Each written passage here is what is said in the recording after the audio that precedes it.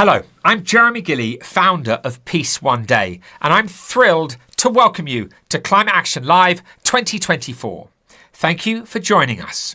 So today, we're bringing you interviews and panel discussions with leading figures from around the world to raise awareness of the importance of climate action. Peace One Day has created this experience because of a phrase I thought of: no climate action, no peace. And you're going to be hearing that phrase throughout the broadcast. Before we begin, I want to say thank you to our sponsor and partner, Mover, plastic-free sportswear, and Seismic, our strategic partner, for making today possible. I would also like to thank the United Nations, the Kofi Annan Foundation, Stop Ecocide International, the UN SDG Global Action Campaign, Amazon Frontlines, A Plastic Planet, and Green Lemon Company for your support of today's broadcast. Thanks to the Peace One Day team and to all the participants that we'll hear from during this experience. Thank you also to everyone at home for watching and supporting on social media for what will be an informative, inspirational and engaging event. Your support means everything. Please keep sharing today's Climate Action Live 2024 event as widely as you can to help continue spreading the important messages being addressed. And do use the hashtags that will appear on the screen throughout the broadcast. Before I hand over to our wonderful presenter, Afua Nkanza Asamoah, to start Climate Action Live 2024, I had the honour of speaking with Nicholas Rachat, the founder of Mover, plastic-free sportswear, who is the sponsor and partner of today's broadcast. Let's watch that interview with Nicholas now.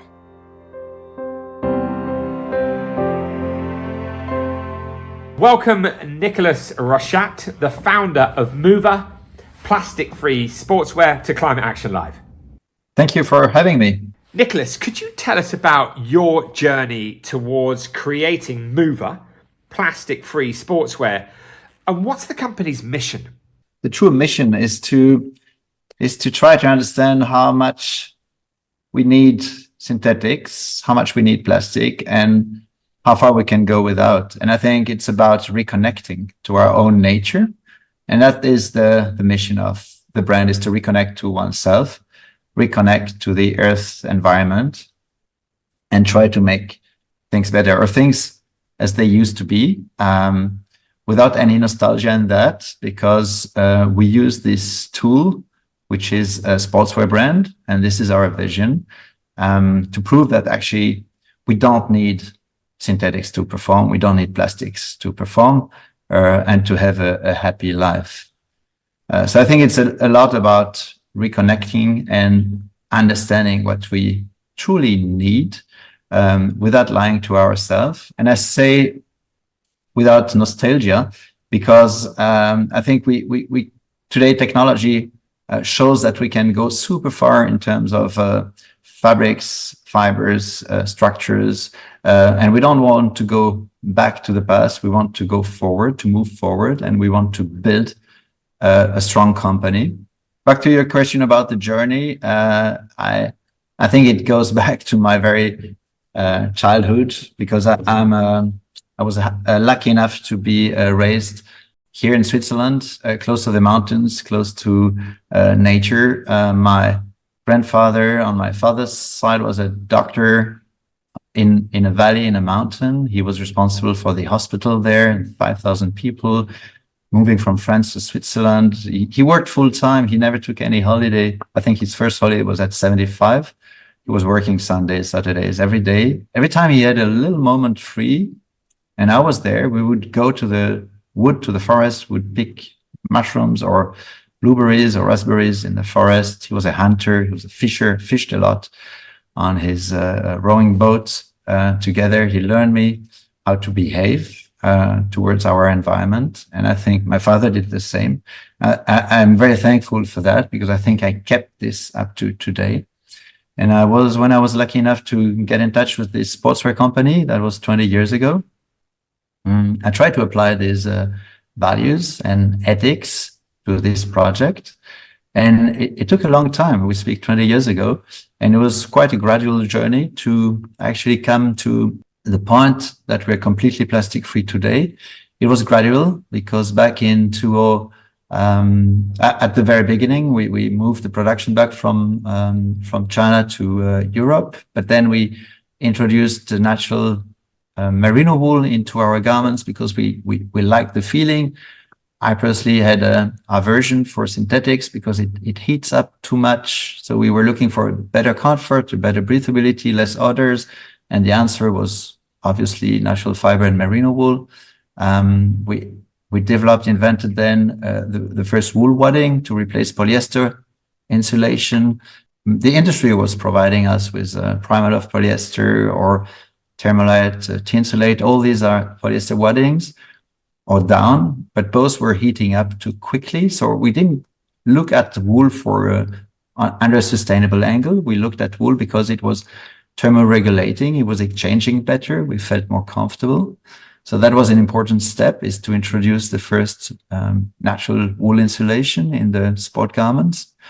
And then we replaced the last layer we had, which was a plastic layer which was the Gore-Tex. We had a Gore-Tex license by a cotton fabric, a high density woven cotton called Ventile. That was a UK invention from the 30s. And the beauty of it, it's a mechanical construction. It is so densely woven that it is water repellent, waterproof, completely windproof also, but it is breathable. Again, we were not looking for something sustainable. We were looking for something performing better, breathing better. It was about breathability. And we combined all that until that was 2016 that we realized how much our synthetic garments were contributing to the microplastic pollution. But we had already developed solutions almost without plastics to do our ski, because I'm a fanatic skier too.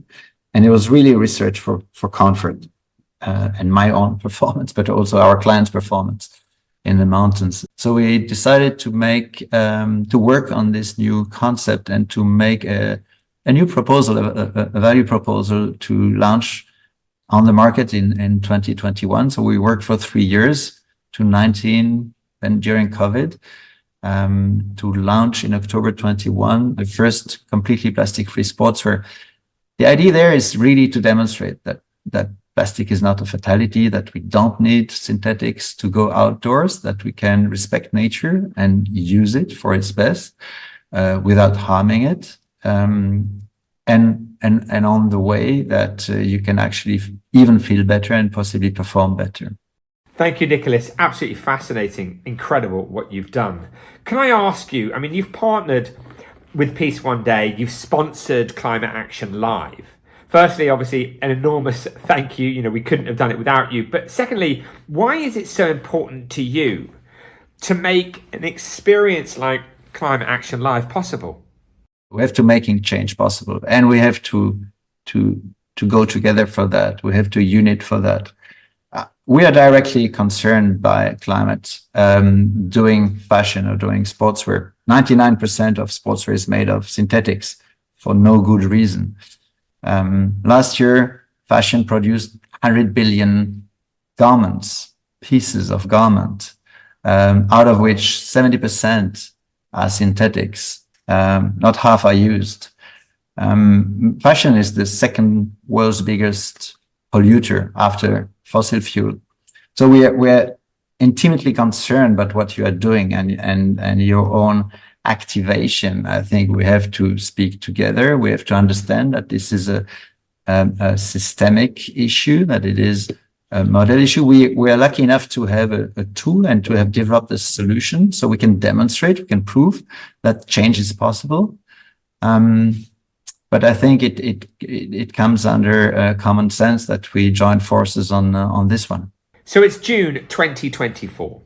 What is your assessment of the current situation in relation to our journey of protecting our planet and its people? Well, it's tough. I think it's really tough. I think if you look at, as far as we are concerned by plastics, the Global Plastic Treaty, the 5th round of negotiation, which just took place in Ottawa, following the 4th, which was in Nairobi. What we're seeing as an outcome is petrol producing countries that are pushing as much as they can in favor of recycling plastic. And this will certainly happen because today governments at the European level, also at our Swiss level in the United States, they subsidize quite heavily recycled plastic. And it's frightening to us because obviously recycling plastic is to recycle the problem. It won't solve it. So we believe that we have to stand up. We have to, of course, provoke. We have to stand in the route of profiteers and people who are only driven by money, and obviously destroying the planet is not their problem. But somehow, if we don't do it together, if we don't do it now, it will be very late. What we have reached today in terms of levels of pollution, of contaminants, of forever chemicals in our environment is enormous. So we have in the United States today 14 times the level of PFAS authorized in drinking water, which is present in rainwater. So it drops from the sky. We will never be able to remove that. We can stop increasing these levels.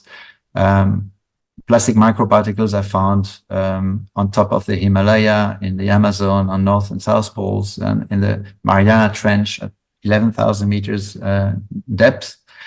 It's a global problem, and we can just start to imagine that we can stop it.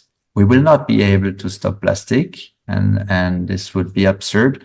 We can use less plastic. I think tomorrow, and this is feasible, we can reduce by half what we use today. And it's very easy. It's in our daily object, in our daily lives. It starts with our clothing. We can tomorrow wear cotton, wool, hemp, linen instead of synthetics. This is already a big share. According to the figures, the microparticles in the ocean represent 92% of the overall plastic pollution worldwide. Only 8% is visible pollution on the beaches, washed out, floating on the oceans. This is only 8%. 92% is invisible. And out of that, 35% come from our clothes. So it's a big share, what we wear. The rest, of course, is more difficult. For example, tires is another 32%.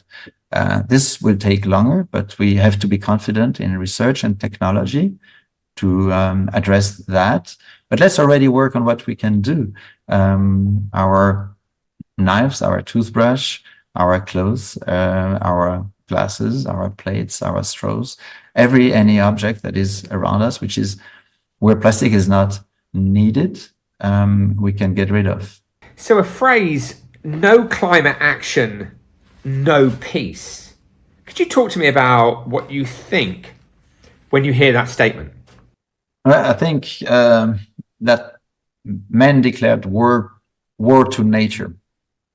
Men declared war to nature.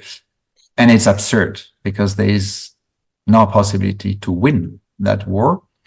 And both camps will just lose. And I don't understand why we declared a war to nature. We lived for a million years without that. And suddenly we decided that we were smarter, that we could use nature to an extent that was not bearable.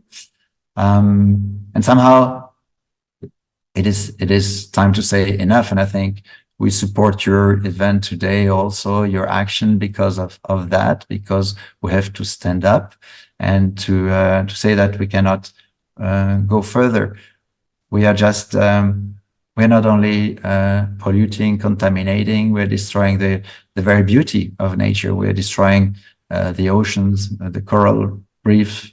We are destroying the mountains. We're destroying the glaciers. We're destroying the fauna. We're destroying the biodiversity. Why do we do that? It's amazing to do that. And some examples we have, like biodynamic agriculture, or we are wine drinkers in Switzerland. We can perfectly cultivate wine in a biodynamic way, respecting all the ecosystem and actually creating a better product. So it is possible. Agriculture, wine culture shows us that we can do it, that we can go there. And I think we try to do the same with movers, that we can go another way. You say we shouldn't recycle plastic, but what should we do instead then? A lot of people tell me, including friends, that it's better to recycle than to do nothing. And we think it is worse to recycle plastic for a simple reason, is that it will add more plastic to the plastic. It will recycle the problem. And it is a lure that people are happy to hear, and industries are happy to use as a tool actually to continue their business as they did until now. And we believe it's a huge danger. It's like if you have a brain tumor and you're lucky enough to have it extracted from your brain, and it is put in a mixer and re-injected in your vein. It just makes no sense. Why would we do that? Why would we put plastic back into the environment we took it from?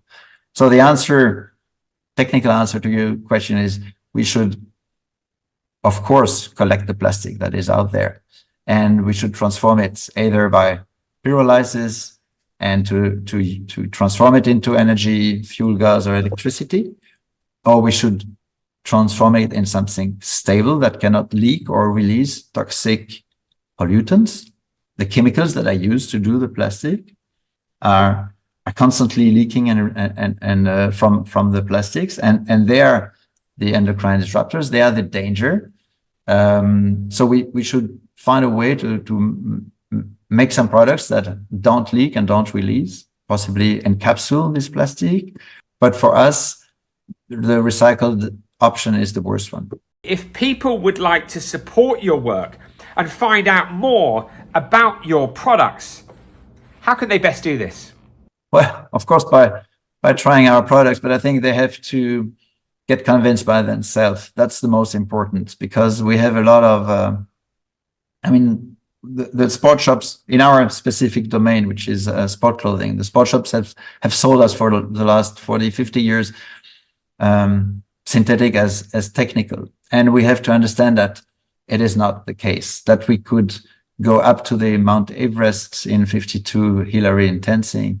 We could go to the North Pole and to the South Pole. We could cross the oceans and go around the globe with natural fibers. And today, as said before, technology offers us way better structures than 50 years ago. So what we gain here is, again, is the breathability and the comfort in the system. But try it by yourself, get convinced by yourself, go out, go to the mountain. Don't switch and swatch when you walk. Look at the others and ask yourself, why are we wearing that? Or ask yourself, what do you really need to go out there under a heavy storm or in a sunny days, because it's not always raining. Actually, it's raining this year quite a lot because of the climate change. But the last years we had like 95% of the summer days were sunny, so we don't need a waterproof protection to go out there. We would like people to try our clothes, and specifically for that, for the Climate Action Day, we have we propose a 20% discount that we are super happy to offer to all the people who listen to us here. The code is called Climate Action Live. You should just activate it and buy a t-shirt, test by yourself. Nicolas, the founder of Mover, plastic-free sportswear. Thank you so much, by the way, for the code. And that's Climate Action Live, all lowercase, to get 20% off this incredible sportswear. Who are the enablers of Climate Action Live? Nicolas, it's an absolute pleasure to work with you. We wish you the very best with your amazing mission. Thank you, Jeremy. Thank you very much.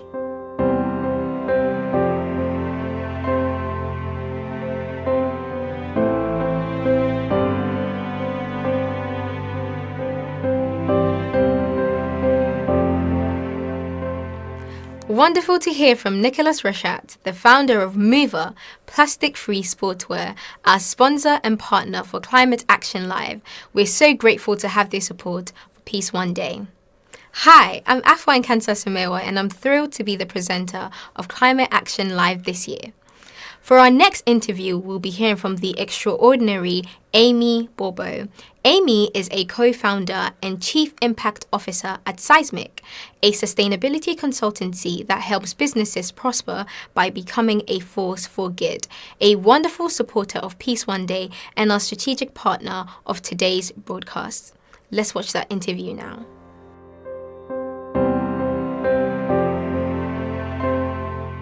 Amy, welcome to Climate Action Live. Thank you. It's a pleasure to be here. So, Amy, you're the co-founder and chief impact officer at Seismic. Could you tell us about your mission and your latest work? Absolutely. So at Seismic, we are obsessed with impact and purpose, and our mission is to help businesses to prosper by becoming increasingly influential forces for good. We exist to help to kind of change society and fix our planet. And we really want to do that at scale. Obviously, we have to act at scale if we want to genuinely change society and fix our planet. So we have a vision statement, which is that by 2030, we will have helped 10 million people to join the shift, which is about helping people to work for businesses that are taking action across social and environmental issues, helping people to be educated and inspired. And we're incredibly lucky we get to work with a lot of amazing clients across all different industries and all different sizes of business. And we really just help them to understand what impact they're currently having and how they can reduce the negative impact and increase the positive impact. So some of our clients are kind of on the early stages of their journey, and we help them to answer some of those early stage questions, like what is our impact and what should our strategy look like? And other clients are already, really leaders in the kind of sustainability space, and we help them to carry on with that leadership and keep on scaling it up. So clients like Innocent Drinks, who do a huge amount around positive supply chains and sourcing and input materials into their products.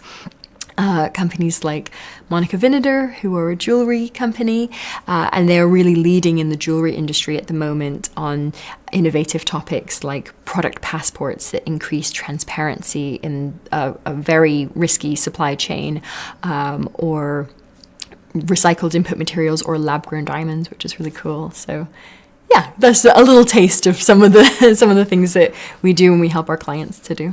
It's absolutely incredible. Yeah, very inspiring. And what an impact you're going to have, 10 million people in the next few years. So good luck with that. Thanks, really did. Amy, you and Seismic have chosen to partner with Peace One Day for Climate Action Live. Firstly, I obviously want to say an enormous thank you. We couldn't have done it without you. But why is it so important to you to make an experience like this possible? Well, it's a pleasure, and thank you for having us be a part of it. And it's really important. It kind of comes back to that 10 million people vision thing. I think, first of all, people need to be made aware of the imminent issues and risks that are facing us, and how they as individuals and in the wider context of business or society, how they can take action. So we just need to inform and inspire and educate people. And I think the other thing is, why it's great to pair with an organization like Peace One Day on something like this is that we have to not only raise that awareness and let people understand the context and the situation that we're in, but we have to do that in a way that balances the urgency and the very real risk and serious issues that we're in, but with some kind of positivity and momentum. It can be really overwhelming, and it can feel all very negative, and it can be hard to know where to start. But actually, if we kind of buoy people and we bring that kind of positivity, then it will help to kind of progress people on the way and feel like there's hope and they can move forward. And you kindly came and gave a talk to our team at Seismic a while ago, Jeremy, and through your kind of representation of your work and Peace One Day's work, we all became, even us as, dedicated impact professionals, we all had this dose and this injection of inspiration and of, kind of this desire to take more action and do more and be more. And I think that you guys, Peace One Day, do a great job of kind of inspiring that the audience in a way that's needed. So that's why we were really keen to partner with you and help to make something like this work. Fantastic. Well, thank you again. Yeah, pleasure. It's June 2024. What's your assessment of the current situation in relation to our journey of protecting our planet and its people? So it can feel pretty bleak, to be honest. We have a pretty major lack of leadership from government on both people and planet topics. We are obviously, unfortunately, in a world that has an incredible amount of war and violence and genocide occurring as we speak. And we are not on track at all to meet our 1.5 degree target. In fact, it's looking more like 2 degrees, which will, if that happens, mean, major unthinkable changes to our lives and to the planet. So it's scary, right? It's kind of horrible in a lot of ways. But as I said, we have to move forward. We have to work at making change. And there's a lot of really great stuff that's happening in the world and people who are taking action to try and improve things. And that's happening across all different facets of society. So from youth activists who are getting out there and raising awareness and shaking up the generations that have gone before them and made this mess, to senior citizens in Switzerland taking the government to court on climate topics. There's the B Corp community, which is a beautiful community of businesses who are using business as a force for good, who are coming together and taking collective action, whether it be on topics specific to their industry or whether it be on really trying to move the needle. So there's an initiative called the Better Business Act, for example, in the UK that is trying to change business law in the UK that will mean that all businesses have a responsibility to not only their shareholders but to people and planet, and that is built into everybody's responsibilities. So there's a lot of great initiatives and effort and work that is being done to change things and to improve things, which we choose to focus on, and we just need to make sure that we're not only looking to other people to do that, but each of us are stepping up in our own ways, in whatever way we can. Amy, a phrase, no climate action, no peace. What do you think about when you hear that statement? I think it's very true. I think it's a completely true statement. When I think of peace, I think of kind of two aspects of peace. I think about personal peace of mind, and global peace, obviously. And from the personal point of view, climate change is a very real and urgent threat to our physical safety. And so just like if there was any other imminent threat to ourselves or our loved ones, we would want to protect ourselves, we would want to take action, and we wouldn't feel peace until that risk had been addressed and reduced. So I think on a individual level, we all need to address climate change for us to feel peace. And on a global peace level, unfortunately, climate change is incredibly unjust in the ways that it impacts people as well as the planet. So there are a huge amount of climate refugees, of people who have lost their homes, their livelihoods, their lives in some cases, to the impact of climate change, whether it's severe weather issues, flooding, etc. And so that is creating a total lack of peace in the world. And unfortunately, most of the time, those people who are facing the fallouts are the ones who have not contributed to it really, and the ones who are creating the issues are kind of continuing to outsource those consequences to communities who haven't been a part of it. So it's unjust, it's unfair, and that's not a peaceful way for society to behave. And yeah, interestingly, the opposite of that statement is true as well. So no peace, no climate action, which is quite interesting. So every year the World Economic Forum releases a report on risk factors, and until about 2020, for many years, the 5 out of 10 of the top risks were to do with climate change and the impact that would have on businesses and the risks that it would pose to businesses and society. And since the increase in political unrest, kind of since Russia invading Ukraine and everything that has come since then, actually that's been displaced, and now only 2 of the top 10 issues are to do with the environment, and the others are to do more with the socio-political situation that we're in. And what that means is that businesses have had to kind of shift their attention, and, well, not had to, but businesses have shifted their attention and their action towards kind of more of the mitigating those risks, rather than the other risks that were in their place, so things like biodiversity, water sourcing, extreme weather conditions, etc. Those things have come off of the agenda because we've had to pay attention to the fallout of the kind of lack of peace, essentially. But that's not because those things have stopped being a pressing issue. In fact, water, weather, etc., they're just getting worse, but they're having less attention paid to them. So it really all just kind of goes to show that, yes, we need climate action for peace, and we need peace for climate action. So yeah. Very interesting. Thank you for that. So given the global crisis that's unfolding, do you think that we have the ability to unite and stand together as one to protect our planet and each other?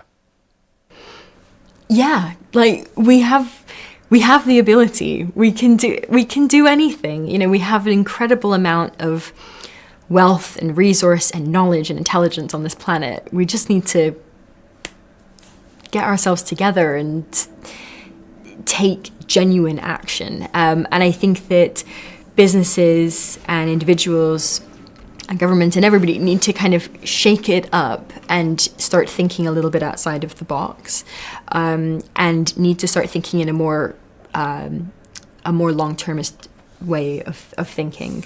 To now, it's been very short-term. What profit can I make today? How can I address my issues today?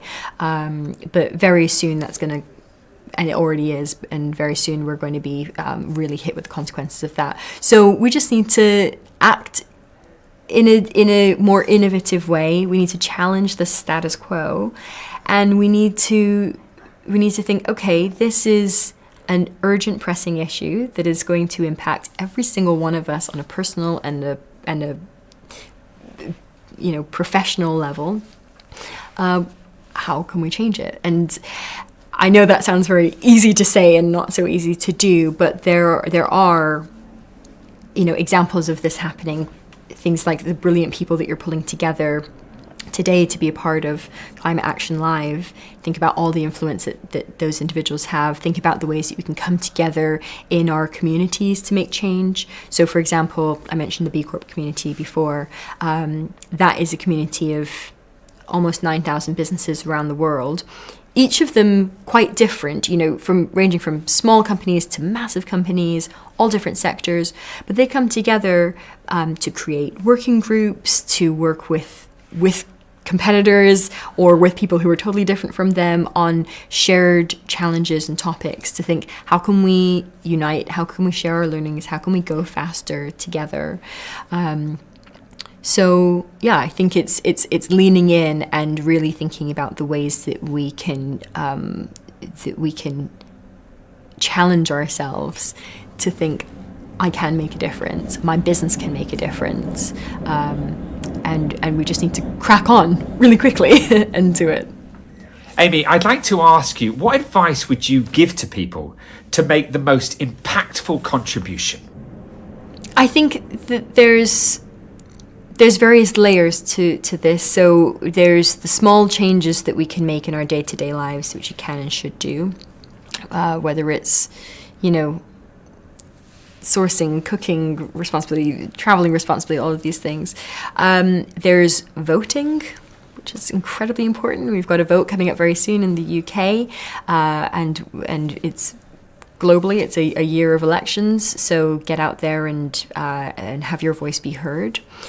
Then there's also kind of voting with your feet. So, for example, work for an organization that is doing the right things, that is taking action, that is being progressive. There's a lot of companies like that out there. And it's using your influence in a positive way. So thinking about in my job, in my business, how can I challenge myself and those around me to do things better? And again, that can be hard to kind of identify what those better ways of working are, but there's frameworks out there to help. So, for example, use the B Impact Assessment, which is the framework at the heart of the B Corp movement. That spans across the whole organization, from governance to workers to customers, environment, etc. And it helps you to identify what are the actions that I could take in my business to improve our impact and reduce our negative impact. So starting with tools like that help to break it down and make it feel a little bit more tangible, rather than saying I'm going to go and change the world. Break it down into actionable day-to-day steps that you and your business can take. And then go from there. Speak to people, open up the conversations, whether it's on a personal level or with people inside your organization or with peers in the business community, because there's a lot of people who have the desire to change things and the knowledge to be able to make positive changes. So it's about connecting with them and learning from them. Okay, finally, if people would like to find out more about becoming a B Corp, or indeed some of the information that you've just been sharing, how can they do that? So there's loads of information available online. B Lab is the organization that runs the B Corp movement, and they have loads of great tools out there. The B Impact Assessment that I mentioned is a free online tool. So I recommend that anybody just searches for it, has a go, creates an account. At Seismic, we have a bunch of different guides, and we host a lot of webinars, things like that. So feel free to join in with any of those, and we love to help to kind of make it accessible for people. And you reach out. The B Corp community is really friendly. So if there is a B Corp that you admire or that's in your industry or something like that, quite often if you just reach out to them and say you're interested, they'll kind of fling the doors open and help to give advice. So. Well, Amy, it's been a pleasure to talk to you, and thank you so much for your support, and the very best of luck with your vision of reaching so many people at Seismic. Thank you. Thank you so much. Thanks, Jeremy.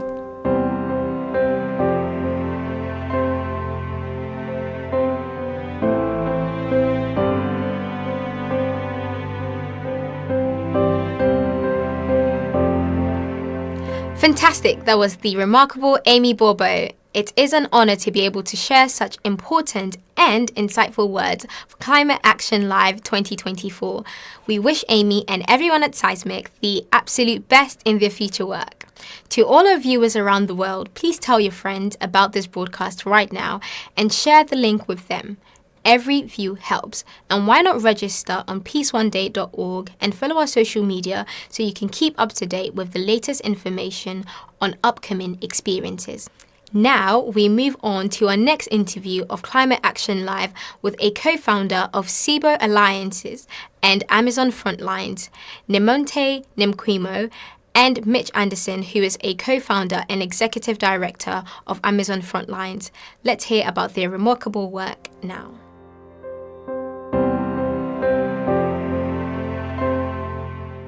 Nemonte and Mitch, welcome to Climate Action Live.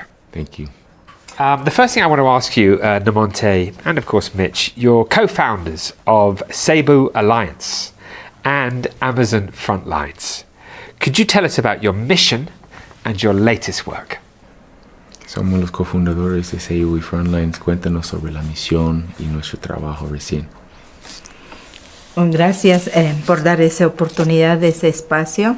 Sí, somos los dos, Miche es mi esposo y yo soy la esposa. Los dos hemos fundado esta organización. Esta organización es nuevo modelo. Para mí yo digo esto porque esta misión no es como otra organización, un ejército o del gobierno viene a territorio a decir, podemos construir una organización. ¿Qué hay necesidad en las comunidades? ¿Qué necesitan? Viene con esa pregunta. Pero Amazon Frontline y Alianza Cebu es otra forma de misión como propio nuestro, como 4 nacionalidades, unimos y a través de nuestro sueño preguntamos, ¿qué queremos soñar? ¿Qué queremos que sea nuestro territorio en el futuro? ¿Cómo queremos cuidar a nuestros hijos?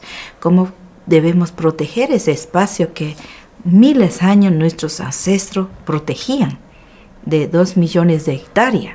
Y ahora con largo de colonización y civilización se ha reducido. Y lo que poco queda, ¿cómo podemos ampliar? ¿Cómo podemos mantener nuestra cultura, nuestro idioma, nuestra raíz, nuestra vivencia de buen vivir?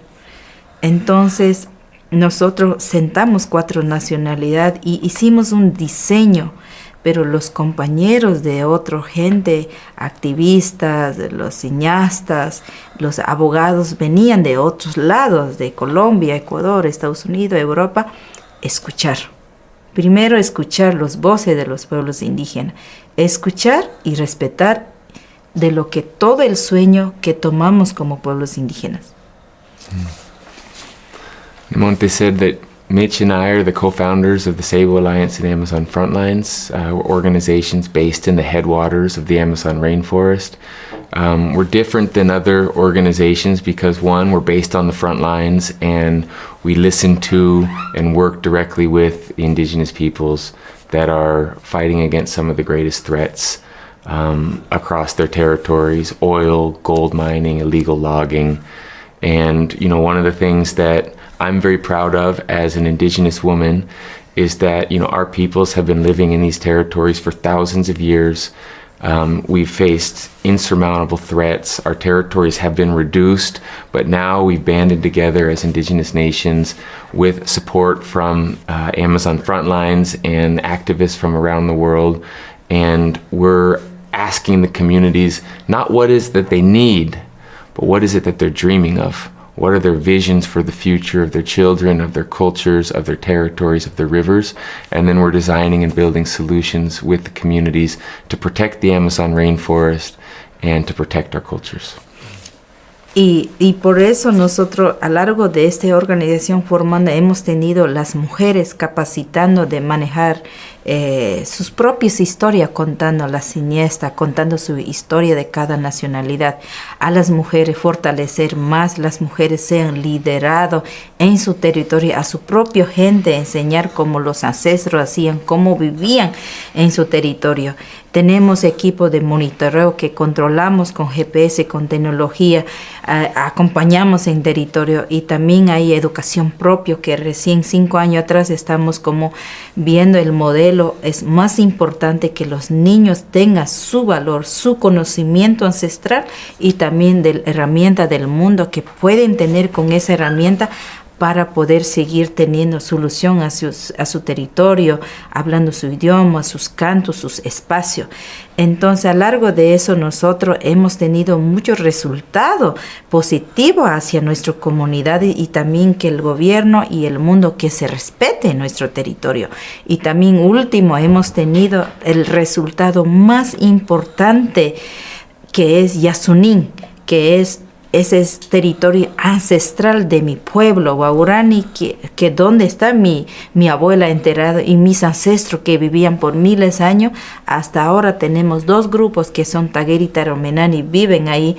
Y nosotros que hemos hecho al Estado ecuatoriano, quería seguir sacando más petróleo, dijimos, miren, con todos unimos las nacionalidades y los líderes, las mujeres y otros activistas, comunidades, líderes, cineastas, todo el socio ecuatoriano hemos juntado a decir, miren, ¿qué queremos hacer? ¿Queremos seguir protegiendo? ¿Cuál es las importantes? ¿La vida o es seguir destruyendo, contaminando, matando a los animales, matando a los pueblos indígenas y también provocando cambio climático, que en el mundo están hablando cambio, crisis climática? Entonces eso nosotros como pueblos indígenas hemos juntado. La unión es muy importante, decir, miren, toda sociedad ecuatoriana, la vida podemos decidir para vivir, cuidar, proteger, sí. Entonces, mayoría de los ecuatorianos votaron sí a la vida. Entonces, así nosotros, no esperaron solo el resultado de los pueblos indígenas, sino articular y juntar. Entonces, así podemos hacer. Ahorita estamos hablando de cambio climático en todo el mundo, desde la Amazonía, desde aquí. Entonces, ¿qué hacen? Solo están escuchando, no hay acción inmediata, no hay acción. Eso yo podría decir como mujer indígena, desde la comunidad aquí ya pueden tomar decisión de hacer cambio, de no consumir, no materializar. Eso significa de parar cambio climático. Amazon Frontlines is working on the front lines to build power with indigenous communities across the headwaters. For hundreds of years, indigenous territories have been stolen from them by the conquistadors, by rubber tappers, oil companies, mining companies.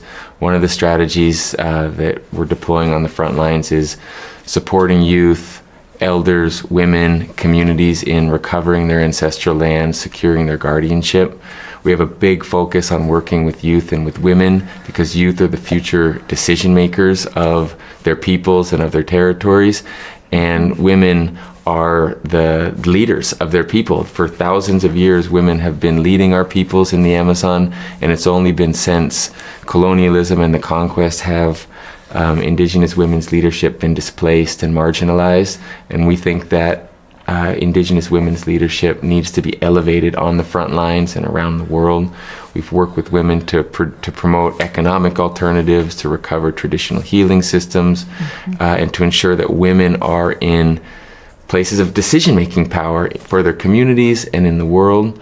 I'm really proud too that we have a team that are leveraging technologies and leveraging laws to protect our forests from illegal invasion, and to be able to meet the most pressing emerging threats facing the forests, from mining, from oil, from roads, from logging.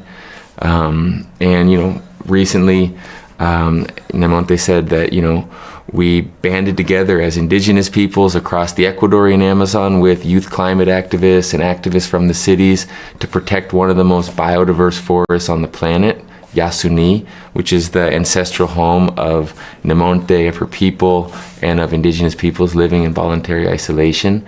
The government for years has been exploiting oil in this ancient biodiverse forest, and together we banded together with climate activists from around Ecuador to put a referendum on the ballot for all of the Ecuadorian people to vote yes for life, no to oil drilling, and we won.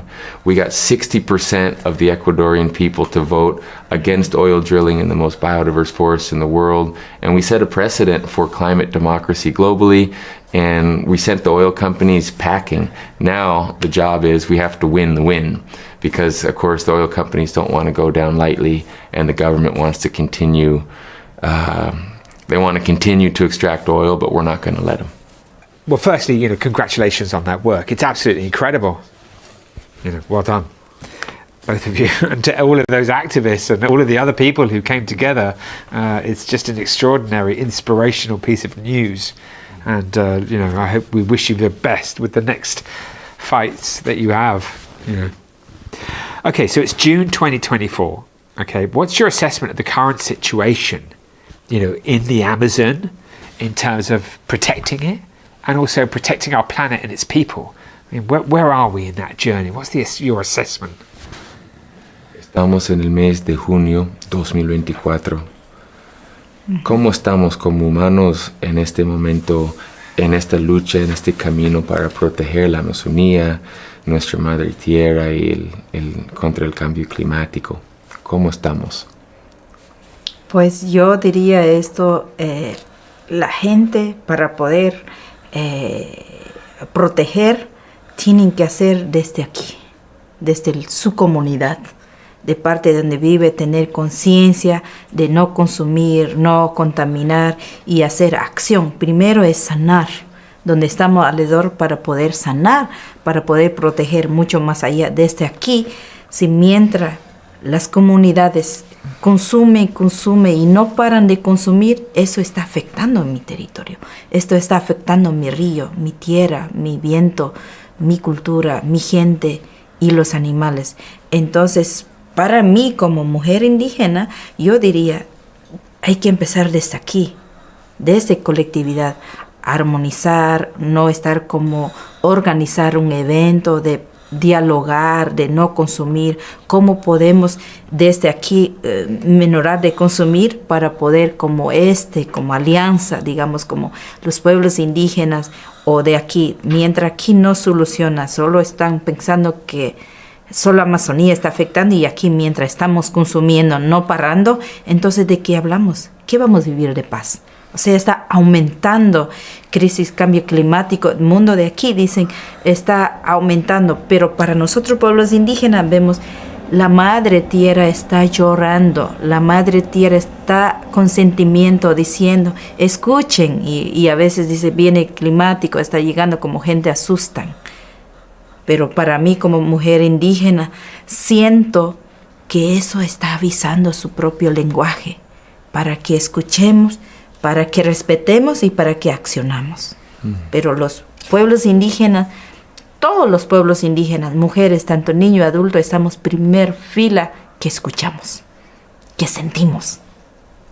Entonces, eso al revés, necesita gente del mundo entender eso, escuchar, abrazar, dar cariño y respeto. Eso es para mi solución.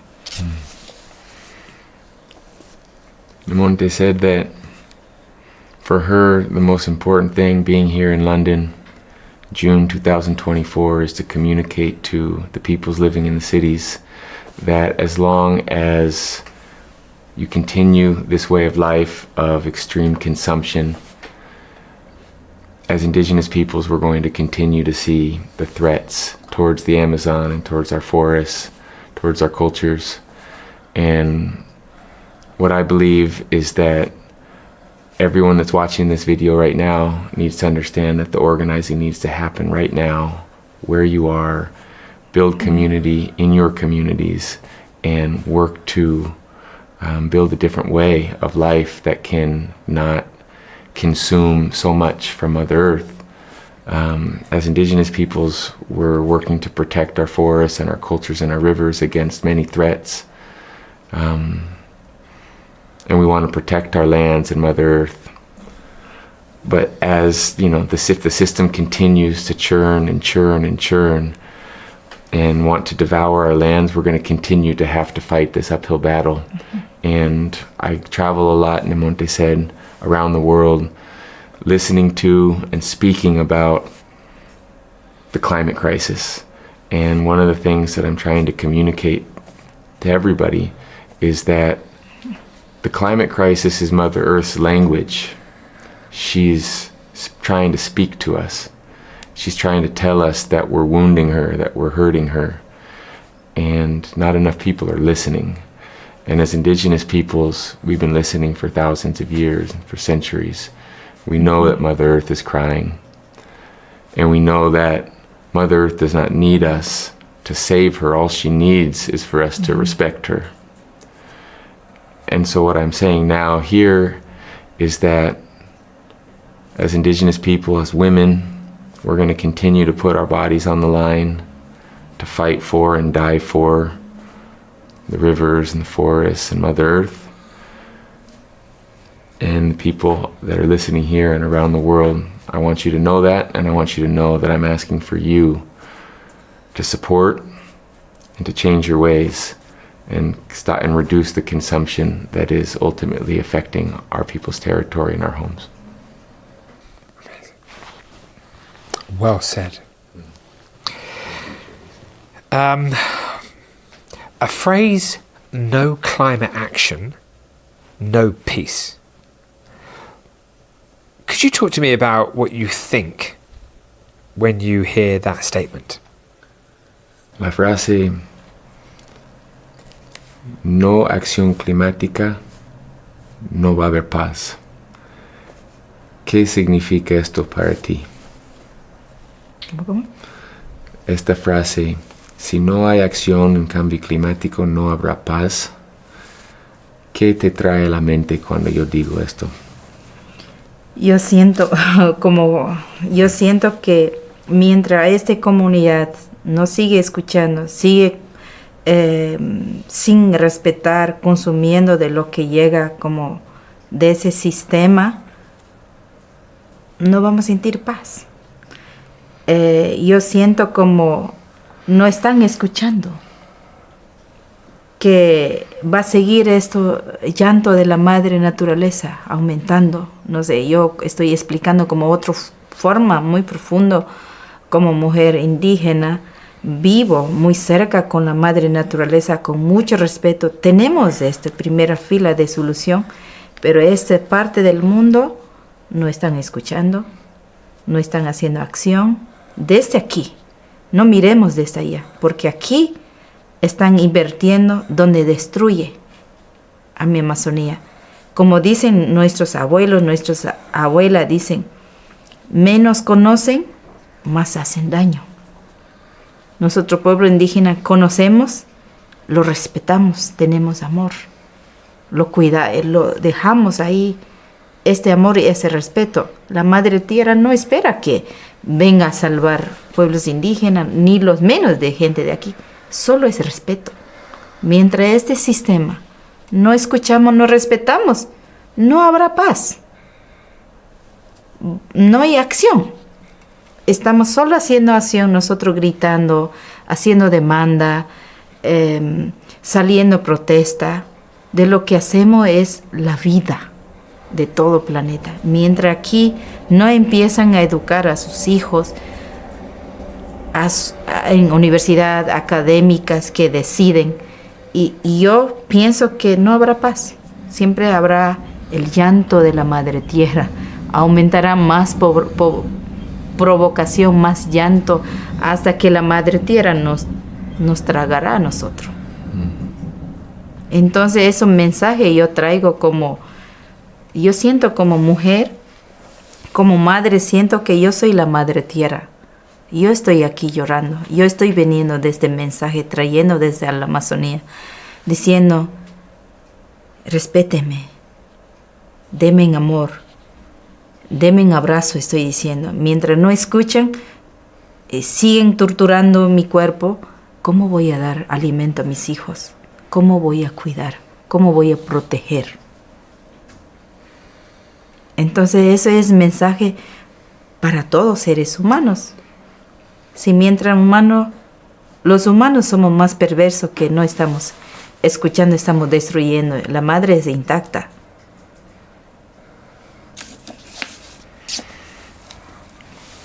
Monte said that when she hears the phrase, no climate action, no peace, the first thing that she thinks about is that the Mother Earth is crying to be heard, crying to be listened to.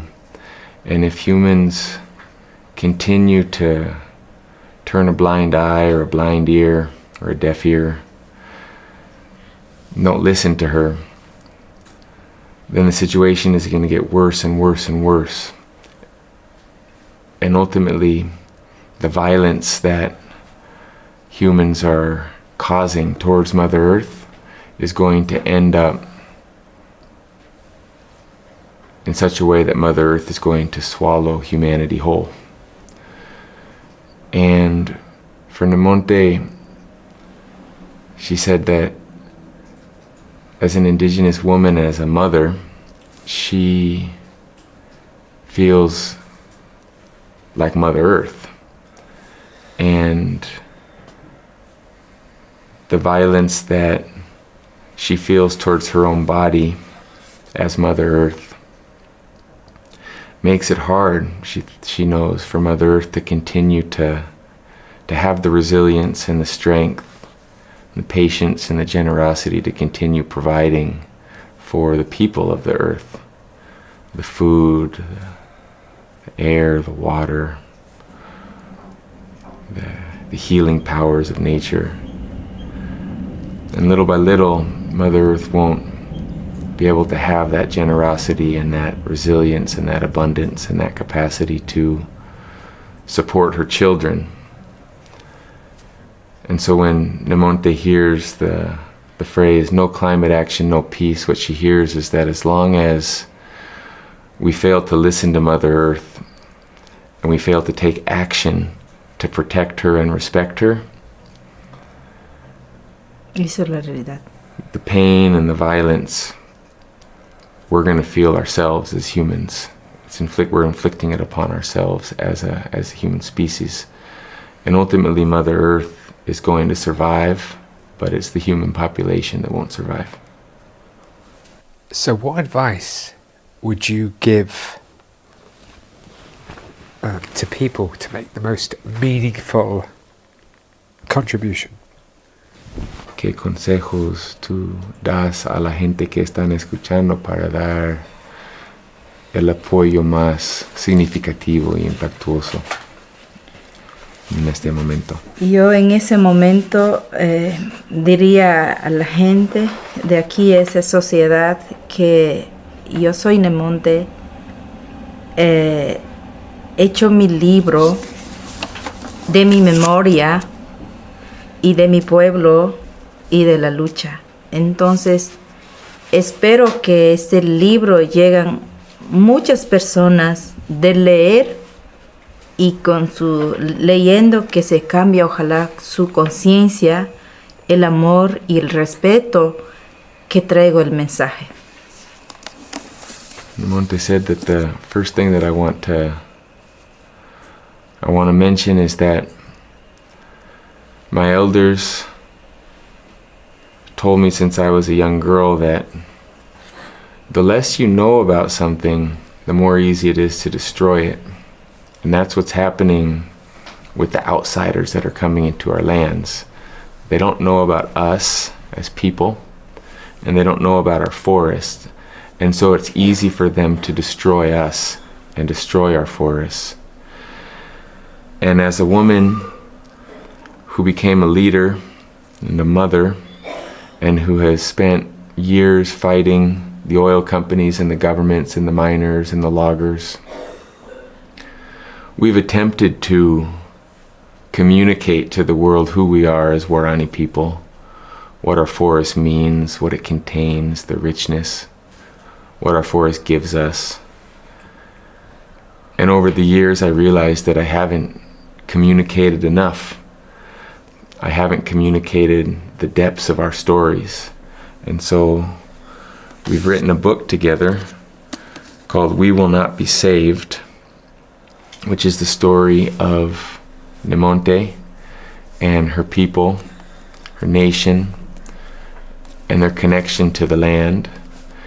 And what she hopes is that this story can reach as many people as possible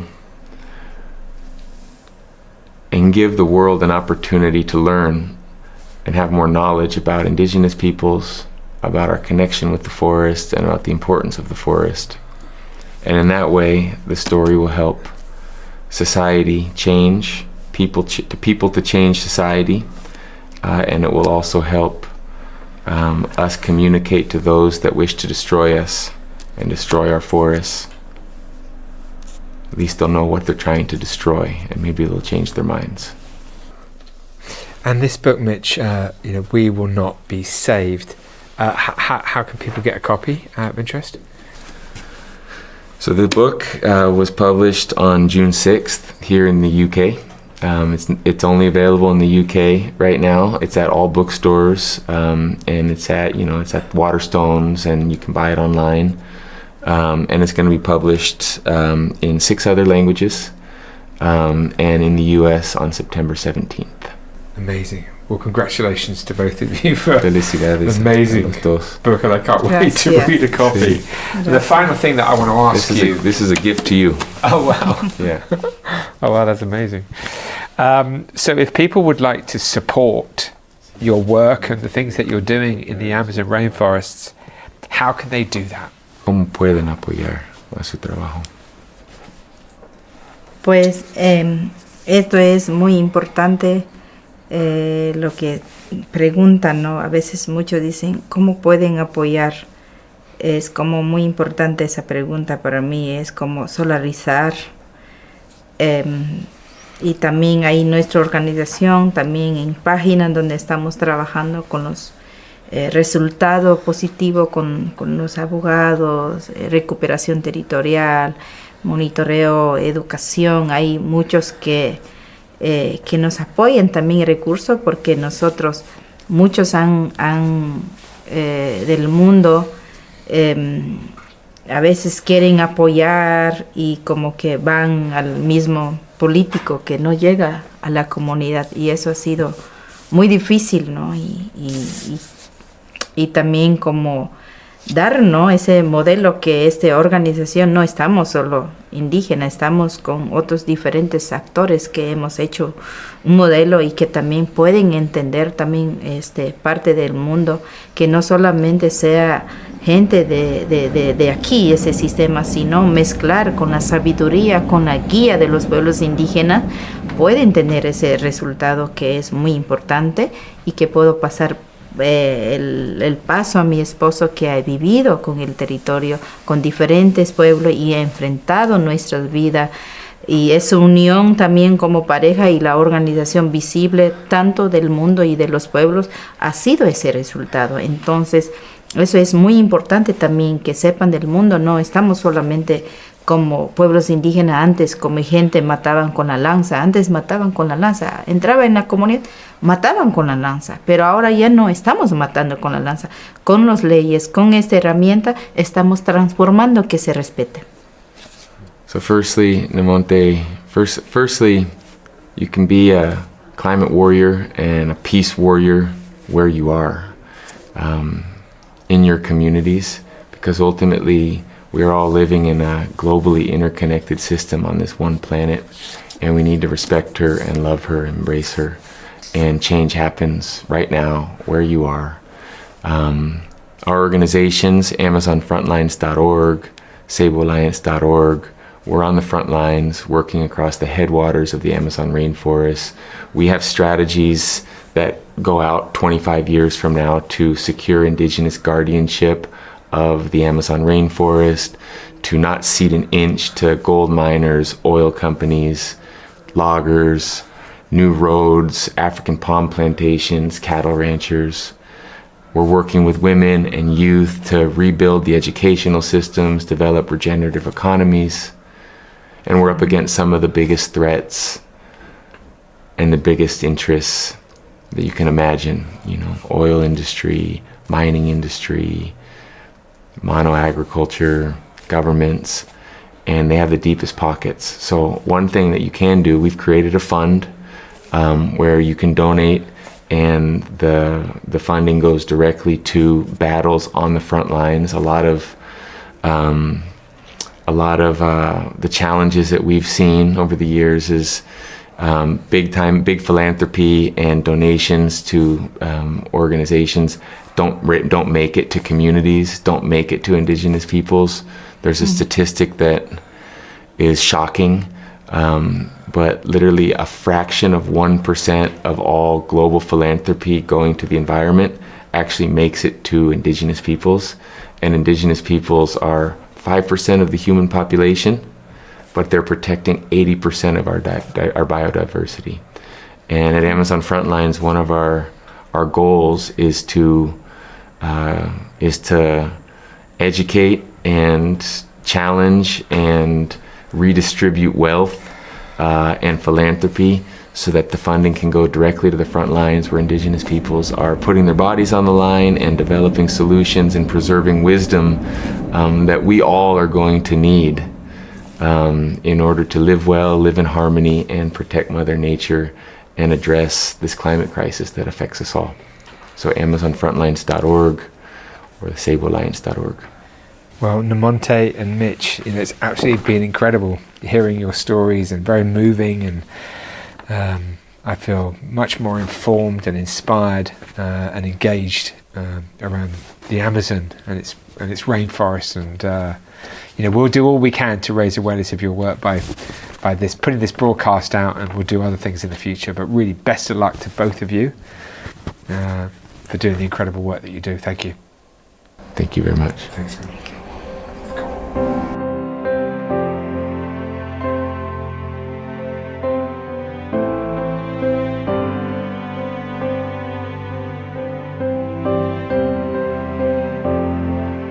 How inspiring. Thank you so much, Nemonte and Mitch, for sharing such powerful thoughts with us today. We are so incredibly grateful for your support of Peace One Day and Climate Action Live 2024. To all our viewers around the world, please tell your friends about this broadcast right now and share the link with them. Every view helps. And why not register on peaceoneday.org and follow our social media so you can keep up to date with the latest information on upcoming experiences. For our next interview, Jeremy Gilley had the pleasure of speaking with Pradeep Kurukulasuriya. Pradeep is the Executive Secretary of the UN Capital Development Fund that assists developing countries in the development of their economies. Let's watch that interview with Pradeep now.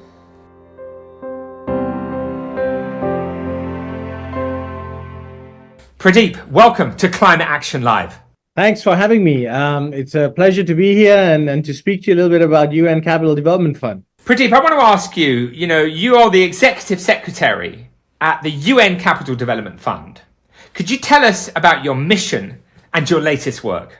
Sure. It's really interesting because UN Capital Development Fund was actually created in 1966. And it was created at a time when the Bretton Woods institutions had just come off age and beginning to come of age. IDA, development assistance, finance began to flow to countries. But there was a recognition that even then, back in 1966, that there'll be some countries that would be left behind from financial markets. The UN created a platform to enable exactly those countries to have the kind of assistance that they need to crowd in finance to markets that otherwise would not see that capital ever going there. And that, in a nutshell, is the purpose of UNCDF. It's to support countries around the world, particularly those that are furthest behind, the least developed ones, in confronting their last mile public and private capital needs in order that their most urgent development challenges can be met. And that, to us, of course, is a poverty reduction agenda. It's a climate agenda in today's context. And what we very much treasure at UNCDF is really our ability to move fast, to be agile, and to get to parts of the world that, frankly, is currently getting left behind. So we're out there fighting for, those that are furthest behind, who are being actually left behind. That is the purpose of UNCDF. Incredible work, Pradeep. Wow, amazing. What a privilege it must be for you to be in a situation where you really are, out there financially supporting those who may well not have had assistance if it wasn't for that fund. Incredible. Well, Jeremy, I find it to be really a responsibility. I would even go so far as an obligation, and for the simple reason that, look, you and I, we're privileged to be where we are. I come from Sri Lanka. I grew up at a time in Sri Lanka's history that wasn't, something that we're all proud of, but it did happen. Things were tough and rough. And we are somehow in positions now that allow us to give something back. So I feel very privileged to be in an organization like UNCDF to try and do exactly that with the kind of platform that is not just the men and women in UNCDF, but it's really a partnership with member states, with private sector, with international financial institutions to try and all come together and address what really does, at the end of the day, matter to all of us. We all want to see a prosperous, a healthy planet where opportunity to succeed and excel is very much open to everyone who desires to seek it. So it's June 2024. What's your assessment of the current situation in relation to our journey of protecting our planet and its people? Well, look, I think, it doesn't take a lot to realize that what we are currently witnessing around the world is extremely worrying. We are, I think, in many ways experiencing and witnessing an actual leaving behind of many people and communities around the world in different forms of issues that we confront today. Take, for example, climate change. Those that are currently the worst affected are those that had the least to do with the creation of the problem. And are currently representing the absolute lowest of greenhouse gas emitters.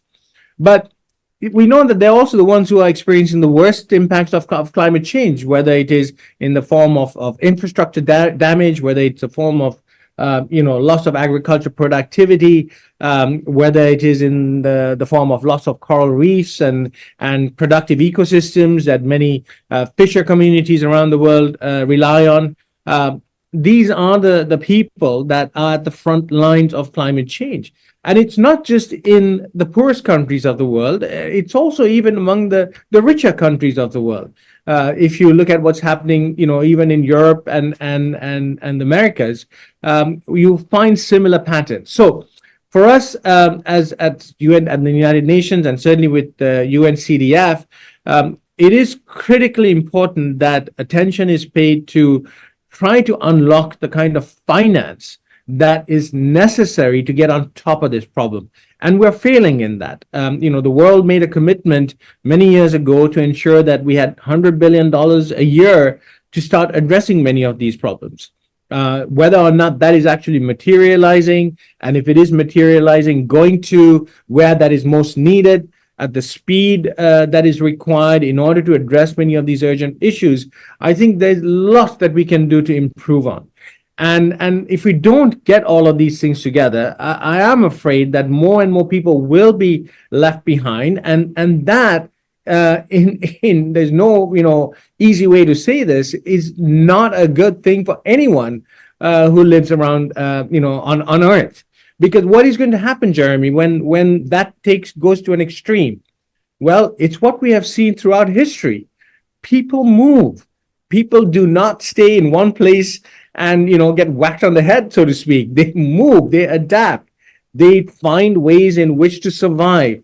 And that is going to create, at least in the short run, additional tensions as we are talking about, people crossing borders and so on and so forth. And we've seen plenty of this around the world. So I think, if we are to, get on top of this issue, we first have to recognize that we really are at a very important phase in our, I think, global history. And it is really important that we come together and address these issues head on, because solutions are known. We just need to start implementing them. A phrase: no climate action, no peace. Could you talk to me about what you think when you hear that statement? Yeah, I mean, look, to me, it's a real nexus issue, isn't it? The real nexus between climate development and peace building. And I don't think it's rocket science, to be perfectly honest. If climate change reduces the amount of arable land and water flows and agriculture yields, what we are talking about is increasing, amounts of scarcity, more scarcity than we currently face, and that is, of course, the essential ingredient for conflict, and we've seen that through history. So and that is a reality that we are currently facing today as well. I mean, we are talking about a period in which, I think the number of conflicts that we're seeing, about 80 a year, or higher, one of the highest numbers in the last 80 years, so to speak. So I think, we have to pay attention to the realities around the world when it comes to the real causation behind many of the conflicts that we see today. So when I hear, no climate action, no peace, I am reminded of what our Deputy Secretary General Amina Mohammed said, who said recently, I think something to the effect that if we fail to meet the development needs of our time, we will fail to meet and secure the peace necessary for our future. So for me, I think when it comes to finance, the truth is also that when you're investing in climate finance, for example, or finance that has climate positive outcomes, you are effectively investing in global security. And this, to me, is a non-negotiable issue. We all want that security, no matter where you are in the world, no matter what your political persuasion may be, you want security. So I think this is where we also have to be optimistic, because if, water, if land, if nature assets, if all of these can be drivers of conflict, then they can also be, Jeremy, drivers of peace. But it'll require the kind of innovation that I think is going to be really important, that we aim for the utmost possible in order to turn these drivers of conflict into drivers of peace, including on innovative finance. Finally, if people would like to support the UN Capital Development Fund and its efforts to create a more peaceful and sustainable world, how can they do that? Well, look, I think first and foremost, use your voice. I think when people demand of their lawmakers and governments that leaving behind anyone is not only unacceptable, but ensuring that no one is left behind is simply the right thing to do, that is a voice that must be heard. But it's also one of the best ways to support peace building and stability. Speak up for those that have the least voice in many of these conversations.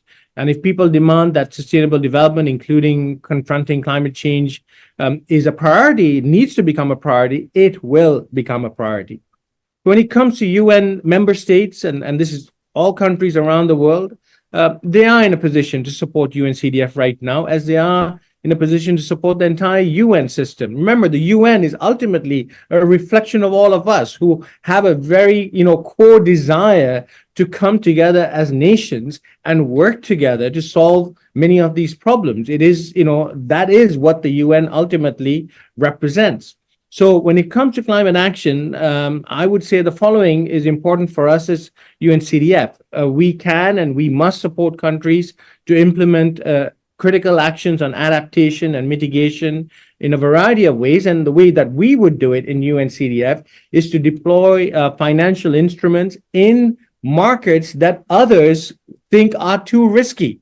They would never look at them. We are there as a UN platform to go exactly into those types of markets. So the more challenging it is, the more excited we get because we feel we can have impact. Secondly, I think we want to design and roll out our performance-based models to crowd in finance for locally led adaptation. This is important because at the end of the day, we're not talking about, just dishing out grant money left, right, and center and forgetting about the impacts and results that we want to see. No, not at all. We want to make sure that scarce public funds are used in ways that incentivize, change and action. That's measurable, that's verifiable, and most importantly, that also crowds in significant amounts of private capital that's out there that must go to work.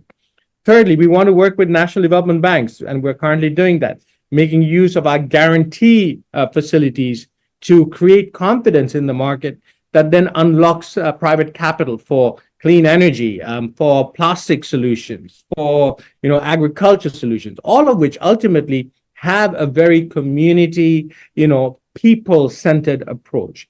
We want to make sure that we are able to deploy innovative insurance products, as we are currently doing in the Pacific. Recently an evaluation found that we've reached 1 million people in the Pacific through some of our insurance-related work. I mean, this has such a big impact on communities that are in rural settings. So I think through a variety of these sorts of, we refer to them as blended finance solutions, because they bring multiple actors and multiple forms of financing and capital into providing the kind of resource envelope that's needed for the kind of scaled up impact that we'd like to see. I think that's where we can add value as an organization. So we're very proud to be part of the UN system, to work alongside our sister agencies in the United Nations Development Program and many others to support what collective to us is a climate promise, to make sure that we contribute to the efforts of countries in addressing climate change, and we will keep fighting the good fight until somebody tells us it cannot be done, and we will fight harder even then. Pradeep, we wish you the very best on your journey and the incredible work of the UN Capital Development Fund. The very best of luck. Thank you very much.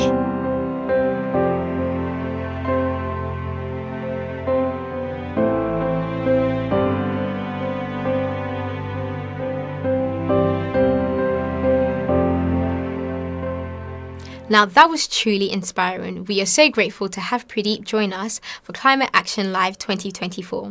We wish him the very best in his very important work and thank him for his support of Climate Action Live. To all our viewers around the world, please tell your friends about this broadcast right now and share the link with them. Every view helps, and why not register on peaceoneday.org and follow our social media so you can keep up to date with the latest information on upcoming experiences. And now let's listen to an interview with Jojo Mehta, who is the Executive Director of Stop Ecocide International and a wonderful supporter of Peace One Day.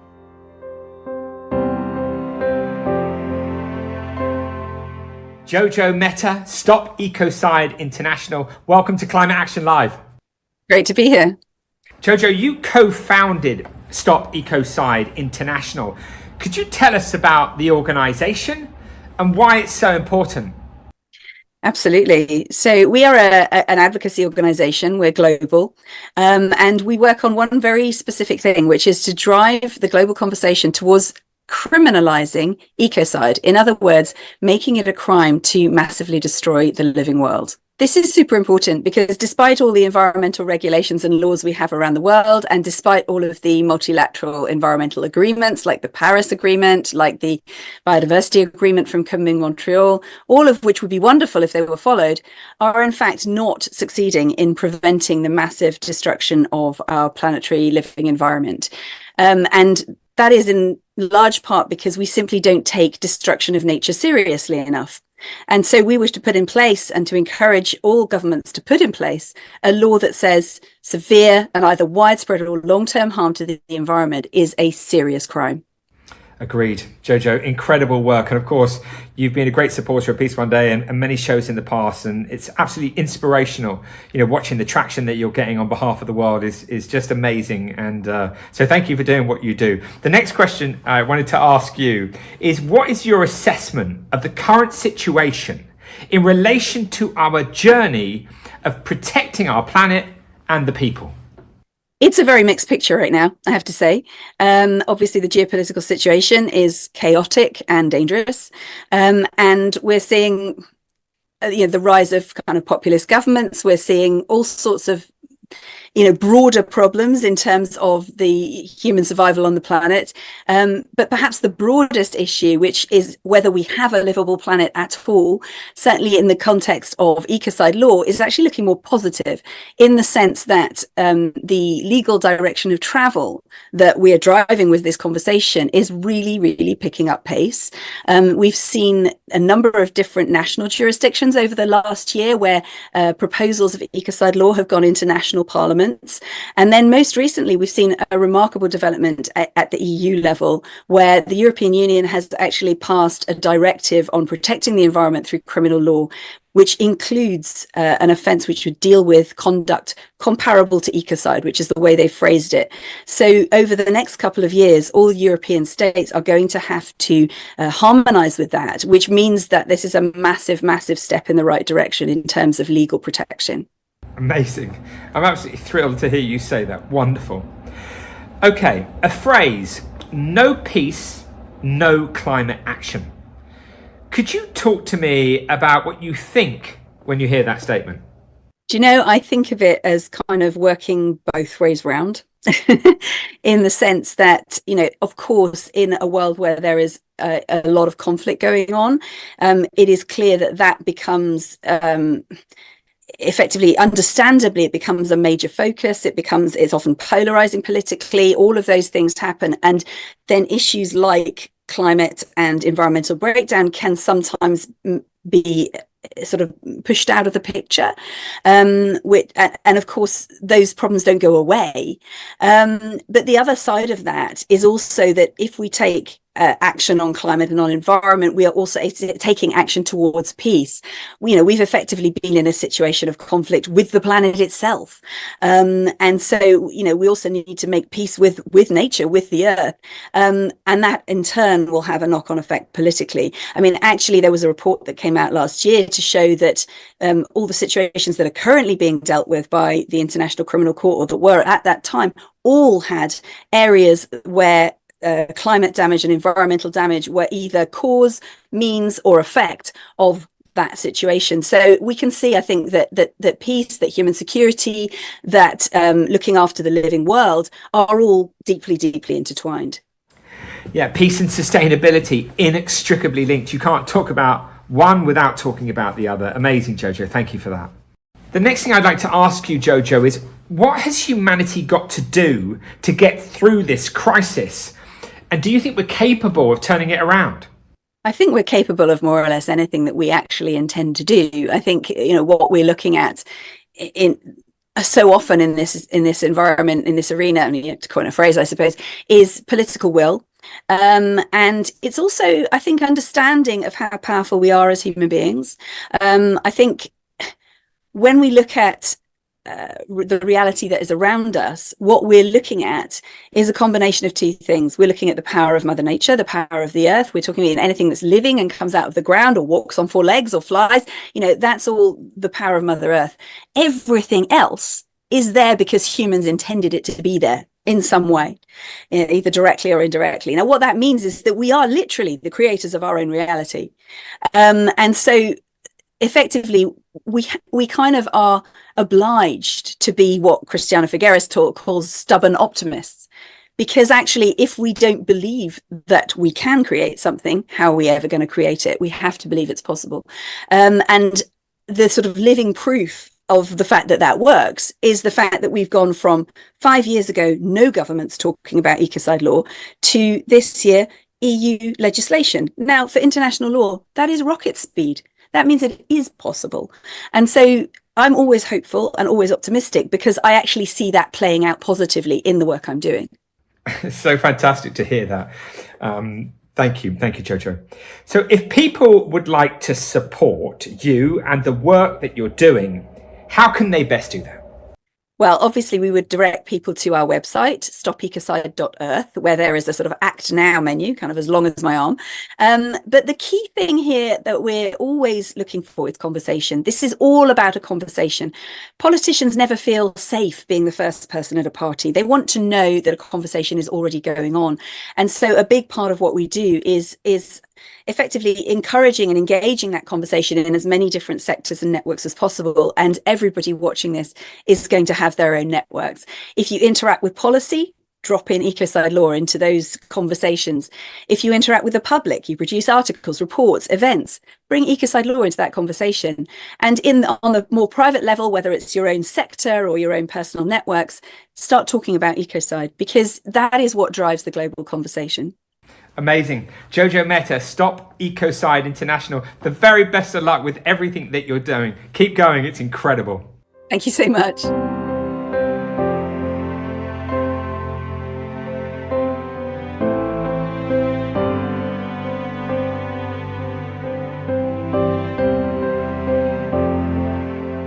Thank you, Jojo Mehta, for these inspiring and powerful words. We wish you and everyone at Stop Ecocide International the very best with the truly remarkable work that you're doing all over the world.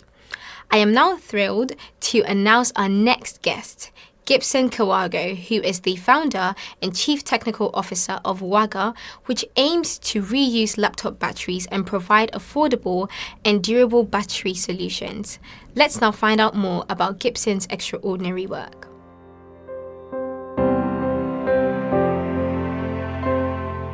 Welcome, Gibson, to Climate Action Live. Thank you so much. How are you? I'm very well, Gibson. It's lovely to see you again. So the first question I wanted to ask you, Gibson, you're the founder and chief technical officer of WAGA. Could you tell us about your latest work and your mission? Thank you so much, Jeremy. So at WAGA, what we exactly do, we create battery solutions to help people in rural communities access clean and affordable energy by lighting their homes and charge mobile phones. And all of these are made from recycled laptop batteries and the batteries from electric bicycles. And our recent works, we have been looking at the rural communities in Tanzania. In the southern part of Tanzania, there's Kilolo, and there's in the northern part of Tanzania in Arusha, where we have been providing them with power packs, the battery packs that help them to light up their homes. And most of the communities that we are providing them with are the communities who are doing agriculture. So most of the times, the months when they harvest is when they have the money to purchase the battery packs. Then the impact has been huge because we have families where there are girls and boys who study. So these power packs help them to do their homeworks, help them to study during the night. Something which in the previous time they were doing using kerosene lamps. So right now at least they can use clean energy solutions, but which can also help them perform better in the exams. But at the same time, we have been helping them with security. Because in most of the societies, there are wild animals that go to the house ponds because it is dark. So them accessing the light from water is helping them to stay away from wild animals, which makes them safe too. Thank you, Gibson, for that. So it's June 2024. What's your assessment of the current situation in relation to our journey of protecting our planet and its people? Most of the times in the beginning, when we were starting to strategize and putting the plans together on how we can protect the planet and the people, most of the plans were seemingly unpractical, were more of theoretical. People thought that these things can't be achieved. But right now, observing, it has been a huge movement covering a wide range of young people, old people, even in schools, because it has started from the grassroots. Now, girls are studying STEM subjects, and boys are also doing practicals, specifically to solve different problems that occur in the environment. And in return, these students are learning on how climate change is affecting the environment. And at the same time, they are learning on how they can come up with the solutions that can solve these climate problems. So as fighting for this global crisis, the impact has been huge. From advocacy, many young people are now advocating to educate the people on how each and every person can be part and parcel of this transition, where it's a responsibility of each and every one of us to act now and think big. So from my observation, speaking specifically in the Tanzanian perspective, young people are working hard towards making sure that this transition is getting to the right direction. But at the same time, even the government and organizations are working hard towards the same mission. So people have been actively participating and actively making sure that each and every movement and each and every plan that is set is coming to a reality. So I can give it high percentage to getting to success. I want to ask you, Gibson, a phrase, no climate action, no peace. Could you talk to me about what you think when you hear that statement? Globally, I'm always a person who wants to look at things at a wide angle. So if there is no climate action, and when climate crisis became a global problem, it started affecting everyone. And in the past, we used to see different countries having crisis, having war, fighting against each other or against different sides. But right now, it has become a global crisis where the climate change is affecting everyone. So it has become a war that is affecting each and every country, whether it's a high-income country, low-income, or mid, everyone is affected. So this is a war. So when we say there is no peace, purely yes. So that means when I look at it, if we don't act now toward fighting the changes that are occurring in our environment, in the future years, even currently, if we just wait even for a few months or years, we will be in a global crisis where we will have no peace. Because when climate change affects a wide range of specific things. For example, when there is no rain, those who are doing agriculture, they can't do that anymore. And those who do livestock keeping, the animals will start dying. And those who maybe do agriculture, these plants will also die. So at the same time, if we do not have food, at the end of the day, we will also die. So at the end of the day, we will have no peace. That is why, as now we are transitioning to fighting against climate change, it's important to understand that our peace is on our hands. So if we do not fight against it right now, then later it will become a global crisis that we can't fight against it anymore. Thank you, Gibson. In relation to what you've said and the global crisis that's unfolding, do you think that we have the ability to unite and stand together as one to protect our planet and each other? Yes, absolutely. You know why? If you go to different places around the world, we face almost similar problems, but in different forms. What does that imply?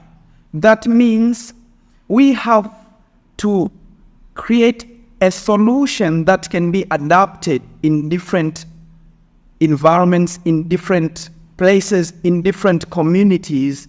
And for example, if you look at like the e-mobility right now, we are now transitioning to electric cars. But if you look at African countries, there are countries where there is no electricity. So how do we adapt the same transitioning to e-mobility in low-income communities? Is at the same time, if there is no electricity from the grid, then it is the time to utilize technology to put solar panels so that even the countries where there is no electricity from the grid, they can charge the mobile or the electric cars using the solar panels. So what does that imply? That implies that at the end of the day, it's a global crisis. It's very important that each and every individual takes it as an individual responsibility to fight against climate change at an individual level, at a family level. What does that imply? I practice well and fight against climate change in my family in Tanzania. Then the neighboring family will also do the same. Then the region will also do the same. Then the entire country will also do the same. Then the entire continent, the African continent, will also do the same. Then it will also imply each and every person in every continent doing the same. At the end of the day, the entire globe will be acting and fighting against this problem. Then that is the only way we can win against this war. Gibson, I'm a huge fan of your work. I love following you on social media. It's absolutely inspirational, what you're doing. And so if people would like to support your work, how would they best go about doing that? Thank you so much. So as right now we are providing clean energy solutions to African communities, we are looking for a support that can help us increase the capability to process more batteries, to produce more battery packs. So we are looking support in terms of funding. That's number one. Then number two, we are looking support in terms of network. I know there are different organizations all around the world that are supporting clean energy solutions. So if they support our company, then in return, they will be supporting the communities in Tanzania and in Africa where they have no access to clean electricity.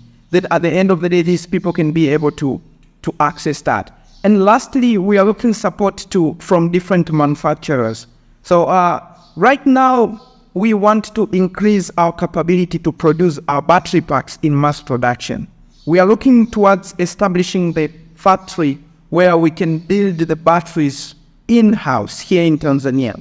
In Dodoma, in Tanzania, the capital city, we have lithium mines where there's high quantity of lithium that can be mined to make the batteries.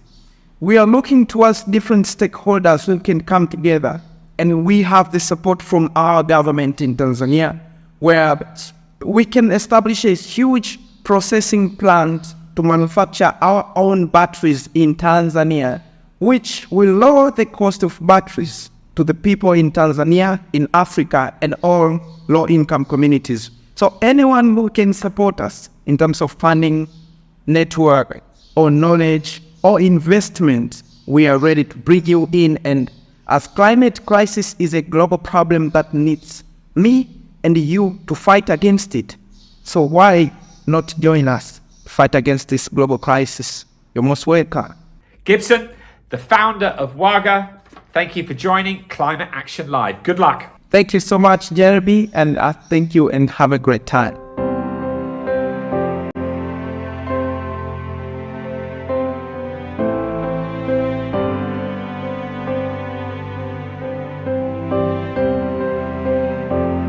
What an inspiring young leader, Gibson Kawago. A huge thank you to Gibson for his continued support. We wish him the very best in his remarkable work. To all our viewers around the world, please tell your friends about this broadcast right now and share the link with them. Every view helps, and why not register on peaceoneday.org and follow our social media so you can keep up to date with the latest information on upcoming experiences. For our next interview, Jeremy Gilley had the pleasure of speaking with Marina Ponti, the director of the UN SDG Action Campaign and a long-term supporter of Peace One Day. Let's watch that interview now.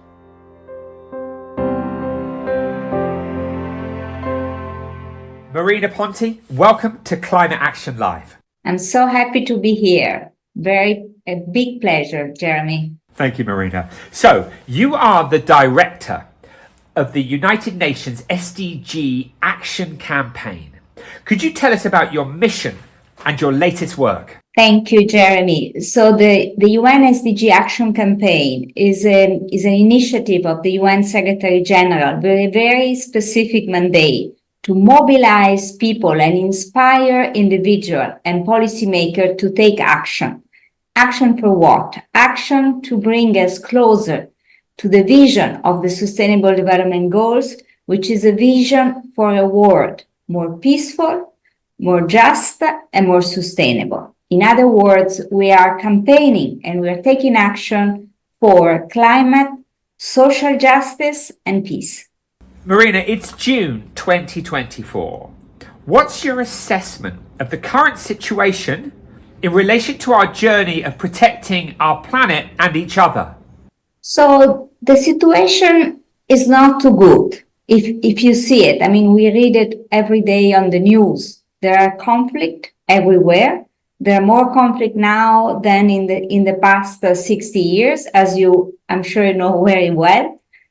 The world is on fire. We're losing biodiversity. There are reverse in gender equality, in hunger. There is more poverty, and particularly there is increase inequalities within countries and between countries. But at the same time, we see that change is possible. We have seen it with COVID, that when there was a very clear vision and a very strong sense of urgency, we have seen how people and government and private sector turn around their strategy, and we all change our behaviors, and companies change the business model to halt the pandemic and to finalize in 1 year a vaccine which should have taken 10 years. So although the situation is not extremely positive, as data and as the news every day reminded us, we also see that change is possible, and there are many people that are making that change possible everywhere, all over the world. So I'd like to ask you, a phrase, no climate action, no peace. Could you talk to me about what you think when you hear that statement? The majority of conflict are due to lack or competition over natural resources. So to me, that phrase is very clear, is really spot on, because we need to cooperate together. We need to share natural resources. If we don't share them, if we compete with them, or if we undermine with some business models those natural resources, there will be more conflict, because people need water. People need land to grow their food. People need to live in places which are healthy, which are secure. So we need to address climate, but also we need to address equal and a fair redistribution of resources so that everyone can live a life in dignity. And that will help achieve sustainable peace, allow people to live in dignity, and allow our planet to survive, to strive, protect our biodiversity, and protect all the natural resources. So as we receive them from our ancestor, we can hand it over to our future generation. What advice would you give to people to make the most impactful contribution? One advice in today's reality, when we act very fast on social media, we often react to email or very, very fast, is to pause. Whenever something happens, don't act immediately, just reflect on the consequences. Because every action, individual or at any level, has consequences. But because our society goes extremely fast, we move very fast, and sometimes we put in motion anger, we put in motion or unsustainable behavior or angry situation that then lead to more disequality or unsettlement or conflict. So pause before you take action, before you speak. Pause and think of the consequences. This would be one very important advice to everyone, to my peers, to government in power, to business leaders, and to young people.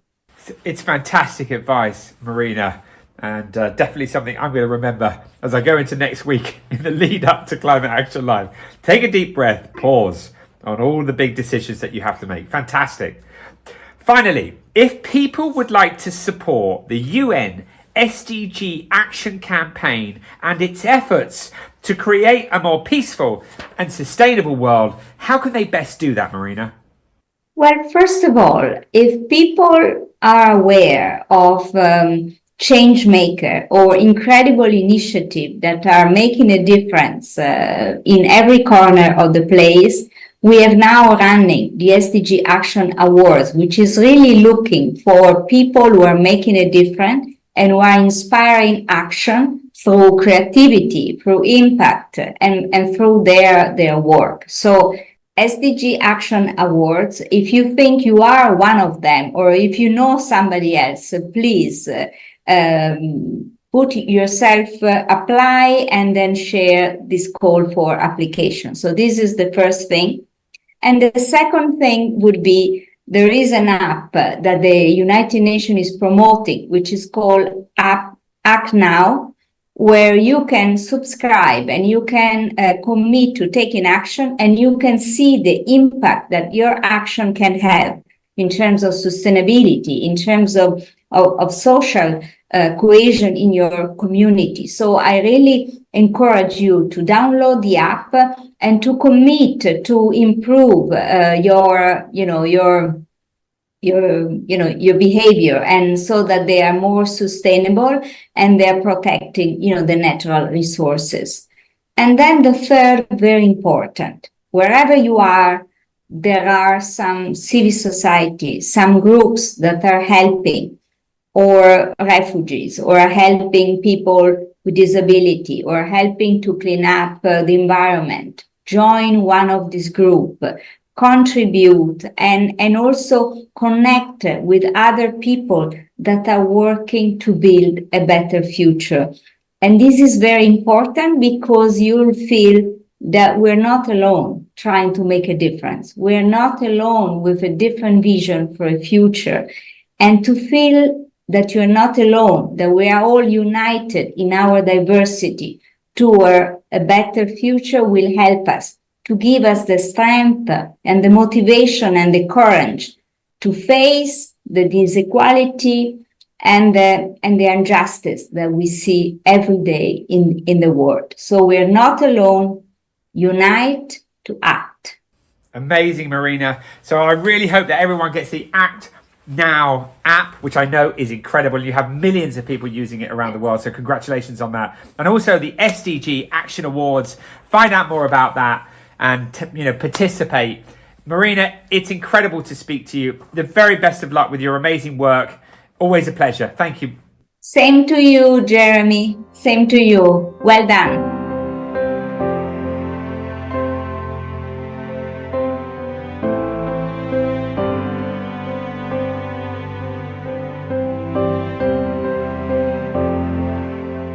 What a privilege to hear such inspiring words from the remarkable Marina Ponti. We are humbled and so thankful for having her with us today. To all our viewers around the world, please tell your friends about this broadcast right now and share the link with them.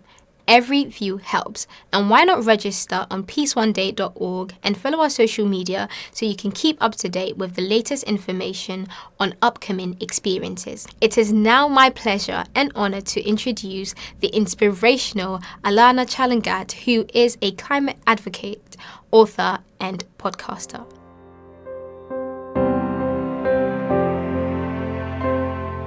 Alana, welcome to Climate Action Live. Thank you. So, Alana, what has inspired you to become a climate advocate? I've always loved nature since I was young, and I witnessed it from watching news. I was around 4 or 5 years old, and I remember watching the news with my parents and seeing a family suffering from drought. And I was really sad because the children were very thin, flies are all over, and I wanted to make a change.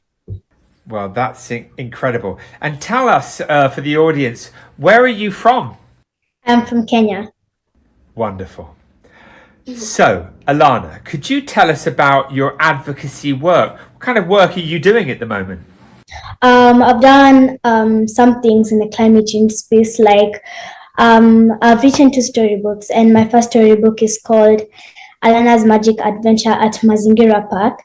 And that book is talking about, it teaches kids how to save simple things they can do to save the environment. Like they can plant trees, use the 3 R's, that mean recycling, reusing, and reducing. That's very interesting. And that was your first book. And what was your second book? My second book is called Our Amazing Planet, where I've simplified hard words into simple words. Fantastic. Well, that sounds incredibly interesting, and I can't wait to read both of those books, Alana. You've also created a podcast. Could you tell us about it? What's your vision for your podcast? My podcast is called Climate Gumzo with Alana, where I am interviewing amazing experts about everything behind what's happening to our planet. Like so far, I've interviewed 6 people, and I'm still continuing. And what have you found most interesting about those 6 people? I've learned how they can store food in the long time, when there was no technology or anything like that. I learned that how they know where it's going to rain, on the east or the west, north or south. Fascinating. Okay, yes. Well, that sounds great. Well, we'll look forward to listening to that podcast. And just remind us, what's the name of the podcast? Climate Gumzo with Alana. It means, climate in Kiswahili. Wow, that's amazing. Great. Yes. Climate Gumzo with Alana. Gumzo. Okay. When I meet you one day, you can teach me how to say these words. But we'll make sure everybody knows about it, Alana. Well done. Well done, you. Fantastic. So, what advice would you give to other young people who want to make a difference? What's the best way for them to do that? No one is too small to make a difference in this world. Like, you can start a step by a step. Like, you can start by planting trees, using the 3 R's. Like telling people to not litter the environment, and also they can do many more, and they can make also a difference in this world, like me. Fantastic. And I know that you went, before I ask you the last question, but I know that you went to COP, didn't you? Tell us about that. What happened? In COP28, I was really excited when I went, and like it was a day I was very happy. On the 9th day, that they were really talking about children's rights, and I was so happy because they're finally listening to children. Yes, and talking about the children and their rights, because children also have rights. Wow, that's amazing. And are you going to be going to the next COP? Yes. Well, Alana, we're really inspired, by everything that you're doing. And I know that you're at school and you're also studying really hard as well. So, the world needs people like you, Alana. So keep going, and we're all behind you. And actually, it's important, I think, that people know where to go for finding information. So if they would like to support you, and I'm sure they would, how can they best do that, Alana? For those people who like to support me, I really thank you. And also, you can find me in Twitter, Instagram, and also Twitter, Instagram, LinkedIn, and also in Spotify. And you will like me and listen to what I've been really talking about in climate change. Well, Alana, we wish you the very best on your journey. Good luck at COP. You make sure that all of those older people, listen to you. We're all behind you, and the very best of luck with your work. Thank you so much.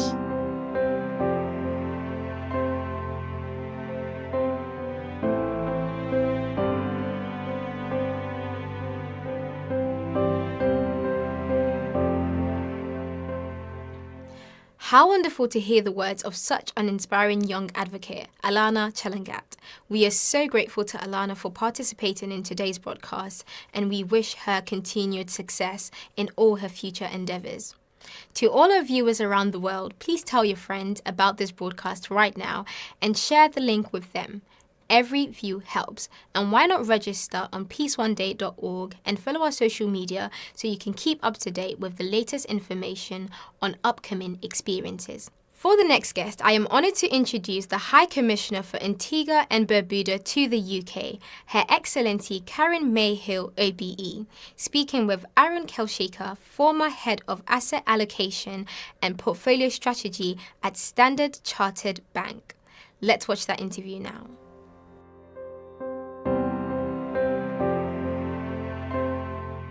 Welcome to Climate Action. My name is Aaron Kelshaker. It gives me great pleasure to speak to the High Commissioner for Antigua and Barbuda, Karen Mayhill, OBE.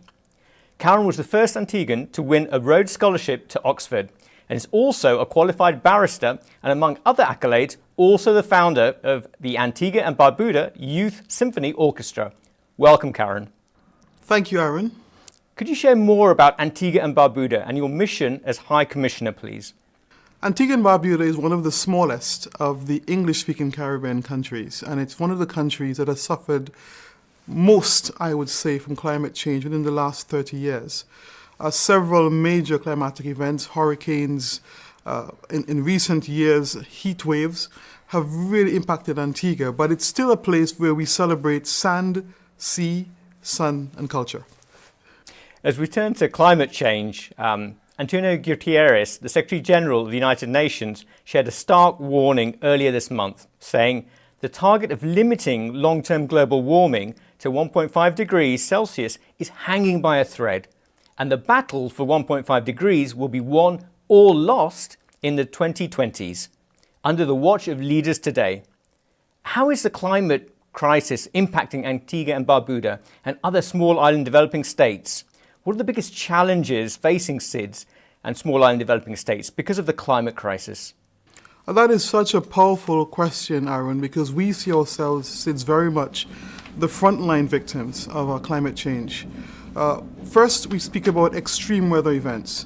One that comes to mind immediately is Hurricane Irma in 2017, which had sustained winds that were higher than even the classification that hurricanes are measured by, that battered our sister island, went on to batter other Caribbean islands and causing hundreds % of GDP worth of damage for our island states.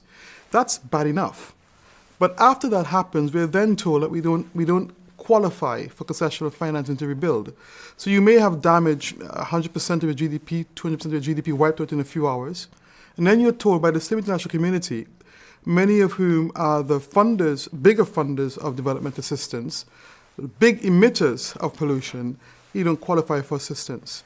Then thirdly, they always compete in things. This is a world that is riddled, sadly, with too many things that draw the attention, that require resources, and we tend to get left behind. Because I primarily say this is the reason why. We sell sand, sea, and sun. We are small island developing states. We are ocean states. We tend to operate within particular spheres of the beautiful tourists. And people forget that behind the sand, sea, and sun are realities that need to be addressed. And for a fraction of the cost that's spent on weapons, could actually transform our nation states into resilient, self-sufficient entities. You brought up some really important key points there, Karen, and it sort of also talks about climate justice as well. And climate justice, simply put, is basically supporting the most vulnerable people and places facing the most dramatic impacts of the climate crisis, while considering those countries that were most responsible for those historic emissions.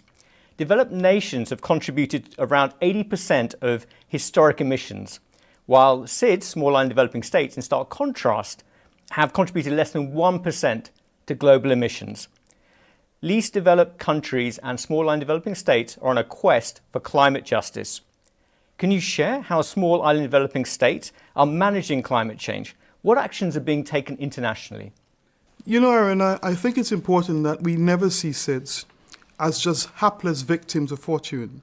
SIDS are also agents in the process of responding to climate change. And let me give just a few quick examples. The COP meetings, SIDS mobilize, whether at the level of AOSIS at the United Nations or through the Commonwealth, we come together. And there is this united voice calling on our bigger brothers and sisters around the world to respond to recognize the challenges that SIDS face with respect to climate change and take action. So that happens in terms of mobilization. Antigua has taken some other bold steps. I particularly a case with my Prime Minister, Honorable Gaston Brown, along with Tuvalu, brought before the International Tribunal on the Law of the Seas, where we asked for an advisory opinion on whether there's a legal basis for countries that are emitters of pollution to have a legal and moral obligation to compensate the victims of that. That advisory opinion was released just a few weeks ago, and it suggests that there is indeed a legal and a moral obligation so to do. So the next steps there will be, how will we apply that advisory opinion? Again, I stress advisory, but certainly it's a compelling first step towards getting a legal basis for the situation that we face. But we're not just, as I said, agents of climate change or victims of climate change. We are also active in our own space. So in Antigua, for example, we were the first to ban single-use plastic bags. We work with our hotels on the Greenfin initiative to ensure that we have reef-safe sunscreens and people understand as tourists how to look after the marine environment. We have always been a country that believed that we are not just to sit back and allow bad things to happen, we are to engage. And one final thing I'll say on this is that the question of access to finance is perhaps one of the single greatest challenges we face. Because we're SIDS, we have small economies that tend to be homogenous, 80% of GDP, 60% GDP is tourism-based. So when something like that happens, a hurricane, a pandemic, you literally have your economy shut down. And if you can't access the finance to rebuild, or you don't have the resilience to quickly rebuild, then you can't. So we have also been forefront in promoting the Vulnerability Index, the initiative both at the UN and the Commonwealth, where we're saying to our development partners, the OECD, to the EU, to the G7, look, wait a minute, you can't just use GDP per capita to determine that we are high income or ineligible, because it's not a correct meter. You have to look at resilience. You got to look at vulnerability, and when you look at those factors in SIDS, you will see that we lack resilience. We're inherently vulnerable, and this existential threat that climate poses means that there is a different obligation that applies to SIDS as it applies to other parts of the world. So I hope that helps a little bit in giving perspective of what we are doing and how we are leading the charge as a small state. No, indeed, Karen, and thank you for sharing that. And it sort of reminds me of how, historically within context, we thought about the basically the commitment from developed nations in 2009 to commit a minimum of 100 billion per year towards addressing the climate crisis. And if you take the estimates from any wide variety of estimates from Oxfam through to the OECD, developed nations have fallen very short of meeting those commitments as well. Moving forward from there, thinking about obviously peace, global peace, peace one day, and climate and the relationship with climate. For you personally, no climate action, no peace. When we think about that, what comes to your mind? No climate action, no peace. Because the reality is that if we are displaced from our lands, from our customs, from our whole geographical space, you're then unleashing climate refugees around the world. And as we can see in the narrative that's happening now in parts of the world, including where I am right now in Europe, there is growing public unease with uncontrolled things like migration.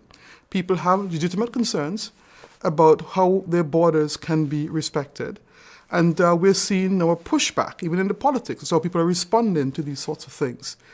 We don't want to be the next wave of climate refugees. We want to actually be self-sufficient, resilient island nations who can actually support the world. When these things happen, everyone suffers because resources are pulled in all directions. They're used now to support this, and it means that someone else gets left behind. But if we can find a way where we can help people to remain productive within their own environments, moving not because they're being forced, but because by choice they've chosen to migrate and they're welcome where they go. The resources that we have, and let me be clear on this, I will never suggest to the G7 countries, for example, that they have limitless resources. No one does. But what I'm saying is what we do have, if we can use it in a far smarter way to help build resilience within island states, within LDCs, within vulnerable landlocked countries, we then stop this rot of how do we then make the dollars that we do have spend? How do we build harmony? Because what we're seeing in the world suggests to me that we are having more people annoyed, irritated, within even developed countries, people who are not wealthy, getting angry about what they think is their tax dollars supporting other people. A fraction of those tax dollars, better deployed within those countries to build capacity, to build resilience, would actually give us the peace that we're looking for. And you've really highlighted some key points there, Karen, and even this idea of some of the poorest countries in the world having the highest cost of debt currently, which is something which is highly questionable, highly debatable, and needs urgent action to address that. And I'll say one more thing, if I may, around the SIDS. SIDS control 19% of the world's ocean space. That's a resource. And that resource itself can be better, I think, exploited and understood. The blue economy that we've spoken about a few times, Aaron, around how we unlock that potential for SIDS. This is not a call for money. This is not a call for someone to go to their treasury and print bills to give to developing countries. There is that, money is needed. But how do we also unlock the productive capacity of SIDS, especially the large ocean state SIDS that we all are part of? So I want it to be a two-sided conversation, the need, but also the solution that exists within the resources that SIDS already have. And if we can unlock that, to feed the world's food security, to strengthen our economies, everybody wins. No, indeed, absolutely. And just to put it into context for people thinking about the ocean economy, if it was a country, it would be in the G7. Yes. So that's the extent of the asset base and the productivity around the ocean economy. Karen, looking forward, how can people support your mission, the mission of SIDS and other countries around the world, how can they make the most impactful contributions? Oh, that's such a wonderful question to ask, and at so many levels people can help. But I think the single most important way that people can help is to invite people around the table for dialogue. And I've seen pockets of this throughout the world, and I want to commend many organizations, whether it's the UN, the Commonwealth, where there's a voice for young people, disabled persons, gendered responses to climate change. SIDS being invited around the table. One of the best things that could ever happen, and should always happen, is to say to people, let's hear what the SIDS themselves are saying. Let's bring them into the conversation, because we're not in the corridors. When the OECD meets, when the IMF meets for its whatever, where the decisions are taken, we're not always around the table. But let's create a space where we can actually be invited around the table so our voices are heard. And when that voice is heard, we hope we can get the media to get involved. Not just with the things the media wants to peddle, sensational stories and big headlines, but the media helping us to get that message out there about the agency of SIDS, about the value of SIDS, and about the capacity of SIDS to be architects of global security, especially the area of food security in the blue economy. So I think I want to call on people just to listen more, get SIDS involved at all levels, and let's broaden the dialogue consistently in the interest of everybody around the table. No, absolutely. It's a global call to action. High Commissioner, thank you very much for taking the time for our conversation. I loved it. Thank you very much, Aaron. Thank you.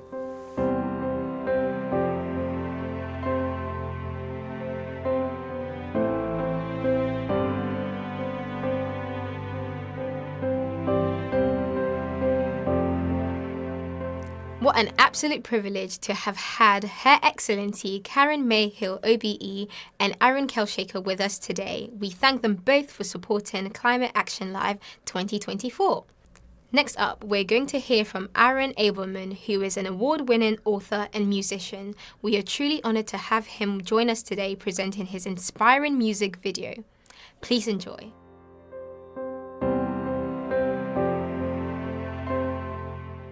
Peace and blessings, everyone out there. My name is Aaron Abelman. I'm an award-winning artivist, multi-hyphenate, polymath, lover of the planet, earthling, earth guardian, and I'm here in service to the next 7 generations. I am so inspired to be a part of this Peace One Day activation with all of the extraordinary partners and artists and thought leaders, everyone who's out there propelling solutions to this existential moment that we're in with the climate biodiversity emergency. I have been a long-time student of environmental and social movements, and I see myself as a part of a continuum.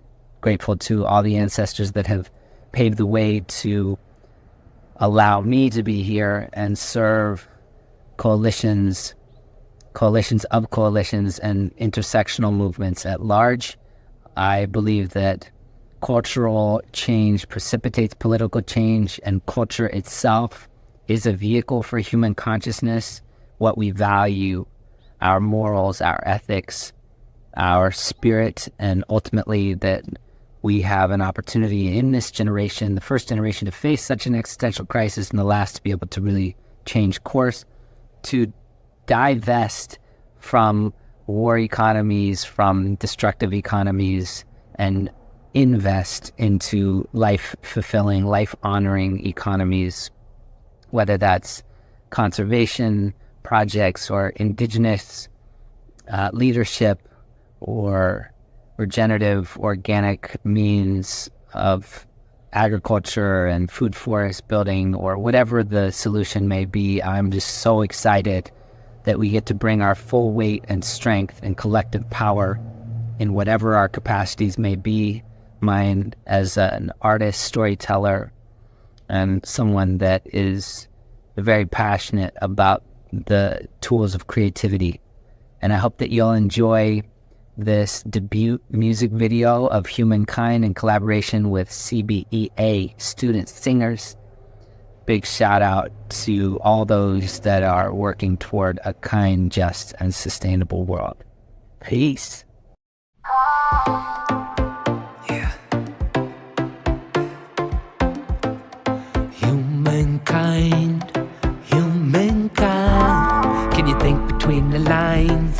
you read between the lines? Are you reason or the rhyme?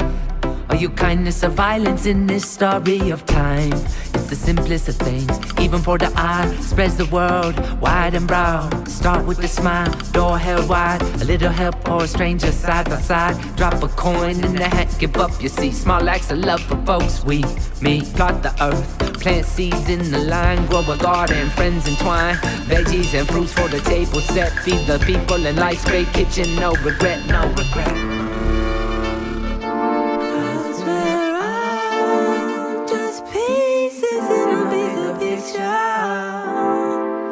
Fractals of light in a wider fixture. Every kind act, every gentle hug. It's the art and science of life, Da Vinci's humankind makes more sense when we're kind. We can be a masterpiece, but we need a peace of mind. Humankind makes more sense when we're kind. We can be a masterpiece, but we need a peace of mind. Humankind makes more sense when we're kind. We can be a masterpiece, but we need a peace of mind. Is it celeb versus celeb, or you versus you? Sheesh. Can love conquer hate? Is it strong or weak? Is listening better than speech? Would you steal a share, reveal a hide? If someone's hungry you need, would you give them lunch and a ride? Little moments of care become big and wide. Standing in protest in the face of wrong. Leading where peace is the brave and strong. Reversing war to raw. Be the change in motion. Turn the tides of conflict. Waves in the ocean. Despite streets filled with hustle in the silent air. Kindness finds hearts everywhere. Traveling through cities, overseas, crossing borders, breaking down walls, a bigger table. Everyone's welcome. May we order that?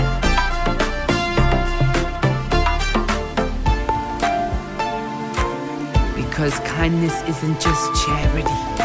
It's more. It's the heart of humanity to its core. It's all connected to this living art we weave. From the dawn of time to the eve. And every piece of kindness that we deploy builds a new world of peace, love, and joy.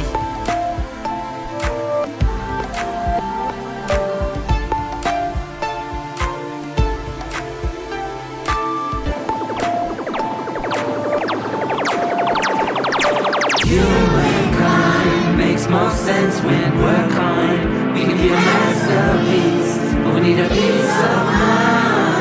Humankind makes more sense when we're kind. We can be a masterpiece, but we need a peace of mind. Humankind makes more sense when we're kind. We can be a masterpiece, but we need a peace of mind.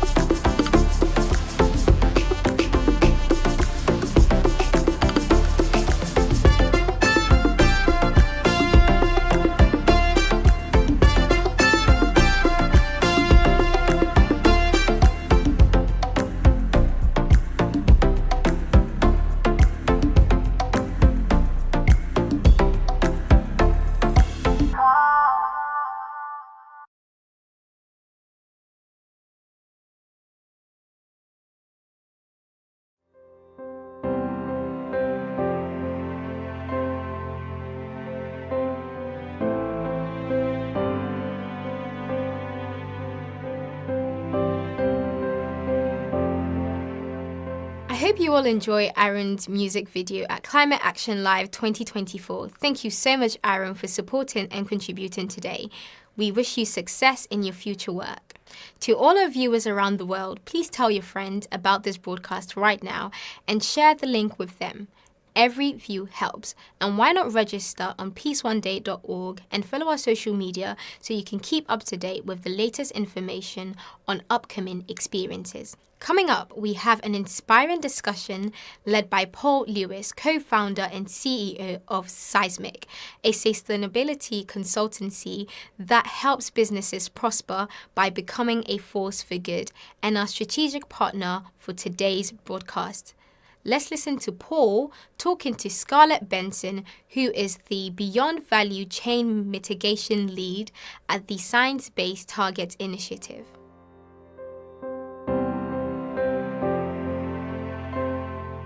Welcome, Scarlett. I'm really delighted that you can join us for what is set to be a powerful and action-focused conversation, honing in on what I believe is a critical ingredient to solving the climate emergency. You and I are here today to unpack what is fundamentally all about systems change in the business community.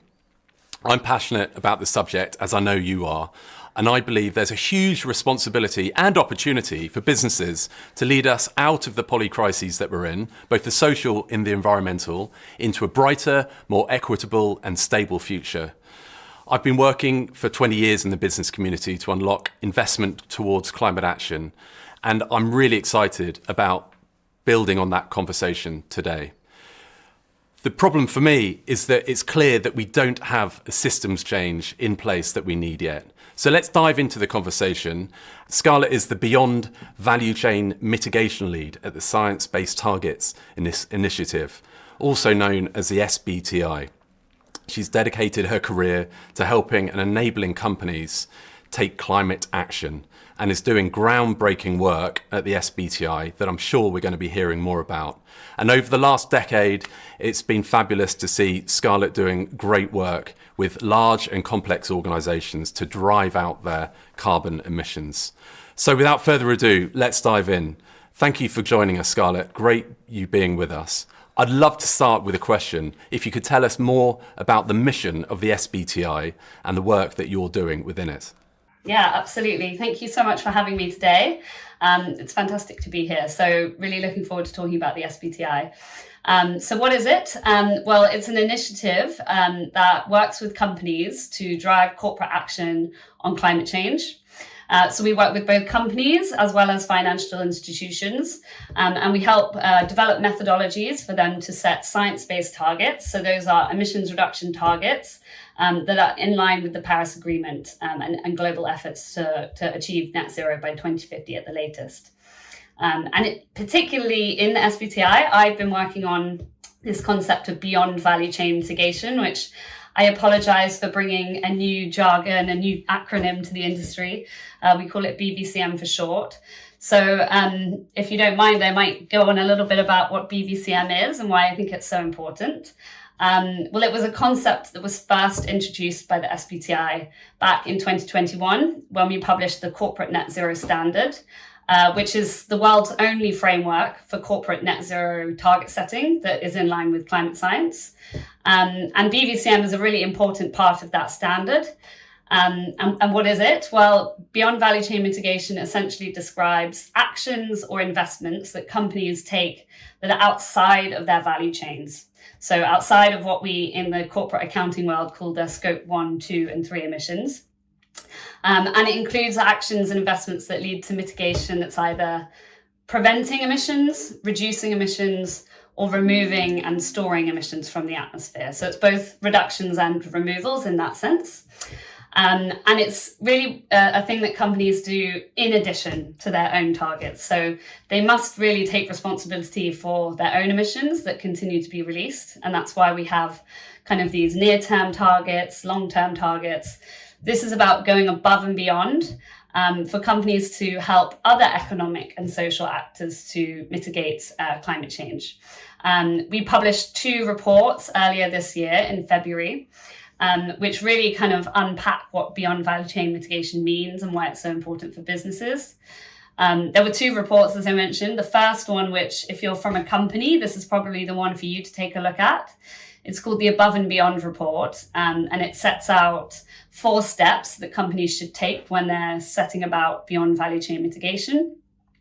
And then it also really unpacks the business case, which we really emphasize looks very different depending on the company's sector, its size, etc. The second report is a bit different in nature, and it's more of a report that I think is for the kind of climate ecosystem. By that I mean kind of policymakers, investors, civil society organization, those of us that are really looking to the private sector and working to encourage and accelerate corporate investment into climate change. I sort of describe it sometimes as a bit of a theory of change for how we as an ecosystem can accelerate corporate climate action and create new norms for greater action. So yeah, happy to talk more about it, but hopefully that's a good overview, Paul. It's a fantastic overview. Thank you, Scarlett. And thank you for going above and beyond, as your report suggests. I'd love to understand a little bit more if you can share about how you measure the impact of the work that you're doing at the SBTI. Yeah, sure. So, I mean, there's a very obvious KPI for us, which is, how many companies do we have that are committing to set targets and then actually receiving the validation of those targets. So that's one thing that we do track, and we publish, we on a weekly basis, we're constantly updating our website to show how many more commitments and validations there are. But we also publish monitoring reports, which have an expanded set of KPIs. So things like the amount of scope 1 and 2 reduction that's been committed to, the amount of scope 1 and 2 reduction that's actually occurred.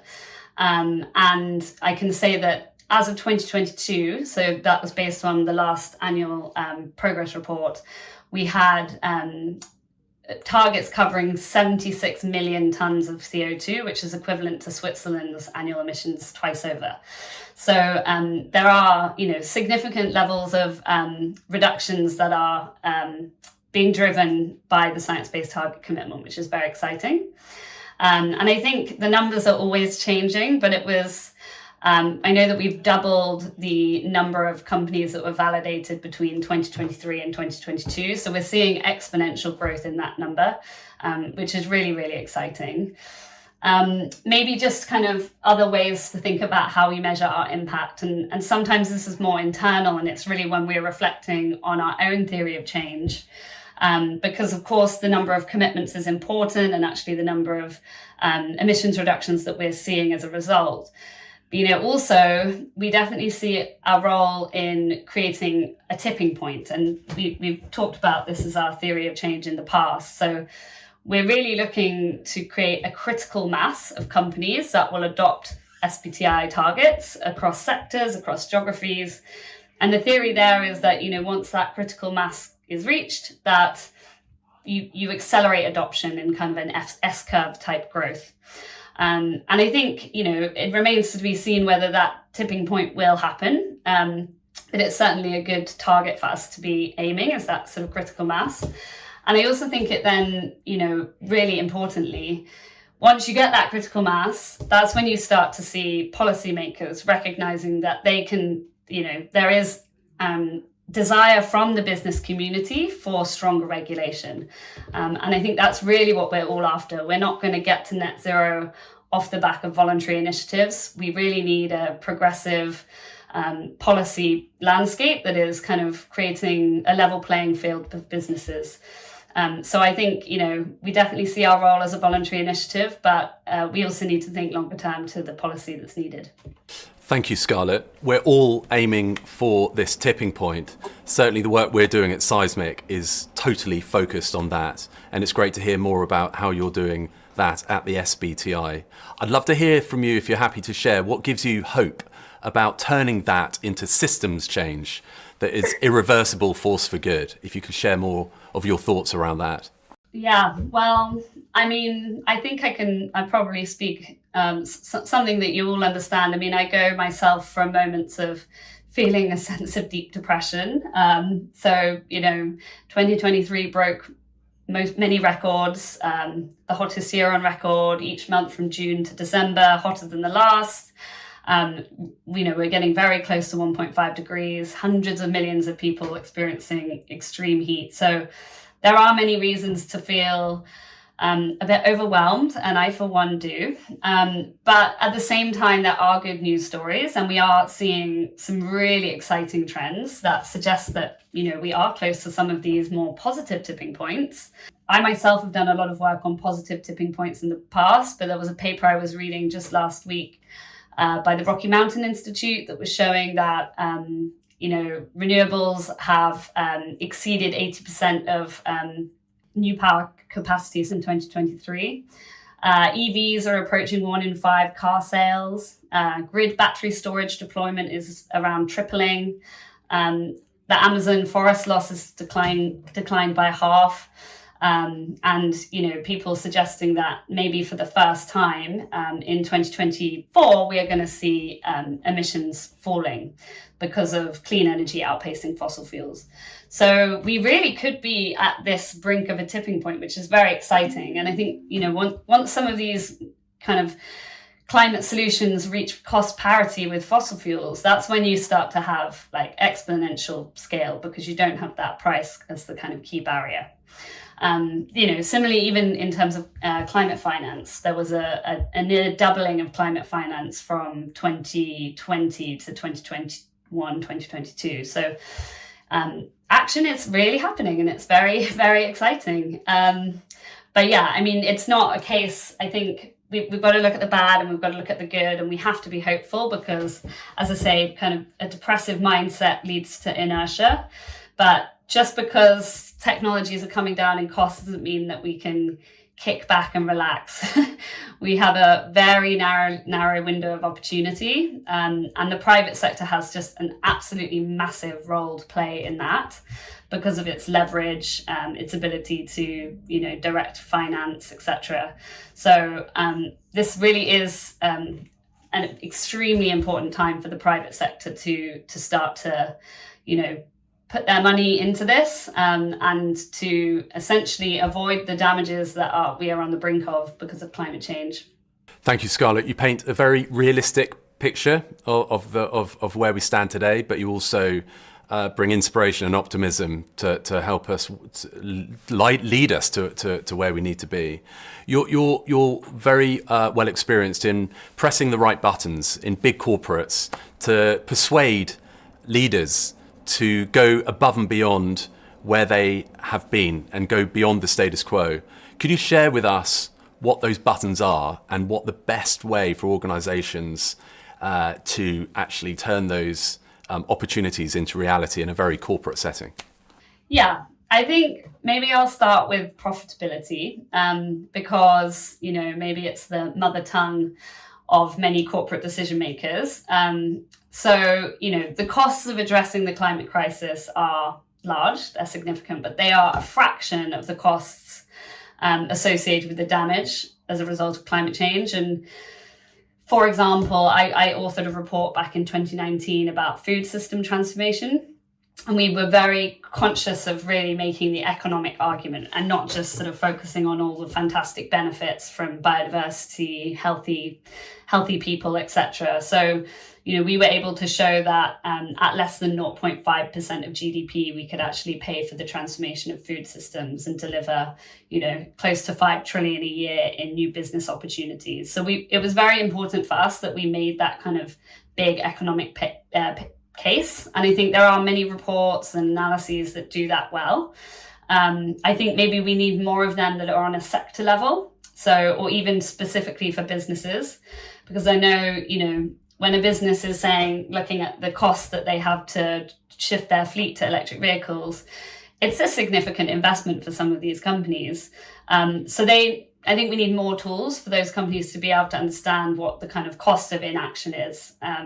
So yes, it looks like a big number, but it's actually not that big in comparison to the sort of supply chain disruptions that they might face as a result of climate change. So I think that kind of profitability angle, return on investment, is really, really important. But I've also witnessed many times making the economic case. I mean, Lord Nicholas Stern wrote the Stern Review in 2006, which made a pretty stark case that it was cheaper to act now. And, you know, we're almost 2 decades on from that. So the economic case is not sufficient. So I think there are some other things. And I think peer pressure is one.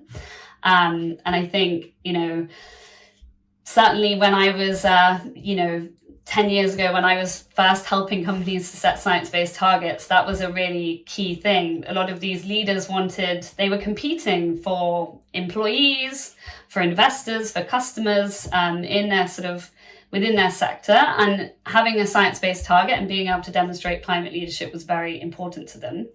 So I think peer pressure is key. And then I've got two more. One is legacy. So this is more about the heart, maybe, as opposed to the hearts and minds. Many CEOs are older, they might have grandchildren, and they're looking at kind of what they want their legacy to be, when they finish their career. Do they want it to be that they returned all of this money to shareholders? I'm sure that's part of it, but also they want to be able to tell their grandchildren that they played a part in accomplishing, in driving action towards the global goals. So I think legacy is really, really important. And so we can never just focus on the economics. We also have to bring the hearts into this. And then the last one would be around actionability. So we can all read these very complicated reports about system change, and it's so complicated. And the complexity of it all can lead to inertia and apathy. And so I think there's a really important role for us and as the climate community to essentially give roadmaps for companies, to show a clear path, to simplify what they need to do in order to, accelerate change, essentially. So what were they? Profitability, peer pressure, legacy, and actionability. Thank you for sharing, Scarlett. There's a lot in there. Finally, could you share with us your thoughts between the interconnectedness between climate action and peace? Yeah, absolutely. I think they're so closely related. I mean, we know, for one, that those most vulnerable to climate change are often those least responsible in lower income countries. And essentially those countries have, limited capacity to adapt to climate change and are facing, very severe impacts. And so, both there's kind of an angle. One is around responsibility. So those people have the least responsibility and yet are most impacted. But then the other side is also about looking to the future. And, we know that there's going to be mass migration of human populations as a result of climate change.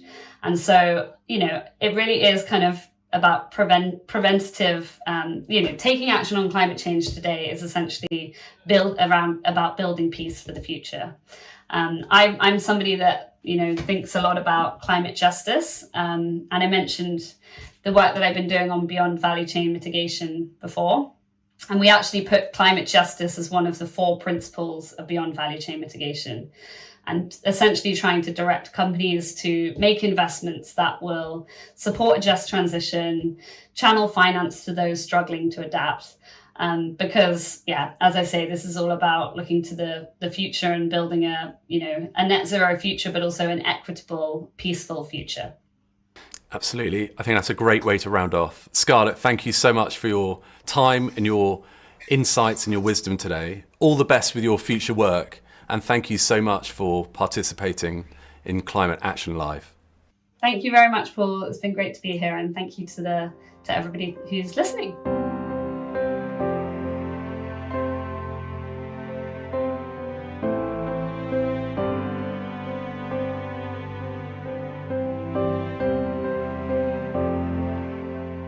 What an inspiring discussion. We are so grateful for Scarlett and Paul's support for their contribution today at Climate Action Live. For our next interview, Jeremy Gilley had the honour of speaking with Valerie Keller, a co-founder and CEO of Imagine, a wonderful long-term supporter of Peace One Day. Let's listen to that interview now.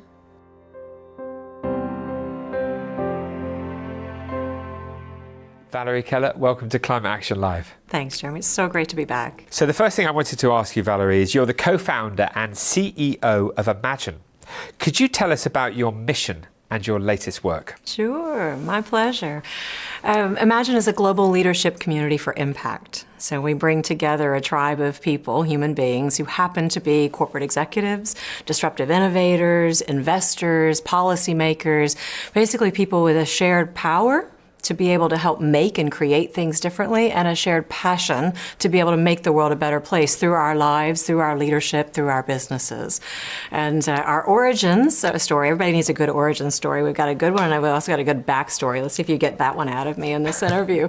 But our origin story came actually when I had been a social entrepreneur and had joined EY. Ernst & Young was a big global audit accounting advisory firm that was trying to say, how do we have business, conscious business, be the norm, and that's how we do things. And I had founded something called Beacon Institute, which was bringing together what we said was the beacons of what could be possible in terms of how to make an impact through our business. And my co-founder and friend was a gentleman named Paul Pullman, and he was essentially, as the CEO of Unilever at the time, had become a beacon of beacons, really because he was just being really courageous, how he was showing up in his business and was saying, you know, business can't exist and do business on an unhealthy planet, right? What we're talking about in terms of climate and climate justice and people. And also, interestingly, he was on the pioneering leading edge of bringing human beings together, competitors, and saying there's no competition for helping the world. So we had kind of teamed up and to scale up as he was both thinking about leaving Unilever, and I was thinking we were both holding the question of what could our life and our leadership make an impact next, and what could we see that was different, that was not kind of the definition of insanity is doing the same thing over and over again and expecting different results. And given what we see about the world today, it's really unhelpful if we don't do things a little bit differently. And also, what had we seen work? And what we've seen work over time is human beings who come together as friends, what we call fellow travelers, who can really develop the trusted relationships and partner together. Hey, I've got your back, you've got mine, we have a shared care for the world. And so what Imagine is doing is bringing people together who have shared power to actually change things within a value chain. So we started off with fashion. Emmanuel Macron, the French president, had asked us to help mobilize the business community around the G7. So we said, right, who can we get to help gather around the G7 as an iconic moment? If France is hosting, fashion. Fashion decides what is fashionable, what's interesting.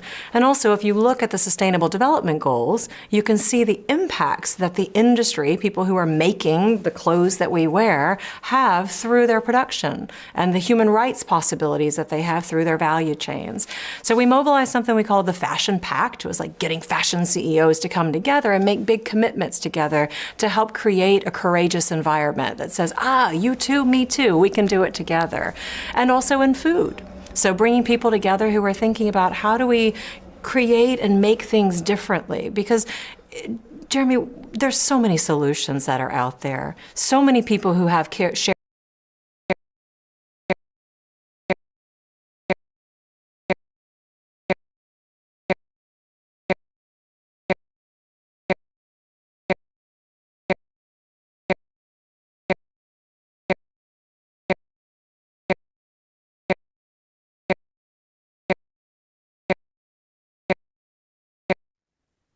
Good day, everybody. It's very nice to be with. Hello, I'm Jeremy Gilley, founder. So I think there's a really important live. For our next interview, Jeremy Gilley had results. And given what we see about the world today, it's really unhelpful if we don't do things a little bit differently. And also, what had we seen work? And what we've seen work over time is human beings who come together as friends, what we call fellow travelers, who can really develop the trusted relationships and partner together. Hey, I've got your back, you've got mine, we have a shared care for the world. And so what Imagine is doing is bringing people together who have shared power to actually change things within a value chain. So we started off with fashion. Emmanuel Macron, the French president, had asked us to help mobilize the business community around the G7. So we said, right, who can we get to help gather around the G7 as an iconic moment? If France is hosting, fashion. Fashion decides what is fashionable, what's interesting. And also, if you look at the Sustainable Development Goals, you can see the impacts that the industry, people who are making the clothes that we wear, have through their production, and the human rights possibilities that they have through their value chains. So we mobilized something we called the Fashion Pact. It was like getting fashion CEOs to come together and make big commitments together to help create a courageous environment that says, you too, me too, we can do it together. And also in food.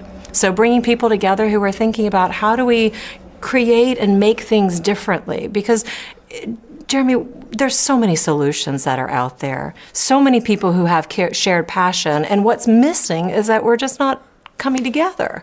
And so that's what Imagine is here to do. We say we're here to accelerate the trusted relationships between people who care, and that it's about accelerating, teaming up to scale up, and in a tribe of people who back each other. So now it's probably no surprise if you started with fashion and moved into food. Now there's a whole group of people who are like, we can change how packaging and materials are made. They can be circular. We can actually do things completely differently. Beauty and personal care, hospitality. It's normal just because people are coming together and seeing it's possible because they have partners there. Amazing. It's super fun too, and fulfilling. Incredible. Yeah. So, well, I've been following, your work on social media and looking at the Imagine Leaders program. I mean, how do people become? I mean, how could you become an Imagine leader if you wanted to be one? Well, great question. And word's out because we have about 300 applications or nominations for each of our gatherings. And it is curated. And one of the reasons that we do that is because it's a trusted community of people who then say these are good human beings. We say kind people. Can I swear a little on this show? Is that all right? All right. Kind people who get shit done, right? So this is essentially, we do that also then by people who say, I'm going to nominate either from my corporation, so CEOs who may say, these are heads of large business units, heads of brands. I saw that you partner with the Knorr brand, for example. So it might be like Unilever's current CEO who might nominate brand leaders, or heads of procurement, supply chain, who are then nominated or apply. Same thing with disruptive innovators. People generally know who's legit, who's really getting things done, and who, if they took a little bit of time out, and we convene out in Oxford University because it's an opportunity for people to step away, think about our own life and leadership, some personal development for ourselves as systems leaders, mind, body, spirit, and also an accelerated of the trusted relationship. So like what you get out of a really darn good personal leadership retreat, exec ed, amazing summit, that's what we can provide. So if people want to be a part of it, word's kind of gotten out, and then they nominate or apply. And then we'll curate based on who's in the room together, and if they are in the room together, in this case, the system in the room maybe in Oxford, that they're going to have incredible, extraordinary power. They can access any new market, accelerate a new technology. Who do you need as an investor to help scale that up? I know them. So it's about curating for people who have shared relationship power as well. Wow. Amazing. Wow. Some group.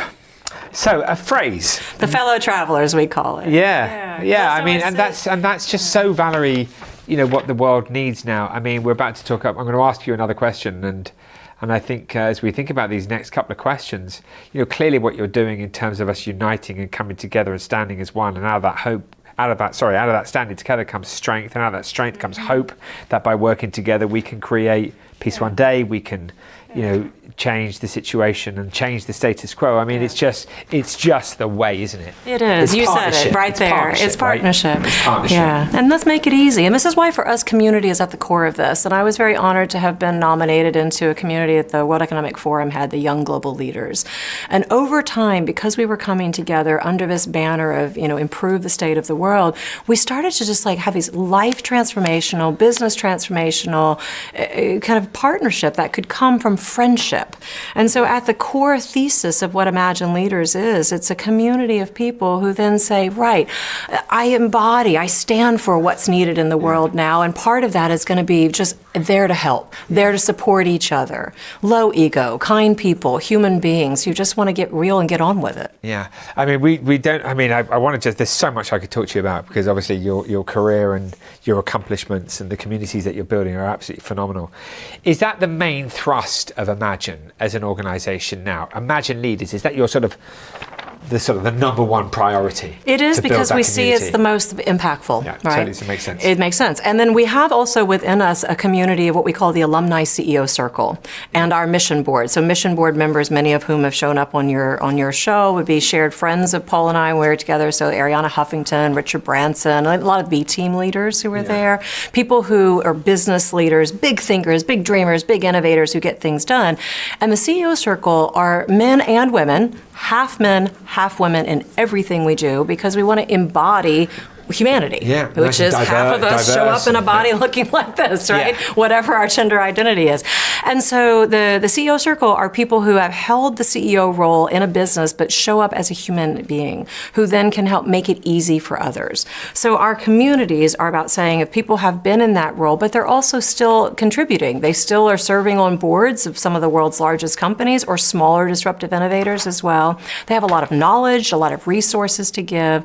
So Imagine is pulling together those communities in fashion, in food, in packaging and materials, sustainability, hospitality as well. So if people are thinking about who do I know that could be really accelerated 10x for their leadership, that for us becomes a vehicle and a platform for them to then convene and put people together in that way. Not just as a one-off gathering at Oxford, although that's amazing and mind-blowing and life transformational in itself, but over a fellow travelers, it might even be a lifelong journey that they're a part of. Yeah, well, you've got a shared goal, haven't you? The shared goal is, how do we shift the level of consciousness around the fundamental issues that we're facing in order to protect the world? When you have that shared goal and then a network, that's strength. Yeah. I mean, it just all makes complete sense. And It's Jeremy, brilliant. we also curate people, and interesting to maybe bridge to some of your other questions on this, we ask people to answer two simple questions. When you think about the world today, what drives you crazy and what makes your soul sing, which is actually the same flip side of the question, and can you share an aha moment that shifted your perspective on life? And what's super interesting is that most people are on a similar frequency. So what drives us crazy is we can see the devastation, we've traveled the world, we've seen things we can't unsee, we can see how it's all connected. What makes our soul sing is that human beings, when we come together, we can. And moments like COVID, people will cite that, how we were there for each other in our human times. They will cite how fast nature regenerated when we stopped. Our current ways of making and taking and seeing it. There's a sense of hope that if only we come together, we can. And the aha moment generally is something around, I traveled and I saw something. I saw, a kid somewhere, and I realized that, here I am on a joyride in Indonesia or on a procurement buying of something, and actually what I was buying was somehow polluting the waters, and this kid had boils on them, and I'm like, what? That doesn't feel good, and it woke me up. So the thing that's super interesting that gives me hope and makes my soul sing is that people are more awake. When we got the food CEOs together, I thought, oh my God, if I could wave a magic wand and we could put them together so they can see the soil devastation and degradation and start to see people who are trying to eke out livelihoods while you have so much money down at this part of the supply chain or the value chain. And what was super interesting, we got them on Zoom calls. Reflective of that moment and that song. It's Imagine.1, because you may say I'm a dreamer, but I'm not the only one. And so if people want to know information about us, they can go to Imagine.1. They can nominate someone if they can say, I know a dreamer who's actually in action and could be accelerated if they were a part of people, a tribe of people who really want to get things done.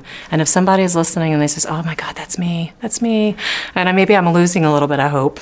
Maybe I'm feeling a little tired and energy depleted, and I just want to be a part of a group of people who see the bad shit in the world and who also see what's possible and who just have my back to help me navigate my way through my business and my life and help accelerate my company and my dream for the world as a founder, as an entrepreneur, as an innovator, as an investor, and they can apply.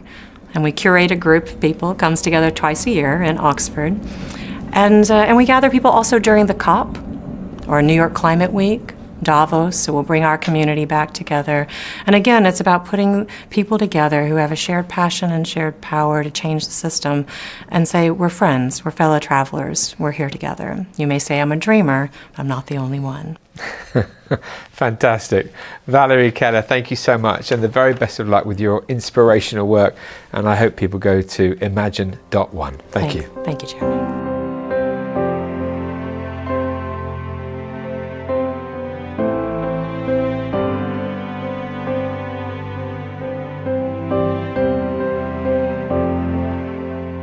We are so thrilled to hear such important words from the remarkable Valerie Keller. We appreciate her wonderful contributions to Climate Action Live 2024, and we wish her the absolute best in her future work. To all our viewers around the world, please tell your friends about this broadcast right now and share the link with them. Every view helps, and why not register on peaceoneday.org and follow our social media so you can keep up to date with the latest information on upcoming experiences. Next up, we would hear from Luke Haverhals, who is the founder and CEO of NFW, Natural Fiber Welding. Let's now watch the interview with Luke, conducted by Sean Sutherland, a co-founder and chief changemaker at A Plastic Planet. Good day, everybody. It's very nice to be with you all on Climate Day. Here we are, 21st of June, 2024. And it gives me great pleasure to introduce my favorite inventor of the year, the great Dr. Luke Haverhals, founder and CEO of NFW. Awesome to be here, Sean. Great. Thank you. So, Luke, I'm going to dive straight in because we've got a lot to cover in a very short space of time. And I really want to dig deep into the potential impact of the work that you are doing at NFW. And you know us from Plastic Free, the materials platform that we created some 2 years ago. And you know that our search really for materials and systems solutions, becoming this magnet to attract all the different solutions out there, is one of the reasons that we encountered NFW. But the real game changer for me when we discovered NFW was the fact that you are creating this systemic change.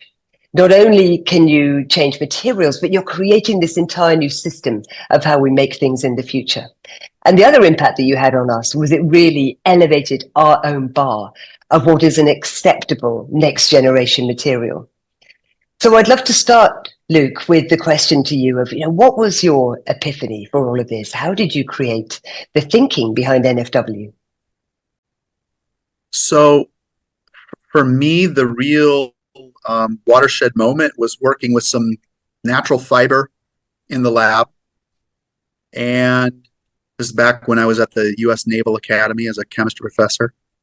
And having this kind of this moment where I recognized that we've got all these synthetics around us, and why do we use synthetics? Well, they mold and shape into about anything. There's many, many different kinds of synthetics. They do different things. We mold them and shape them into different things. And I'm like, well, but wait, nature is nutrients. Nature does many different kinds of things. Nature makes many different forms. Nature's not toxic. Nature is solar powered. Nature doesn't require oil rigs. Nature has a take back program. Why are humans doing this to ourselves? So to me, the real kind of moment was just recognizing that, look, there really isn't a compromise if you think about it, for humans to do anything but live and preserve the biosphere that we live in. There isn't, people can talk about going to Mars and the moon or something, but we live on Earth today. If we don't take care of Earth, we're not going anywhere else. We're just not. So, I don't know, Sean, to me, that was the thing, was like, humans can't compromise when it comes to living within our natural environment, preserving and taking care of our natural environment. When we do that, by the way, we'll have and experience fewer negative externalities for ourselves. So Luke, can you tell me a little bit about how NFW works? Why is your system different? Why is your absolute thinking different? So we have this sort of radical premise that you actually don't need plastic. We don't need synthetics. We don't need oil, fossil fuels to make materials. Nature already grows in abundance way more materials than we need, and for far more than humans could ever eat. the materials that you would need to build your clothes and your shoes and your cars and your home interior differently, those materials are already the byproducts of what we're growing for food or for other kinds of things. And really what we needed to do is be able to have a compounding system. You know, one of the key things is that when people make products, think about a shoe. Shoe's complex. The bottom of the shoe can't be like the top for a variety of reasons.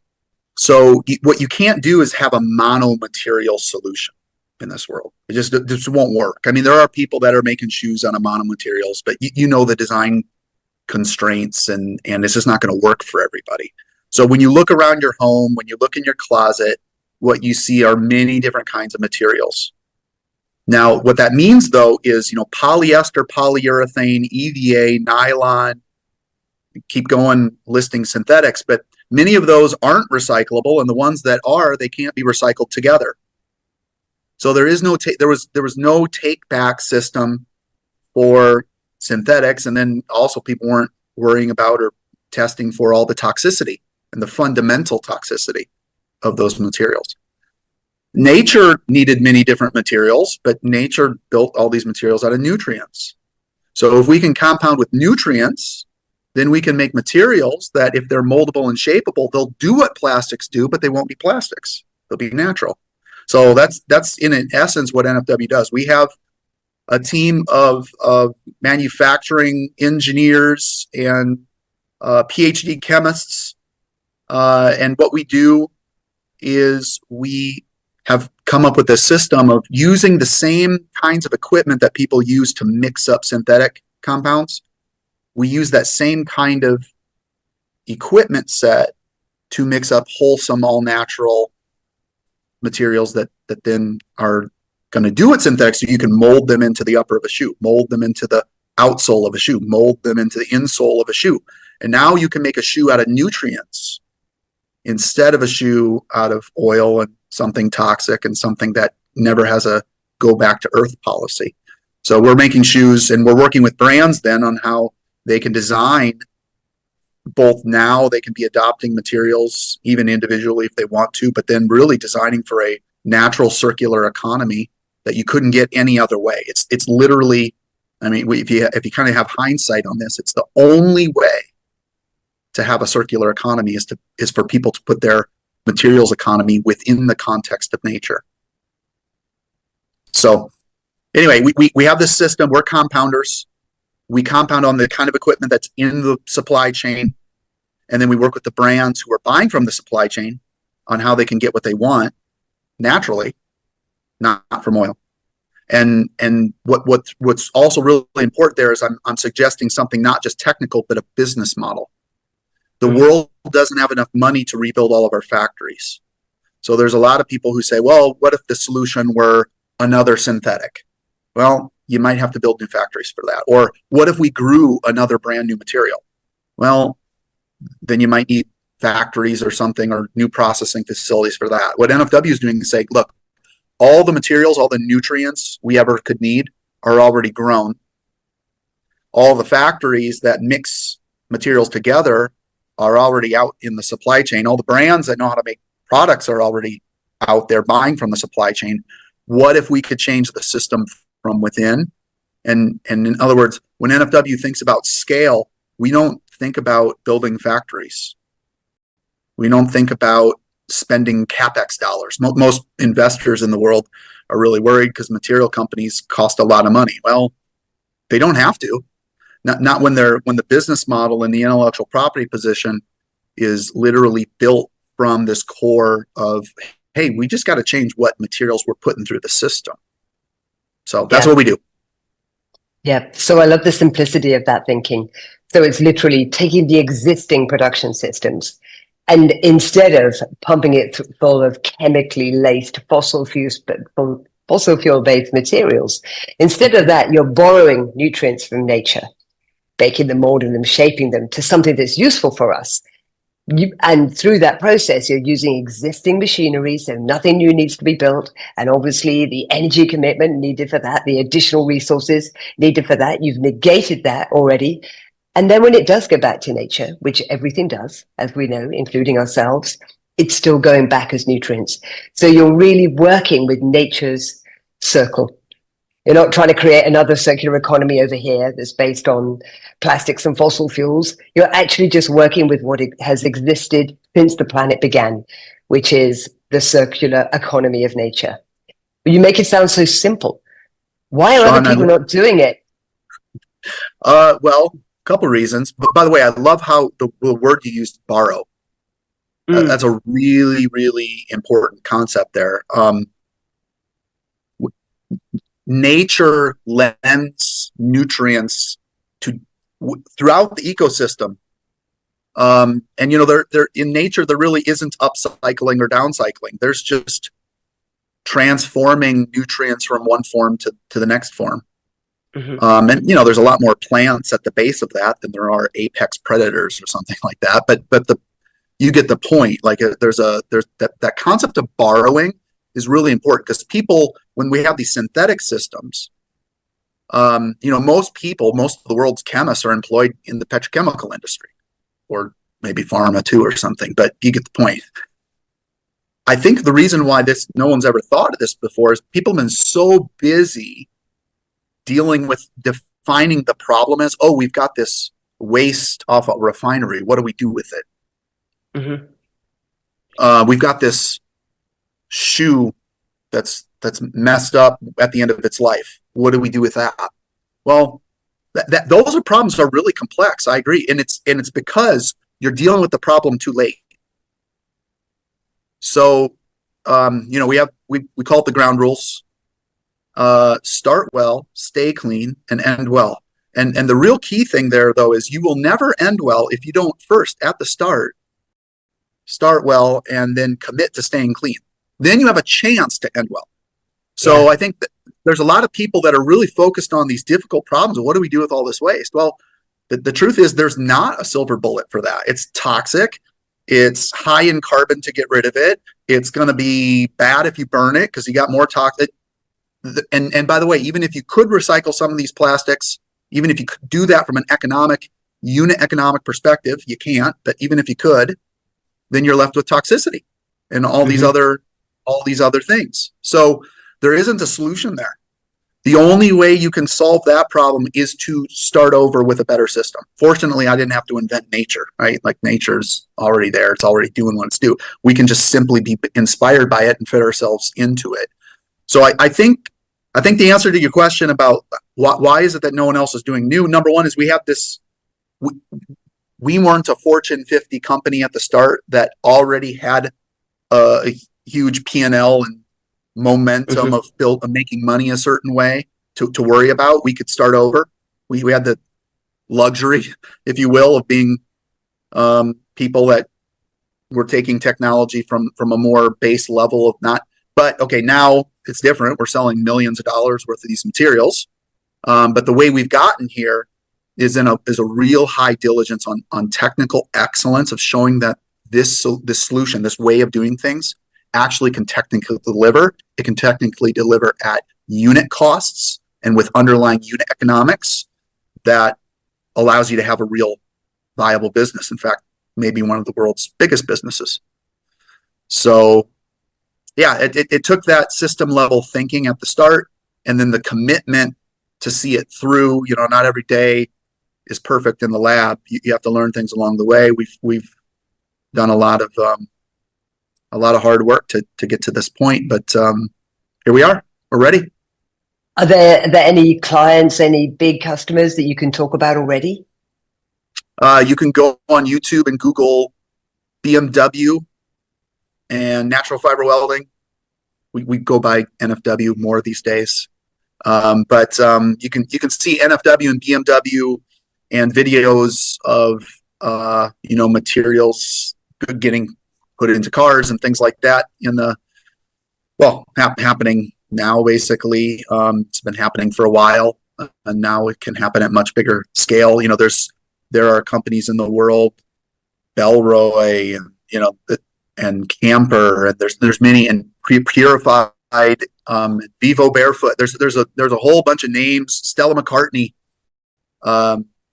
Ralph Lauren, there's many brands that have been wonderful partners to NFW that have been willing to put up with our warts when you're a young thing trying to figure it out and dealing with the chaos.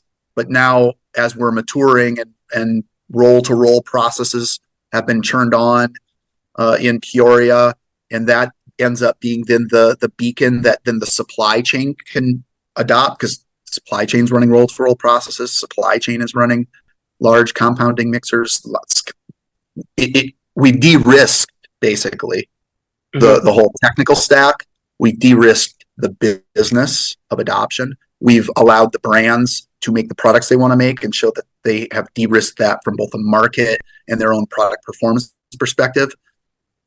And now a whole bunch of people can agree that yes, you actually can fit the human clothing, shoe, home interior, car interior, flooring, packaging, industry, material needs into what is abundant and a nutrient in nature.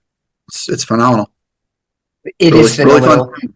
Yeah, and I think I heard you say a while ago that you've got something like 3,000 brands in your sales pipeline. So what is the roadblock for you? Is it finance? Is it material availability? If you go back to I think it was 1957 when the first patent was issued to some people that said, what if we built the integrated circuit? What if we built computer chips? People didn't, talk about computer chips back in the late 50s so much, but what if you could build this thing called the integrated circuit with a chemistry idea called lithography? Mm-hmm. Okay. And it took some decades, but the whole world is different, right? This whole conversation, you being in London, me being in Peoria, is a testament to how one idea, super simple idea, make the switch smaller. By making it smaller, it'll perform better. It'll be less costly. How that revolutionized the world. Okay, so let's fast forward to today. Here we are, been at it now. NFW has been around for 8, going on 9 years. And it's been hard work to get people so that their shoes can come out right, so that their clothes, I'm wearing RLX today. So this is not just a polo shirt, it's recycled cotton, Claris. And it takes time to get that to that level of performance that's necessary. Right now, we're just literally at the starting line then of, okay, with the risk taken out, who wants to join the party here? We're literally reaching out to people this week, talking to them about how they can be involved, how when capital comes to an idea like this, then just like capital came to the idea of lithography and the whole world is different, more capital comes into NFW, and then that capital gets turned around to deliver more orders for brands. To confirm, yes, there's thousands of brands. Everybody wants this to happen, by the way. Yeah. It's like, who doesn't want all natural, circular economy, decarbonized, non-toxic, you and your kids and your grandkids, and who doesn't want that stuff? Everybody wants this. The question was, how are we going to technically actually do it? So, good news. We got the solution. We cracked it. Here we go. It's time to make it happen at large scale. And there's a lot of partnerships and collaborations that are going on right now that if people want to be involved, whether you're a manufacturer, whether you're a brand, whether you're an investor, we've got that mix of people coming together that want to make the world a better place. And the good news is technically we can, so we will. Wonderful. It's so incredible to see such phenomenal change in action. So Luke, I've got a final question for you. It's obviously Climate Day today. And so I'd love to hear your reaction to these words. No climate action, no peace. Agreed. There's so many things about, I get to be in a very privileged place in Peoria, Illinois, in the United States, born into the place I was born at the time in history. None of us choose the history we're born into, right? But we arrive with the elements of the things around us. There's been a great amount of abundance and wealth and capabilities built by humans with technical knowledge in the last, you could say, thousands of years or hundreds of years or decades, whatever time frame you want. And but one thing is true, and that's that when resources are scarce, competition gets high, bad things, that's not a time you want to be around. When people can't get along, when societies, again, you can break us down to families or tribes or like all the way up to big countries. When things are scarce and when there's fear and lack of knowledge about what to do and anxiety, you got trouble. That's like the thing I learned in history. Maybe I was a better chemistry student than a historian or something. But I think it's not so hard to draw some lines between when your environment isn't stable, it's a breeding ground for conflict. And we see it all around us today. And there are consequences, there are externalities to what we choose to do and how many resources some people consume and how many resources other people don't even, get a chance to touch.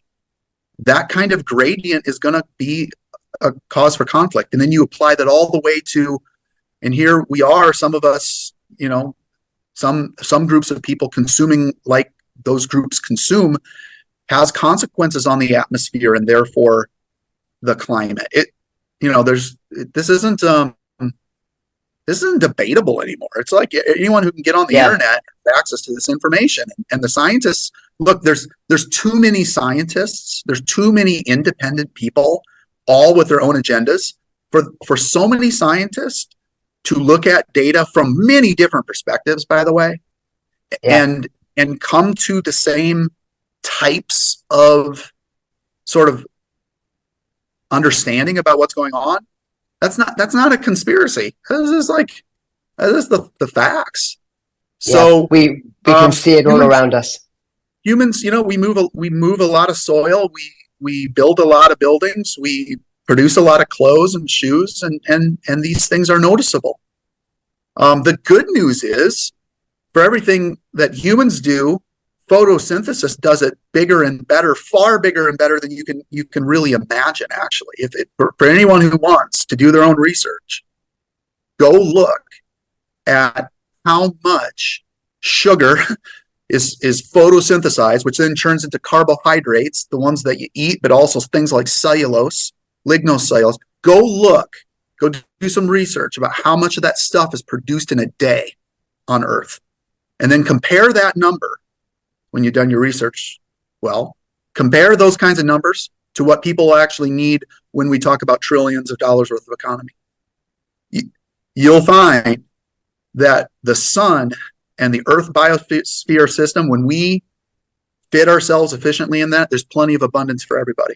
And then in a place too where the Earth is already in a very stable configuration, as configurations go, as it seems in this universe. And we find ourselves in a very, very special place. We should work really, really hard to protect that. Yeah, do everything we possibly can.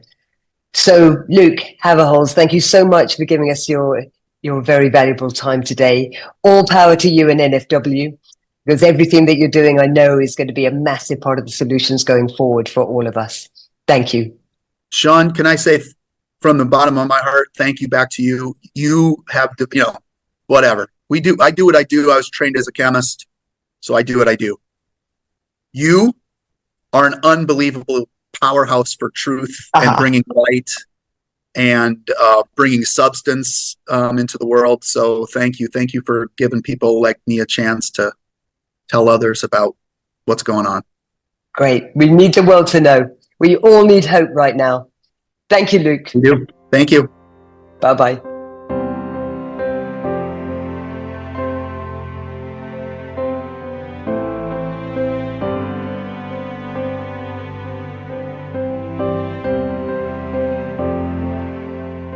Absolutely brilliant. What inspiring words by Luke Haverhalls and Sean Sutherland. Thank you so much for your contribution to Climate Action Live 2024. To all our viewers around the world, please tell your friends about this broadcast right now and share the link with them.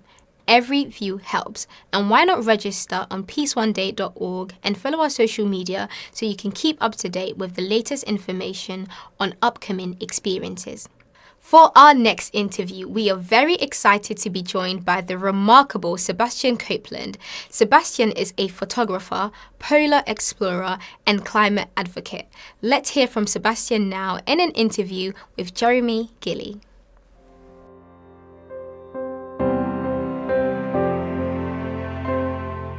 Sebastian Copeland, thank you for participating in Climate Action Live.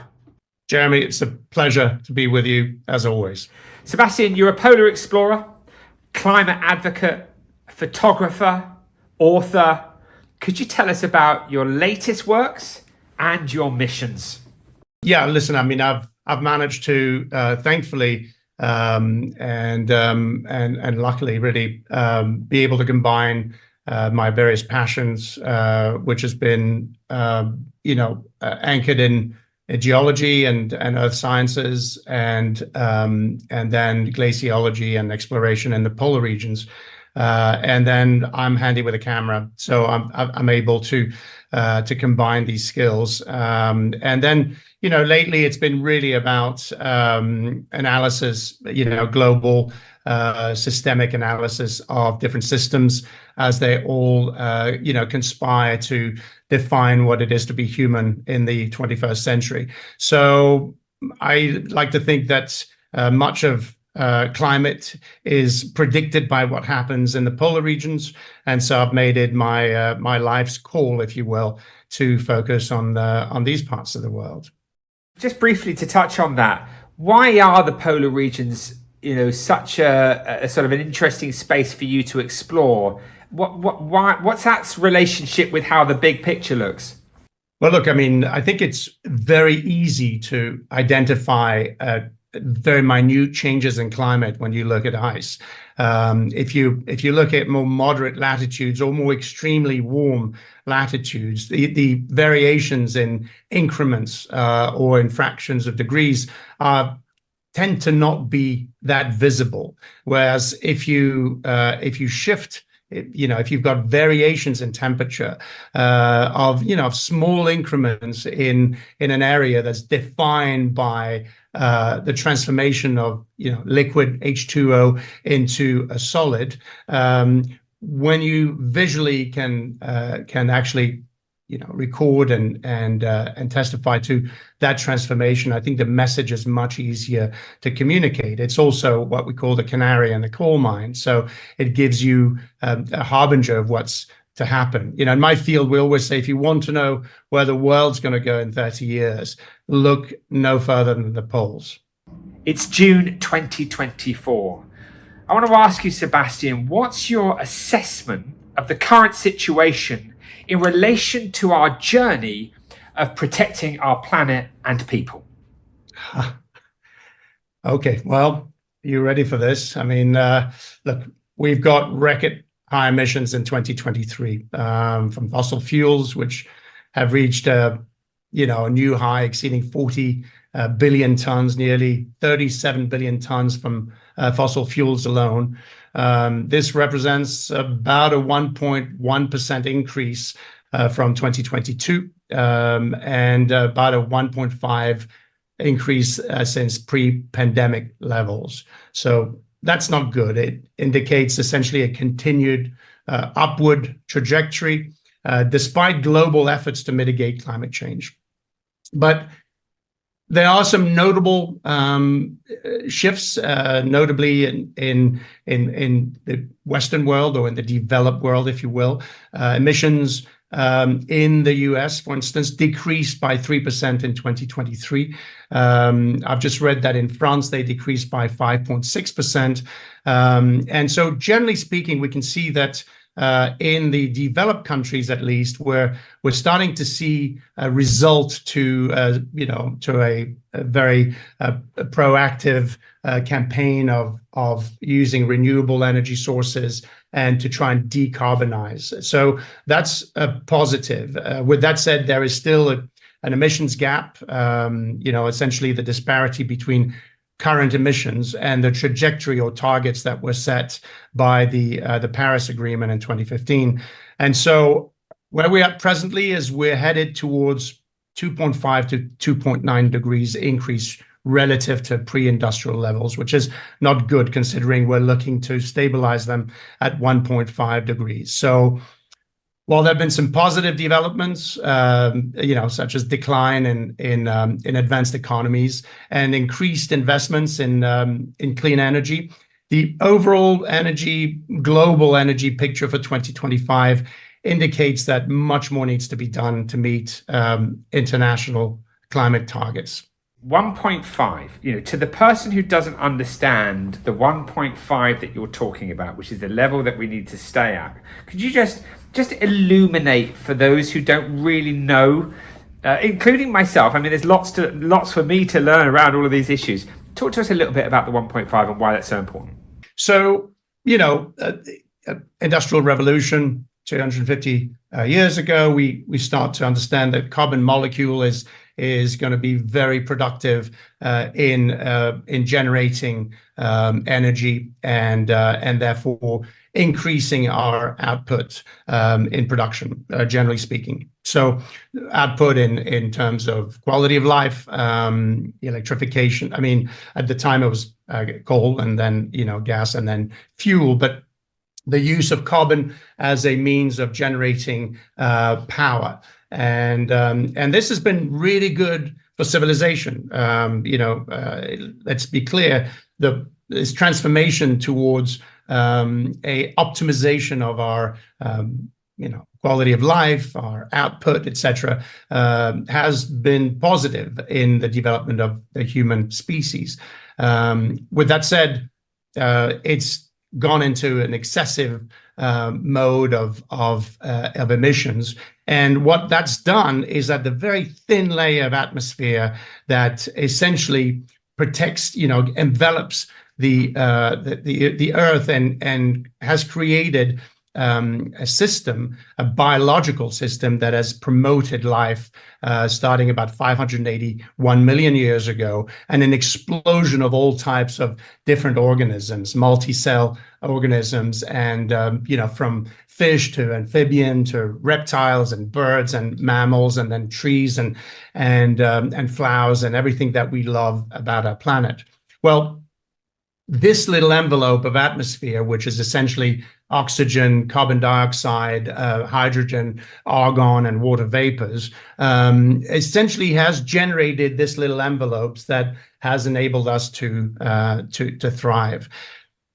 There is a threshold where life can be sustained within that envelope. And throughout the course of these 541 million years, there's been cycles, and that these have to do with the elliptical course over the sun, which shifts every 100,000 years or so. It's called the Milankovitch cycle. And so when we see shifts in climate going, warmer and cooler, so what we call the greenhouse cycles or the house cycles, these are essentially a reflection of these slight variations. What we're witnessing in this age is a rapid acceleration that has no historical precedence when we look at carbon dating, ice core samples, etc.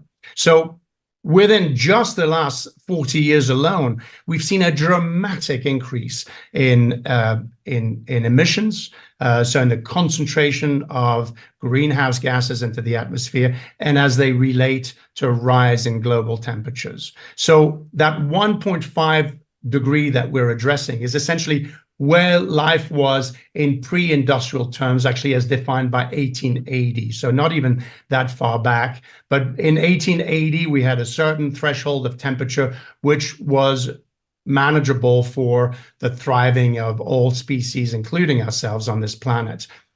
We have defined at the IPCC locally, I mean, notably the international, body of the UN, which comprises thousands of scientists, have all sort of essentially reached the conclusion that 1.5 was the target that we should not exceed in terms of global temperatures. And so when I'm talking about an increase that presently is on trajectory of reaching 2.5 to 2.9 degrees, this is almost double what those targets were. So not a good picture. Wow, amazing. It's really fascinating to hear you give that explanation, and to somebody like me, it's really illuminating. Thank you, Sebastian. My pleasure. I'd like to ask you about a phrase, no climate action, no peace. Could you talk to me about what you think when you hear that statement? Yes, I mean, listen, that really sums it up.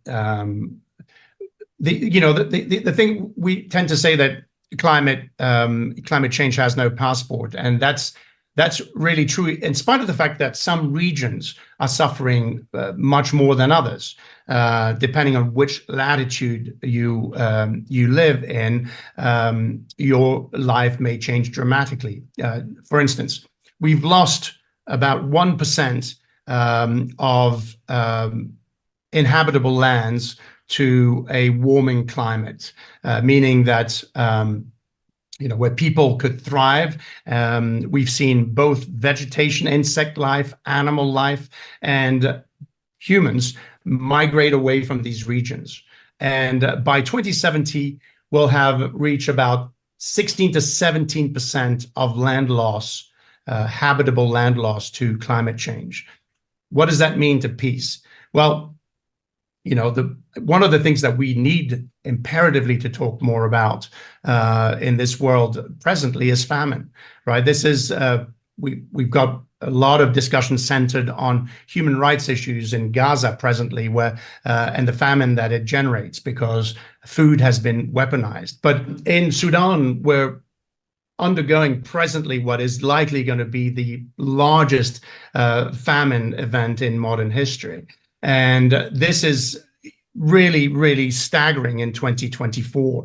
18 million people in Sudan are facing acute starvation, and 7 million of them in South Sudan, 3 million of them in Chad. In Nigeria, there's essentially 26 million people who are facing acute food shortages.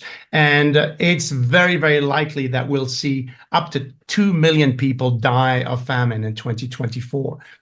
How does this relate to peace? Well, aside from the fact that, just on a moral issue alone, this is totally unacceptable, considering the excesses of wealth that is being displayed throughout the world.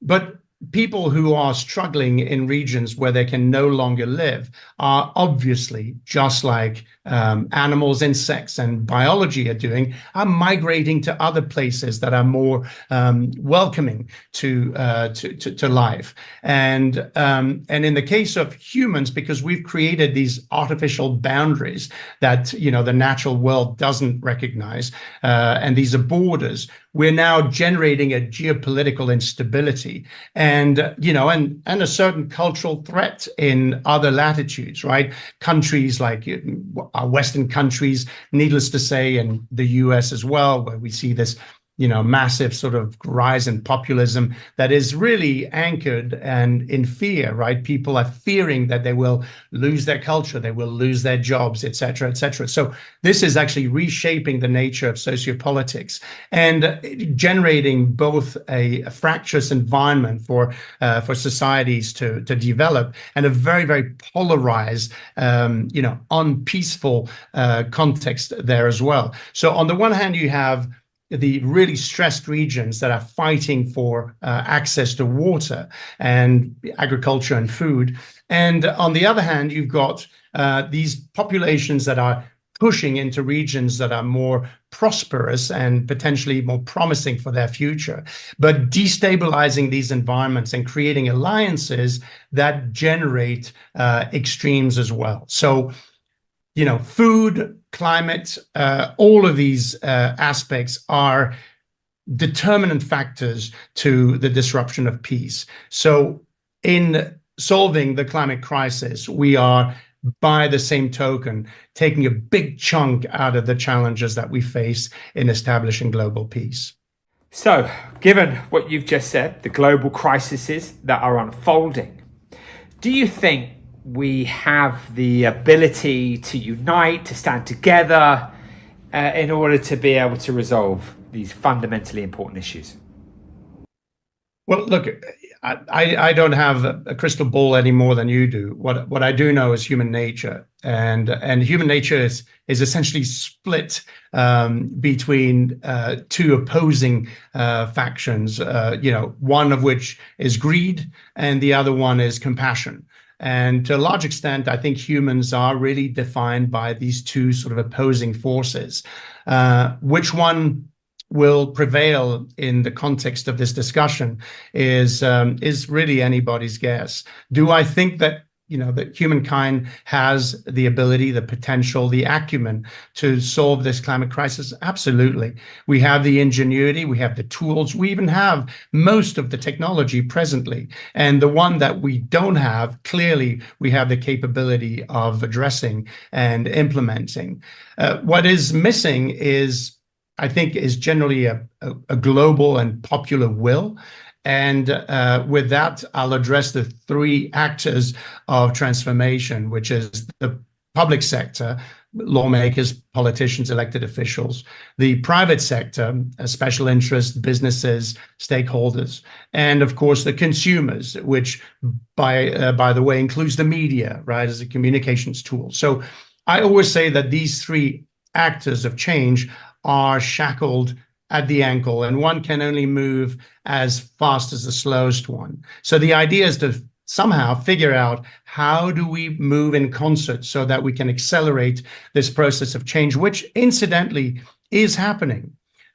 We are doing much better globally in terms of our awareness than we did, say, 10 years ago, 15, 20 years ago. The discussion has reached not just the kitchen sink discussions at home, but the school courtyards as well in many places. Teachers, instructors, all of these very, very important aspects of society are on board for the most part. But we also live in a polarized environment where somehow the lowest hanging fruit is often what people seek for reasons that are well understood. And this is where we need the private sector to pick up the slack, and the elected officials to stay reasonable, which I'm saying this with a pause, of course, because it's a pregnant pause, because we all understand, how this may or may not evolve in that direction, or devolve in the opposite, if you will. Thank you, Sebastian. Finally, I want to ask you, if people would like to support you and the work that you do, how can they best do that? Where can they find information? Okay, thank you for that. Look, here's what, Jeremy. I'm going to say, if people want to support me, here's what they can do, is that they should be curious, above and beyond. Sure, you can go to Copeland Adventures on Instagram, or find me on social media. I've got a foundation. I consult. I work with brands and with governments. But really, where we're at presently is, to quote Marshall McLuhan, there are no passengers on Starship Earth, that we all crew, right? Everyone needs to pick up the slack, because the greatest danger in climate change is this idea that somebody else is going to resolve it for us. And this is essentially this minefield, because we all have priorities.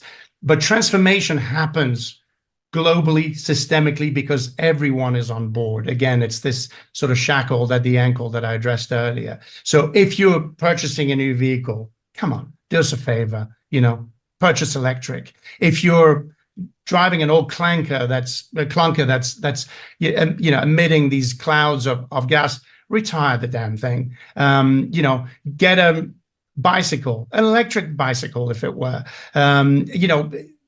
get involved in sort of representing your constituency in as far as, you know, your right to vote, you're privileged to vote, and express yourself that way by supporting people who are visionary and not dinosaurs. I mean, these are the ways that you can support me. And incidentally, it's a gift that keeps on giving, because that's the way you can support yourself. Sebastian Copeland, thank you for today and good luck on your next mission.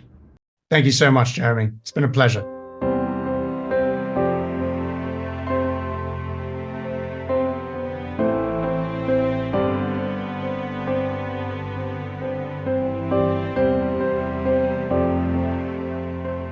These were truly inspiring words. It was a pleasure to hear such an engaging and thoughtful discussion. We wish Sebastian the best of luck with all his future work. Now we are excited to introduce Mary Reynolds, a reformed landscape designer, best-selling author, and the founder of the global movement We Are the Ark, act of restorative kindness to the earth. Joining us now in conversation with Jeremy Gilley.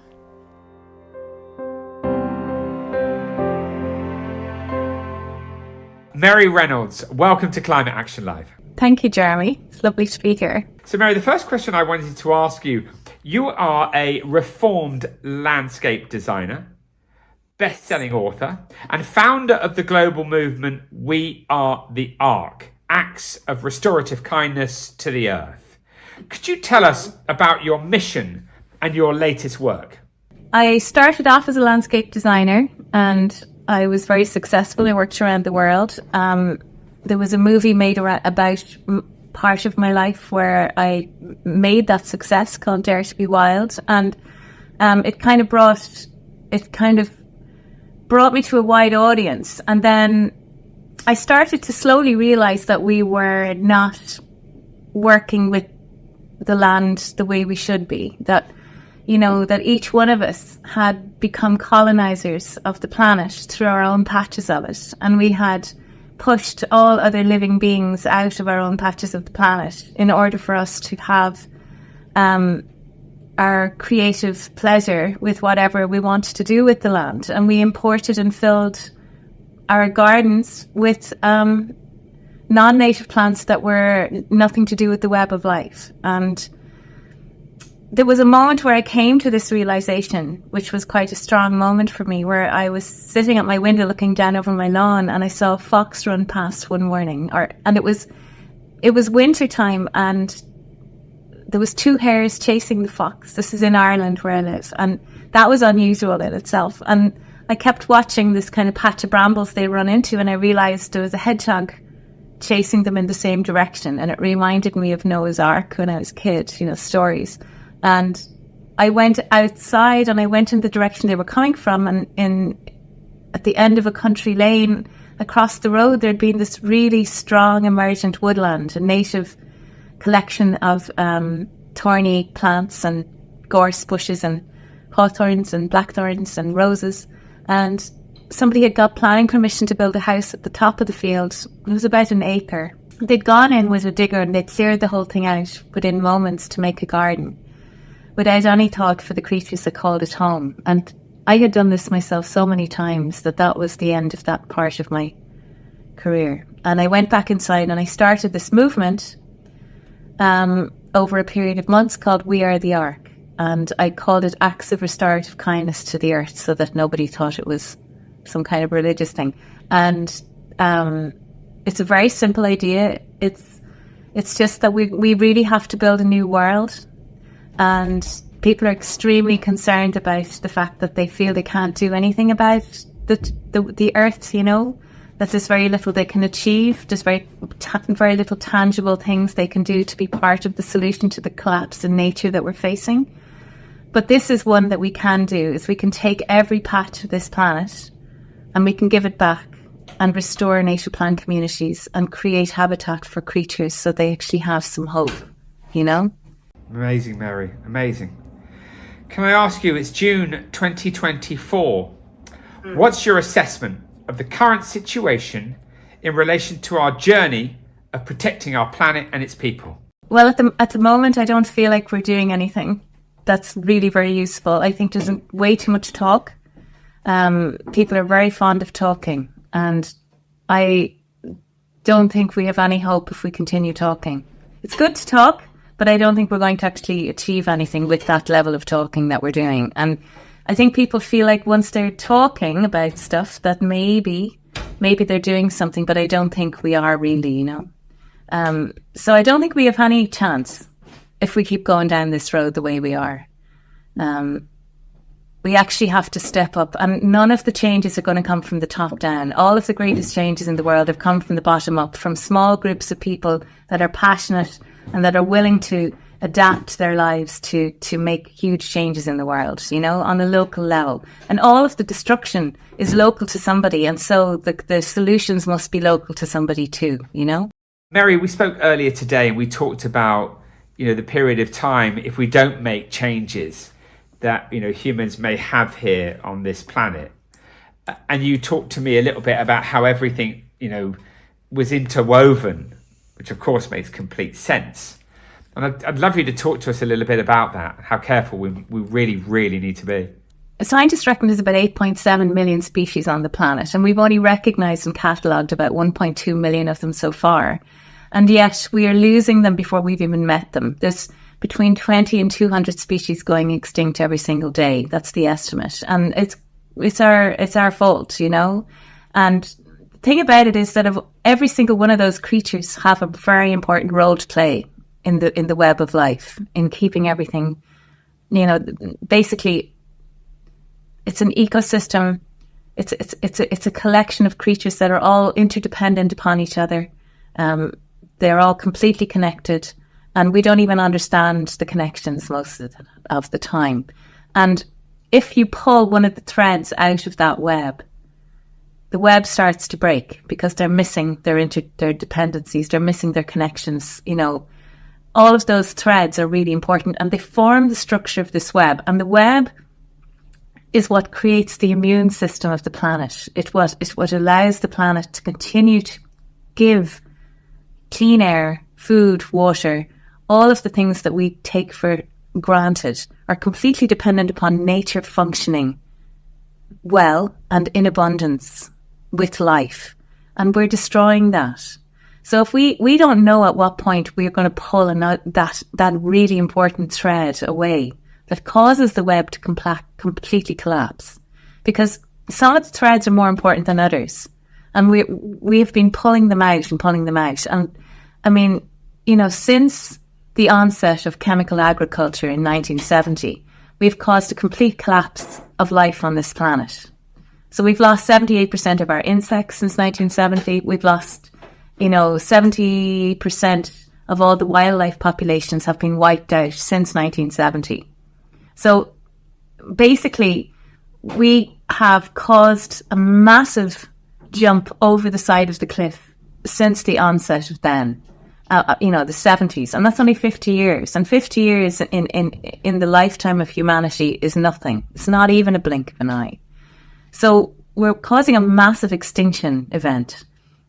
And so, you know, really, the most important work left to all of us on this planet is to reweave the web of life back together so that we have any hope of solving any of the problems. No other problem is going to be as big as not having a livable planet.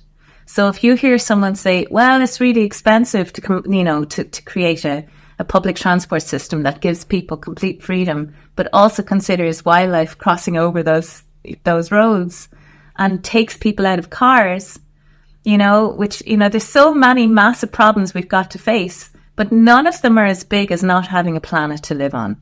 So we have to take them on. That's it. There is no other option. And so, you know, this whole idea that we can do little bits of talking every year is we haven't time for that. We're out of time. We are out of time. And we've forgotten that the only possible place for humans in this web of life is at the centre, is as the spiders of the web, to reweave it back together. Because we have to become guardians of this planet, not gardeners anymore. We have to step up and do everything we can so that we can survive. Amazing, Mary. Incredible to see you talk about it in that way. And I I don't know, it's incredibly revealing and inspiring and informative, and it makes me just want to engage even more than I already do. I mean, it's just really, really incredible to hear you describe it in that way, and I'm sure to others too. And it brings on nicely, actually, to the phrase, no climate action, no peace. Could you talk to me about what you think when you hear that statement? I do feel that that's absolutely true, because you can't. Everything is connected, and in every culture of the world, our ancestors understood that the health of the earth was completely mirrored in the health of its people. And as we destroy nature, society and culture collapses as a direct result, and we're wiping out the planet, and it's causing massive societal problems and migration problems, where people are desperate to get away from war, desperate to get away from lack of resources. We can't fix the climate and the collapse of nature without addressing the fact that there's a massive imbalance caused by capitalism. And we're at the end stage of capitalism now, and everything is falling apart. And, you can't eat money, you can't, we really have to stop thinking about life on this planet as individuals and start thinking as communities, and how we can support each other and how we can support communities around the world. And I often hear these ridiculous statements from, global agricultural corporations saying, that's all well and good, but we have to feed the world, and all I have to say to that is, no, we do not. We have to support the world to feed themselves. All of the solutions are local, and most of the food grown in the world comes from small family farms, and yet the greenwashing that we've been subjected to on every level of society has destroyed our belief in our own sense of instinct. We know that all of that isn't true, and we can see what corporations are doing. We have been colonized by corporations for so long now that they're wiping out everything on the planet. And we have to step up and push back and build ourselves back up from the ground up, so that we can restore life, on all levels. Our planet is being wiped out by greed, and it has to start. The solutions have to start at home, with your patch of the planet. If you want to save the planet, start with your own patch of it. And that's it, or else you're just waiting for someone else to do it for you. Given the global crisis that's unfolding, Mary, do you think we have the ability to stand together as one and unite to protect our planet and each other? And also, what advice would you give to people to make a meaningful impact in relation to our survival? I think it remains to be seen, whether we have it in it, whether we have it in us to care. I care, you care, but do enough of us. That's, and I think the reason that people don't care a lot of the time about people all around the world is that they feel they have no power to make a difference, and so my movement is about empowering people to restore life in their patch, and that turns them into activists, and they go out into their local communities and they see what can be done, and the most important thing that you can do is to look around your local world and see where the destruction is happening, and then build communities around activism against that local destruction. See what you can do with what you have in your home, in your own world there.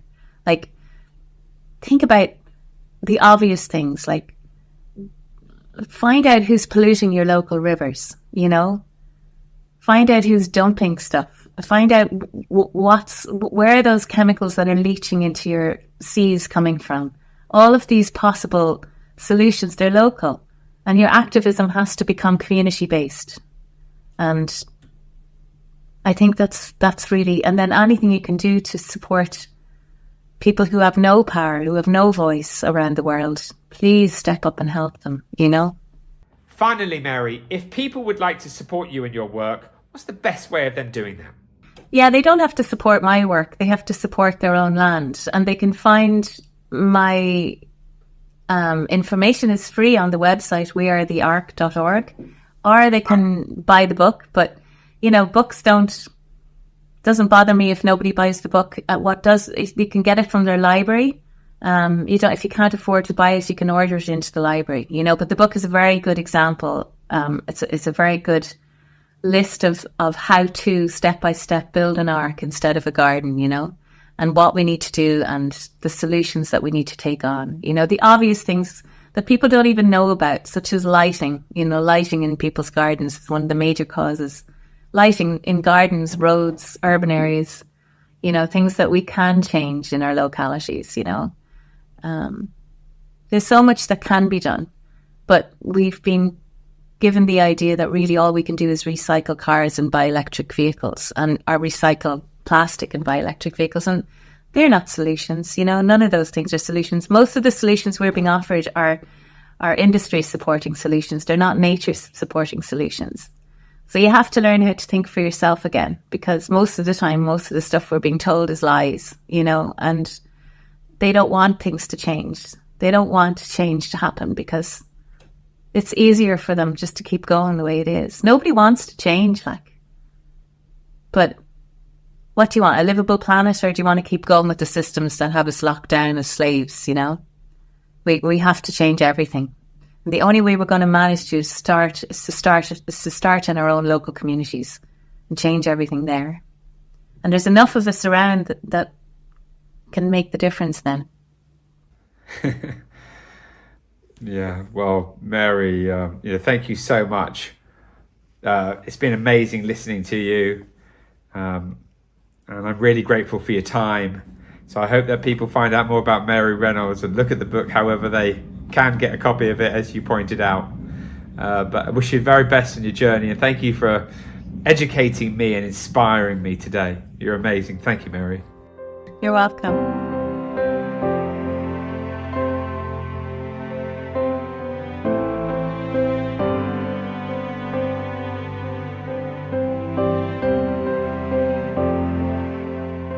That was Mary Reynolds. What inspiring and powerful words. We are very honoured to share her thoughts today at Climate Action Live 2024. To all our viewers around the world, please tell your friends about this broadcast right now and share the link with them. Every view helps. And why not register on peaceoneday.org and follow our social media so you can keep up to date with the latest information on upcoming experiences. Coming up now, we are very excited to hear a fascinating discussion with Fiona McIntyre, who is the founder and CEO of Forming Impact, and Daniel Vishevich, the general partner and co-founder of World Fund.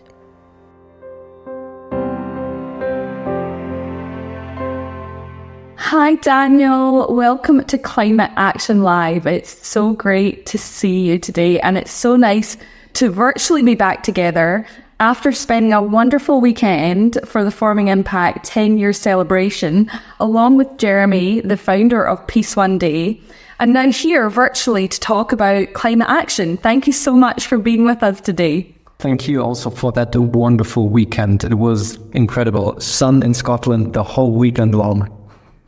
I know, I'm trying to convince everyone that happens all year round, but I don't think anyone's fully convinced yet. I guess if that ever happens, we'll know that climate change is real and it's not going to be a good thing. Luckily, we get 4 seasons, maybe 2, but it's always lovely to have people visit in Scotland, and I'm so pleased to have you join us here today to talk about such an important topic. Daniel, you're the general partner and the co-founder of World Fund. And, I'd love to hear you talk about your mission and the latest work that you're doing with World Fund. Yes, so World Fund is investing into climate tech companies. We only started 2 years ago, and we're fortunate to raise 300 million euros, which makes it the largest ever raised first-time fund in Europe. In climate for sure, and maybe even on a broader scale. And it's necessary to raise that amount of capital for startups, as climate tech companies are not building an app, but usually need to build facilities to recycle batteries or to produce alternative food. So more capital needed, and this is why we raised such an amount of capital with the first fund. It's amazing. And that amount of money, it's a big amount of money for people to be talking about. And as you said, that's really important to actually be able to activate and make these projects possible, make them come to life and actually create action. In June 2024, where we are, what is your assessment of the current situation in relation to our journey of protecting our planet and the people, and what you've seen and who you're working with? Some people say that I'm an optimist, but I think it's very realistic to say that we will become climate neutral in 2050. And we have already set everything needed to get there. So we have the technologies. We have also the understanding of the climate crisis. We exactly know what to do and how to do it. All the tools are in our hands. And usually when people understand that, they use the tools and make things happen. Of course, it's always a bumpy road. We humans are open for drama. We like to really hit hard in our face before we act. And this is happening now. So where we are now is that we have all the technologies already researched and many of them even developed. And when you look at many climate tech companies, if it is solar, if it is wind, so I'm showing you this exponential curve, if it is battery storage, if it is developing alternative foods which will replace meat, we are everywhere at that moment of scaling. So this of course, as us, as World Fund, as investors, we believe to be really in the right moment of time investing into climate tech, but also in terms of saving humankind. This sounds bigger, but it's more appropriate than saving the planet. The planet doesn't need to be saved, but it's humankind and life on Earth. I think we are in a crucial moment of time where we are kind of getting it done. And also read a great book, Hannah Ritchie. I can really recommend it. This is not the end of the world. If you are a realist and not a pessimist, read that book and you will understand we have all the tools we have in our hands. And remind me, am I correct in thinking she's Scottish as well? Yeah, from my knowledge, she's from Edinburgh. Yeah, and she is even, for me at least, as a German who's based in Berlin, even more difficult to understand than you are. Well, she must be great. At least it's in writing and not verbally. But I look forward to reading that one. I know we've spoken about it. When we're talking about some of the projects that you're focused on, what are some of the ones that you're most excited about that we could kind of touch on when it comes to protecting planet and people as such too? Yes, I will talk about two projects quickly. It's totally different technologies, but I think it shows who will help us save humankind. The one is a battery recycling company. It's called Cylib, Cylib. And the founder, a female founder, she's the leading metallurgist in Europe. So she has been advising Northvolt, Tesla, Redwood, and other battery producers, also BASF in Germany. And has learned that she has developed at her university with her team the leading tech to recycle batteries in a very environmental friendly way and a very cheap way. So all the lithium and graphite and all the other also raw materials, we can recycle them very environmental friendly, which makes the battery again more environmental friendly and cheaper. So this is always the most important thing: cheap.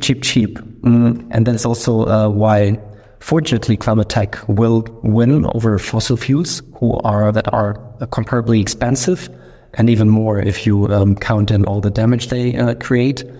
Another company is Planet A Foods.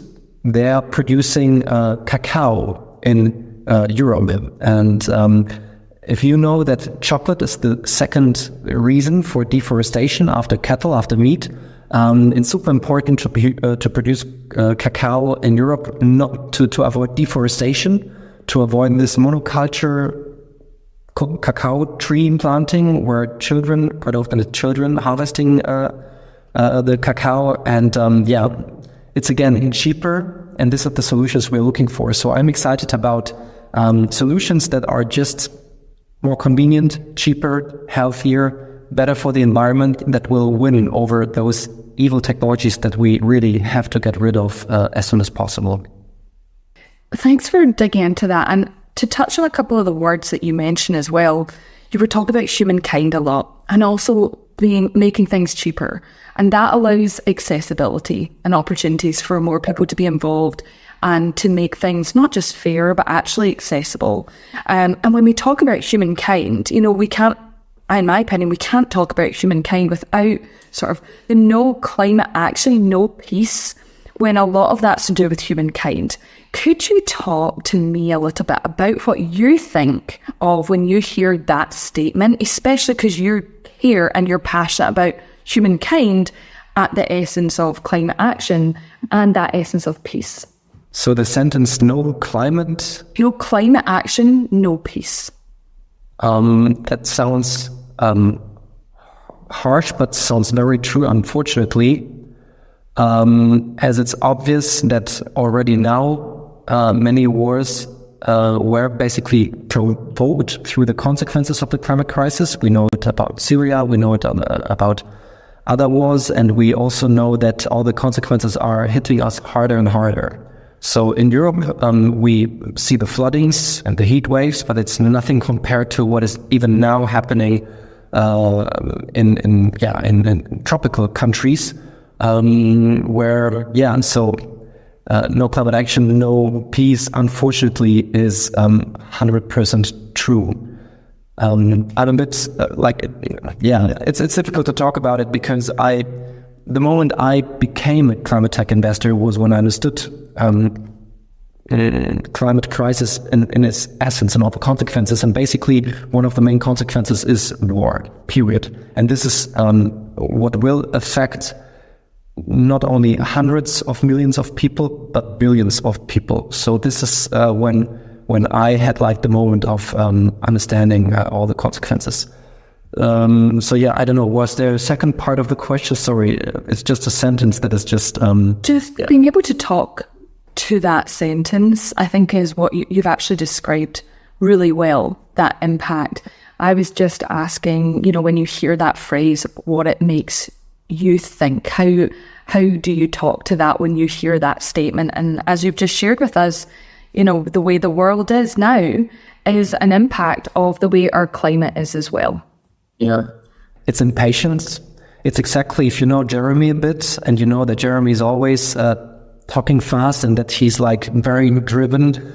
I think a part of that, maybe even a huge part, is this impatience where you just understand the consequences and you just want to do everything to not only avoid all the worst consequences that can come, but also if you understand that this maybe is even an opportunity where you can create a world that is better than the world we are living in today. Then you're just impatient. You understand how short your own life is. And when you even have children, of which I know Jeremy also has children, then you just want the best for them and the best for all the people around you because you just love them. And so this is my feeling, impatient. I'm always the first fund is just the first fund. I'm thinking about the second and the next funds. We need far more capital. 300 million also sounds a lot, but it's nothing compared to the huge investment gap, which is in the trillions that we need to fill to avoid the worst consequences. And I know we've touched on this too, and actually it was beautiful to have your family join us when we were in Scotland with Forming Impact. But what advice would you give to people who want to make the most impactful contribution for climate action, but also how can they support the work of World Fund? How can they know what's best for them to be doing with the funds that either they have, probably not 300 million, but how can they be more involved with the work you're doing, but also with climate action in general? What can we do? What would your advice be? The best we can do as each person is to improve our so-called climate handprint. Some call it carbon shadow. And it's not the footprint I'm talking about. The footprint is relevant. Try to use energy that is renewable. Try not to fly, avoid it wherever possible. Try not to eat meat. Talk about your climate action. That's important. And also contact the politicians. This is the 5 advices that I learned from Gregor Hagedorn. He's the founder of the Scientists for Future. If you talk about the climate footprint of an individual, but far stronger and more impact has the climate handprint, the so-called carbon shadow, which is what you do in life. So cycling to work for Shell or an oil giant is horrible. Maybe you have a nice footprint while cycling, but your carbon shadow is catastrophical. So this for think about what you can do better than others. And then decide for the job you can do to really have climate impact. Join either a company that is in climate action, join an investor, or build something by yourself. So this is the best impact you can have. And if it is an investor, if it is World Fund, if you're an investor in experience and you really want to come to the bright side if you really want to do investments that not only are profitable, but also doing good and try to create a regenerative world, join us, spread the word. That's amazing. And when you talk about that shadow and the handprint versus the footprint, I've not heard that as much. It's really good to hear that. Can we learn more about that through World Fund, or where's a good place to hear and understand more about your shadow versus your footprint? So, for example, yes, I am a vegetarian and I try to avoid flying. Still, especially when I'm fundraising or meeting founders in person, we're not only investing in Berlin or in Germany, where I can get by train easily, but sometimes I also need to take a plane. Here, I don't have a bad consciousness because I totally know that if I invest in the right team that will create a technology that is scalable and will be used by millions, if it is alternative meat or if it will make electricity cheaper and batteries, and so help us to electrify everything that is now fueled by fossil fuels. I know that like flying there to meet this founder or meet her or him even a few more times is nothing of negative impact compared to the huge impact that we can do in scale. And this was also my conscious decision. Like before founding World Fund, I was like Jeremy, a journalist. I was really telling stories. I was trying to convince people to do climate action. I was also supporting politicians with my communication skills. But I learned that the strongest, best lever I can have is to help to fill this investment gap that we have in Europe in climate technology. So there's so many top founders and teams that have developed over years superior climate technologies, but now when it comes to scale, venture capitalists are more like, an app is cheaper and potentially with less capital I could achieve much more capital gain. And then those hardware companies that need to build facilities don't get the capital. And this is where we come in, want to fill the gap, believing that this is opportunities that will make our limited partners, so our investors, rich, but at the same time also help us tackle the climate crisis. Yeah, thank you for sharing that, because I think we all then go, how are we never going to travel again? But it's about how can you be purposeful with the travel that you choose? How can you look at the shadow that you're kind of leaving and look at the opportunity in which you're making and balance and find that kind of, harmony between the two. So it's great to hear that. As someone that does travel for some of my work, I'm always thinking about that. When I can take a train, I'll take a train, but you can't get everywhere by train. And I try and understand and balance that out. So it's really great to hear you talk about that as well and know that you find ways to balance and find the harmony and the impact that you're making. If people would like to support you and your work and what World Fund are doing, how is it best to work with you, to connect with you, to hear about the work you're doing? Follow us on LinkedIn, where we share a lot of information, a lot of knowledge also. So if you are in climate tech, we do deep dives. So fortunately, we have a team of 20 full-time employees around already, and they're mostly scientists, so biochemists, chemists, physicists, engineers, and we do deep dives. So this is what you need as an investor when you invest in climate technologies, right? This is also it costs, of course, a bit more to have that team, but we share a lot of knowledge. So read it, and maybe you will, especially when you are by yourself an engineer and would like to found something, this would help us most. Of course, build a company and apply for funding. And if you're an investor listening here and you would like to invest into a fund that invests in such climate technologies, feel free to reach out. Also, easiest through LinkedIn, etc. So now we are not fundraising, but Fund 2 is around the corner.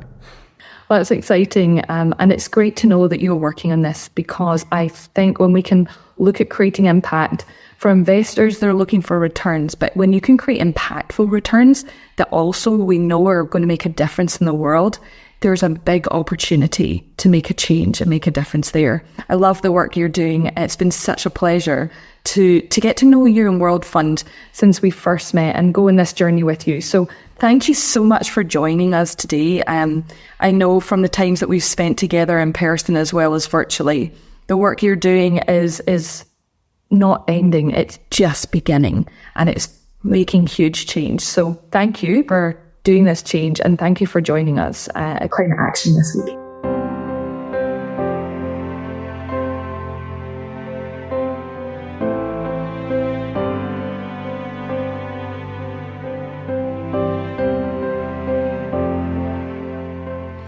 Thank you so much, Fiona and Daniel, for being part of Climate Action Live 2024. Your contribution means so much to us. It was wonderful to hear from you both today. Next up, I am delighted to present an inspiring discussion with Sian Sutherland, the co-founder and chief changemaker of A Plastic Planet, and Matteo Ritz, a Canadian filmmaker, the director of a riveting documentary, Deep Rising. Let's watch that interview now.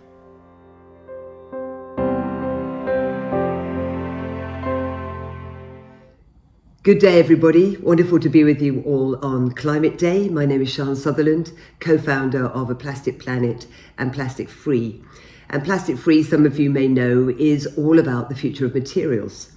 So it gives me great pleasure to introduce an extraordinary filmmaker and now campaign movement builder, Matteo Ritz, who is also now finding himself in that world of the future of materials, with his new documentary, which is called Deep Rising.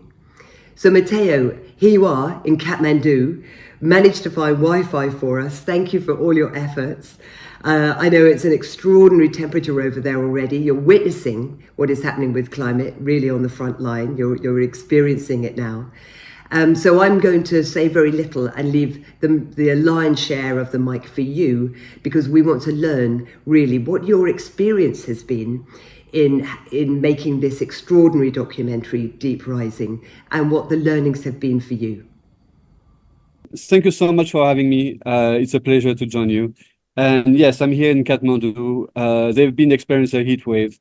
You know, monsoon is not coming, and even if you're the foothills of the Himalayas, it's blazing hot, and just down a bit south, actually in New Delhi, people are dying. So this climate crisis is absolutely real. And my journey into it actually started almost 10 years ago in the Pacific island of Kiribati, where I used to work with President Anote Tong, which are the front line of climate change. And really, that's what brought me to the story of deep seabed mining, because I had this privileged relationship with the head of states that started talking about it in 2018. But 2018, you know, the subject matter was very unknown, not like today where it's breaking all the mainstream media. So now I carry this huge responsibility also of, you know, doing this campaign, but also really having been in the front line, really being able to share a lot of behind the scene and a lot of the complexity behind. And it's a very difficult narrative out there that is constantly saying that we need those metals. We need to extract more. We all need for the better of the planet, for the green revolution. And it's a very dangerous narrative because, you know, creating new need of extracting finite resources has no good for the planet. It can't not be. So the problem is if you start with a statement saying we need more nickel, we need more cobalt, then the next question is, how are we going to get those material the best way possible, the most sustainable way possible? But it's flawed at the first place. Because, you know, if we don't need that as a first place, then you even don't need to get into a conversation about how to extract more sustainably. And fundamentally, sustainable extraction is sustainable destruction. So it is not sustainability, it is how you keep sustainable growth and how you keep sustainably, keep on consuming. And that's the whole narrative that have to shift. So tell me, Matt, what impact do you believe, what do the climate scientists and the marine scientists think could happen if we do actually start to dig up the ocean bed that we know so little about? Well, I mean, it's a final frontier. It's an ecosystem we know very little about. So doesn't matter, actually, there's the fact that we want to destroy an ecosystem that is unknown. It's really playing the sorcerer apprentice.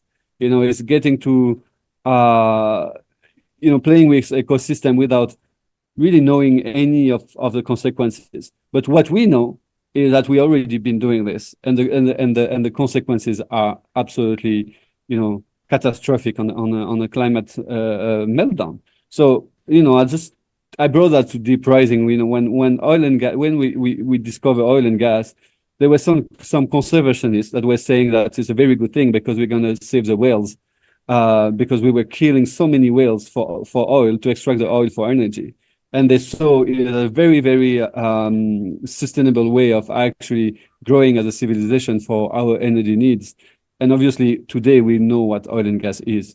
So my whole question, do we need to wait 50 years to discover what we actually did with the seafloor? And I think because there's other possibilities of producing energy without extracting those metals, I think that's what should be prioritized.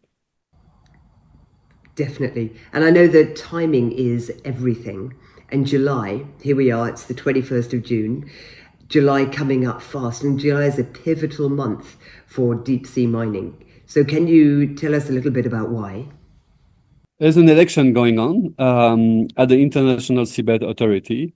And the International Seabed Authority has this dual mandate of protecting and basically is managing the seafloor, but with a dual mandate of protecting and extracting, which we cannot do both at the same time. So the Secretary General will be elected at the ISA, would really define, on what direction I think the negotiation with the delegates will go.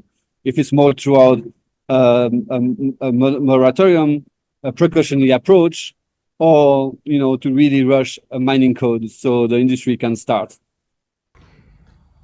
Who is going to benefit, Matt, from the extraction of these deep sea minerals and these precious metals? Is it going to be the people who live on the Pacific Islands, who are close to where we think these resources can be harvested? Well, we need to be. Only states can apply for a license. No corporation can. But the thing is, some island states or some states basically partner with foreign corporation.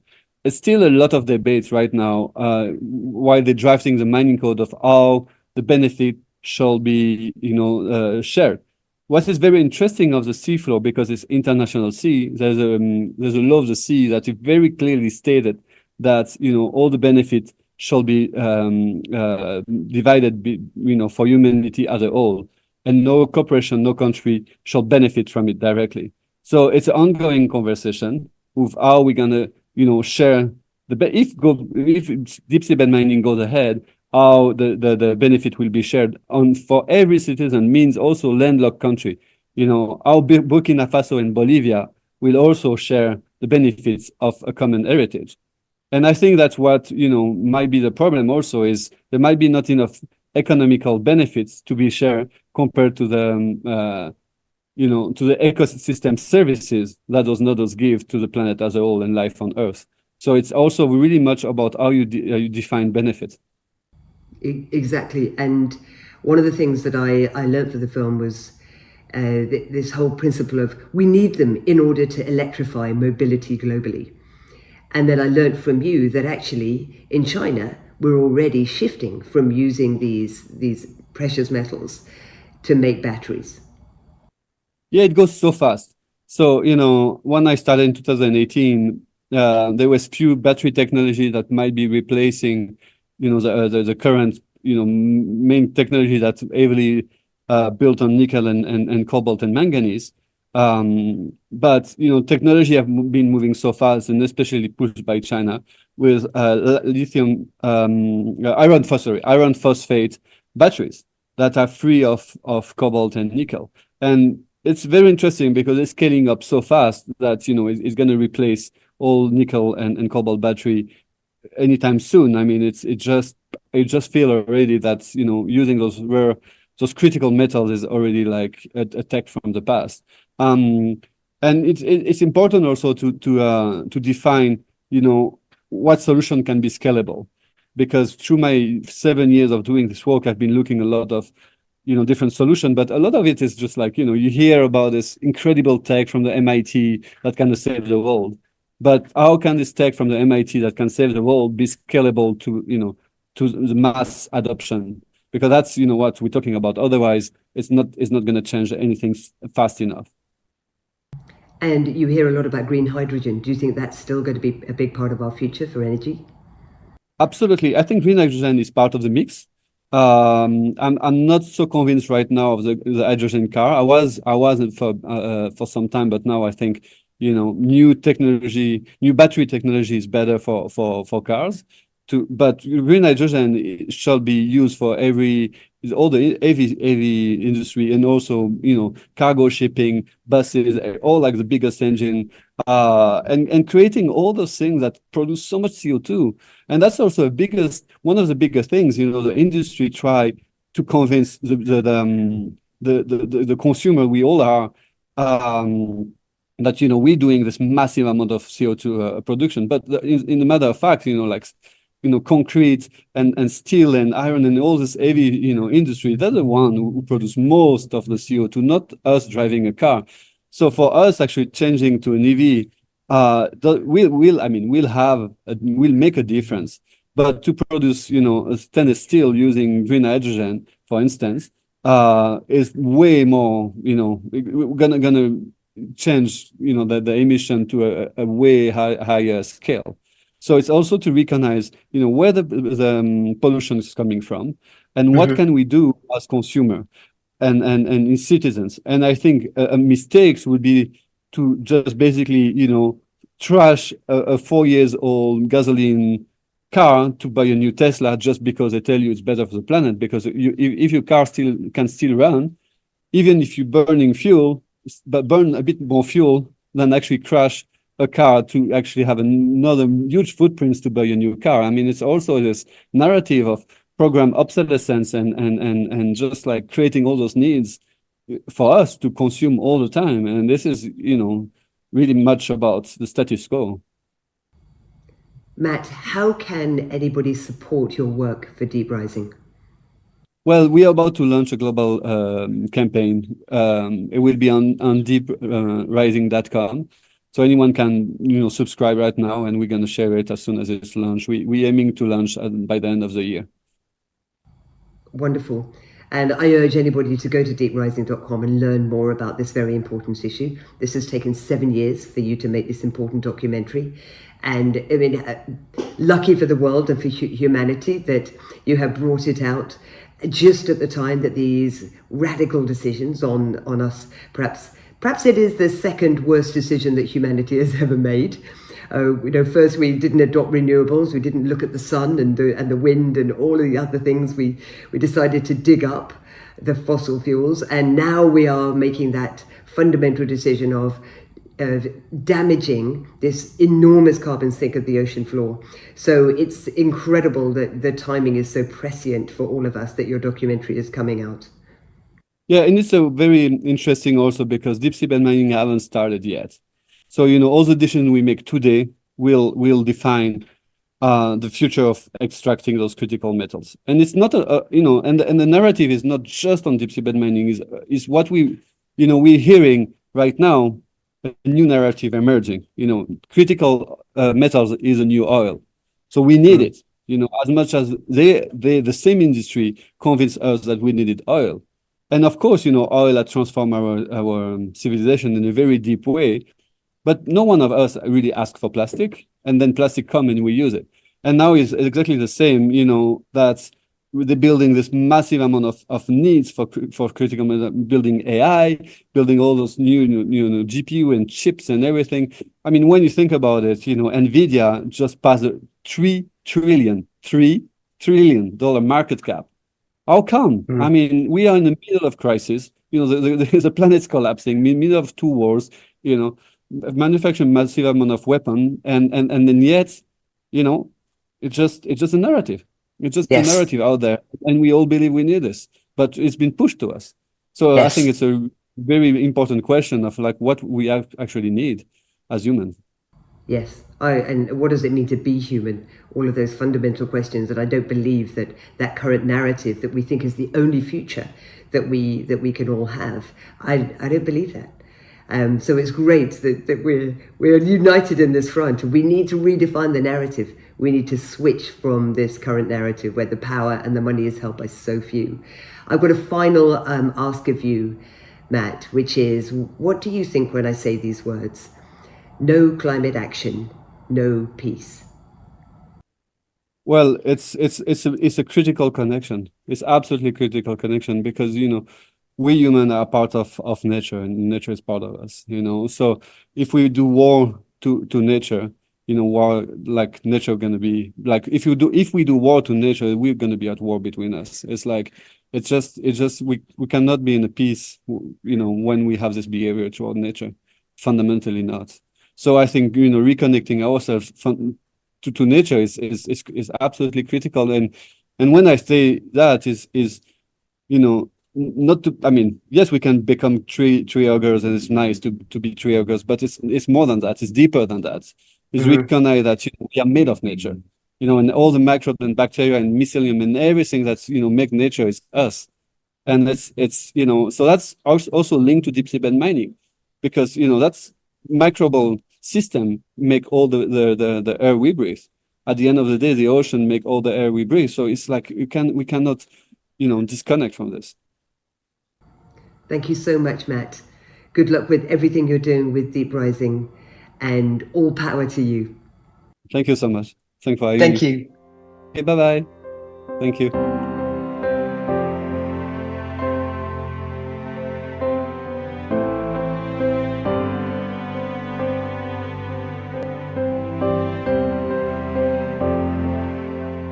That was a truly fascinating discussion. We would like to thank Sian and Matteo for their support and participation in Climate Action Live.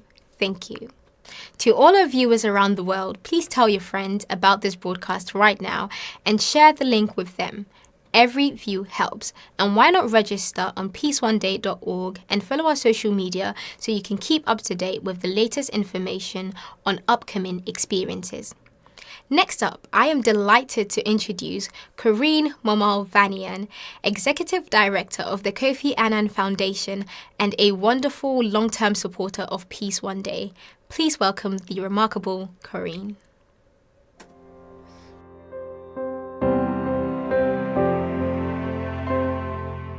Corinne, welcome to Climate Action Live. Good afternoon, Jeremy. So, Corinne, you are the Executive Director of the Kofi Annan Foundation. Could you tell us about your mission and your latest work? Certainly.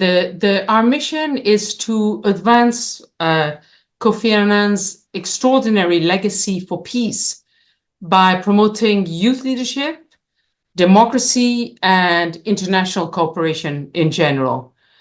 And this has brought us to do many things in these three pillars, but across these three pillars, we are starting to realize that we need to integrate issues related to climate change in everything that we do. So, for instance, our latest work includes working with young people in 6 different countries around the issue of climate change, youth, and peace. So really doing some on-the-ground research in difficult to reach places, trying to identify what are the links between conflict, the lives that young people live, and climate change, and how each impacts the other. So that's just one example of our recent work within a larger project, which is called Extremely Together, which looks at preventing violence among young people. So this is just one example. We're also launching a new project which will also look at the links between sustainable development, youth, climate change, and conflict. But this one in Southeast Asia, in 5 countries of Southeast Asia, including the Philippines, where we will start. So just to say, Jeremy, that we're working on these 3 pillars: youth leadership, democracy, international cooperation. And in each of the 3, we're starting to work on climate change. And we're also working increasingly at the intersection of our 3 pillars, if that makes any sense. So really looking at peace, young people, democracy, and how all of them can, and how all of these can be addressed through international cooperation. Fantastic. Thank you, Corinne. Can I ask you, I can see Kofi Annan there behind you with the Pope. It's wonderful that he's there with you in spirit. But could you share with us how important the climate issue was to Kofi Annan? First of all, Jeremy, let me tell you that Kofi Annan is constantly on our mind at the foundation, and not always because he was our founder, but he was just such an inspiration. And some of us had the luck of knowing him and working with him. But even the younger ones who maybe came to the foundation more recently since he passed also have his model as a sort of inspiration of ethical leadership, of what it means to be an ethical and effective leader. But on climate change, listen, even 20 years ago when he was leading the UN, Kofi already alerted the world many times to the fact that climate action was urgent and necessary. And he also saw it as something that had to be integrated in all facets of the work of the United Nations, whether he worked on peace or on human rights or on development. He understood very early that climate change was going to affect all these matters, and that it had to be integrated into all the policies of the United Nations. And he said many things. He spoke many times about climate change. He had a lovely quote, which I like, which is very simple, but I think it says it all, and I'll read it. It goes, "It is all our responsibility to ensure our children and grandchildren inherit a sustainable world, a world that allows mankind to live in peace and harmony with nature." End of quote. Corinne, thank you for that. Incredible. And I had the good fortune of meeting him too. And what a sort of just a complete inspiration for everything that we've done over the last 25 years, as indeed he is, as you said, for so many. So it's June 2024, Corinne. What's your assessment of the current situation in relation to our journey of protecting our planet and its people? You know, Jeremy, I'm an optimist by nature, and I always like to see the half glass full. But I have to say, we're not in a very good place. Even an optimist knows that today, with regard to climate action, we haven't done enough. We're not working fast enough, and climate change is accelerating. We had a huge storm here last night in Geneva, huge storm. And it was actually raining in my house, and it's a tiny thing. Many people are encountering disastrous situations of floods and droughts and hurricanes.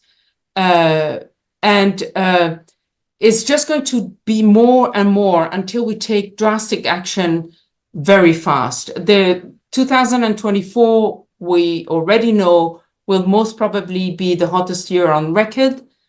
All the statistics, all the data are pointing to the fact that we need to work much, much faster than we have so far. There are so many things that are slowing us down, Jeremy. And Kofi Annan would have been the first to go and negotiate with all the leaders of this world to try to accelerate our action. We're just not where we're supposed to be. And what we're seeing, which really worries us a lot, is that the impact of climate change, but not only climate change, biodiversity loss and environmental degradation in general on societies, on conflict, because the strain that it puts on communities around the world is absolutely incredible, and it sometimes breaks the very social fiber of these communities, because the struggle for resources, for water, for resources is just too much. And I mean, there are some examples. I've talked earlier about the research we're conducting in various countries with young people, and some young people in a region of Pakistan, for instance, in Balochistan, have explained to us quite well that there's been a long-running insurgency in that region, but that the floods in Pakistan, the droughts in their region, all of them combine to put additional strains on communities that are already affected by conflict. And these additional strains only worsen the conflict because there's such frustrations in the communities, and there can be a heavy-handed response also by the authorities. And then it goes into a vicious cycle of violence. And in fact, the young people are trying to help their communities deal with the disastrous effect on climate change, while also trying to instill some sense of peace, dialogue, understanding. And it's, there's so much that one can ask of these young people. It's a lot to ask, really, to have to fight on all these fronts at the same time. So all this to say, even though I am normally rather an optimist, at the moment, I'm just worried that we're not working fast enough to help the people on the ground. Yes, I would agree with you, Corinne. So yes, it's a moment for all of us to do everything that we can, obviously, and hopefully, Climate Action Live will introduce individuals to, people that I hope will inform, inspire, and engage them towards activity, and also give them an opportunity to engage through the various organisations, of course, that we're raising awareness of, including the Kofi Annan Foundation. What you were just talking about brings us on nicely to a phrase: no climate action, no peace. Could you talk to me more about what you think when you hear that statement?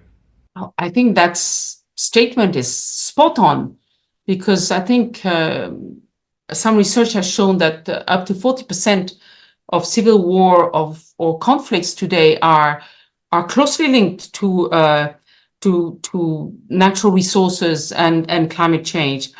And the current UN Secretary General, Antonio Guterres, has warned that competition for resources will intensify due to climate change, potentially escalating conflicts. I mean, already in the last decade, we saw that in Syria, although there were many factors in starting the conflict that is still ongoing, by the way, people forget, but is still ongoing in Syria.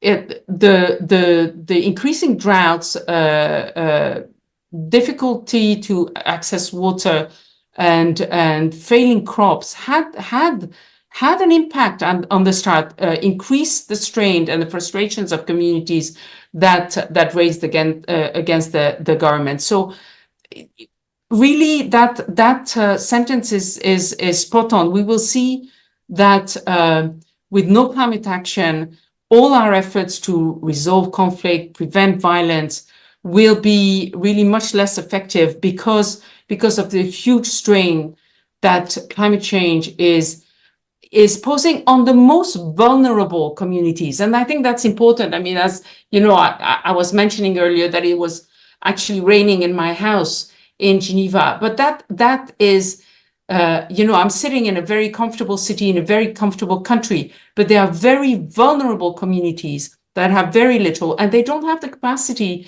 they don't have the resilience when a major disaster strikes. I mean, really think again about the major floods that Pakistan knew, but think about the droughts in East Africa. So all our efforts to peace have to go hand in hand with climate action. I cannot stress it enough. Corinne, given the global crisis that's unfolding, do you think that we have the ability to unite and stand together as one to protect our planet and each other? Yes, of course. Of course. I told you I'm an optimist. We have the ability, we can do it, absolutely. It will take two things.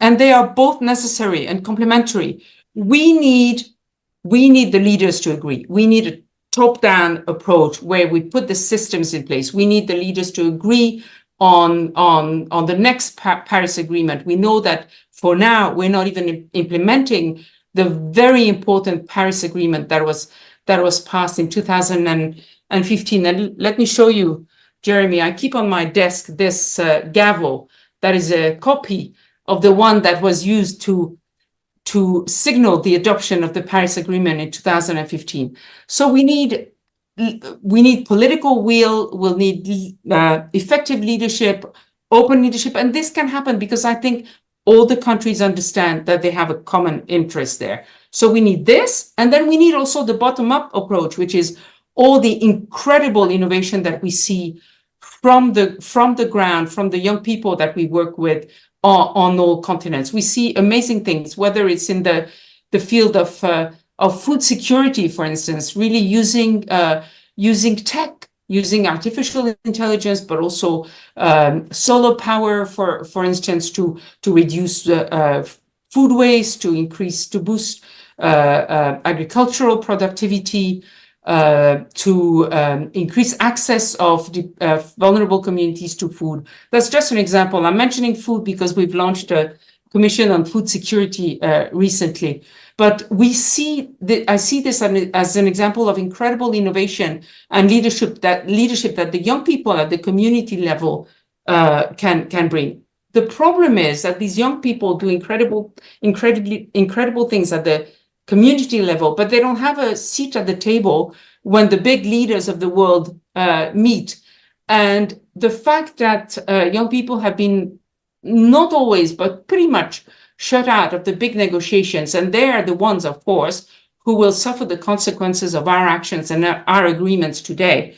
The fact that they're not at the table is really weakening the negotiation, because I have no doubt that the negotiations would go much better in the conference of the party, what we call the COPs, if the young people were at the table in a decision-making power. So far, they are being brought. So they were in Dubai last year. They'll be in Baku this year, but they're not in the decision-making position. They're just being brought on the side of the summit. So we need them at the table, pushing for the right decisions, because they will be the ones living with the consequences of our actions today. But it can be done. It can be done. Thank you, Corinne. That's good to hear. So, if people would like to support the Kofi Annan Foundation and, of course, your incredible work, how can they best do this? Well, they can do this in different ways. First of all, just stay connected. Follow us on our on social media. Kofi Annan Foundation, very easy to find. We're launching a new website this week, so we're very excited about this. So check out our new website, which goes live, I think, in a few days. Tell us what you think. Send us your comments. So stay connected. First of all, the second is, we have all these programs for youth. So inquire about them. Look at whether you would be eligible for one of these programs. Some are called the Kofi Annan Change Makers. They're open to young people around the world. Some are restricted to young people in sub-Saharan Africa. We have a range of programs. So inform yourself, see whether you would like to apply to one of these programs. And then the third way you can assist, if we're all in this incredibly wealthy world today, we're all struggling for resources. So if you know a wonderful philanthropist in your neighborhood, or someone who is wondering, where should I invest? Well, let them invest in peace and young people by working with us. We're always looking for new partners. So that's what people can do. Corinne, thank you so much. And, I wish you the very best with the continuation of your incredible work. Thank you, Corinne. Thank you, Jeremy, and thank you for featuring us on this event. Thank you so much.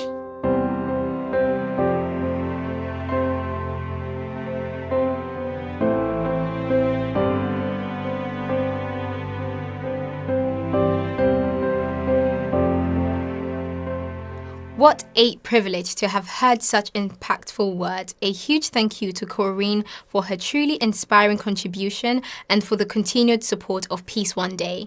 We wish Corinne and everyone at the Kofi Annan Foundation the very best with their important work. I am now honored to introduce our next speaker, Unikrishnan Divakaran Nair, the head of climate change at the Commonwealth Secretariat.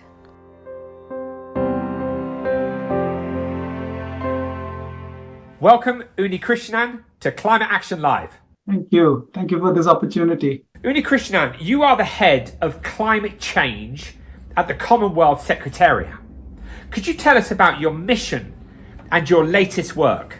Being the head of the Commonwealth Secretariat, it's a great privilege to support the most vulnerable and the most emerging economies in the Commonwealth at the same time.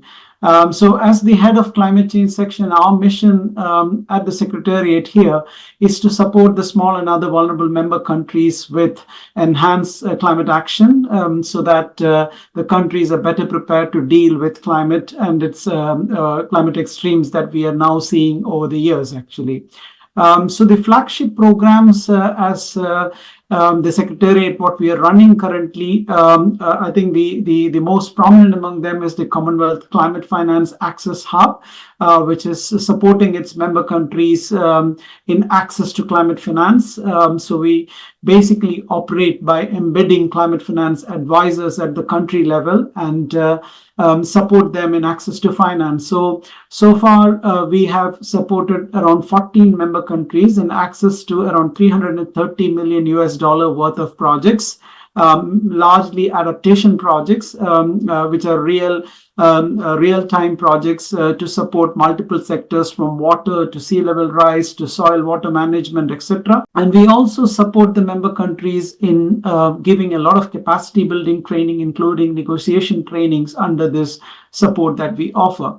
The other flagship initiative that I run in the Secretariat is the Commonwealth Living Lands Charter, which is basically a charter to provide integrated solutions to member countries working with the 3 Rio Conventions of the UN to work simultaneously with land, climate as well as biodiversity issues so that integrated solutions are provided to the member countries. So the other very prominent technology linked solution that we are providing, especially for the Pacific countries, is the use of geospatial information or the satellite data for climate-based actions. So this is basically under the program called Common Sensing, which is currently the use of geospatial information for climate action program of the Secretariat in collaboration with the UN Satellite Application Center, UNOSAT, and the UNITAR.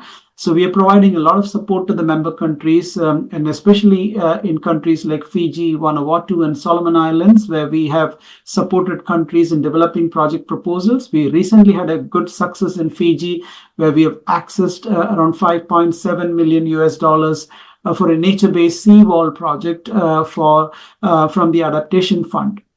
And the next major area of support that we are providing is on gender mainstreaming, so which is a very, very important area of work. We are trying to build the capacities of the gender constituencies and the gender ministries in the government in terms of more integrated and gender-linked climate action. So we also run a program with the NDC partnership, which is the multilateral wing that deals with providing supports on NDC implementation. So this is basically being done with many countries in the Asia Pacific as well as in the African region, where we have provided support not only in policy making and evidence-based policy building, but also in terms of climate budget tagging and other aspects which are very, very important for investment planning at country level. So these are the kind of wide range of work that we as a Secretariat are supporting currently for our member countries. Well, Uni, it's incredible to hear that the Commonwealth are doing so much in relation to climate action for the Commonwealth countries, the 53 Commonwealth countries that are part of the Commonwealth. So it's June 2024. What's your assessment of the current situation in relation to our journey of protecting our planet and its people?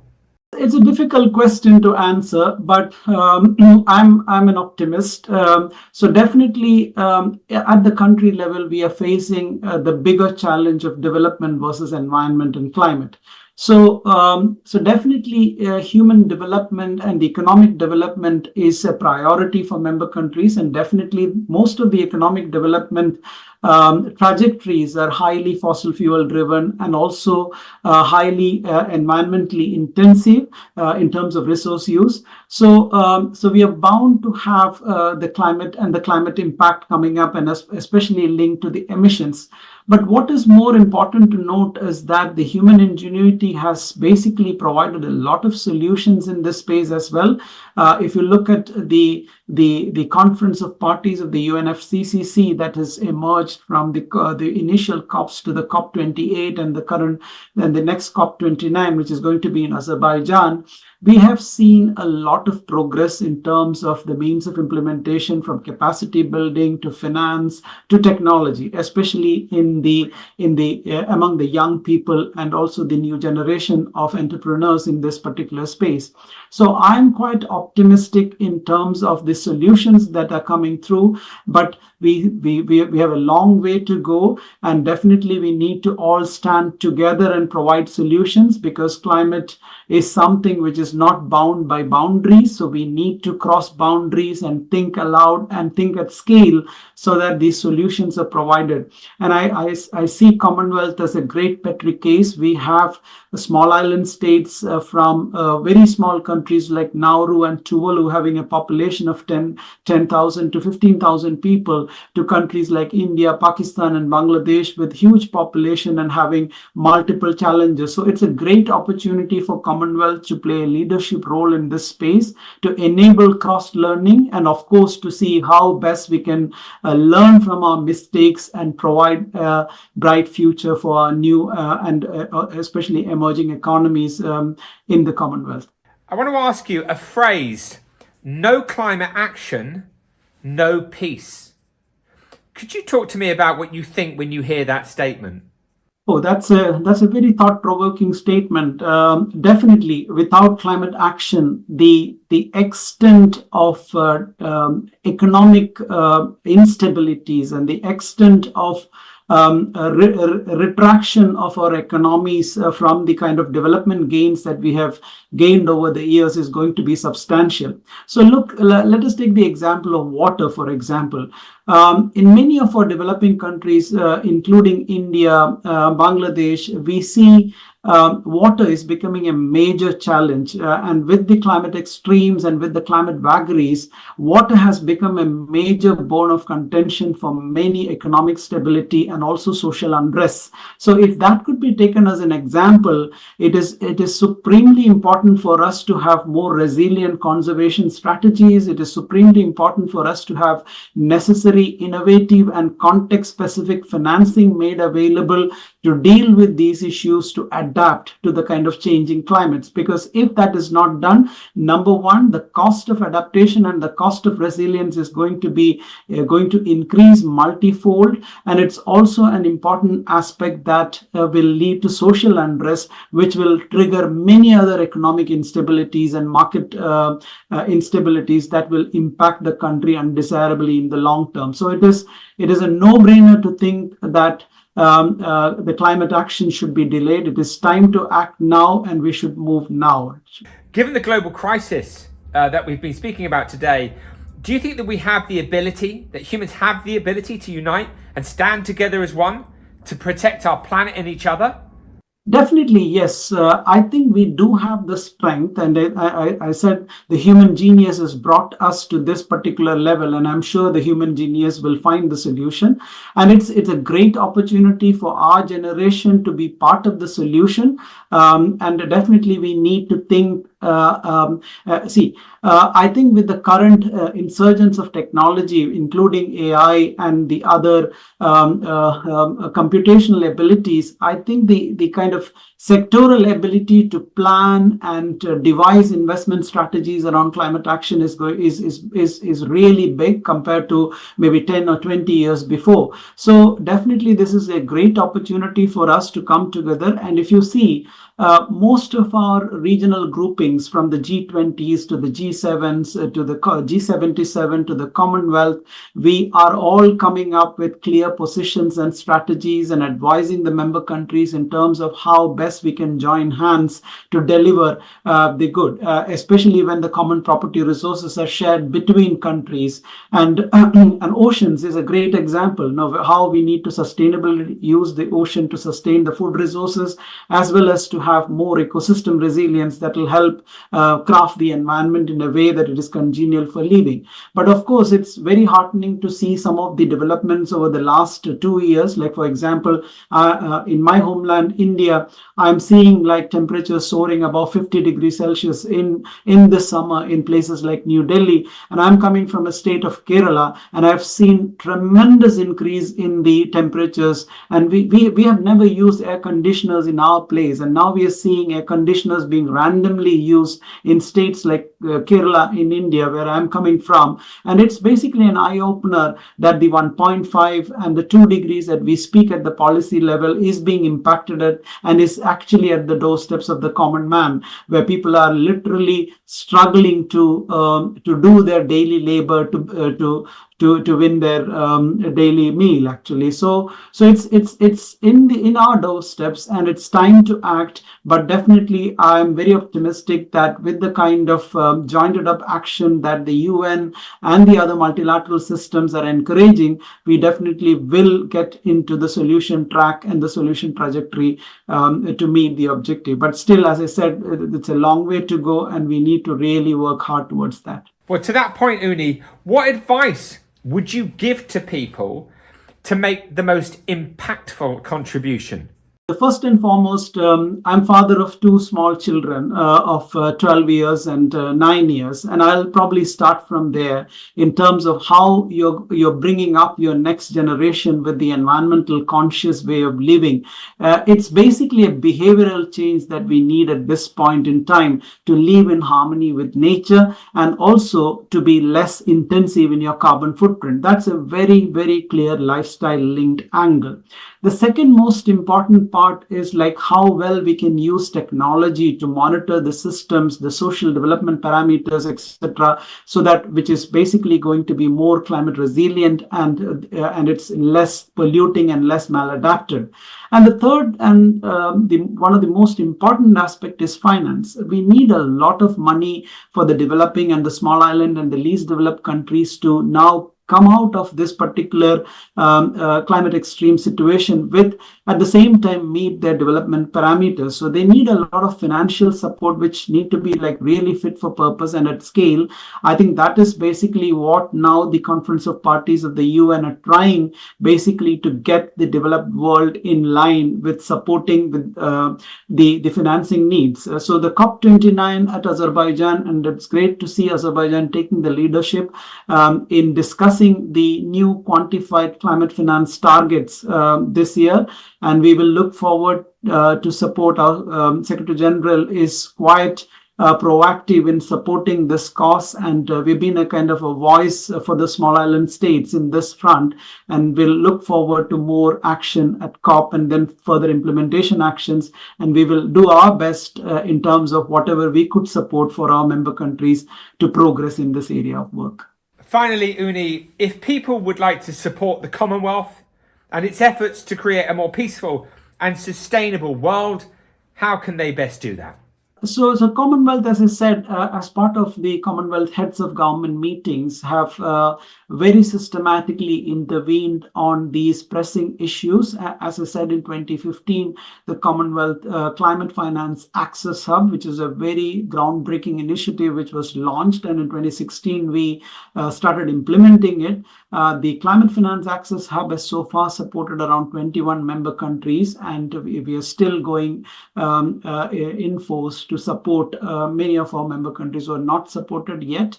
And similarly, the Living Lands Charter, the Commonwealth Blue Charter. So these are initiatives which are ready for action with a lot of base preparations already done. So it'll be great to get associated with this as development partners, financing partners, knowledge partners, as well as entrepreneurs, basically to come together and support and learn. And I think, again, Commonwealth is a 56 country member body with a lot of variety of countries, as I said, from Nauru to India. So this is a great opportunity for testing many new innovative ways of dealing with climate extremes. And I will invite the partners, intellectuals, and member countries, and of course the other stakeholders in this space to get in touch with the Secretariat, and we will definitely be able to basically work together and take this whole process forward, actually. Uni, thank you so much. We wish you and the Commonwealth the very best on your journey towards helping our planet. Thank you, Uni. Thank you very, very much. It was great talking to you. And I think it's also an important juncture in the whole climate debate that we highlight the work we're doing. And more than that, would like to highlight our willingness to collaborate and work together as a team. Thank you, Uni. Thank you very much.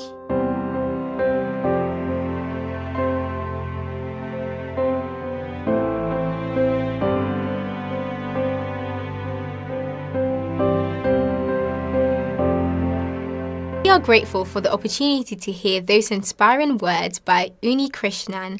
His contribution means so much to us.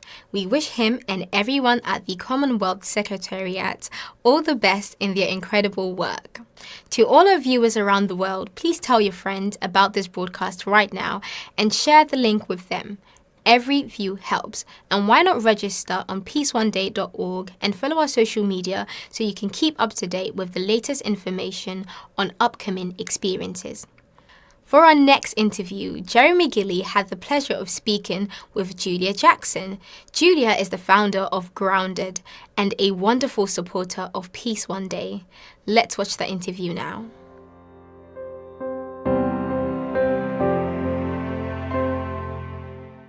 Julia Jackson, welcome to Climate Action Live. Thank you so much for having me, Jeremy. It's a pleasure. Julia, you're the founder of Grounded. Could you tell us about your mission and your latest work? Thank you, Jeremy.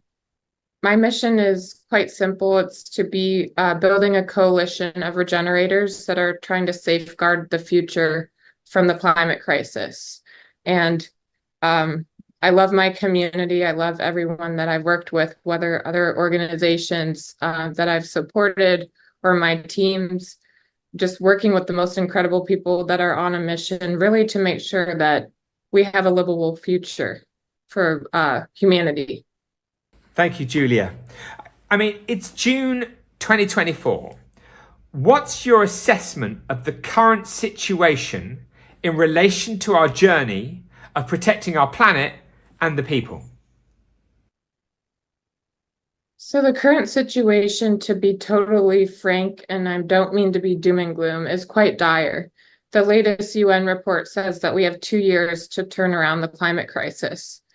But if you're just paying attention to the scientists in the IPCC report, and you're not actually aware that there's all the solutions we need to turn around this crisis, then it can seem pretty doom and gloom. So my mission really is to accelerate, fund, support solutions to mitigating the worst impacts of the climate crisis. I don't believe we can fully turn it around, but we can make it more of a soft landing than a hard landing. And right now we're heading towards a pretty hard landing. So it brings me on to a phrase: no climate action, no peace. Could you talk to me about what you think when you hear that statement? What I think with no climate action, no peace as a statement is hundreds of millions of climate refugees because of climate breakdown and wet bulbs, making it an uninhabitable earth. And so we're going to have a lot of climate refugees on the move. We're also going to have a lot of famine, food system collapse. This is if we continue business as usual and don't try and mitigate the worst impacts or turn this around. We'll also see wars at unprecedented scale. So on the other hand, no climate action, no peace. When I think of peace, I think of living in harmony with nature, living with deep respect, living with regeneration as a main principle, really seeing ourselves as stewards for multiple generations to come. And so when you go about living in deep reverence for Mother Earth, and you also uplift the communities that already have that way of seeing, like Indigenous communities, then we can totally achieve world peace. I really believe that. I'm an eternal optimist. But if we see nature as a commodity to extract from, we're not going to have peace. Because if we commit ecocide and continue to destroy the earth, we're breaking down our chances of survival as a species. I mean, given the global crisis that's unfolding, Julia, do you think that we have the ability to stand together as one to protect our planet and each other? I mean, do we have the ability to do that? Absolutely. We have the ability to band together as a species and turn this around. I remain optimistic. There's a book that one of my mentors, Paul Hawken, helped write, and it's called Regeneration: Ending the Climate Crisis in One Generation. It's actually on my bookshelf. And it goes into a plethora of solutions that can help turn this crisis around. So I remain optimistic. I mean, human ingenuity is amazing. I think human beings are amazing. I think that we're so wired to just continue on business as usual because our brains aren't wired to think of an existential crisis that a lot of people think of as like 20 years away. So I think as the climate crisis gets a lot worse in people's backyards and it becomes more personal to them, then there will be a tipping point of human action and agency. I feel that coming. And for me, I lost my home to the Kincaid fire. So I've lived the climate crisis quite personally. And that was really a wake-up call and turning point for me around, okay, the climate crisis is here. It's hit my backyard. And what can I do as a second-generation proprietor of Jackson Family Wines with some liquidity, as an individual that cares about the earth? How can I be investing in solutions to solving the climate crisis and building community around human beings that want to solve the climate crisis? And there's an incredible community out there. I really do believe in the power of our entire movement as an environmental movement, and I believe in the power of people. And so when you ask, can we band together? We have no choice, really, but I remain optimistic that there will be a social tipping point where humanity wakes up and wants to do whatever they can. Excellent, Julia. I mean, on that point, what advice would you give to people to make the most impactful contribution? I think it totally depends on your community. And so in terms of making an impactful contribution on the climate crisis, a lot of people feel helpless and hopeless, but there's simple actions you can take. You can go to Ecocide, stopecocide.org, and sign up to become an earth protector. You can vote if you're in the US or around the world. Vote for politicians that actually understand that we're in a climate crisis and in an ecological collapse. Vote for politicians that are stewards of the earth and not just talking about the problem, but want to actually take action. Pressure your local officials, elected officials. Also, you can divest from fossil fuels. Sometimes a lot of the times our banks are heavily invested in loans to the oil and gas industry. And so if you divest, you can really make a huge difference. And also being more conscious of what you consume. Eat more plant-based, because meat, industrial animal agriculture is one of the largest contributors to the climate crisis, especially with deforestation in the Amazon and replacing it with cattle pasture. So making more conscious decisions. Lastly, you can learn about native plants in your local community. Native plants are your biggest heroes and allies. And my friend Mary Reynolds with We Are the Ark, ARK standing for Acts of Restorative Kindness to Nature. You can check out wearetheark.org. Find a native plant nursery in your community. And if you have land, if you don't have land, no problem. Plant as many native plants as you can, because native plants equal biodiversity, carbon sequestration, happy pollinators. So that's one of the biggest things you can do. If you don't have land, you can even just plant native plants in your windowsill. And so pollinators can stop by and pollinate, and it's a stopover zone for pollinators if you live in a city. Amazing.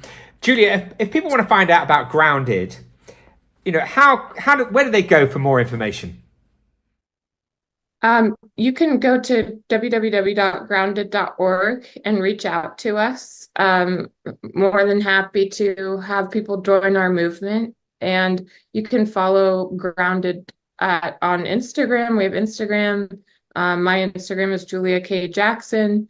And we also have a whole constellation of orgs that my role really is not just Grounded. My role is, how can I lift up multiple organizations at the same time? Ground is just one piece of the puzzle that I founded, but I also feel like deep collaboration is needed in this space if we're to make it. So deep collaboration in the environmental movement in terms of drawing down atmospheric carbon, changing legislation, and mitigating emissions. So I'm a fan of not just supporting and championing Grounded, of course, my own organization, but multiple other organizations, because that's the only way we'll make it out alive, is deep collaboration. Finally, before we go, is SOS another organization? Tell me about that t-shirt. This is actually a Stella McCartney shirt. I just happened to walk in her store, and she's an eco-conscious fashion designer. One of the only ones, actually, and the fashion industry contributes to roughly, I think, 10% of global greenhouse gas emissions. So I love that she's more sustainable. SOS, she just decided to put on her shirt. I've never met Stella, but thank you, Stella, for creating this, because we're in an SOS moment. And so, yeah, I love that she has it on her shirts. I have a sweatshirt as well that says it. Julia, that's amazing. In fact, Stella did one of the first ever t-shirts. I'll give you one. I've got a few left. When you come over, I'll give you one. Stella McCartney did a beautiful Peace One Day t-shirt. And actually, you must meet Nicholas, who is the founder of Mover, plastic-free sportswear, who in fact is the sponsor behind Climate Action Live. He's a very interesting man. Oh, amazing. Incredible.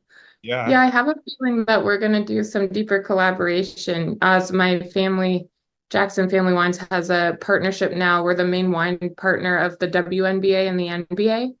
So getting more sports players into climate action is also going to be one of my missions. I think my mission too is to find a bridge, not just with science and solutions, but with the cultural piece of the climate movement. How do we call in people with massive platforms to start talking about climate, but also championing the solutions? Julia Jackson, Grounded, thank you so much for your time today, and the very best of luck on your mission. Thank you so much, Jeremy.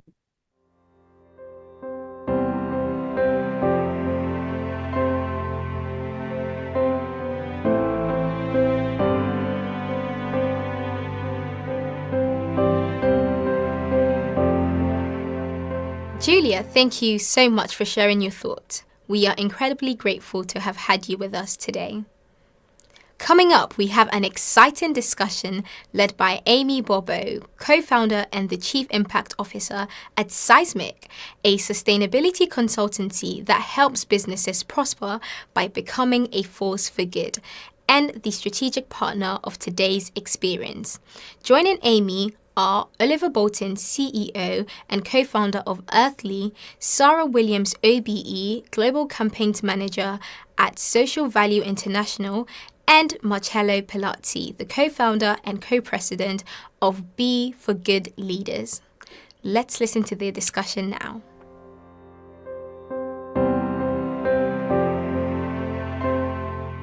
Hello all, welcome to Climate Action Live. It's such a pleasure to be joined here with you today. We at Seismic are so delighted to be Peace One Day's strategic partner for Climate Action Live.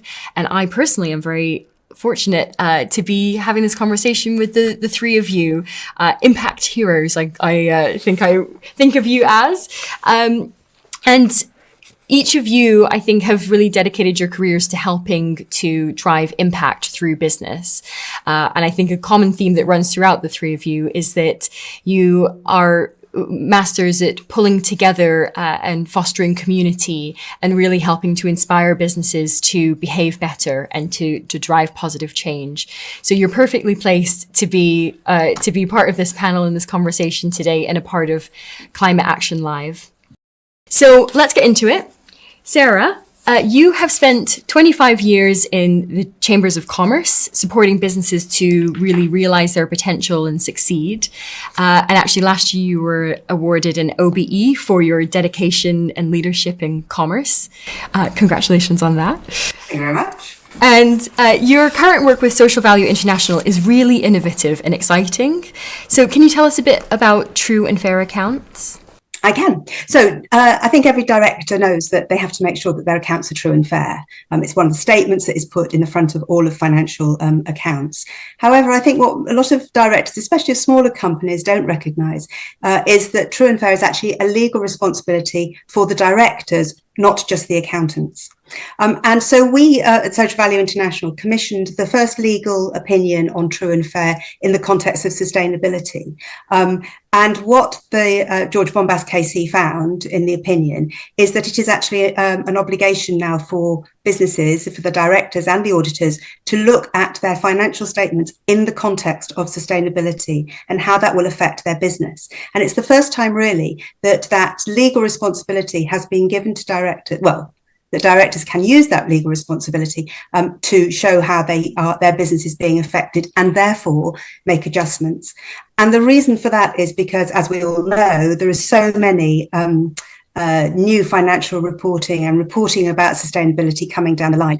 And what we found was actually there are some rules and regulations that already exist that if directors use them can really, really fast track their involvement and their accountability around sustainability.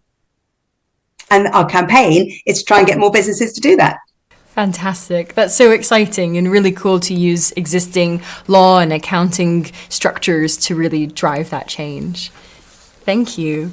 So, Ollie, you are the CEO of Earthly. In that role, can you share with us what the spark that ignited the idea for Earthly and ultimately what drove you to kind of turn that vision into a reality? Also, what are your long-term aspirations for Earthly? How do you envision it kind of really shaping the future of sustainable business practices?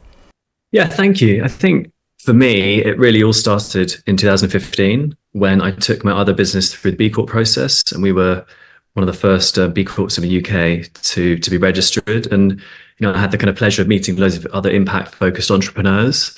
And so I always wanted to create a new business with impact at its heart. And in 2018, we had the 1.5 degrees report from the IPCC. And that was really when I became aware of the severity of the climate crisis.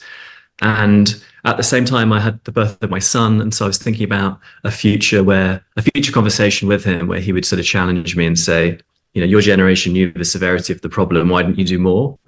And so that was a real catalyst for setting up Earthly. And our mission is to help protect and restore at least 1% of the planet by 2030. So that's 150 million hectares. And we are doing this by helping businesses find and invest in the highest quality nature protection and restoration projects around the world, and embed nature protection and restoration within their businesses. And pleasure to be chatting to you today. Thank you so much, Ollie. I love that pretty large ambition. Feel confident you'll make it happen. Thank you. Marcello, as the co-founder and co-president of Be for Good Leaders, could you share with us a bit about the initial idea or the inspiration that kind of led to the creation of that community? And what is your vision for the impact that it will have on the global business landscape? Yeah, fantastic. So it comes actually on many years of work around engaging business for social good, working with Kofi Annan and the Global Compact in the late 90s, and the last 10 years setting up B-Lab Europe, which is, of course, the B Corps in Europe, now over 2,500 B Corps in Europe. And B for Good Leaders was created because we saw there were over 300,000 companies using the B Corp Impact Assessment, but only about 10,000 get ever invited to the events. So we wanted to create a platform, a community that went much beyond only those companies that certified. And so we say B Corps and beyond, because we want to go over outside of the bubble and invite many other companies that would like to be inspired, or they are inspired by B Corps, to be part of it. The landscape is, we think, we kind of mapped out, there are 1 million, we call impact leaders around the world. And we've created a cooperative, and the idea is to get all 1 million impact leaders from around the world to work together. So not United Nations, but United Leaders. So we have got all the energy and the momentum and the discipline that comes from the BIA, and I will say that later, also the benefit corporation legislation, which exists now in 9 countries and ties very well with what Sarah was saying about the duties of corporate directors. So I think it's a pretty positive message I like to share now. Wonderful. There's so much appetite for collaboration. I think it's fantastic to be harnessing that and bringing people together. Sarah, back to you. And in your time at the Chamber of Commerce, you influenced and oversaw countless initiatives and improvements across businesses of all sizes, from SMEs to large businesses, across a whole variety of topics, including diversity and inclusion and sustainability. You know about driving change in business, essentially. Could you share with us what are some of the common barriers that businesses face or they cite in regards to making positive change in their organization, and how can businesses work on overcoming those barriers? Well, I think the first bit about that is that often businesses think they are already doing positive change. And so there is a bit about how you help them to see what it is that they're actually doing and where they could do things better. I think that in my time of working in chambers, there are very few businesses who have ever said that they really want to rape and pillage the planet or want to exploit people. Most businesses really want to try and do something that is at its heart good for the community and good for their society. So I think it's really helping businesses to understand what it is that they're already doing, helping them to recognize that and to see how they can maximize that to do more.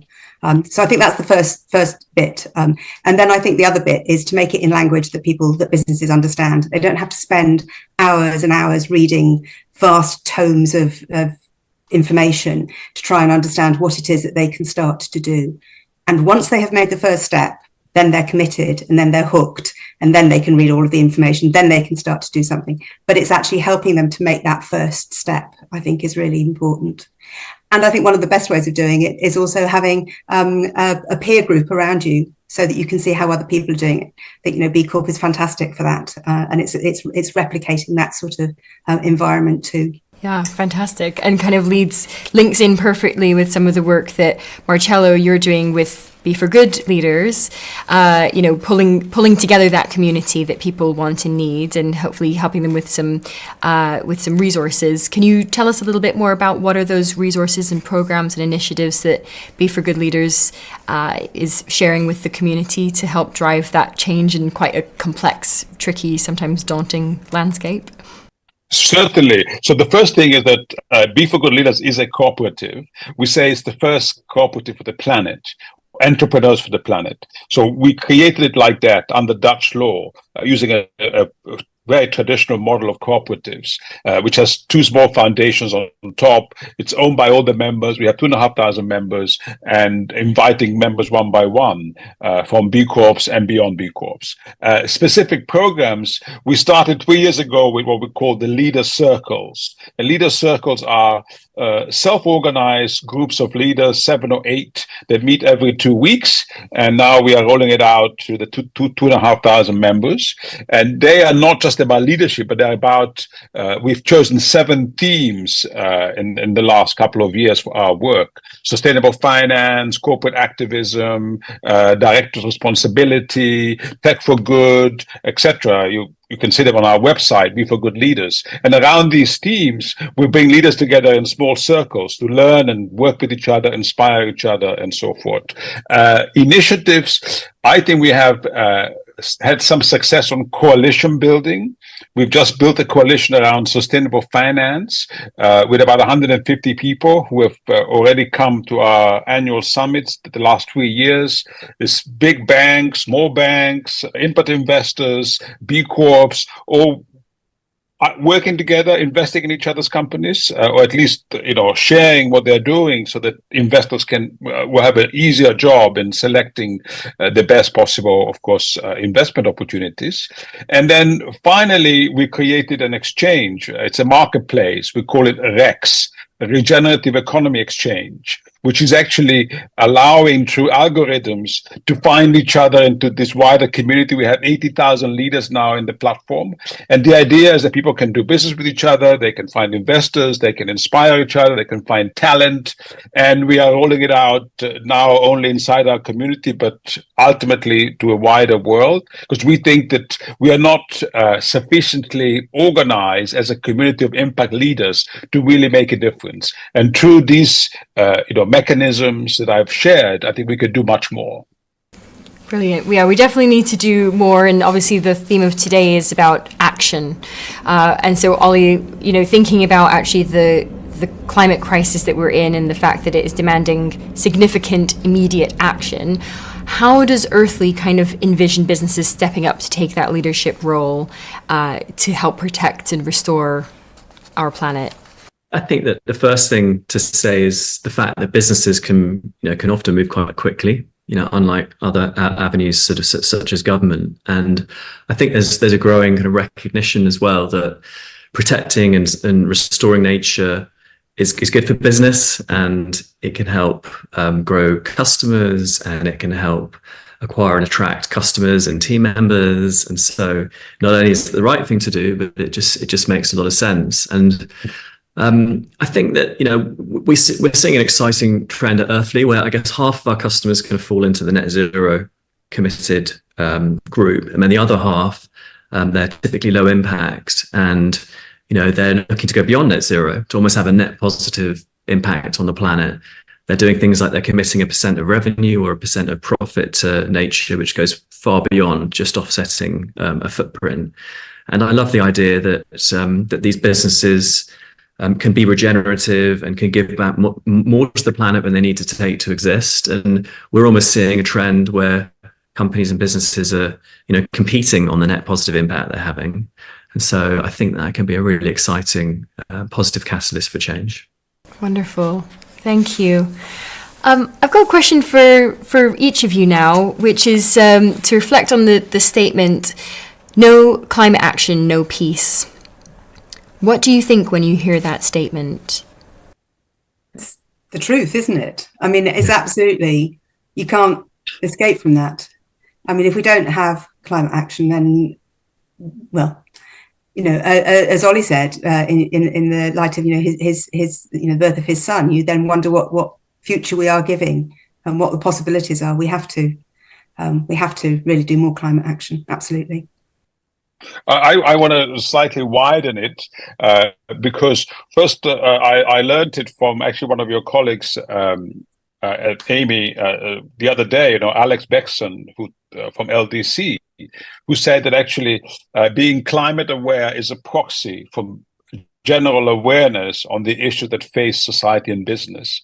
And we also have a study, or at least one study, there are more studies. In the US, B Corps have done several studies, but there's one recently in Italy where there are 4,000 benefit corporations that shows that actually being alert and aware about climate is an indicator of how alert and aware you are about issues of diversity, of innovation, of inclusiveness. So it's not just about climate, it's about a holistic understanding of the role that entrepreneurs and businesses have in society for positive impact. So they're quite correlated. If a company is doing something about climate, it also most likely means it's doing something about many other issues that concern society. And just to say, I completely agree with everything that you both said. And to me, I'm reminded of how peace is deeply interconnected with stabilizing our climate. And when thinking about the effects of climate breakdown, relation to food security and water and shelter, how that, that will lead to serious conflicts, and, especially climate migration is something that I think about a lot. So yeah, they're intrinsically linked, and, emphasizes the importance of finding a solution. Absolutely, well said. And in regards to that solution, I think, a lot of businesses, as you rightly pointed out before, Sarah, their intentions are in the right place, but sometimes it can be really daunting to know where to begin or how to start or what that looks like in your own organization. So I guess another question for each of you is, what practical advice would you give for companies who are wanting to start on their journeys? And maybe you can share a little bit about how they can engage with the initiatives that you're representing, but also in general, how can companies get started? If you haven't started, start. If you've started, continue, and nobody should stop, because whatever you're doing, we need to keep going as much as possible, because as I think, Ollie said that, and Marcello said, that commitment is the starting point. I think the bit for me that matters a lot is businesses looking at how they make decisions. What options they have within decisions, how they make those decisions, how they think about the wider implications of their decisions, how they think about the wider stakeholders. There's a new legal opinion that says, every director every boardroom should have nature at the table, so that people really, really consider it. And I think that's really important, that it's that building that into every decision-making process within any company. And that awareness will then start to make that transformation. And I think just, happy to throw some thoughts, and, we recommend to companies just to get going, obviously have ambitious reduction plans, but, to start making these nature contributions today. And, incremental steps in the right direction, be open and transparent about what's working, what isn't, and have a longer term sort of plan to address that. And ultimately to be ambitious, to be bold, to be brave. And, we need as many kind of climate leaders in the world as possible right now. I would say three things. One is, if you're not a B Corp, learn from B Corps. They are very inspiring, many of them. Secondly, what we did when Danone in the US became a B Corp is we brought in people from Patagonia. And they came happily. They just shared a lot. So, of course, Danone is not Patagonia, but Danone can learn a lot from Patagonia. So you can learn a lot from each other. Third thing is women. Get more women involved, because women are more open and aware of these issues. And then finally, younger people.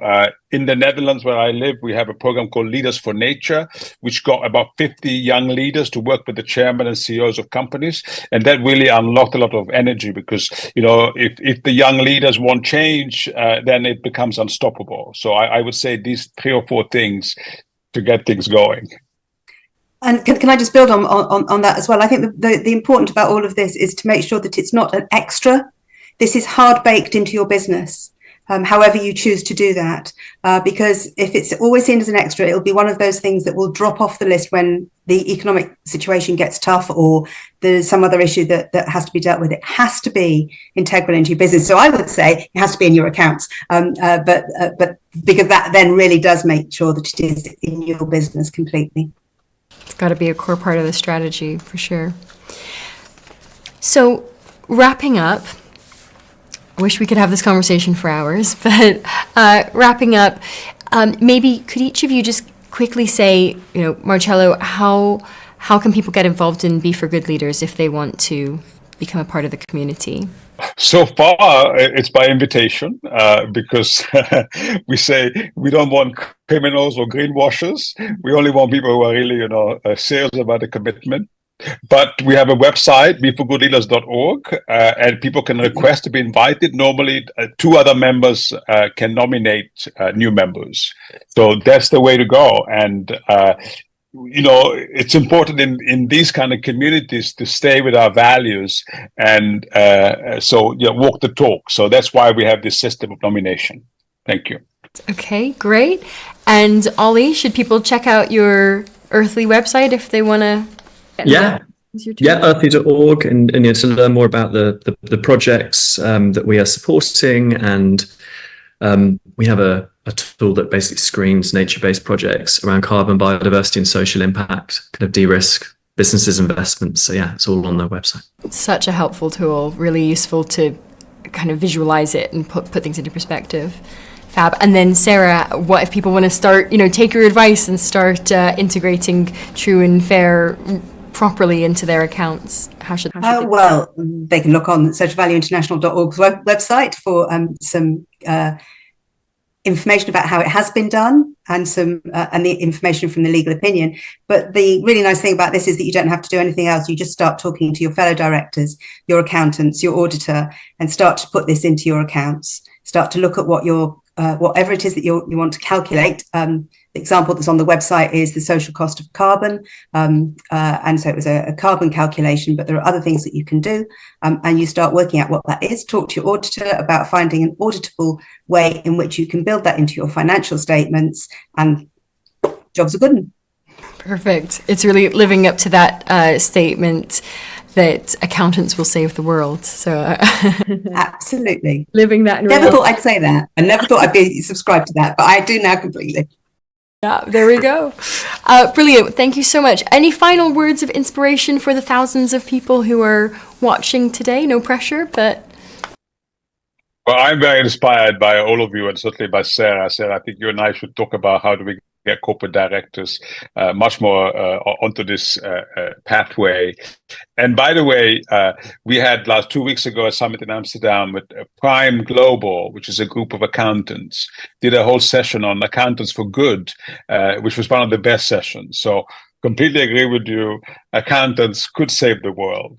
Just going to say, look, the climate and the biodiversity crises affect everyone around the world, and so could the greatest challenge to affect humanity be the thing that brings us all together, for peace and to enable our survival on this beautiful planet? That's a really beautiful thought. Let's channel that and hope that that's absolutely what happens. Thank you to each of you very much. Thank you, Ollie, Marcello, Sarah. It's been so great to speak with you. And let's go forth and take some action. Fantastic. Thank you very much, Amy. Thanks, Amy. Very nice to be with you. Thank you. Nice to meet you all.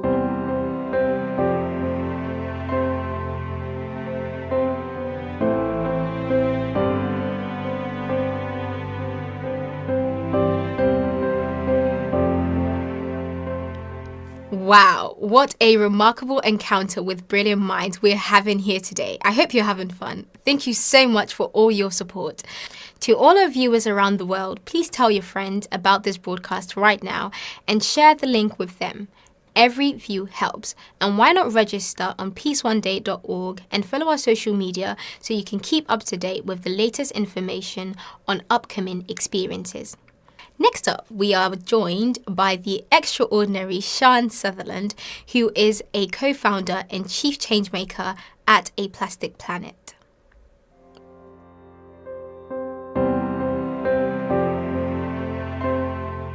Sian, welcome to Climate Action Live. Thank you so much, Jeremy. Sian, you are the co-founder and chief changemaker at A Plastic Planet. Could you tell us about your mission and your latest work? Certainly. So we exist really for one purpose, and that is to ignite and inspire the world to turn off the plastic tap.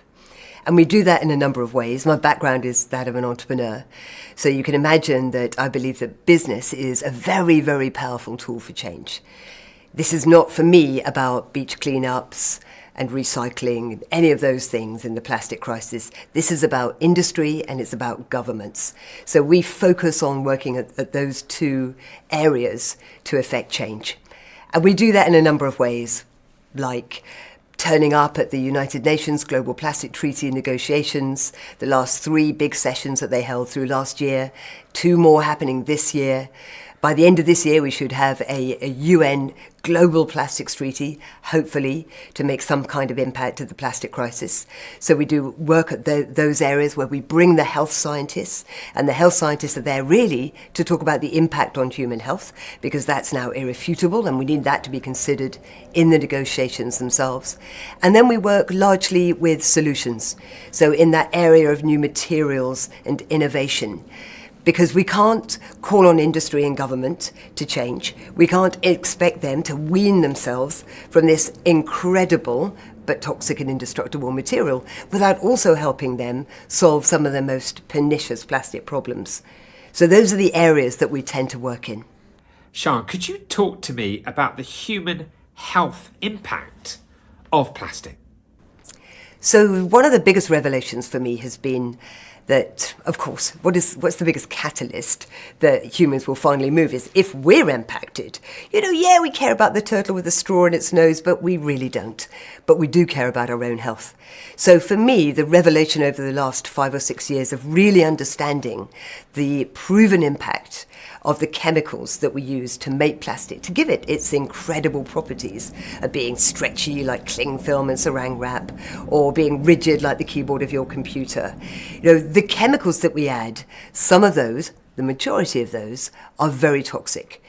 Barely 5% of the chemicals used in plastic have actually been globally regulated. So this is phenomenally an area that for 100 years has escaped regulation. The impact on human health, the health scientists who have got decades of very deep, rich, peer-reviewed research on this, they believe has a broad plethora of impacts. Fertility. Male fertility, by the way, is down 53%. The increase in cancer with young people particularly, cognitive disorders, female cancers, autoimmune disease, heart disease, all of these conditions are impacted by disruption to your endocrine system. The chemicals that we use, some people will know that they're called phthalates, endocrine disrupting chemicals.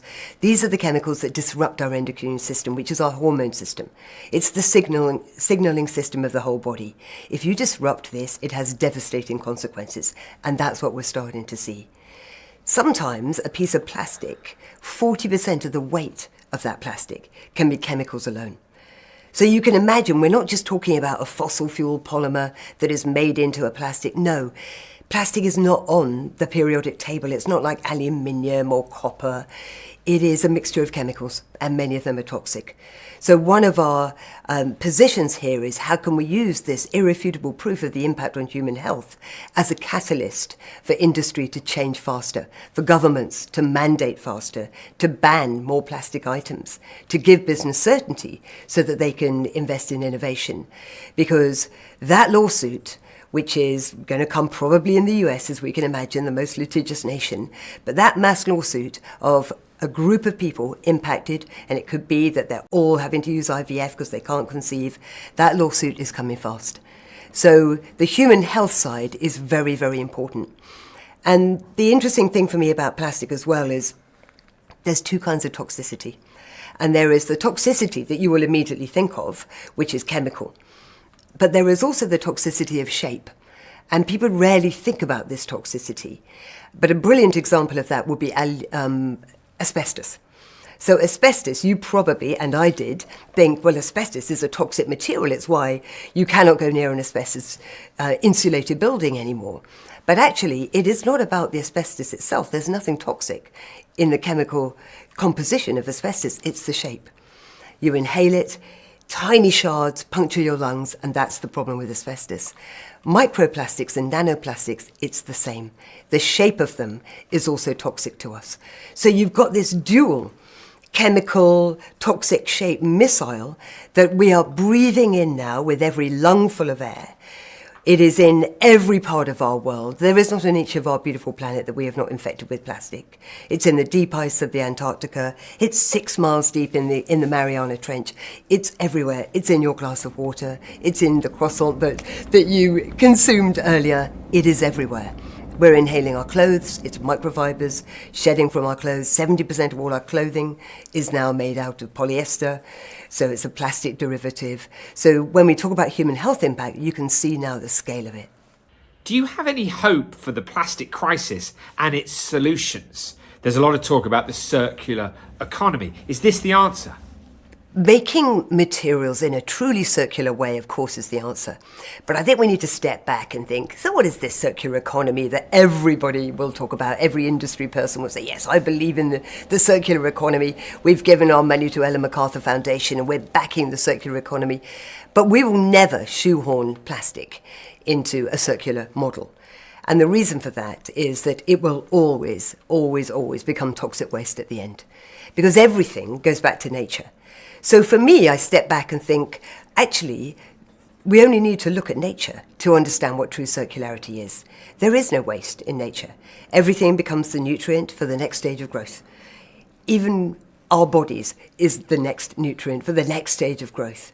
And that's why nature is such a miracle that we cannot disrupt, because it's so perfectly balanced that there is no waste. Humans are the only species on the planet that create waste. I don't know what gives us the right to do that, but that's what we do. We take all this natural resource, we make things that are useful, we add all of these toxic chemicals so that when it eventually goes back to nature, nature cannot recognize it as a nutrient. And that's what we need to get to, is how can we change that system of how we make things? How can we take nutrients from nature, borrow them really from nature, bake them, mold them, shape them, make them into something that's useful for us. But then when they go back to nature, as everything does, they go back still as a nutrient, because they are not chemically toxic. They don't contain plastics and a lot of these additives that we know about, dyes, all of these things, heavy metals, so that when they go back to nature, they go back as a nutrient, because that is nature's circle. And if we as a human race could master that, and just borrow from nature and give back something that is not so chemically modified that nature doesn't recognize it, then we're working with nature and not against her. Plastic is at war with nature. That puts us at war with nature. So that's why it's so fundamental to me that plastic and the plastic crisis, and my obsession really with plastic, is that it's an incredible gateway to the climate crisis. Because if we fix the plastic crisis, when we talk about that true model of circularity, we will fix so much else. It's also the material that when we invented it, allowed us to ramp up to these giddy levels of hyperconsumption. It broke the model of take from nature, make something, repair it, share it, refill it, reuse it, rent it, all of those things that were just normal. Only 1 or 2 generations ago, we did not have these mountains of waste in the same way. But now we take, we make, we use it, and we chuck it in a bin for this mythical recycling fairy to use. So I find plastic such an extraordinary gateway because of the impact it will have on everything that we do that impacts the climate in its broader sense. So when I talk about the impact on human health of the chemical toxicity of plastic, it's not just humans that are impacted. It's every living thing on the planet is going to be impacted. If our fertility is down 53%, how do we think it's going to be impacting everything within the oceans, everything within the air, everything on land? You know, every living thing is impacted by our addiction to plastic. But the exciting thing for me, that's the doom and gloom. But the exciting thing for me is, so what are we going to invent instead? And we've become very lazy. Plastic has made us lazy because it's so incredible. I mean, look at what we can do with plastic, how we can use it for everything from yoga pants to aeroplanes. So we haven't bothered, really, in the last 50 years, inventing any new materials. And this is where I think the opportunity for investment and the exciting innovation is going to happen. Because at the moment, we're really still in that world of the vegetarian sausage, where we like leather. So how can we have a material that's like leather, but made out of plants? So we're replacing materials that we know, a bit like a vegetarian sausage. But what about the materials that we don't even know? That we kind of understand the properties that we want, but the materials that we haven't even imagined yet. And I think through AI and bioengineering and this true understanding of working with the cycle of nature, that's the incredible opportunity. What are those materials of the future? And that's where we need to switch the money into that, because it's going to happen. It's just about timing. That makes me think a lot about Nicholas and Mover, plastic-free sportswear, who are, of course, the sponsors of Climate Action Live. Well, and Mover are an incredible example of if you are super clear in your thinking and there is no compromise. And the thing about Nicolas Rochat at Mover is there is zero compromise. He doesn't have a compromising bone in his body. The fact that he actually made YKK remake the zips because of the tiny little tab of plastic, because he knew he couldn't say it was plastic free as an entire range with it, I think is extraordinary. And the way that also he is taking wool and he's spinning it and making fleeces, whereas I don't know about you, but every fleece other than my Mover one, every fleece I've got is made out of fossil fuel plastic. Shedding microfibers every time I wear it, shedding them into the oceans every time I wash it. But what he's doing is spinning wool into a way where it's lightweight, incredibly breathable, feels fantastic on your skin. None of that toxic shedding. So it's so great to see people out there who are actually building brands, taking a strong position. There is no way that Patagonia could do what he's done. We all love Patagonia. We love, go surfing on Black Monday. We all love what that company stands for. But the reality is, like Nike, like Adidas, like, Timberland, all of these big companies, they are wedded to plastic. It's almost impossible for them to wean it out of their supply chains. So you need these little startups, these uncompromising North Star companies like Mover to prove that it can be done and do all of the innovation. And I see that this is going to happen in every single category, every market vertical. You'll see it in personal care, you'll see it in food and drink. You have to have the outliers that prove that it can be done. It can look incredible. People will want to buy it. It will give you durability and everything that we should have with the fashion that we wear. And then the big guys will swallow them up. And God bless them, because if that's the way that innovation is going to happen, rather than trying to move these titanic Jurassic Park industries 1 degree on the rudder because they're just not built for it, then they'll have to adapt through acquisition. I think it has always been that way. So it's June 2024. What's your assessment of the current situation in relation to our journey of protecting our planet and its people? I'm a born optimist, Jeremy. But we're not in a good place. Our heads are in the sand. I think that there has been no true realization at any levels of power, the extremity of change that we need to see right now, how we need to move the money in a way that is not just about impact funds and slightly tokenistic investment and all the green initiatives and the ESG commitments, all of these things that we're seeing right now, none of it is going to make the difference that we need to see. I don't know how bad it needs to get for us to truly wake up. And that's waking up as individuals, because obviously, even if you're running a big corporation or running a government, you're still a human being. What does it take for us to really tap into what it means to be human? And that's what we all need to wake up to, is to understand that the decisions we make today will impact not just our kids and our kids' kids, but the trillions of people, hopefully, to come ahead of us, because we're in that decade. And largely nothing has changed. In my world of plastic, the plastic crisis, if my KPI in the last 8 years of doing this has been a reduction in plastic, out and out fail. Plastic is on track to treble. I see nothing is having any impact on the greenhouse gas emissions. So everything that we're talking about right now, somehow we all need to come together in a much more powerful way. Everybody who is undergoing some kind of initiative, trying to make their mark, the movers of the world, everything that you are doing with Climate Day, with Peace One Day, everything that you've been doing for years, we all need to coalesce in a way that we never have before, because we're all bridges to this different future, but somehow we need to come together and make this bloody big motorway that demands change, because we are still in thrall to the 1%. Who are making all the money, all the profits, putting out all the propaganda that this is the only way that we can live. And I don't believe that that's the case. I think that we can tap into a different level of humanity.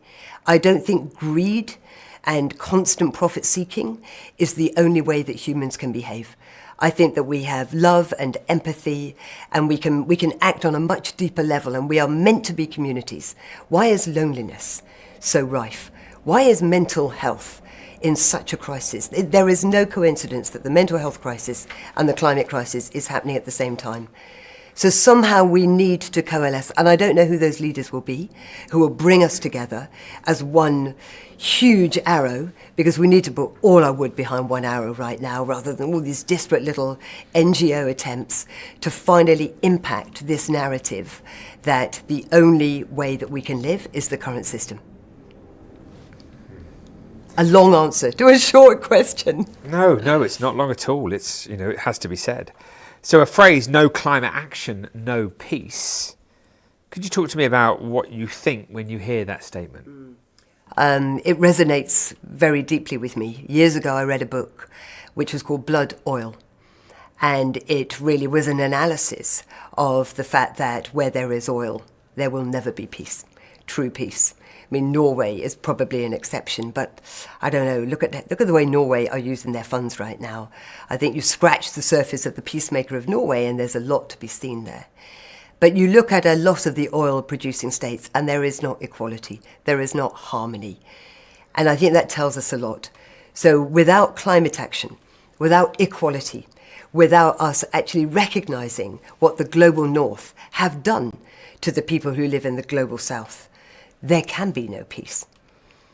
So those two things completely interrelate for me. And we are on the brink, I think, of huge, even huger inequality like we've never seen. We were talking earlier about the mass migration due to the climate crisis, the fact that people anticipate over 2 billion people being on the move. Where do we think they're going to go? And how are we going to behave? The global north, which is, of course, the cooler environment for people to migrate to, and, of course, is where the people that caused this crisis live. So what responsibility do we have to take those people in, to live in a different way, to perhaps give some of what we have? That's what it's going to have to take, I think. So there can be no peace without a safe environment for people to live in. Yes, it's interesting. I mean, given the global crisis that's unfolding, do you think we have the ability to unite and stand together as one to protect our planet and its people? I think if we tap into what we truly know it is to be human, and we act on it as individuals, and that's our only power, really, then I think we can do incredible things. And I know everybody refers to the pandemic, and we talk about, look at the empathy, and we all knew our neighbours, and we cared about, everyone volunteered, and we did all of those things. And we thought that was an extraordinary way to live. And then what happened? We couldn't wait to get back to normal. I don't think it's normal how we live now. So I have absolute faith that humans are born good. We are intrinsically good, and we need to get back to that place. And we need to stop living and being ruled through fear, which is, the shift to the far right. We can see what's happening in America. Everybody is living in fear now. People are going to come and take our jobs. They're going to take our guns. They're going to take our land. All of these things, we need to think in a very different way. We are one human race. We need to live in harmony with nature. We are nature. We need to reconnect with nature and stop othering it, thinking, let's improve the economy and then we'll deal with nature. We'll deal with the biodiversity decline. We'll deal with all of those issues down the road. The plastic crisis we'll sort later. Right now, it's all about getting growth. I think if we could finally wake up, and this has to be on a mass scale because we are the consumers, we are the people ultimately with the power of our wallets. If we could finally wake up and say, enough. We do not want to be ruled by fear. We want to be ruled by love. And love is the way that Mother Nature nurtures us and cares for us if we allow her to do so. That's what we've got to get back to. Sian, what advice would you give to people to make the most impactful contribution? It's very easy for people to think they have no power. We live in a world now where I think we are actually made to be felt pretty disempowered most of the time. And yet, the place for me where you have the most power is what you do at work. So in my world of plastic, and if I do a talk or something, people will often say, so Sian, what can I do? I take a reusable bag, I take my own coffee cup to the coffee shop, and I have to say, well, God bless you. But that ain't going to fix anything. It's so much bigger than that. Your power is not what you do at home. Your power is what you do at work. So my message to everybody is, be the squeaky wheel. Why is it we're happy to sit around a dinner table and talk about property prices and where we're going on holiday, and we don't talk about the climate crisis? What is wrong with us? We're the ones with our heads in the sand. We're the ones that are not looking out for our kids by vocalizing this, not in a way of fear, but in a way that we need to talk about it, and then we need to act on it. So talk about it with your peers, talk about it at work, see what true plans your organization has put in place that are not just greenwash, that are not just ticking a box and using recycled polymers and all of that nonsense, but are actually changing the model so that you are truly working in a regenerative way, that we are restoring nature rather than depleting nature, that we are restoring people's livelihoods rather than exploiting them. All of those things. You have the power at work. So don't be fearful at work. Be that tall poppy, put your head above the parapet, be that squeaky wheel and say, hey, what are we all doing? And I think you would be amazed how many other people within your work environment feel the same way. Amazing. If people would like to support you and your work, how can they best do this? Well, of course, money is always helpful, but we're not the kind of charity or NGO that takes donations in that way. We tend to work with industry and family offices. So really, it's anybody who believes in the human health impact of plastic work or any of the solutions initiatives, just get in touch with us. We're easy to find. I'm very easy to find on LinkedIn and everywhere. So if you've got any ideas that are about that bigger picture, I'm always open ears to those, because there are people out there with really great connections. We work on projects with industry, anybody who wants us to come and let us help, because we're a magnet for solutions. How can we help you with your most pernicious plastic problems within your work? All of those things. That's a great way to sustain us and empower us to do the work that we do. Thank you, Sian. From A Plastic Planet, we wish you the very best on your incredible journey. Thank you so much, Jeremy, and congratulations on Climate Day, and all power to you.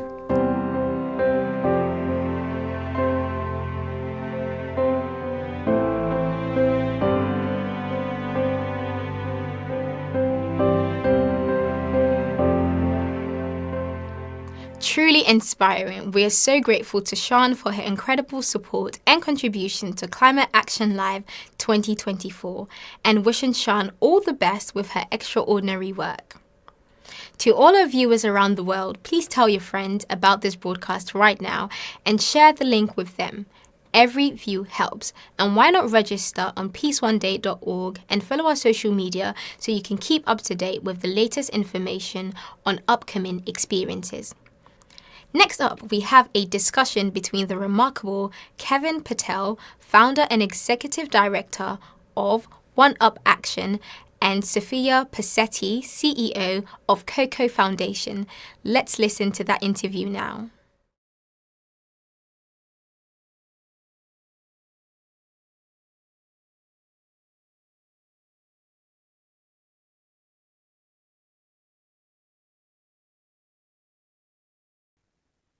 Good day, everybody. Sophia, it's so good to be on this call with you today. I know that you're the CEO of Cocoa Foundation. Would you mind telling us a little bit about the mission of Cocoa Foundation and the latest work that you guys are doing? Yes, of course, Kevin. It's so lovely to meet you, and thank you so much for your time. I'm excited to do this with you. It's a handful, but I'm gonna say the whole mission, and then I'm gonna break it down. The Cocoa Foundation is a registered charity, and its mission statement is to forge pathways and create opportunities for disadvantaged young people through artistic programs and cultivate greener environments for themselves and their communities. I did try and shorten that, but I can't quite seem to do it. So we're sticking with the long one. But essentially, the foundation's mission and two main pillars is to give transformative opportunities to young people and cultivate greener environment, not just for them, but for the world. So we're a grant-making foundation as well. And our aim is really to amplify and create as many wonderfully grassroots green programs that we can. The most recent work that I'm really proud of is a few of our core environmental programs. And we went on a mission to rewild Camden. So we have rewilded, which means, everything from hedgerows to fruit trees, 26 local schools, including our local fire station. We built a wonderful garden there. When we were creating this foundation, we wanted to start backwards and understand what the need was in our community rather than push our own agenda. And the main thing that we noticed was how bare the local council estates were, which is your version of the project. And so we went on it's a pretty simple in nature, but quite innovative in its structure because of how many different departments had to get involved from the council to get this off the ground. But we partnered with Camden Council and a wonderful grassroots organisation called Think and Do. And we did a pilot of 2 council estates, and essentially it's called the Community Tree Project. And we went in and we built mini forests on these council estates, and 2 quickly turned into 10, which I'm really proud of. We are now, I think, just under 180 trees across 10 council estates. And last month we just finished our first ever orchard. So we planted 88 trees across 2 estates, and they're all edible fruit trees, which is really special, and the kids are loving that.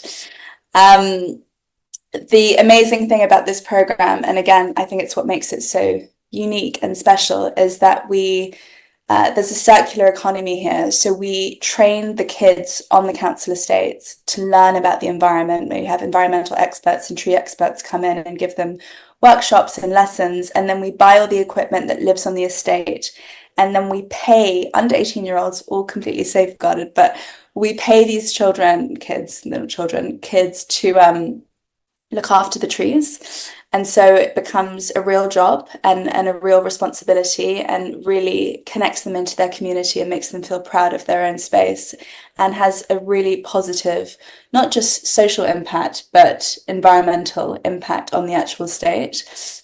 And they get paid for 2 years, and they're called Cocoa Foresters, and I absolutely love them. And we've got 2 of them now, moving into the green space to essentially start careers. They're starting internships at the moment. And they're amazing, passionate, young, gorgeous children. I keep saying children, I feel old, but I am nearly young adults. And so yes. And then, sorry, we've got one more, again, innovative, but simple in idea. We've got a project called the Beeline Box, which again is in partnership with Camden Council and Central St Martin's University. And we have a young architect there who's designed these really very simple, but very safe and sturdy galvanized boxes. And we've got 92 of them going up on a council estate on July 5th.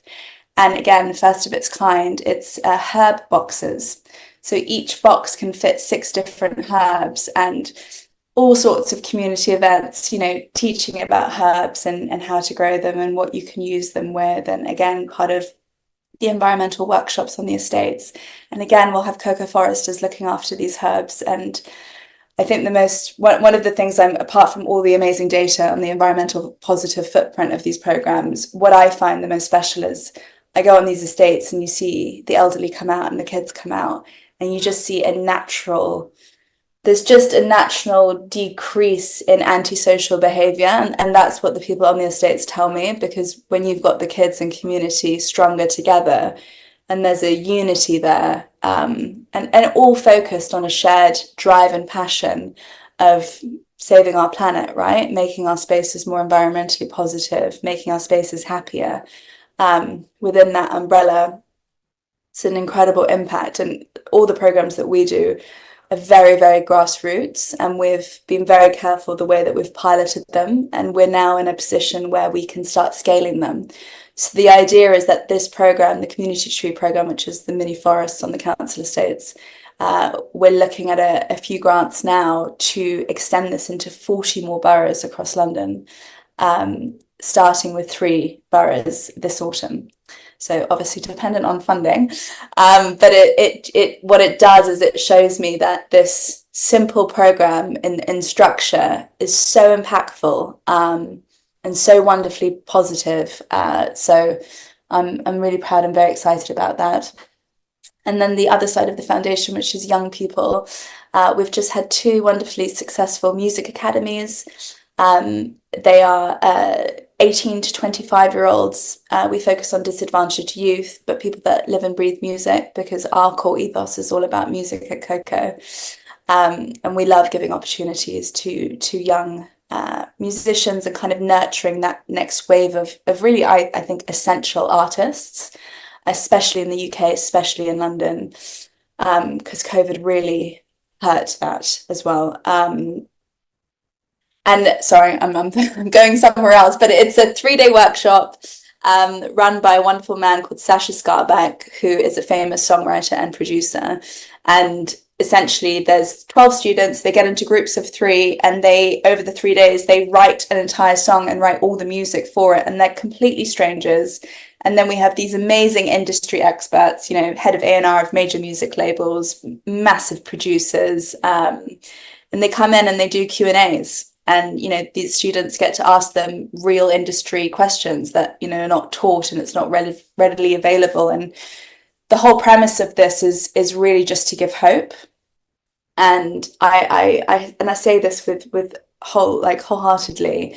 3 days can totally change someone's life. And I've had 6 students write me letters after these workshops, just how their whole lives have changed. And it might be a tiny thing, like finding a friend, or, you know, finding confidence, or learning a new skill set that can take you from negative to positive, or simply just understanding that there's so many different career options within music that aren't when you're the head artist, which I think is also a massively important part to educate on. But it's the workshop ends on stage at Coco and then performing their songs. And I'm not someone that easily cries, and when they just performed on stage, the whole room was standing up, and just with people crying, everyone was applauding. And I looked around us, and, you know, Coco puts on 1,000 shows a year, and we've got multiple different stages. And I looked at our head of music, and I was like, oh my God, did we just find like the next Ed Sheeran? And it was just, the talent in the room was just, I mean, it just left me speechless. And it just shows that, you know, there is so much creativity, so much talent out there. They just need a platform and an opportunity. And then we have, I won't take up the whole call, but we have, we're focusing on a lot of different bursaries and grants at local schools as well. And our mission here is that anyone that music makes a difference to. And we're also starting a film and a theatre academy too. But much to come. But thank you. That is the Coco Foundation. Quite amazing work. Honestly, I'm quite speechless on the work that you all have been able to achieve. And I always say hope isn't passive. Hope is an active force, and you can see it in the work that you do with the Coco Foundation. So I really quite inspired by all the work that you do, because it kind of invigorates me to keep on that hope that every individual, no matter where they are in the world, you know, can create something that has a ripple effect, a change, you know, in communities and in minds. So truly inspired by your work while you were just talking about all of the work that you were doing. Honestly, I myself just came back from an active tree restoration site, so I know what it means to really be getting the work done and starting a forest of my own, and, you know, starting a lot of the work around restoration. Yeah. So I'm like making some of the connections. And also I live in Los Angeles, so the music industry, the entertainment industry of the world. So definitely quite a lot of the connections and a lot of the work that I do as well. That's so awesome. So that leads me, Kevin, onto my question for you, which is, you are the founder and executive director of One Up Action. And could you please tell us about your mission and your latest work? Yeah, our mission is lengthy as well. You know, One Up Action International, we're a dynamic, intersectional, and a youth-led organization, really kind of dedicated to empowering the next generation as catalyst to accelerate and implement climate solutions. So our mission transcends conventional thinking, you know, really fostering a global community of environmentally conscious leaders.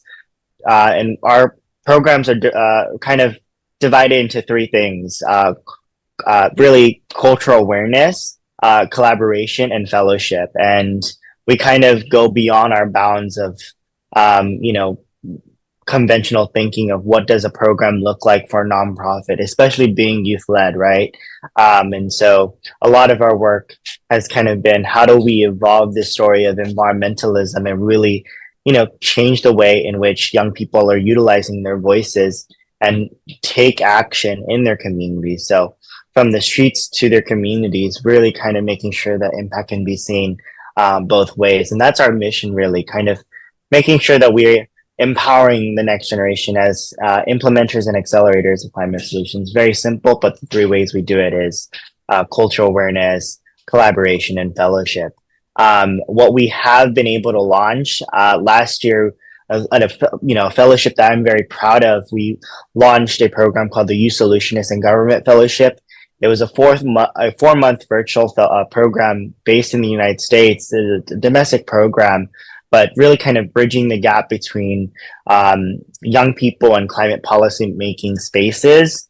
Because oftentimes decision-making tables, especially those that have to do with crucial issues around climate, a lot of young voices and the visions of young people and the solutions and ideas of young people are not included. And so we really kind of wanted to bring upon a fellowship connecting a lot of the people here in the United States across, you know, from Arizona all the way to Australia, all the way to Alaska. I'm just waking up, but you know, we're really connecting all of the states and a lot of the young people. We actually got 53 young people from across the nation, not from every state, but we got quite a lot of young people from all across the nation, and pretty huge dynamic. Actually, we had over 200 young people apply, but being a youth organization, we're only able to take 53, and hopefully we plan to relaunch it this upcoming year as well and run it.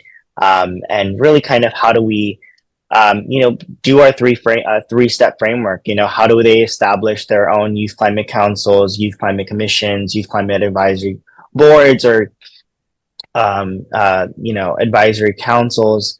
How do they create their own policy, and then how do they create a climate policy framework that if they don't want to create their own policy, how do they support their policymakers to really kind of be in the direction of implementing climate policy? And so those were our 3-step framework within that fellowship.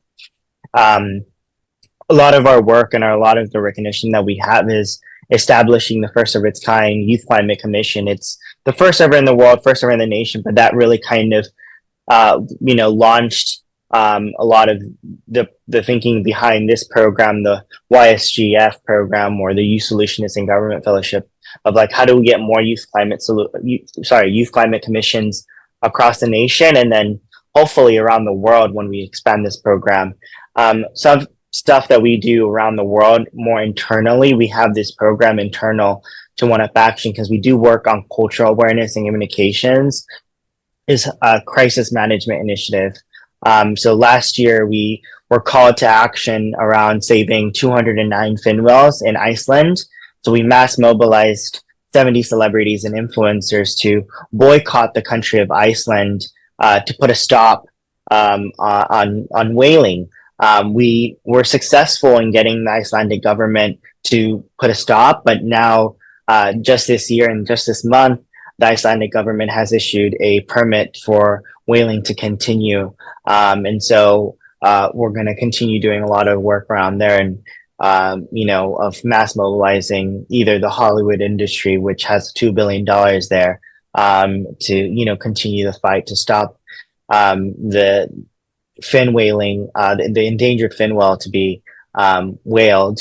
And then we also support a lot of indigenous communities, specifically in the Amazon rainforest, and making sure a lot of their, you know, the bill that was going through the Senate, getting that highlighted through various celebrities, and the mobilization to preserve Yosemite National Park was also something that we were really kind of, how do we highlight indigenous voices through like Billie Eilish or through other notable figures. And so we have this internal program called the Crisis Management Initiative that we have done. But a lot of our, you know, kind of work has really been around how do we get young people the resources to be implementers and accelerators of climate solutions. And that's the work that will continue.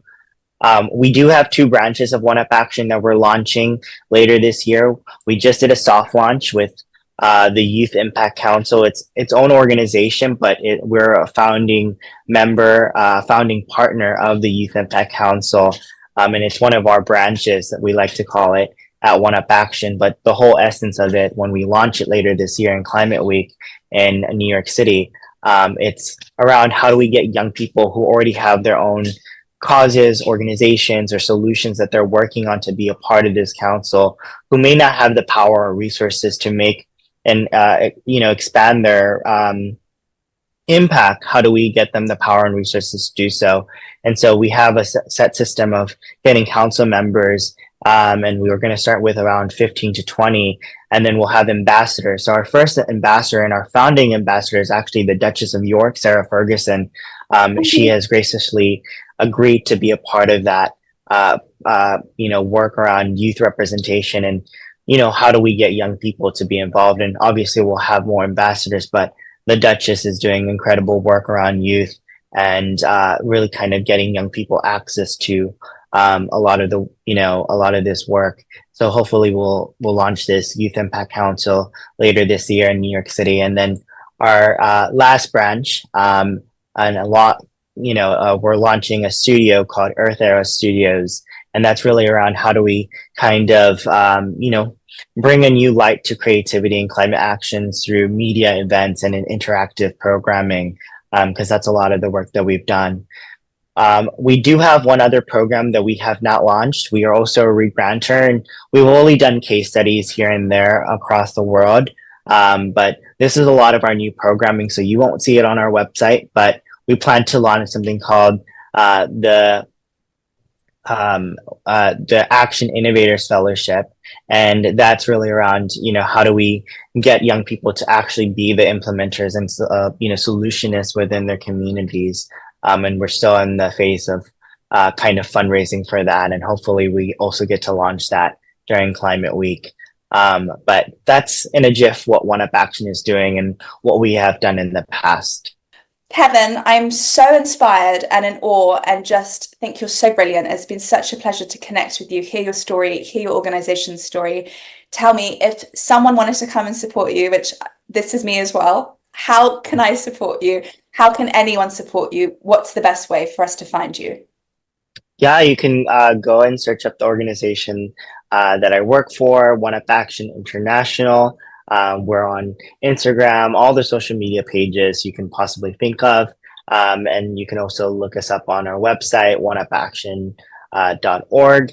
I think that's my organizational side. But if you want to personally support my activism journey, you can follow my page at I am Kevin J.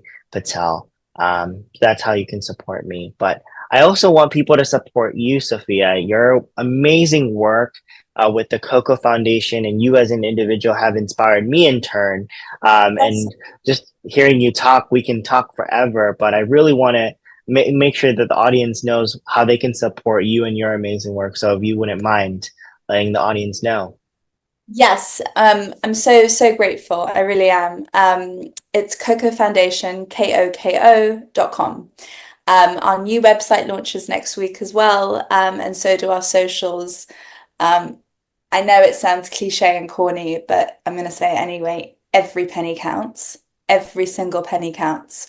So if your capacity is £1 or $1, I am eternally grateful, and I mean that. So thank you, and I really hope we can stay connected, and I hope for all of us that we come together in echoing exactly the way that we've just discussed, and make some magic.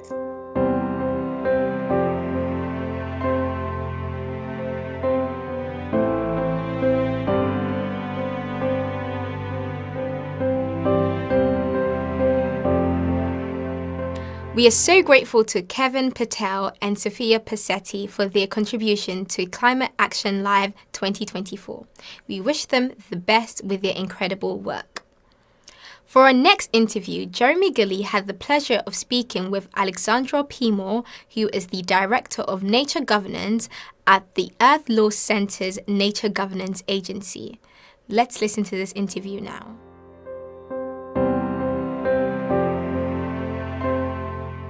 Alexandra, welcome to Climate Action Live. Thank you for having me. Alexandra, you're the Director of Nature Governance at the Earth Laws Centre's Nature Governance Agency. And your work has been at the heart of this fast-growing trend of having nature and the environment represented in corporate governance. Could you tell us about your mission, your latest work, and what you see is behind all the interesting concepts like nature on the board? Okay, the first thing that I want to say is my title is Director of Nature Governance.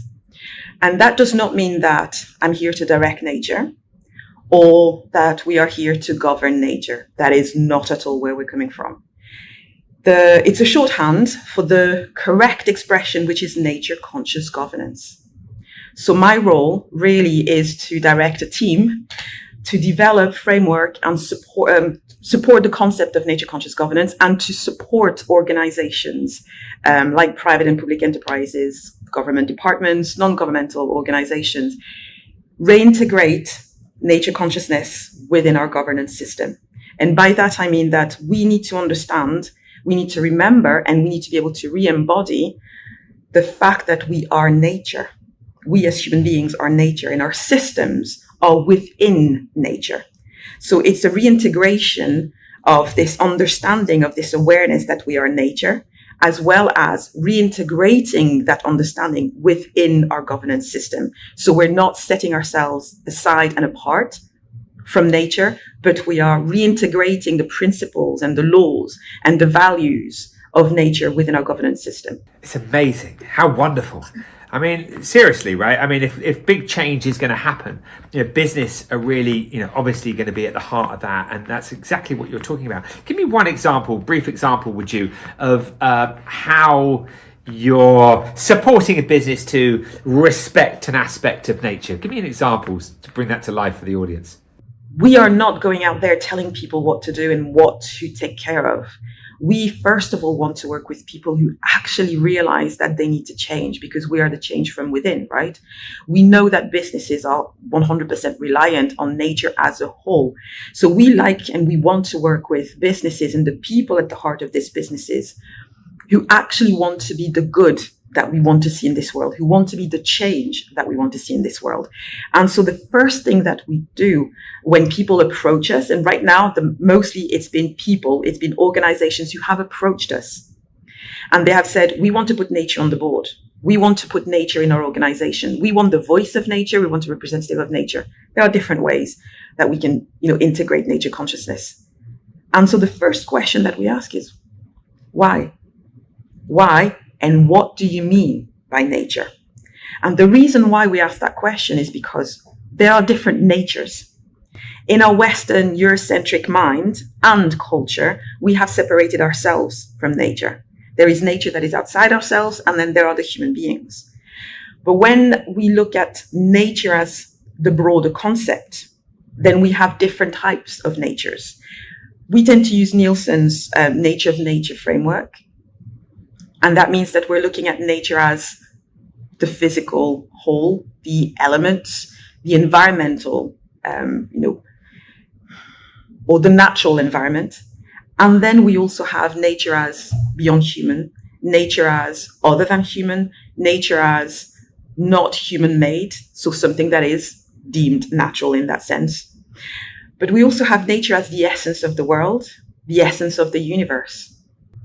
And we have nature as the essence or the nature of things, the nature of being, the nature of relationships. So when we are invited by organizations to help them, to assist them in integrating the voice of nature, we ask them first, what do they mean by nature? Because it could mean nature as the bees, for instance, nature as, cultural evolution as well, or cultural developments, so cultural knowledge. I'm thinking about one of our partners.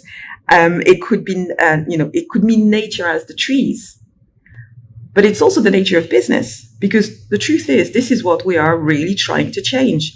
We want to protect the natural environment, and we want to protect Gaia as a whole, and we want to protect all life on Earth. But this can only happen if we change the nature of business, if we change the nature of our governance systems, if we change the nature of our economies. So we have to look at the nature of this as well. And then the next step for these organizations is why? Why do you want to bring nature on board? Because here's the thing, we have managed to bring nature on the board of a corporation, as you know, is getting really well known. Faith in Nature, an eco-beauty company based in the UK, has brought nature as a non-executive director on their board. So this is actually a legal innovation, first of its kind. So we know that in a legal sense, in a technical sense, you can bring the voice of nature on a board. And then what? What happens then? Because what matters is what you're going to do afterwards. It's not enough to bring nature on the board. You have to really think, you know, about the vision that you are creating and the reality that you want to co-create, that you want to manifest, so that you're looking at your values, your principles, and you're looking at what you will be changing, what you will be becoming. So when we integrate, or when we start on the process of integrating the voice of nature, we really want to understand the why. What is the vision that you have in mind? You know, how do you want to change things, and why do you want to change things? And that means that when you bring nature on the board for us, it means that you are ready to practice nature conscious governance and leadership. So you are actively seeking and committing, engaging yourself to practice nature conscious governance. Those principles of, you know, regeneration, restoration, reciprocity, relationality. So you're looking at a different way of being, a different way of relating from the inside out. Amazing. Absolutely fascinating. Thank you, Alexandra, for that explanation. Really, really incredible. So it's June 2024. What's your assessment of the current situation, you know, in relation to our journey of protecting our planet and its people? My assessment is that we are still trying, and there is a difference between trying and doing. There is nothing wrong with the fact that we are trying.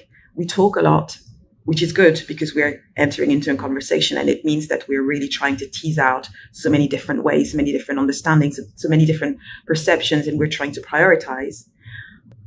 But what I would like to see is more action, aligned action, and bringing nature on the board, for instance, bringing nature into those conversations at every levels, for me would be quite significant in moving towards action.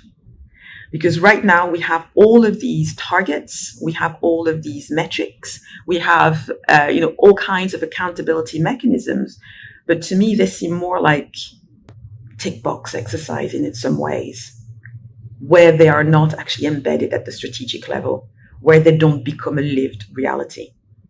And I believe that integrating the voice of nature, and by that I mean, you know, the voices, plural, because there are different perspectives as well and different voices. But integrating the voices allows us to have more wisdom.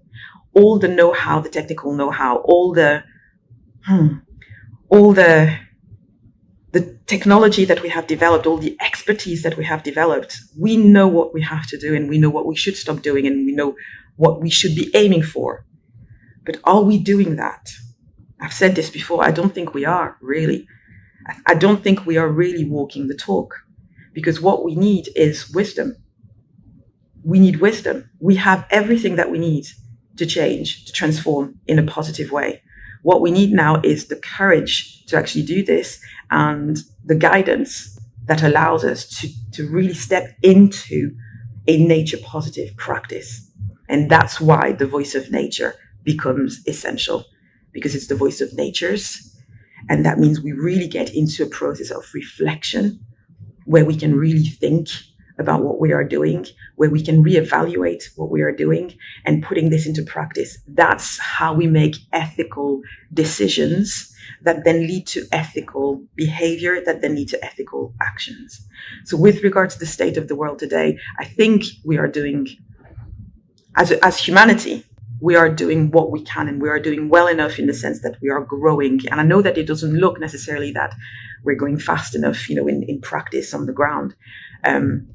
But I think what is needed is more and more people to really feel confident to step into these spaces and be a voice of nature, so that we can actually get things moving, in a substantive way, so that it's not tick box. It actually becomes a new way of life. It is a cultural shift that we need to do. It's not just target based. It has to be cultural. A phrase: no climate action, no peace. Could you talk to me about what you think when you hear that statement? I think you've really hit the nail on the head here. I will start with peace, because nature conscious governance is about peace. Antonio Guterres said humanity is at war with nature. The preamble of the Council of Europe states that it is in the mind of men that war was born, and so it is in the mind of men that peace shall flourish. I'm paraphrasing. So peace is the essence of what we need to practice. It's not a state of being, it's not static, and it's not a destination. It's a direction. Peace is a practice.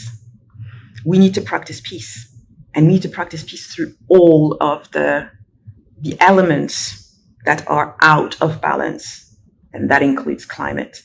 But the way that I look at climate is that climate is part of the whole nature question, because the way that we treat the world, the way that we treat each other as human beings, the way that we treat other than human beings, other than human lives, the way that we treat our natural environment, we are not caring enough and compassionate enough. I'm generalizing when I say this, but we are treating each other as though we were in competition and we are at war, when we need to step into a place of caring compassion and understanding that we can only evolve and grow through symbiosis. So we need to cultivate peace with each other. The way that we disseminate our forests, the way that we pollute our waters, our oceans, and I say "our" because I'm looking at us as as Earth self, as a planetary being, as a living sentient, being Gaia in that sense. The way that we treat ourselves and each other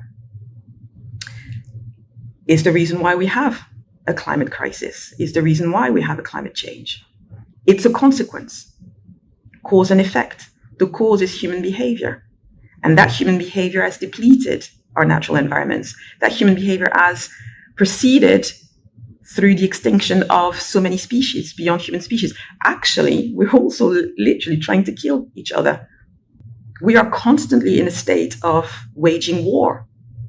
We need to step into a state of practicing peace through compassion, of trying to harmonize with each other, of wanting to harmonize. And that means respecting differences and diversity. That's where biodiversity comes into play as well. It is through diversity that life is created. Monocultures tend to die out. And if all we want to do is constantly, treat the rest of the world as though it is ours to do as we want, in a supremacist, as a way, like we have dominion over it, then we will keep on having all of these crises, and climate change isn't going to get any better. Climate change is a consequence of human actions. So if we practice peace, we will actually reach a peaceful, harmonizing kind of reality. But if we choose to continue practicing war, that is what we're going to keep on having. So there is no climate change without peace, and there is no peace without nature. Amazing, Alexandra. Incredible to hear you talk about that. Absolutely inspirational. Thank you so much. Finally, I want to ask you, if people would like to support you and your work, how can they best do that? How can they find out information about what you're doing? So, as you mentioned earlier on, the Nature Governance Agency is a program of the Earthful Center. The Earthful Center is an NGO that is based in the US and that operates globally. So we have many programs. NGA is one of them. You can go on our website, and it's www.earthfulcenter.org. I think I should really know, but I'm not sure I've got it right. So you can go on our website and donate. You can definitely take part in our fundraising events, and actually reach out to us as well for collaboration, and for organizations who want to integrate the voice of nature, to reach out to us. We also have a dedicated website for nature governance, which is www.naturegovernance.org. I know this one because I actually spend a lot of time on this one. And so you can reach out to us, and we'd love to collaborate. So yeah, we are a huge team of dedicated volunteers, primarily pro bono as well. So any support would be great. This is pretty much our passion and our purpose now. And frankly, I would say that in this day and age, every single one of us has a role to play. So this is our role. This is what we are here to do. So yeah, if you feel that this is also something that you would like to be a part of, reach out to us. We have the Wildflowers. It's our little internship program for professionals as well as for students and scholars. And we also have a Sodality program for organizations who want to learn more about how to integrate the voice of nature. These are all the ways that you can support us. Alexandra, thank you so much. The very best of luck with your incredible work. And thank you for participating in Climate Action Live. Thank you so very much. That was a pleasure.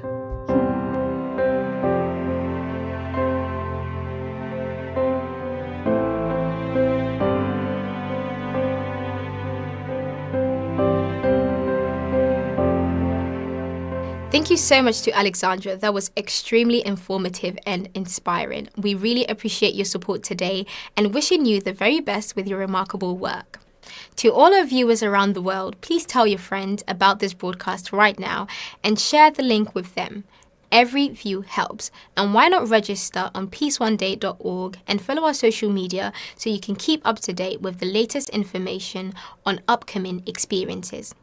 I am now honored to introduce Paul Lewis, co-founder and CEO of Seismic, a sustainability consultancy that helps businesses prosper by becoming a force for good, and our strategic partner of today's experience. Joining Paul is Shah Love, Global Director of Advocacy at Natura & Co. Let's watch your discussion now.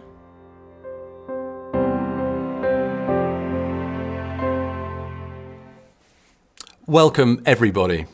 I'm delighted that you can join us for what is set to be a powerful and action-packed discussion. And Shah, thank you so much for joining us. Like so many, I'm inspired by your work, your advocacy, and your impact-focused entrepreneurialism. And I know you're busy as Global Director of Advocacy at Natura & Co., which is an inspiring B Corp. Thank you so much for spending your time with us today. Well, the feeling is entirely mutual. Thank you so much for the invitation to be in this conversation. If I could start, could you share with us a little bit more about the work that you're doing at Natura & Co. and your role within the business? Well, thank you so much for the invitation to be with you all today. And I'm so excited about this conversation and some of the topics we're going to cover. I've actually just recently celebrated my 2-year anniversary at Natura & Co. And over those 2 years, we've, as a team, kind of worked on and shaped and developed and refined what it means to be a business that is actively engaged in advocacy. And there's this one line that I really take huge inspiration from, and it comes from Oxford Net Zero.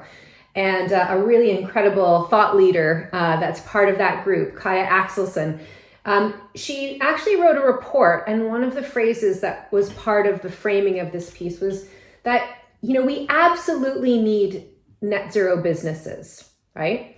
But the problem is that just individual businesses acting and achieving these targets is going to be really important, but actually what we also need is a net zero world. So we need businesses that are also advocating and activating for that wider systems change for that world. And I really took that to heart. So I think at its essence, that's really what advocacy is about. It's about recognizing that absolutely we need businesses to be achieving these extraordinary changes to their business models and how they operate. That's the being a net zero business. And we need businesses to be championing for a net zero world. And we can include in those words net zero, regenerative, just, equal. But we need businesses to be advocating for that change in the system. Now, advocacy, if we are sort of focusing on systems change, really kind of boils itself down to 2 elements. And I mean, it's much more complicated than 2 things. But I know systems change in itself is actually a really complicated term, and people sort of sometimes struggle to understand what that means in practice. But we also take inspiration from the B Corp movement. And one of the definitions that they use to sort of shape systems change, is to look at how we engage in both policy change and culture change. And so at its essence, that's what really advocacy is about. It's about championing for a net zero, regenerative, just and equal world. And it's doing that by engaging in systems change. So changing policies and changing culture. Thank you, Shah. That's fascinating. You speak of activating businesses there. And I wonder if you could help us go a little layer deeper here. How can we really activate the businesses that we engage with, that we work in a really systemic way? Oh, what a great question. So I think that does go a little step deeper in terms of what does this look like in practice? Number one, it's working really closely across the business. So it's really understanding a range of different functions within the organization. I think I work really closely with our sustainability team, our communications team, our supply chain and operations. And in doing that, it's really to understand how we can identify what are the key areas that we as a business really want to take a stand on. And we have a series of principles that sort of underpin how we approach advocacy, how we approach the things that we take a stand on. We need to be, number one, authentic. So we have to be absolutely clear from where we've come from and where we are, and be authentic and transparent. We need to also be ambitious. So we know that the problems that we are facing in this world are extraordinary, and that requires us to take extraordinary action. So really being clear and being guided by the science in terms of what those ambitions should be. It's also about recognizing that people within our business have agency. And that is a really important part of the practice of advocacy, is again, holding and recognizing and helping people understand the power they have, the agency they have, and helping them understand where and how they can use that power as a force for good. We also include activism in our sort of 5 A's of principles that underpin our work, because we do know that there is an important role that's being played by social movements, and sometimes we know we need to get a bit uncomfortable. So activism is part of it. And then lastly, it's about allyship. So really recognizing that allyship is about how we work together with others in alliances and constellations and coalitions. But it also takes its root from the social justice movement. So allyship is also about recognizing the voice and the privilege that we have, and looking for ways to actively help lift up the voices of those who wouldn't otherwise have access to the spaces that we do. So when it comes to what can a business do, I mean, those are the principles that we use to underpin how we identify as a business what we want to take a stand on, and then how we mobilize people, both inside our business and also outside our business, to understand it and figure out what are the things that they want to take a stand on. But I'd say the most important thing that we do as a business, and the thing that really helps us achieve our advocacy goals, it's really about how we join forces with others. So who are the partners we work with, and how do we build a level of, again, alignment, connection, and a spirit of partnership to address these systems challenges together. Thank you. I'm going to really take away the partnership element there. I think that's such a great and powerful point. I'd really love to explore with you the interconnectedness between the environmental challenges and the social challenges that we face together. And I wonder if you can speak to that and the role that business has in bringing those two elements into one. Yeah, I couldn't agree more. And this is something we feel really strongly about as a business. We are clearly a business that cares deeply about climate and about nature. I mean, our headquarters in Brazil, we've been doing a ton of work in the Amazon for many, many years. And our business itself is a business of women. So in our global network, we have almost, Soraya, that might have to be cut a little bit. We have 6 million beauty consultants, the vast majority of whom are women. And what's so exciting is that we really are showing where there is a really powerful integration of both what we do to support people and how we engage in addressing the climate and nature emergencies that we're facing. So now how that shows up in the work that we do really is about the partnerships we're engaging in. So we have been a member of the Task Force for Nature-Related Financial Disclosures, the TNFD, but we're also really excited. We're on the working group for the TSIFD, which is the Task Force for Social Inequality Financial Disclosures. And what's really great about that is I think we're going to see a space where we do see climate nature, and social areas having a lot of energy and activity in them. I think what we really are excited about is how these things are coming together. Again, as a business that works across these different areas, we know how important it is to make sure that actually all the actions we take are centered in the importance and the power of people.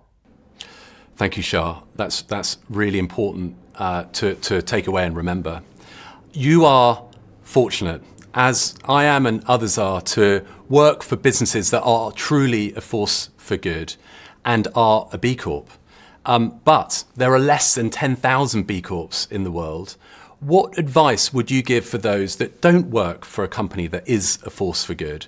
What can they do to prod and to probe to help move their business in the right direction that we all need to see?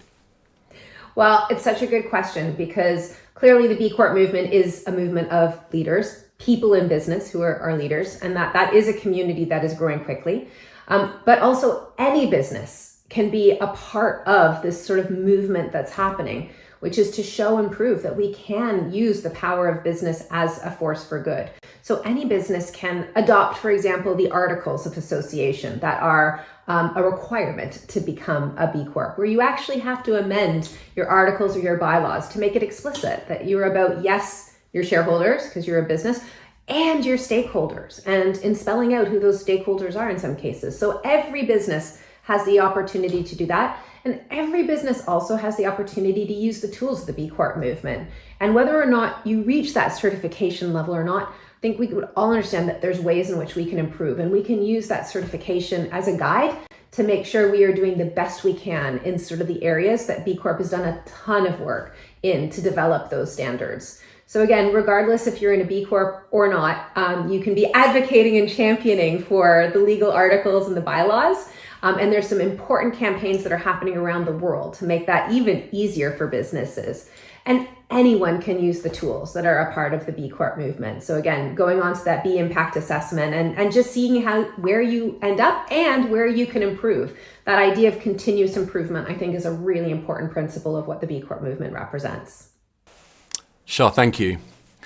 And further to that, with the unique insights that you have in your role, what are you seeing that gives you hope? Oh, it's such a great question. So I really love this because I am an optimist in my heart. And actually, there's a great word I learned a few years ago that I really hold on to quite tightly. And that word is heliotropy.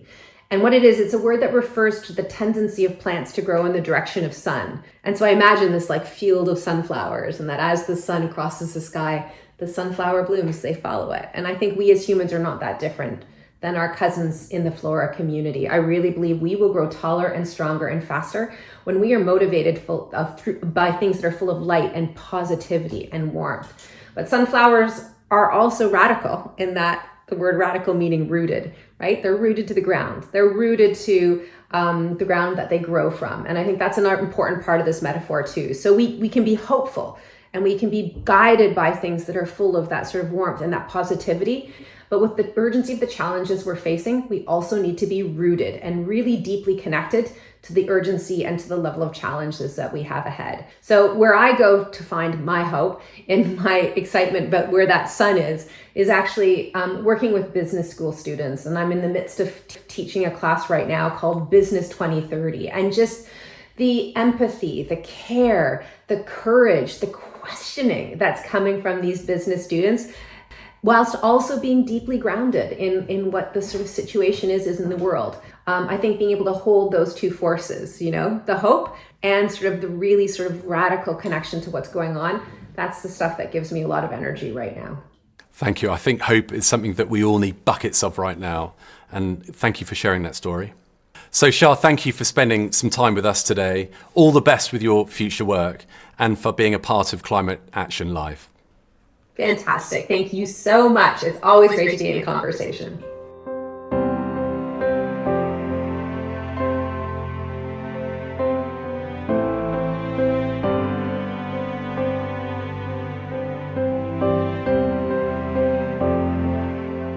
What a truly inspirational discussion. Thank you, Shah and Paul, for being with us today and for your incredible support of Climate Action Live. Next up, we have a fascinating discussion with Sian Sutherland, co-founder and chief changemaker at A Plastic Planet. Sian is joined by Dr. Pete Myers, chair, founder and chief scientist of Environmental Health Sciences and Plastic Health Council, Zara Hawkins, co-founder of Hidden Plastic and founder of Super Seaweed, and Carol Moffat, President and CEO at the Center for International Environmental Law. Let's watch the discussion now.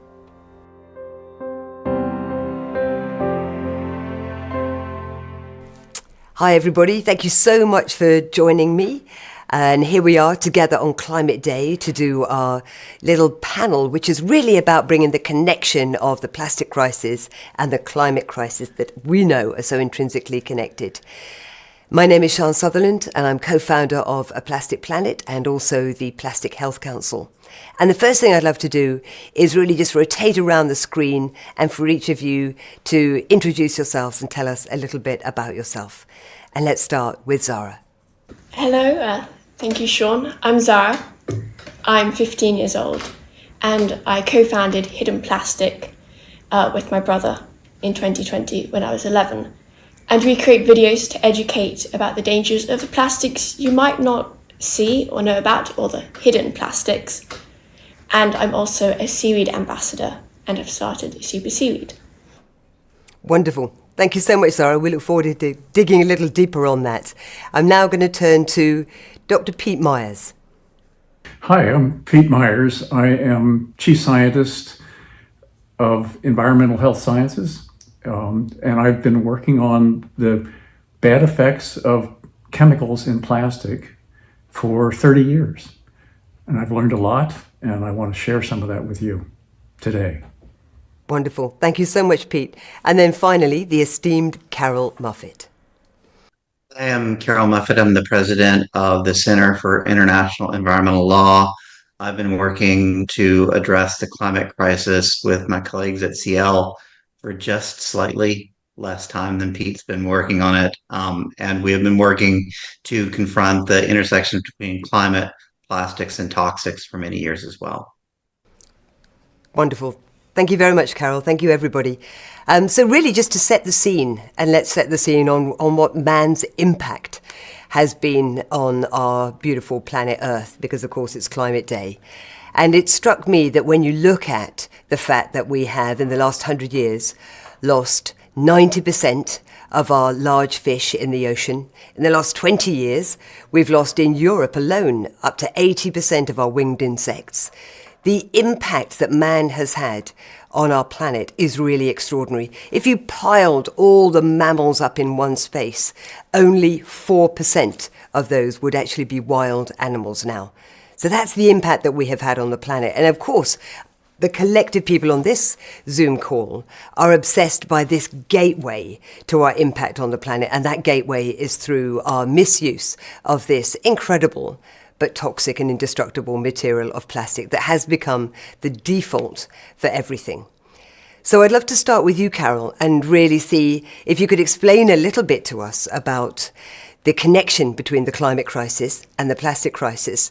And then also perhaps tell us a little about the fact that we know that there is now this UN Global Plastics Treaty that's currently being negotiated. Does that give you any hope? Enlighten us. Absolutely. The connections between the plastic crisis and the climate crisis are fundamental. And they begin with the fact that plastics are simply fossil fuels in another form. 99% of what goes into plastics is oil, gas, and even coal. And that means that the fossil fuels that are responsible for more than 80% of all global climate emissions are also at the very heart of the plastics problem. And this is set to get much, much worse as oil and gas companies look to plastics as an escape hatch as the world works to get oil and gas out of energy and transportation. What we're seeing is these industries are saying, as fuel goes down, plastics need to go up.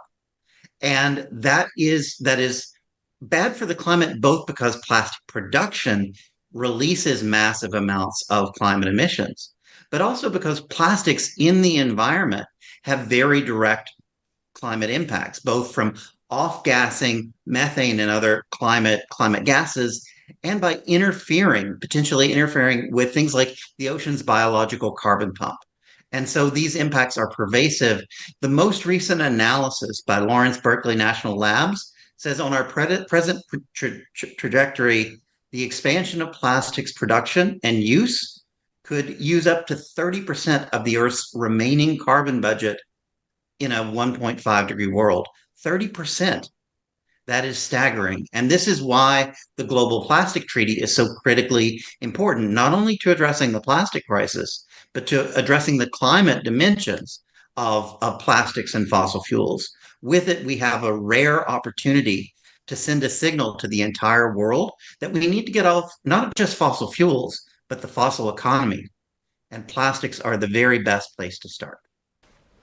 And how do you feel it's going at the moment, Carol, with the Plastics Treaty? Are you hopeful that this is going to have the impact that we need?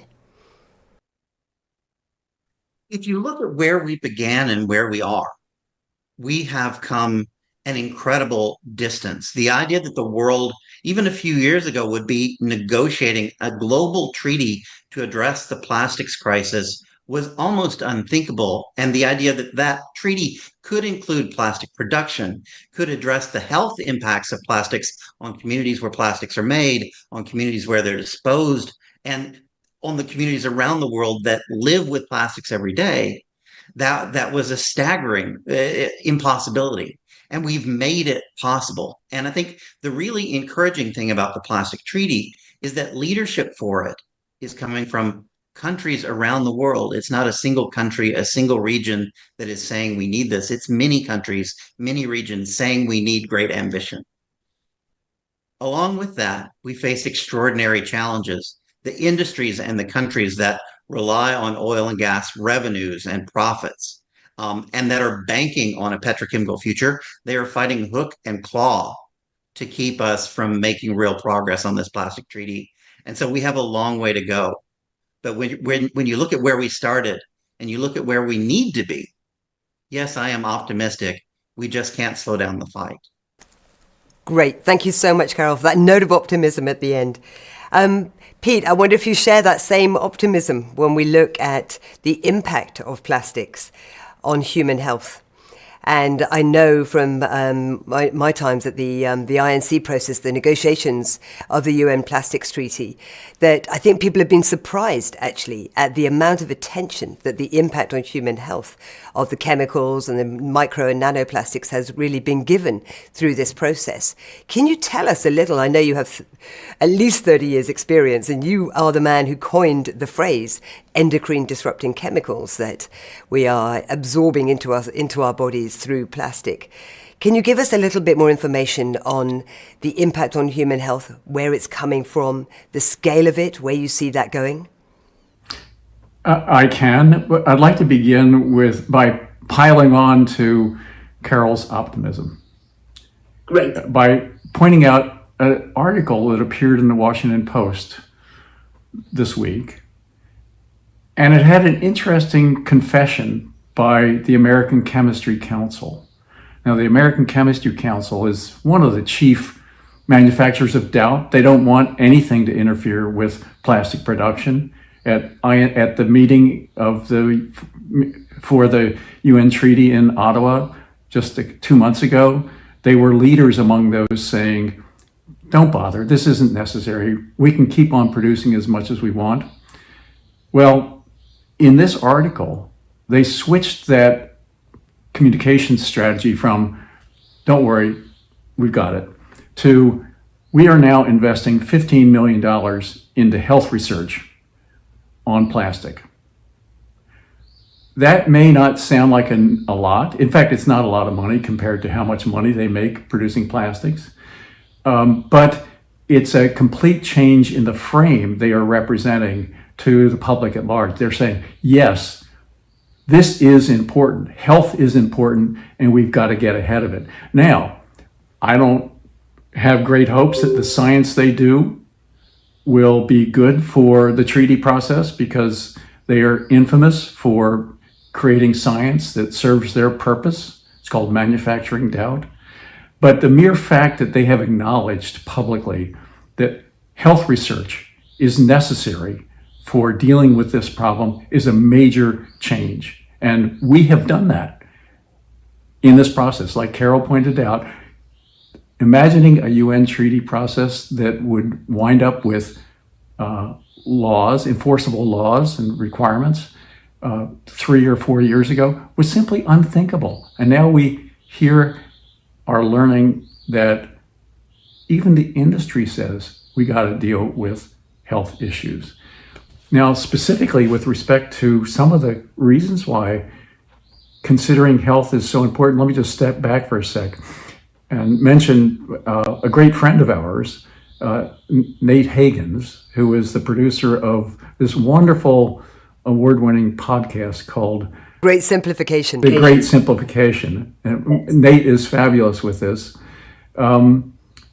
Nate emphasizes in his work that you can't deal with one problem at a time. You've got to deal with a systems approach. If you don't look at it from a systems perspective, the solutions to one problem will probably undermine the solutions to another problem. And that's why we have to address the plastics issue as part of the climate issue, part and parcel, because the climate issue is part of the plastics issue, as Carol said so effectively. So I study the chemicals in plastics, and also we're beginning to work on how microplastics and nanoplastics affect health in humans. We know a lot. We know decades worth of scientific research on how chemicals in plastics are harmful to human health. They contribute to a range of diseases like diabetes, type 2 diabetes. How many of your family have type 2 diabetes? How many have suffered from infertility? Infertility is another major result of exposure to plastic chemicals. Heart disease, and in fact, even death, are results from inappropriate exposures to plastics. Now, you got to understand plastics on one hand some plastics do miracles for healthcare. That's just a fact of how hospitals are put together. But not all the plastics in a hospital are necessary. And what we have to do in our efforts to deal with this problem is first figure out what are essential uses of plastic, set them aside for the moment. We'll begin to attack them as time permits with innovation and new types of materials that we'll be able to use instead of plastics. But let's first identify what types of plastic uses are not essential and get rid of them. And we can reduce production of plastic a lot through that first step. So Pete, as we were speaking at the beginning of this session, and I was talking about our impact on everything else that lives on our planet, obviously we're very concerned about the impact on human health because we are the most selfish species imaginable. But do you imagine that probably we're having a similar impact on everything else that lives on our planet through this addiction to plastic? In my estimation as a scientist, there's no way we are not having impacts on the rest of the biodiversity on the planet directly because of how chemicals interfere with basic signaling molecules that are in our bodies and the bodies of other mammals, the bodies of reptiles, the bodies of birds, even the bodies of insects. We know that those chemicals are harmful to a wide array of animals. And there's no way that the current levels of contamination are not having their effects. But here's the rub. While it's taken us tens, if not hundreds of millions of dollars to do the research that confirms what the effects are on people, we haven't had that much money to spend on what the effects are on animals. And so I actually, this is kind of ironic, but if you've heard about the canary in the coal mine that was used by coal miners to warn them of dangerous conditions in the coal mine, well, right now, we are the canary in the coal mine for the rest of biodiversity on the planet as a result of exposure to plastics. Yeah. Sobering thought. Zara, let me turn to you. How does this make you feel, Zara? You know, obviously the three of us on this call, we're a little bit older than you, but this is your future that we're talking about. So it's interesting to me that you have chosen plastic and solutions to plastic to be your absolute focus rather than the overall climate crisis. So could you tell us a little bit about why you chose this mission? What was the epiphany for you? Well, it's pretty scary, all that's happening, the effects on health and just the environment on the whole. And when I started Hidden Plastic with my brother, I was 11. And the reason I chose plastics was because plastic is quite a visual problem.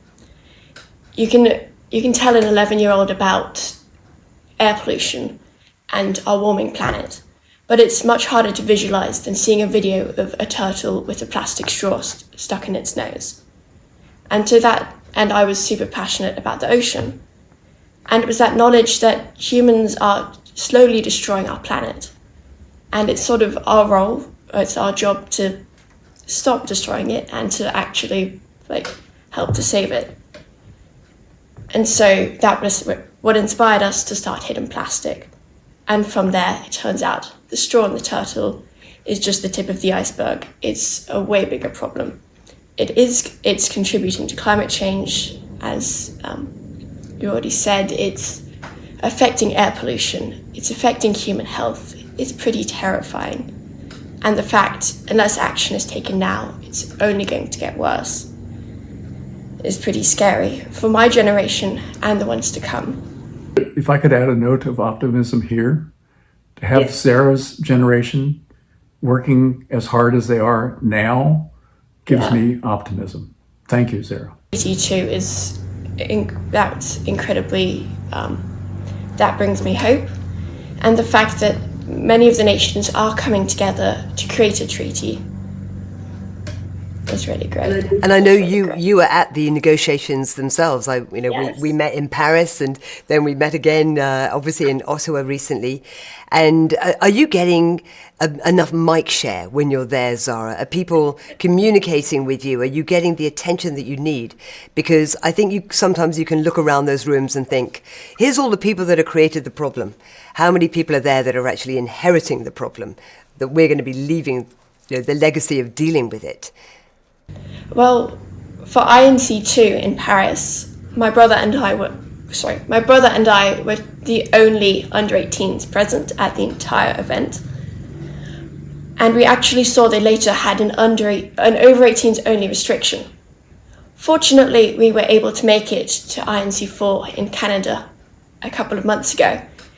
And they actually made progress and let more under-18s in to a grand total of 4 out of 2,500 people. Yeah. But you're not going to give up hope, are you? You're going to be there at the next one? Hopefully. We'd like to. Great. Well, it's our future. And this treaty, the negotiations will hopefully be finished by the end of the year. And so this is sort of a once in a lifetime, a once in a planet opportunity to really have a say in the future of plastics. Great. Thank you, Zara. All power to you. Carol, I'd love to turn back to you and talk about how can we make industry move faster? How can we get governments to not wait for a global plastics treaty and then the inevitable delay of national action plans and so on?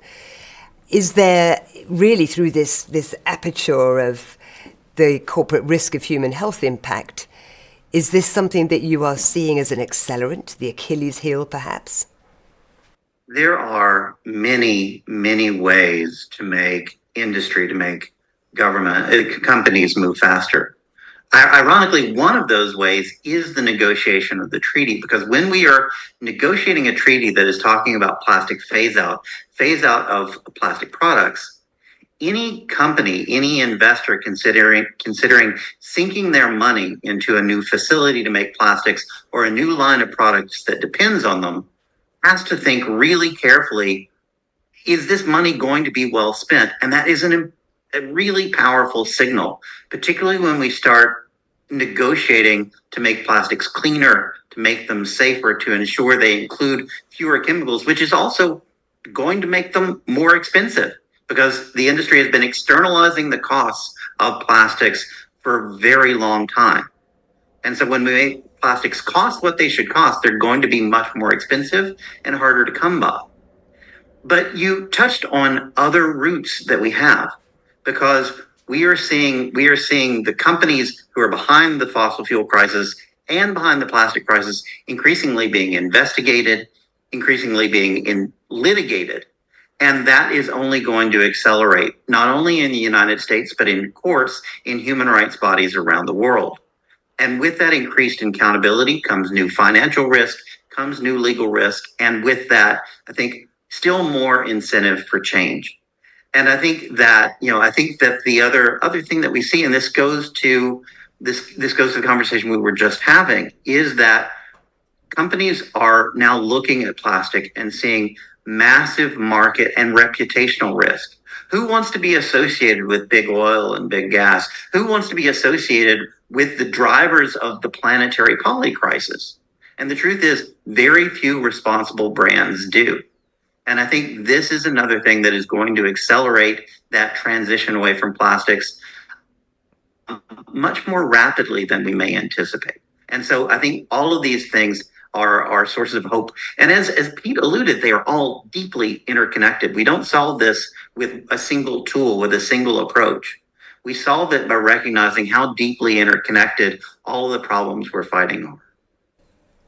Do you think it's possible for us to achieve the kind of systemic, the seismic change that we need to, when you look at, if you just look at the fashion industry alone and look at the facts of nearly 70% of all textiles are now made from fossil fuel plastic in the form of polyester and all of its derivatives. Can you imagine that the legislation or corporate reputation would be enough? One of the most powerful things that you learn in doing this work is that nobody is doing it alone. And that when you start to recognize that we are, all of us, fighting different heads of the same hydra, fighting the same problem from different approaches, one of the things you learn is we live in a world that's not only filled with partners, but filled with leaders, filled with visionaries, filled with voices.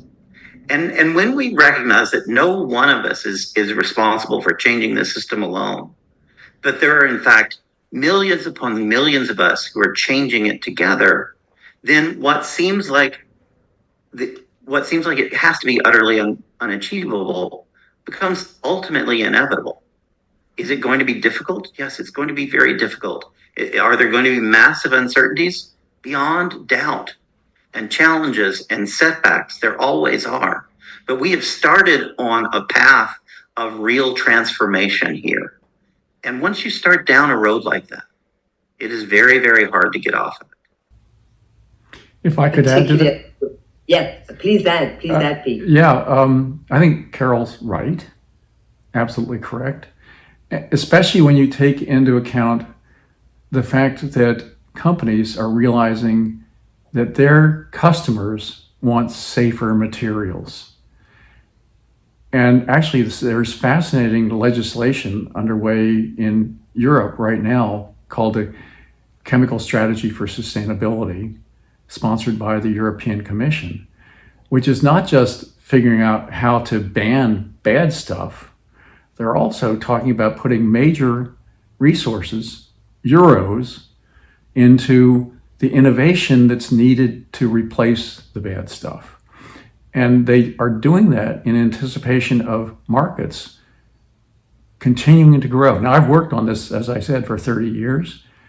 You probably, most of you, Zara, you know that lots of stores say BPA free about polycarbonate plastic. Well, I helped start that, okay? And now I can go into any drugstore in the world that sells baby bottles and see the consequence of consumers wanting safer products because they say, this one's BPA free. Now, we all know, Carol especially, that BPA free is a bit of a misleading thing because they're substituting other chemicals for BPA that are just like BPA. And so that's something of a trap, but we're getting around that. And the European Commission's commitment to a new era of regulation and innovation together, I think, are going to speed up this transition, warp speed. There's some things we have to overcome, but I'm optimistic that that process will be effective.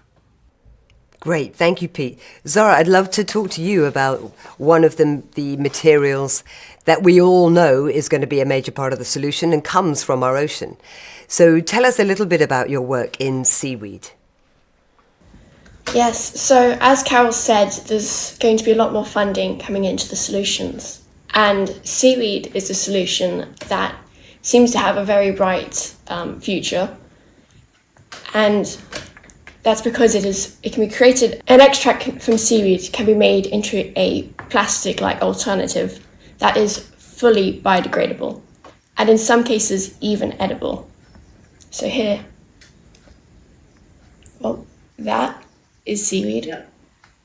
And unlike, it looks pretty much like plastic, except if this ended up in the environment, it would biodegrade within a couple of weeks. Whereas with many bioplastics that you often see in like stores, and the products, they're not actually biodegradable if they end up in nature. They require very special composting facility and just very special conditions. So it's not really a great solution if it were to end up in the ocean, per se. Whereas seaweed, not only is it fully compostable, but it can also grow much more sustainably than if it were terrestrial crops. Seaweed requires no terrestrial land, it requires no fresh water, no fertilizers, and it can grow pretty quickly too. So that's pretty exciting. I love all that. I'm super excited by the opportunities of seaweed and algae and so many of these natural derivatives. And obviously, you know, our work at Plastic Free, which is all about true circularity, you know, just borrowing nutrients from nature and making sure that when we give them back, they go back still in their nutrient state. And seaweed is a key part of that. Are you working on any particular projects at the moment that you can tell us about? I've been in comms with Notpla and some of the other companies who produce the seaweed alternatives. And I've actually recently pitched it to Delta Airlines. So there's a chance they might, hopefully someday soon, carry it on their in-flight meals. We're early stages still. That's wonderful. That's what we need. I want to ask somebody, all of you actually, a particular question, which is really relating it back to Climate Day, which is, what do these words make you think? No climate action, no peace. Let's start with Carol. Russian tanks that rolled into Ukraine were not only fueled by fossil fuels, they were funded and financed by fossil fuels. And when Russia's illegal invasion of Ukraine happened, not only Ukrainian activists, but climate activists around the world called on governments to confront Russia's oil and gas machine as a critical tool for accelerating peace. And that call is still outstanding. But it's only one facet of these issues. One, we need to recognize that in countries around the world, the intersections between oil and gas exploitation have been linked again and again to violence within countries, to violence across borders. So there are very fundamental ways in which the climate crisis and instability are linked. But there's also the much more basic idea that climate justice means viewing other humans as humans, viewing the natural world as a world of which we are a part rather than something from which we are apart. And it's only when we begin to do that, it's only when we begin to recognize that the actions we need to take are actions not just for ourselves, not just for our families or communities, but for something greater than us, as something that reflects a shared global mission, a shared global purpose. That is when we will achieve real climate action. And that is also the path to greater peace, is recognizing the fundamental humanity of everyone around us, and their rights to the same sort of peace, the same sort of stability, the same sort of livable climate that we want for ourselves. And the last thing that I'll say on this is to bring this back to plastics.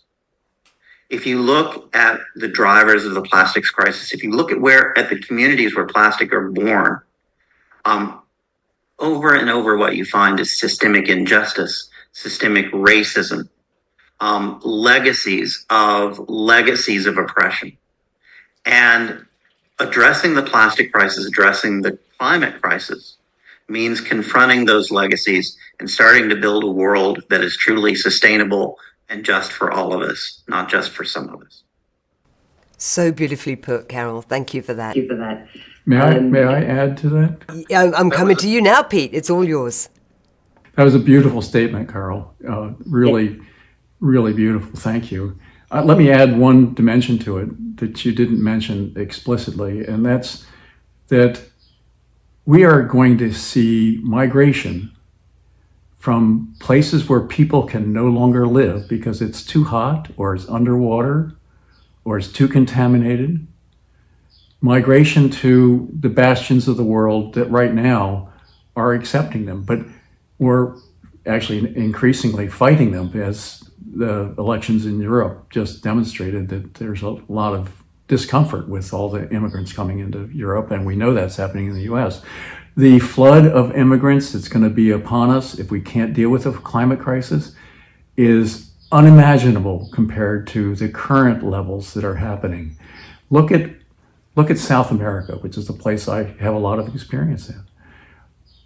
People who live on the west coast of South America depend upon water from the glaciers of the Andes. And those glaciers, actually, they're almost gone. And that's going to force tens, if not hundreds of millions of people to move outside of their borders. And a lot of them are going to try and get into the US. Brazil, and floods in southern Brazil have just displaced several million people. And I was reading a story about it just this week. Many of them are saying, we're not returning. We're going somewhere else. And where is that somewhere else? Well, a lot of it's going to be across borders. We are not even in the slightest way prepared for the level of migration that will take place in coming years in the not too distant future. Yep. And all of those people feeling that they have had to leave their land because their land has been made unlivable, and largely through no fault of their own, no action of their own. That's absolutely correct. But great addition, Pete. Thank you. And Zara, coming to you now. So those words, no climate action, no peace. What does that make you think? It's also not just impacting, climate is a problem beyond borders. And also some countries are unfairly impacting others. For instance, one of the other under-18s at INC4 was a 16-year-old from Indonesia. And she was bringing the message of her people where countries like the UK and the US are shipping their recycling abroad to places like Indonesia. And it's actually being sorted in her local river, this plastic. And the plastics they don't want are just being left there going downstream. And this river is drinking water for 5 million people downstream, it's directly impacting something so vital as water. And there's a quote that I recently heard, which is that we're all on the same plane. And it's not quite the boat, it's a plane, because some people might be in first class, but if the plane comes down, we're all going with it. And this will eventually impact all of us, no matter where we're from. Yeah, however much money you hoard, we're all on that plane. It's a great analogy. So guys, we've just got one final question that I'd love you all to just take a minute to answer, and then we're so bang on time. And that is this. Can you tell me one thing that you are terrified of and one thing that you are very excited about? Carol. I have a reputation for scaring people when I talk. So this is I think the thing that terrifies me is the fact that so many dimensions of the plastic crisis are invisible. And we know from the climate context that things that are hard to see are hard to mobilize people on. But we are in the midst of what can only be described as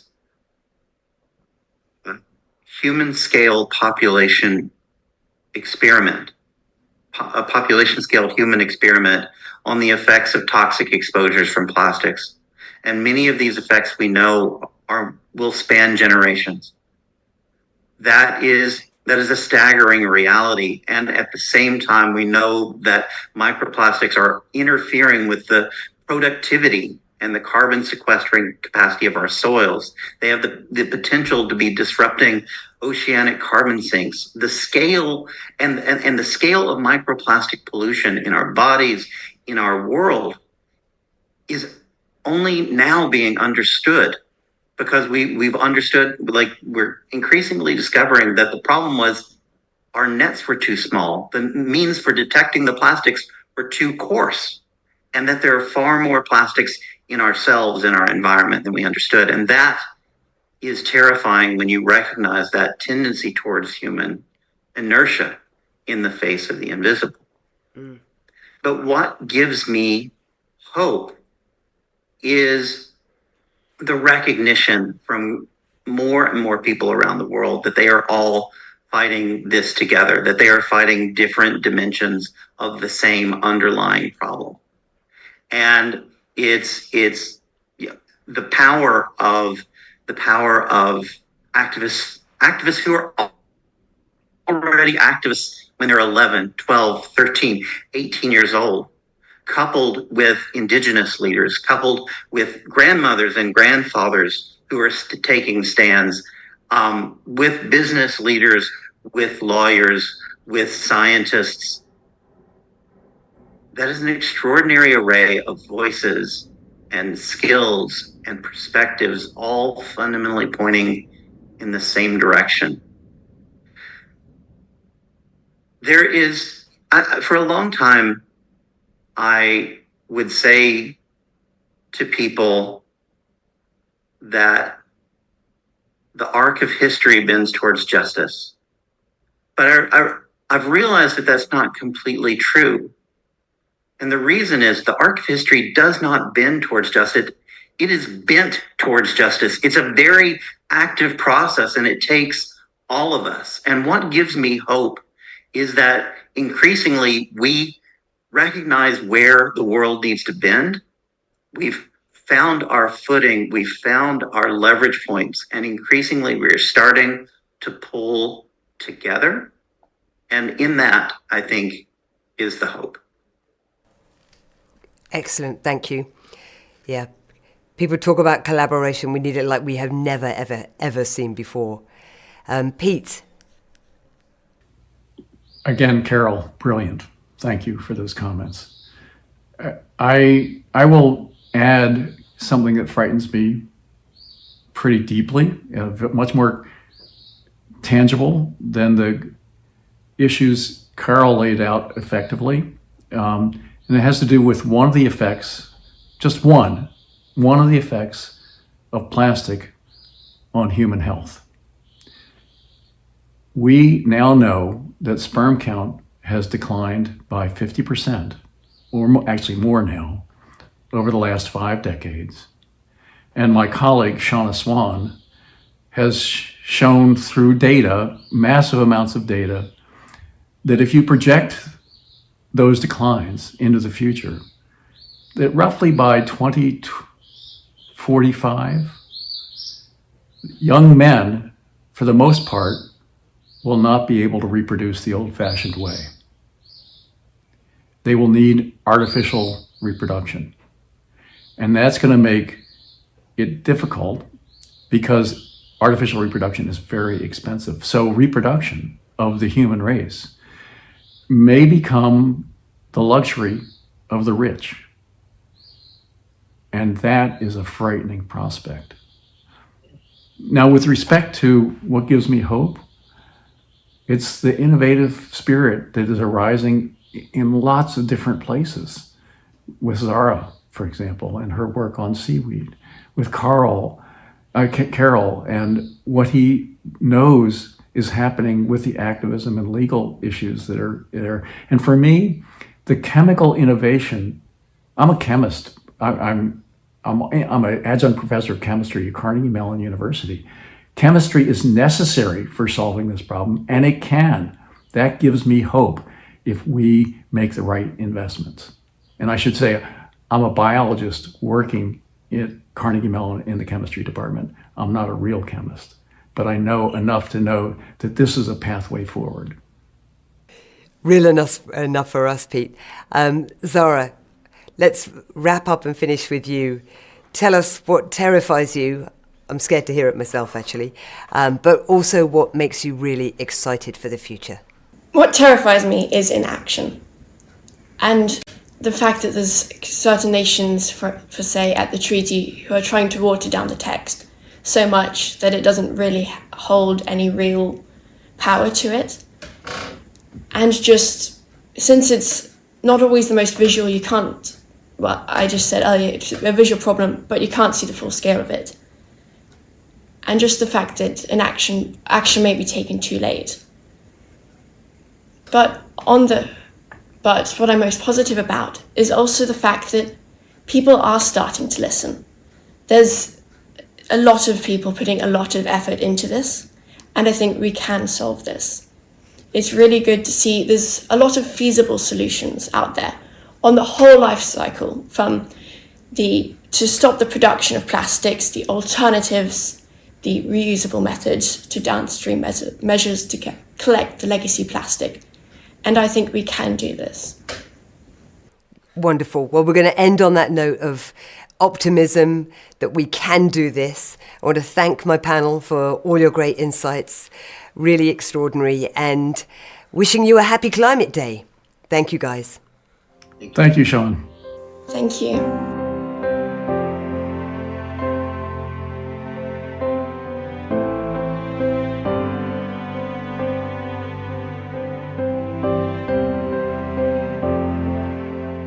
This was truly extraordinary. Thank you all so much for such inspiring and educational words, and for joining us at Climate Action Live.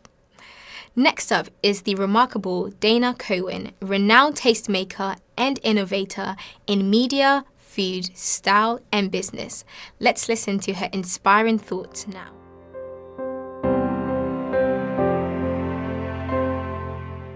Dana, welcome to Climate Action Live. Very excited to be here.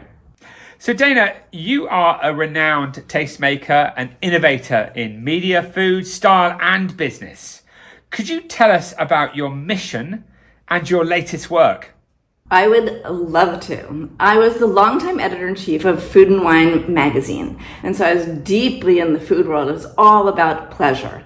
And my current project is called Progressive Hedonist. And I'm getting all of those people who think about food and pleasure to think in addition about fighting climate change through food.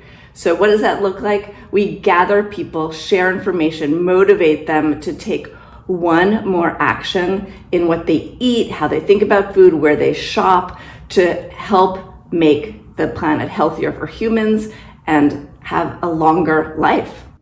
Incredible. So, I mean, let me ask you, it's June 2024. What's your assessment of the current situation in relation to our journey of protecting our planet and people, particularly in your field? Well, I think we're in a better position today than we have been in, I'd say, the last decade. We've moved from being climate deniers to something a little more moderate, like climate doomers. Now, the thing about being a climate doomer is it involves the possibility of change and releasing us from a sense of paralysis. And that's the point of Progressive Hedonist. How do we take this moment of opportunity where we can change people's minds and really begin to mitigate climate change through food? So in my area, where food and ag are responsible for 30% of greenhouse gas emissions, depending on what study you're looking at. So in my field, people are doing extraordinary work. If you look at something like Silo, Douglas McMaster in London, a no-waste restaurant, really making us rethink what is delicious and what is possible in the restaurant world. Or if you look at organizations like ReFed that are fighting food waste and showing us the ways to not waste so much food, because as I'm sure you know, 1 billion meals go wasted every year, and that effect on climate change is catastrophic. If we look at investment, there's investment in food and ag, also alt proteins. So we need so much more investment to really turn the tide, but investment is beginning to look in the food space to mitigate climate change. And we have the farmers who now are looking at changing from conventional to regenerative agriculture. And you have organizations like Zero Foodprint helping farmers make that change, document it, and see that though there is a very challenging transition phase, what's on the other side is food that's healthier for humans and much healthier for the planet. So when I look around the world of food, I see potential every single place that I look. And what is the greatest potential? The greatest potential is in the individual really demanding and embracing these potential changes. Amazing. That's great to hear. Really great to hear. Can I ask you then a phrase, no climate action, no peace. Could you talk to me about what you think when you hear that statement? That statement is very powerful to me because it encapsulates this very challenging moment. When you look around the world and you see how climate change has affected our ability to feed ourselves, the desertification, the lack of water, and the resulting wars between borders, between countries, but between states and between neighbors, it is very clear to me that if we don't address the gigantic challenges, again, I'm talking about food in particular, but multiplied, we will have no peace. We will have no community. We will not be supporting each other because we're fighting for these limited resources. And we need to understand how to work together to mitigate the climate and therefore to find a peaceful future. Can I ask you, what advice would you give to people to make the most impactful contribution? I think the most impactful contribution actually is to have a change of the mindset. So I could tell you a lot of things that people could do, but if their mind isn't open to the possibility that they're going to make a difference, then before you can even talk about impact, you're stunted. It's over. So the most important thing to do is to recognize your individual power and the need for you to participate in the solution. Once you have that, there are so many things you could do. Focusing on my arena, there's certainly policy, but I feel like let's walk before we run as for an individual to just waste less food, have less of it go into the landfill. that has a gigantic impact. It might not feel that way, but imagine your watercress stems multiplied by 1 billion watercress stems, or lemon peels, or anything that's just about to go bad. We as individuals can make such a difference. It could be waste, it could be the source of our ingredients, it could be supporting farmers, it could be just learning and advocating. So once we set our mind to it, we collectively can do anything. Brilliant. Okay, finally, if people would like to support you and your work, how can they best do this? The best thing to do is to find a way to become a progressive hedonist. Go to progressivehedonist.com, understand the 5 principles, sign up to have your own potluck, invite your friends to have a no-waste dinner, learn firsthand the joy of gathering people and having a meal that is better for you and better for the planet. And I want that idea to resonate till the entire world is filled with progressive hedonists, everybody taking one step to have a better world ahead. Dana, thank you so much for your contribution to Climate Action Live, and the very best of luck on your journey. Thank you so much for having me. I love what you're doing. You're changing the world.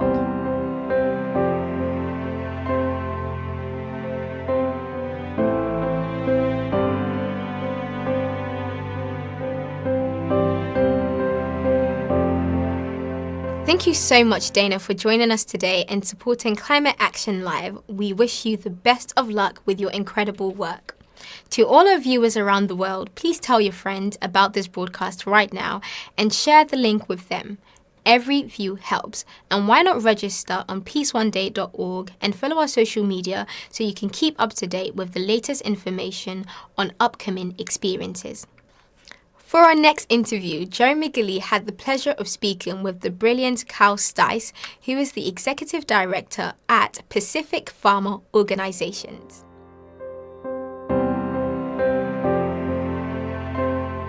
Carl Stice, welcome to Climate Action Live. Thank you very much. It's great to be here. So Carl, you're the Executive Director at Pacific Farmer Organizations. Could you tell us about your mission and your latest work? Yeah, so we're a network of about 35 farmer organizations in 12 different countries. And these are local organizations led by local people. And very important to the climate agenda is they're also implementing local solutions. So our goal is to help local people implement local solutions to climate adaptation. Carl, that's amazing. So it's June 2024. What's your assessment of the current situation in relation to our journey of protecting our people and the planet, particularly in your field of farming? Yeah, so in the Pacific Islands, over 70% of people live in rural areas, and those people are almost entirely dependent on the land and the ocean for their livelihoods. So as we see these climate extremes, so we've had Category 5 cyclones at an unprecedented level, we've had floods, we've had drought. Livelihoods are very much being impacted by these climate extremes, which are linked to climate change. So the last decade has really been the hardest decade for farmers in the Pacific. So we see that the issue is really on our doorstep at this moment. So a phrase, no climate action, no peace. Could you talk to me about what you think when you hear that statement? Yeah, so obviously, you know, when people have food, when they have income, livelihood, when there's order in the home, there's order in the village. When there's order in the village, there's order in the community. And what we see is the effects of climate extremes is disorder. And that disorder causes all kinds of ramifications in the communities and in the homes. Well, given the global crisis that's unfolding, Carl, do you think we have the ability to unite and stand together as one to protect our planet and each other? Yeah, look, I really believe that farmers in the Pacific are at the forefront of the impacts of climate change. And I hate to say this, but they are some of the greatest victims. But at the same time, they are the solution providers. For thousands of years, these rural people, farmers, have been adapting their lives, adapting their farming systems to cope with climate extremes. So we need to pay attention to these local people. We need to pay attention to these local solutions. And through our network and many other regional bodies, we are seeing cooperation on an unprecedented scale where many nations are coming together. They're acknowledging, Laura, that we are victims, but we are solution providers as well. So our hope is that the global scale will recognize how much impacted these farmers are in the Pacific, but also how they hold some of the solutions, and acknowledging the traditional knowledge that's out there to be able to adapt to these climate extremes. We talk about climate smart agriculture. This doesn't mean just technology from the Western world, but in fact, this is traditional knowledge that is climate smart, that has helped them to adapt over thousands of years. And we believe that by enhancing that traditional knowledge, we can also help adapt to the changing climate that's on us right now. So if people want to support, right, they want to support local farmers. I mean, what advice would you give to people to make the most impactful contribution to the farming community? Yeah, we really believe that farmers need to have a seat at the table. You know, so many discussions globally are about farmers that don't have farmers there. So whether it's at the regional level or at the global level, invite farmers for their perspective. And then when you invite them, actually listen, because the traditional knowledge that's there, the experience that's there is invaluable to this conversation. No longer can we rely on government leaders to make all of the decisions for rural people. No longer can we allow Western science to plot the way forward for climate adaptation. So my biggest goal my biggest message is for the world to acknowledge that farmers are victims, but they are also solution providers. Give them a seat at the table. Listen to traditional knowledge and see how we can use science to enhance that. And when we have this more holistic approach where the solutions are being implemented by local people at the local level, that's where we can see a real impact. We have so many great initiatives that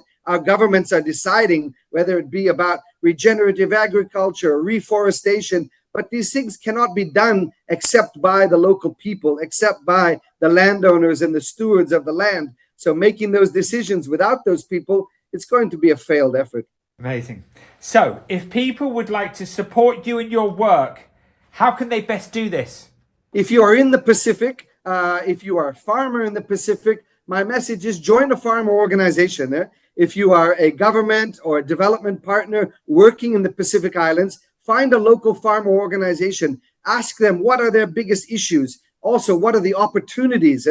Farmer organizations are an important part of this development model for climate adaptation.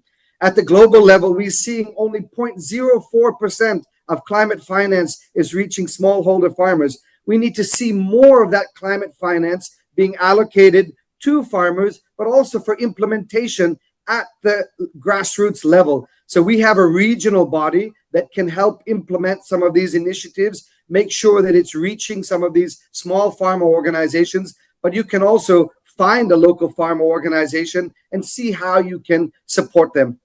Carl, I have to ask you, I mean, in terms of a book or a film that's really inspired you, you know, in relation to farming and us understanding more about its, you know, its place at the table, what would you recommend? Actually, I'd recommend going on YouTube right now and searching up FestPac 2024, the Festival of Pacific Arts and Culture, where this message is coming out that we are no longer just a lot of spots or small islands in the ocean, but actually the stewards of the largest ocean in the world, cultures that are many thousands of years old, surviving and thriving in some of the most difficult circumstances. So watch the dances, listen to the speeches that are happening right now at FestPac 2024, and I guarantee that you will be inspired to look a little bit deeper into the traditional knowledge and the experiences of Pacific Island people that can be applied to this global challenge of climate change. Carl, incredible. We wish you the very best on your journey. Good luck. Thank you so much for the time.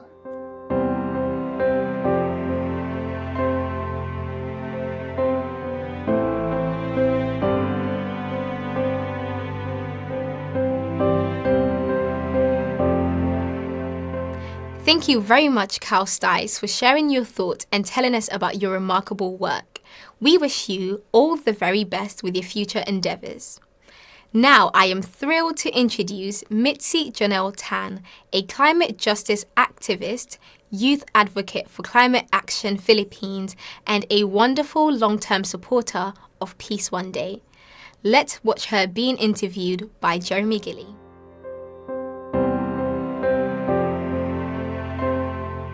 Mitzi Janelle Tan, welcome to Climate Action Live. Thank you. Thank you for having me. So Mitzi, the first question I wanted to ask you, you're a climate justice activist and youth advocate for Climate Action Philippines. Could you tell us about your mission and your latest work? What we do in the Philippines is ensuring that everyone understands that climate action has to be paired with climate justice, which means that it cannot be devoid and divided from this other socioeconomic crises that we're experiencing, that it has to come with peace and justice. The Philippines is one of the most dangerous countries in the world for environmental defenders and activists, and a lot of our rural communities are environmental defenders. Their areas are militarized, and a lot of our campaigning now is focusing around that and ensuring that people have the right to live, that people have the right to a sustainable environment, and that people have the right to protest and to have a voice. Well, very best of luck and stay safe. What I want to ask you is, it's June 2024, Mitzi. What's your assessment of the current situation in relation to our journey of protecting our planet and its people? I'm seeing that world leaders are really failing to address the climate crisis. Year after year, we have conference after conference. We just had the Bonn Climate Change Conference here in Germany. And again, we're not getting the results that we need. We're still not getting the action and the commitment to actually implementing the promises and pledges that we need. An example is the Loss and Damage Finance Fund still isn't getting enough finances. We still don't have actual conversations around how finance will flow from the global north to the global south. And we're still lagging behind extremely on the fossil fuel phase out in a just and equitable manner. But we do have some initiatives like the Fossil Fuel Non-Proliferation Treaty, which excites me so much because we have countries in the Pacific mostly, and Colombia and Timor-Leste as well now, really leading the way to create this global treaty to ensure a global and just, equitable transition. Mitzi, this isn't a question I've written down to you, but I want to know what's your assessment of the COPs when they come round? What's your feeling about COP and what it achieves? I think what COP can achieve, what these UN climate change conferences can achieve, are policy changes that can lead us to a better world. But has that been happening in the past few years? Barely. If anything, it's been going very, very slowly and not at the speed and rate that we need to address the climate crisis, and not bringing in the voices from the most marginalized, not having that aspect of equity and justice enough. And so this is already happening with all the activists there tuned in. And that's why we also go to these spaces, to ensure that the world understands what's happening, to ensure that the world leaders understand that we're watching and that we're holding them accountable. But we need more people, not just during COP, but during the entire year, to ensure that the policies and promises pledged here actually get implemented in our own countries. So a phrase, no climate action, no peace. Could you talk to me about what you think when you hear that statement? Climate justice and climate action are intrinsically linked to peace, because the climate crisis, it exacerbates existing socioeconomic crises, which can lead to conflict. And a lot of times states and companies, they respond to crises with militarization, with unrest. And that's not how we want to build this. What we're showing and saying is that the way to a climate just world is a way to peace. They're interlinked to each other. The biggest carbon dioxide emitters and emissions come from the military as well as the fossil fuel industry. And so to go to peace, we need to address the climate crisis. And to address the climate crisis, we need to go to peace. Very interesting, Mitzi. Thank you. What advice would you give to people to make the most impactful contribution? The beautiful thing is that there's no one way to get there, right? There's so many different ways and so many different aspects and avenues, and we need to take advantage of all of it, because the system that we're going up against is taking advantage of all of this as well. And so we need to go at it from different perspectives and levels. And that means that wherever you are now, whether you're a teacher, you're a student, you're, whatever profession you're in, whatever you already like doing, if you like to write, if you like to cook, if you like to talk to people, if you like to read, or you like to make lists and Excel sheets, they all have a place in the movement.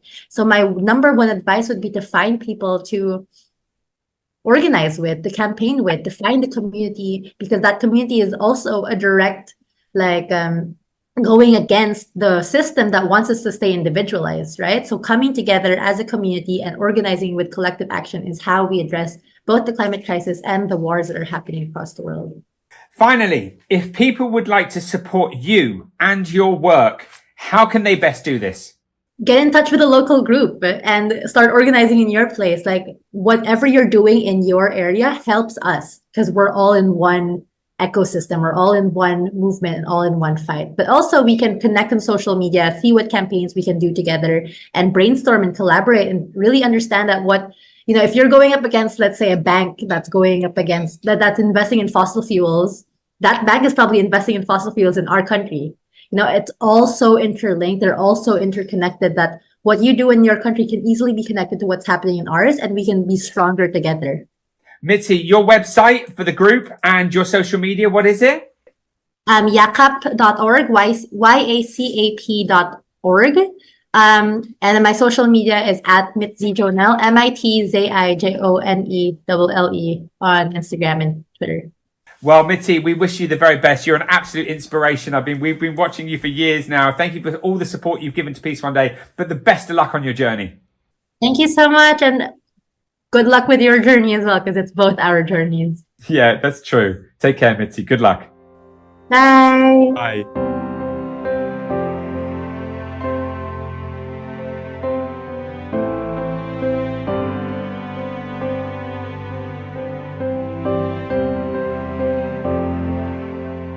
How incredible to hear the words of such an inspirational activist, Mitzijonelle Tan. Thank you so much, Mitzi, for your support and all the remarkable work that you are doing. To all our viewers around the world, please tell your friends about this broadcast right now and share the link with them. Every view helps, and why not register on peaceoneday.org and follow our social media so you can keep up to date with the latest information on upcoming experiences. Now, it's an absolute honor for me to present a special message from a business leader, campaigner, co-author of Net Positive, and a wonderful long-term supporter of Peace One Day, Paul Polman.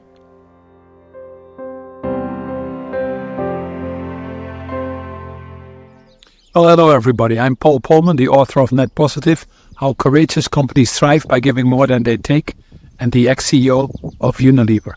My focus now is entirely on accelerating the implementation of the Sustainable Development Goals, with, as you can expect, special focus on addressing the burning issues of climate change and inequality. I've supported Jeremy and Peace One Day from the start, in person and with our brands. Simply because we cannot have development without peace, and no peace without development. Both are integrally linked, especially at a time when we seem to be growing apart more than ever.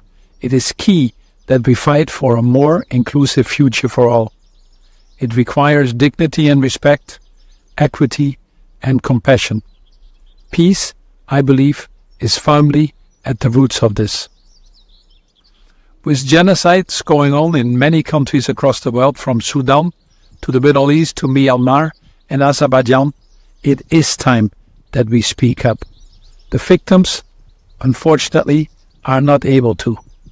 Peace and climate are closely related, as increased numbers of climate refugees confirm. This is not a life we chose for, and this is not a world we want. At the roots of many of these issues are frankly self-serving humans, often male egos, driven by greed, apathy and selfishness. I would argue that this is a human crisis, and if more and more of us will speak up and take action, we can and are able to reverse this devastating trend. I hope that you've enjoyed the shared stories that Peace One Day has presented to us today. of heroic individuals, of action, of impact. Remarkable men and women at the front line of trying to save the world. Incredible. I hope it has galvanized us even more in our own actions and ambitions. As I mentioned, the effect of devastating climate change is at the roots of many of these issues.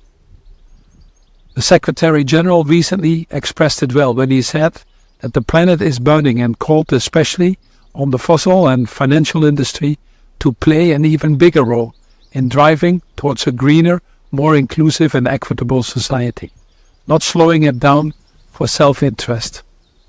The economics of moving are actually very encouraging. The business opportunity of the century. This transition is the biggest opportunity that we have. And the companies that are moving are increasingly rewarded for it, including by the financial arm. Electrifying our economies, moving to circularity, and changing our food and land use systems will be key. So will, I believe, the increased support that we need to give to emerging markets, where most of the new emissions will be. 30% of the world's energy is already green, and tipping points are seen in many areas. In 85% of the world's countries, wind and solar is already cheaper than fossil. Battery costs are coming down faster, and capacity is increasing. EVs are reaching price parity versus combustion engines, and frankly, the list goes on. We know what we need to do. Do we have the willpower to do it? In our book Net Positive, we talk about a change in mindset needed to move from a linear, destructive production and consumption model of take, make, waste to a regenerative, restorative, reparative one. Earth's overshoot day this year is June 25th. This is the day that we use up more resources than Mother Earth can replenish. After that, frankly, we're stealing every day from future generations. A good reminder of the need to think restorative, reparative. The book Net Positive is number 3 on the 50 Thinkers list and recommended reading for anyone who wants to embark on this journey. Finally, please start thinking about how you are going to mark this day on September the 21st at homes, schools, universities, communities and places of work. Let's make the 21st of September the greatest gathering for peace the world has ever known. By working together, we can create a more peaceful and sustainable world. We can create, indeed, peace one day. For more information, go to peaceoneday.org and follow us on social media.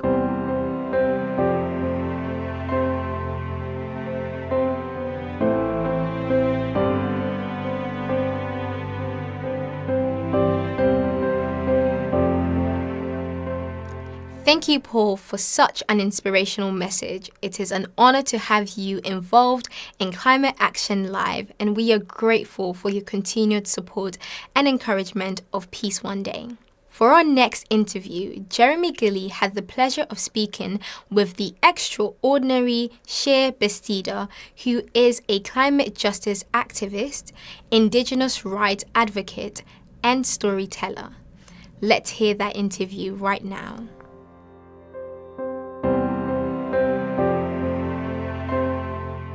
Gia, welcome to Climate Action Live. Thank you so much for having me. So Gia, you're a climate justice activist, Indigenous rights advocate and storyteller. Could you tell us about your mission and your latest work? Yeah, so I have been in the climate space for about 5 years now personally, but my parents have been in this space since 1992 when they met in the Rio Summit. And my dad is from an indigenous community in Mexico, so I grew up with all of these values of reciprocity, of giving back to Mother Earth, and also working intergenerationally, which I think is one of the things that we're missing the most in the climate space. And right now I'm working on a film. It's called The Way of the Whale, and we follow the path of the gray whale from Baja California Sur all the way to the Arctic, meeting communities, seeing how the challenges of the gray whale, the challenges that the gray whale has been facing, and also just how historical winds, which this wind was able to protect the largest area in all of Latin America, La Biosfera del Vizcaíno, how historic winds can help us now my generation informed the fights that we're fighting, because we understand that it's not only about, in the past we used to talk only about environmentalism, conservation as separate from social issues. But winds of the past have shown us that they're interconnected. And that is what I think my path is going towards, making sure that every single project that we're advocating for also has social justice embedded in it, and those indigenous values of being in balance with Mother Earth and with each other. Amazing, amazing. Well, I can't wait to see that film.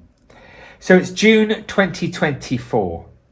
What's your assessment of the current situation in relation to our journey of protecting our planet and its people? We are at a very difficult moment right now, June 2024. I just came back from Germany from a conference that happens there every year between the climate conferences, the big ones, the COPs. They're called the subsidiary body meetings, the SBs, and people don't know about this conference, but all of the countries are there negotiating our future. So that's why we show up. I go with a group of other youth across the world, really diverse group, and we show up to show governments that even if the negotiations that they're engaging in are super technical, we will still be there, and we will still show up putting this pressure. This time we're particularly talking about climate finance, because that is the one thing that developed countries are pulling back still. And for example, we have this number of $100 billion a year for loss and damage, which is when a country experiences effects of the climate crisis, they will get money from this fund. But it's usually done in loans, in all of these type of things that put developing countries under more and more stress, the global south under more stress. So what we want is for the global north to assume their historical responsibility to the climate crisis, because that is the first step towards, taking up this responsibility of having been extractors for so long. So that is what we're working on. And it's a tough situation, but we're still there. We're still exerting pressure. We're still protesting. And more than anything, we're becoming translators between the technical things and the voices on the street and all of these different sectors to make sure that the voice of youth and the voice of the people at the front lines is heard. So a phrase, no climate action, no peace. Could you talk to me about what you think when you hear that statement? So last year, I actually was at the United Nations in International Day of Peace, and they asked me to deliver a speech about climate and peace. And I hadn't realized until I wrote that speech about all of the different connections that there are. For example, I think that the climate crisis itself is violent, that hurricanes, that wildfires, that rising temperatures, that is a form of violence for people, displacing people from communities. And climate action, resilience, adaptation, mitigation is all to preserve peace. Because when I think of the future, I want a peaceful world for my children and future generations.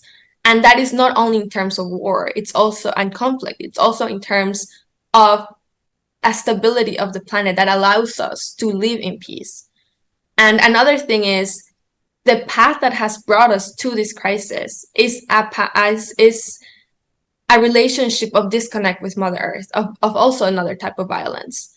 So we also need to have peace with the Earth, peace with Mother Earth, and realize that we are part of Mother Earth, not just, an entity separate and we can do whatever we want. So I think once we reconnect with the idea of peace, we can start to live better.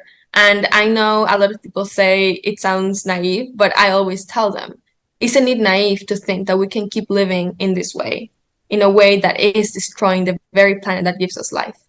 So, given the global crisis that's unfolding, do you think that we have the ability to unite and stand together to protect our planet and each other?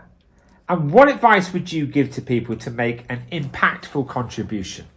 I absolutely am 100% a stubborn optimist when it comes to climate action, because I have seen people doing the work for decades, including my own parents. And what they have told me is we have never seen the climate movement grow so fast than in the past 5 years. So I know we have momentum. I know that now more than ever, more people know about the climate crisis, but not just the issues, they know about the solutions.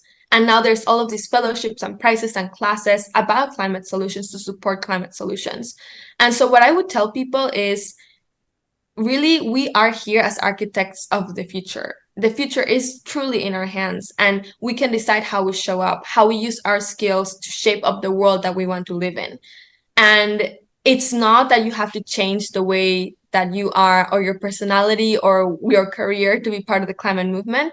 It's just lending your skill and doing it with a lens that takes care of the planet. And that makes you already a climate activist. And if you don't like that term, which many people don't, that makes you a shaper of the future for the positive. Finally, Gia, if people would like to support you and your work, how can they best do that? Well, you can support the upcoming film that I have coming out called The Way of the Whale. It's still in post-production, so we probably won't be hearing about it publicly until the beginning of 2025. But you can also support me on my social media, on Instagram @ShieBeara and on Twitter @ShieBastida. Well, Shia Bastida, you're absolutely a true inspiration to so many. Thank you for participating in Climate Action Live, and the very best of luck on your journey. Thank you so much for having me.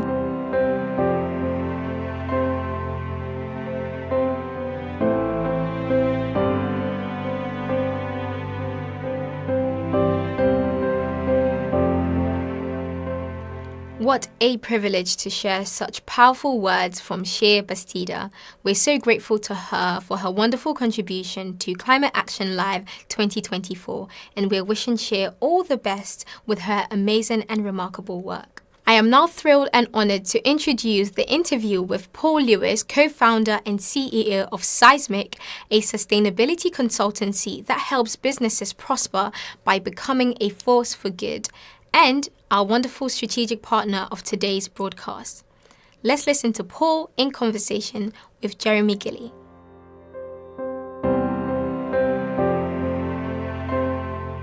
Paul Lewis, welcome to Climate Action Live.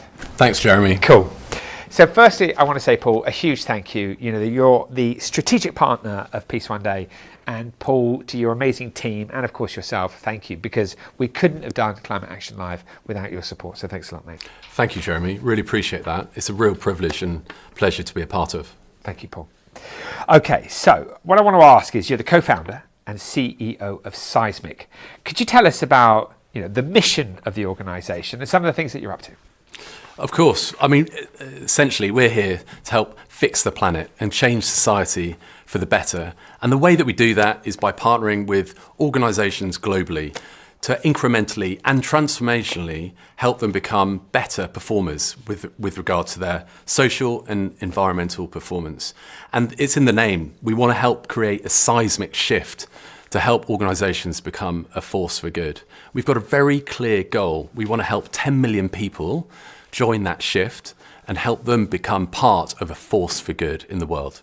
Can I ask you, because before I go to the other questions, I just want to find out a little bit more detail. Like, it's incredible, and I know about what you're talking about, but for those who don't, what changes when you help them make that seismic shift? What kinds of things do they change? Well, it may be anything from very tactical measures. It might be around their environmental footprint. It might be about measuring things in a more accurate way. It might be around social elements in the business. It might be around diversity, inclusion, belonging. And also, it may be about completely overall change, systemic change within their organization, getting rid of old systems, bringing in new, and becoming more innovative and agile in their business models to reinvent themselves so that they can truly call themselves a force for good in the world. Nice. With a real sort of vision of, through business, manifesting a more peaceful and sustainable world, right? They know that, businesses now know that in order for them to have a moral license to operate, they need to have a positive purpose. And all businesses have some negative elements to them. We need to get rid of those elements, really drive out, for example, their carbon emissions, get rid of those, move them to one side so that they can really focus on what their positive purpose is in the world and really elevate and amplify that for them. Amazing. And I know this is a massive movement. There are thousands of corporations, participating that you as an organisation have got them involved in. So yeah, I can see why you called it seismic and manifested that seismic shift. And I can understand why you said earlier to me, that you get out of bed with the spring in your step. I mean, the fact that you're supporting corporations to make those kinds of changes that allow this planet to thrive and survive is incredible. And that's why I say again how proud we are to work with you and your team, because it is unbelievable work that you're doing. And to have you involved in something like Climate Action Live is a fitting relationship. So sorry to keep saying thank you, but I'll move on now. So in June 2020, it's June 2024, what's your assessment of the current situation in relation to our journey of protecting our planet and our people? That's a tough question, Jeremy. I mean, there's some element of sadness, I feel, in terms of where we are, based on where we need to be. If I'm honest, a bit of despair, but I'm an optimist. I've got hope. I've got trust. I've got faith in the power of communities and the power of business to move us into a better place. But really, if we look at the facts, let's look at climate for a second. We're trying so hard to keep within 1.5 degrees of warming. Even if we achieve that, it's going to cost us globally 20% GDP. That's a huge number. But it's looking likely that we're going to breach 1.5 degrees. If we're to get to 2 degrees, that's between 40 and 60% of global GDP. That is a huge figure that is going to create disruption on a global scale, even more than we're feeling it today. So I look at that with more challenge and more activism needed than ever before. And I'm inspired and I'm kept hopeful by the sort of organisations that we work with, the sort of people that you've convened into Climate Action Live. And it's those people, it's those communities, it's those organisations that are going to move us out of the challenges that we're feeling right now, out of the risk, incredible risk that we have right now as a society, and into a brighter, calmer, more stable future that we all need and crave. Thanks, thank you. So, a phrase, no climate action, no peace. I mean, could you talk to me about what you think when you hear that statement? I think about all of our clients, all of the partners that Seismic works with, and the interconnectedness between the social challenges, the social impact opportunities that they have, and the environmental ones as well. And I've always been a believer that the business community can connect these two elements and move us forward in a way that we need to. And that belief is growing month on month, year on year, as I progress through the work that I do. So I, in short, 100% agree with you. If there is no peace, there is no climate action, and the same is the other way around as well. Based on your vast experience of trying to create lasting positive change in the world, what advice would you give to people who are looking for ways to make a positive impact? Probably think about this on two levels, one on a very personal level and then one on perhaps a working level. On a personal level, I'd just really encourage people to become ever more conscious, ever more educated, and ever more thoughtful about the decisions and the actions that they take in their lives, whether that's where they go on holiday, how they travel, what they eat, who they vote for. I think it's so important for people to be ever more conscious about the footprint that they are making on the world. And I would also talk about how they buy and what they buy. And this is why I'm really passionate about the B Corp movement. To be a B Corp is a shorthand way of saying that an organisation is a force for good. And that really helps people make decisions about what they buy and who from, because they know that it's making a positive impact rather than a negative one. So on the second point around making decisions with people's work, I think where you choose to work is probably one of the biggest decisions that you make with your life. If you think about it, we've got 2,000 weeks in our careers or thereabouts. And if you are making a decision with where you work and you look at yourself in the mirror and you say the company or the organisation that I work for is not a force for good, is not making the world a better place, then that's quite a difficult decision that you make, or it's a difficult position that you put yourself in. So I would really encourage people on a personal level to really think about the organisation that they work for. If that organisation was 10, 100, 1,000 times bigger, is that going to be a good thing for the planet or a worse thing? So to make that choice is such a big one in people's lives, and I'd really encourage people to be ever more conscious about that. Yeah, that's amazing, Paul. I've heard people talk about that, but never in that way. 2,000 weeks, it is the biggest choice you're going to make where you work, and working for somewhere where it's a force of good or for a B Corp is probably a massive contribution to a more peaceful and sustainable world. That's a great way to phrase it. Yeah, well, I really hope that more people are making those choices, and we're seeing a big shift at the moment from people who are becoming more enlightened, more conscious about what they do in their working lives, and they're leaving jobs where they're working for companies that are making a net negative impact on the world, and they're searching for purpose, searching for values alignment, and that's a really exciting movement. Yeah. Well, Paul, Seismic, thanks a lot again, and good luck on your journey. Thanks, Jeremy. Cheers, Thanks man. so much. Cheers, man.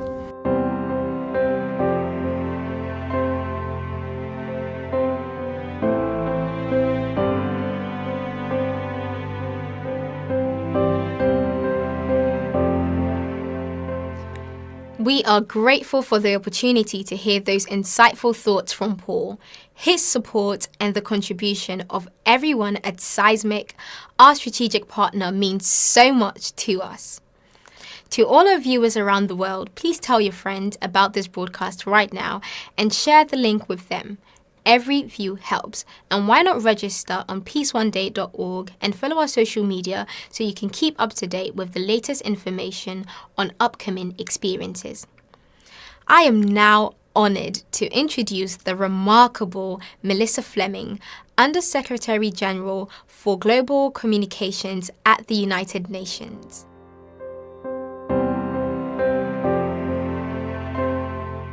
Melissa Fleming, welcome to Climate Action Live. Great to be with you, Jeremy. Fantastic. Melissa Fleming, Under-Secretary General for Global Communications at the United Nations. Could you tell us about your role at the United Nations and your key objectives? Well, I lead communications for the United Nations, which means my job is to communicate about the state of the world, but also to advocate for a better one and to show the solutions to our most existential problems. So it's peace, it's enabling people to live in dignity and equality and on a healthy planet.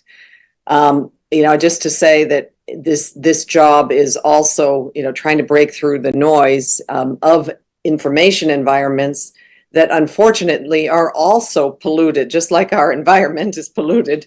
Our information environment, especially with the rise of in our digital era, with misinformation, with disinformation, and also hate speech. And it's really having an impact on climate action and other areas in peace and security, human rights. So that's another area of my work, is really trying to do what we can to advocate for healthy information ecosystems, because only in healthy information ecosystems can people access reliable, trusted information based on science. And can we properly drive the urgent change that we need in the area of climate action, which is what we're talking about today? Thank you, Melissa. I'd like to ask you, could you tell us about the work that the United Nations carries out in relation to the protection of our planet? Many UN bodies are working on different dimensions of protecting our planet, including biodiversity, including animal life, including protecting, fighting plastic pollution. But the most consequential for all of us, the most existential challenge that faces humanity is climate change. And that is where the UN system has joined forces with the Secretary General on really pushing for the change that we need to keep our planet alive, to keep it in a healthy space for both humans and animal life. And that is, what is clear is that there are solutions. There is a path, that we just need to keep emissions or cut emissions to the extent that we can keep the 1.5 degree limit that was agreed years ago in Paris in 2019 alive. It's within grasp, but it's edging closer to the point of no return. So we're really calling for urgent action and a dramatic shift away from the dependence on fossil fuels and towards a reliance on renewable energy. And we're really encouraged that we're already seeing that shift. We're seeing that the renewables are booming. We're seeing costs plummeting.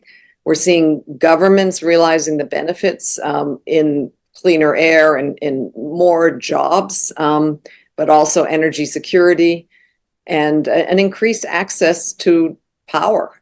So again, moving from this reliance on fossil fuels to a dependence on clean, renewable energy, that's what we're pushing for as the real, centerpiece to achieving our goal of, keeping our planet safe and healthy for human life. Thank you, Melissa. It's June 2024.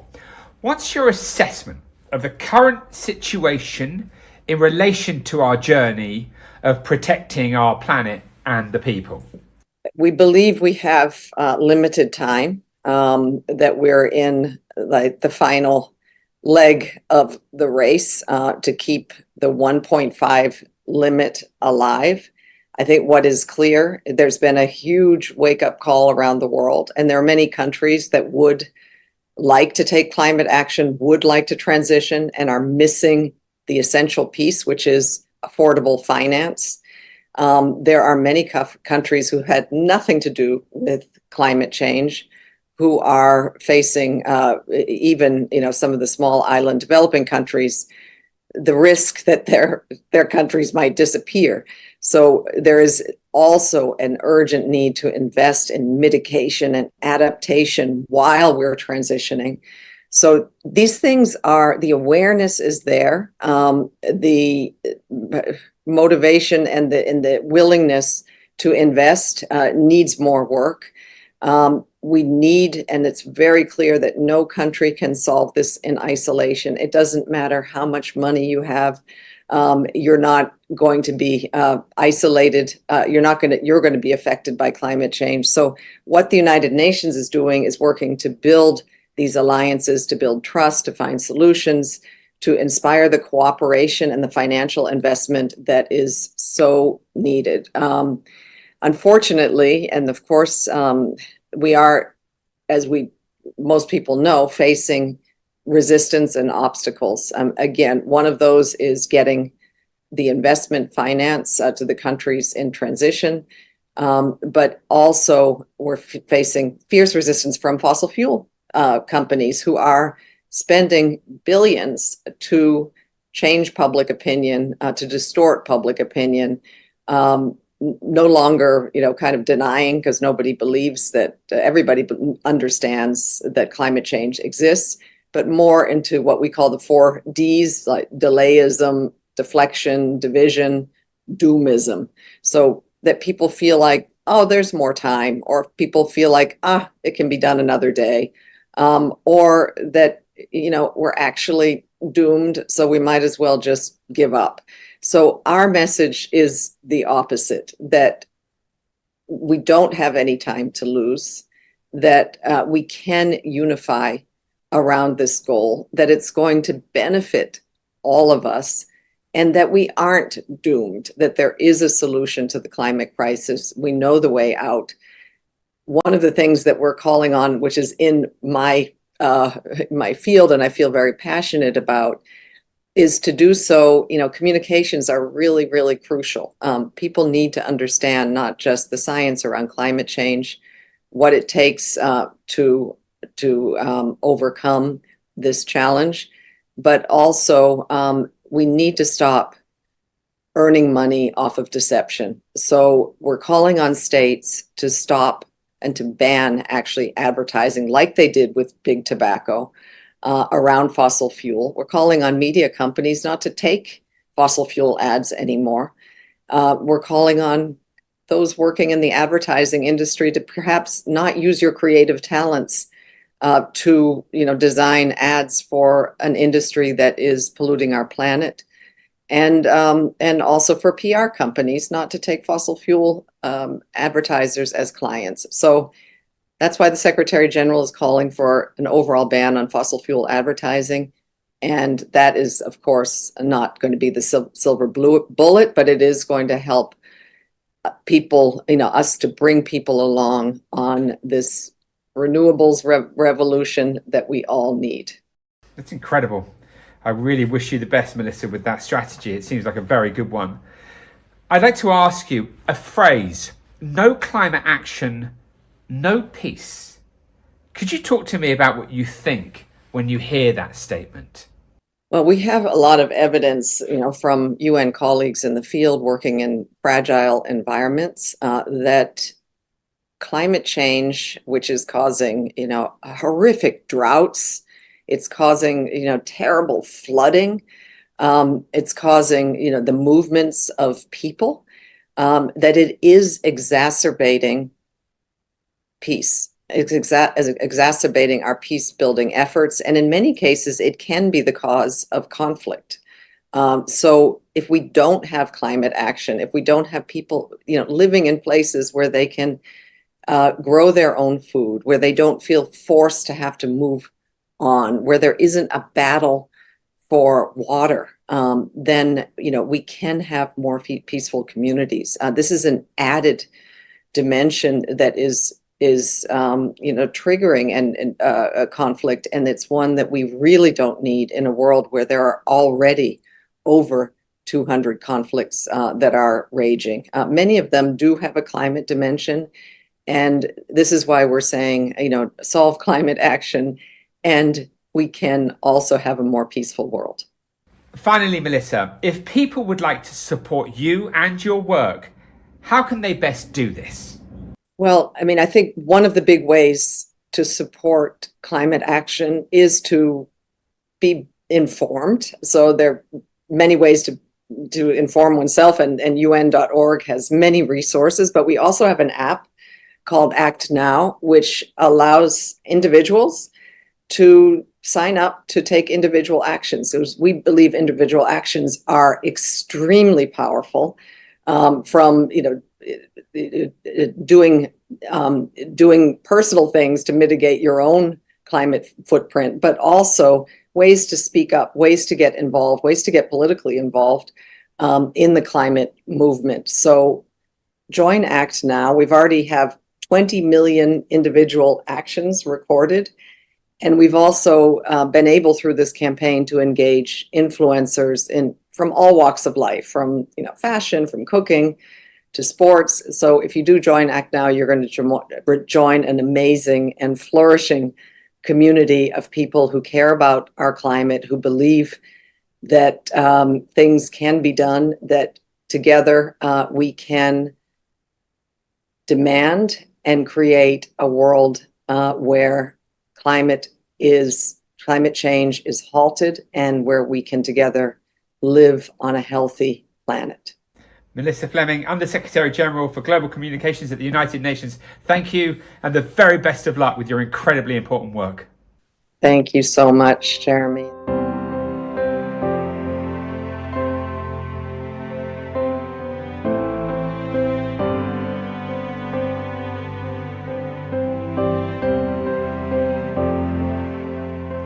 Thank you very much, Melissa Fleming, for sharing your thoughts and contributing to Climate Action Live 2024. We are very privileged and grateful for your continued support, and good luck with everything that you are doing at the United Nations. We now have a special statement from a TV presenter, radio broadcaster, and long-term supporter of Peace One Day, Laura Whitmore. Let's listen to Laura's message now.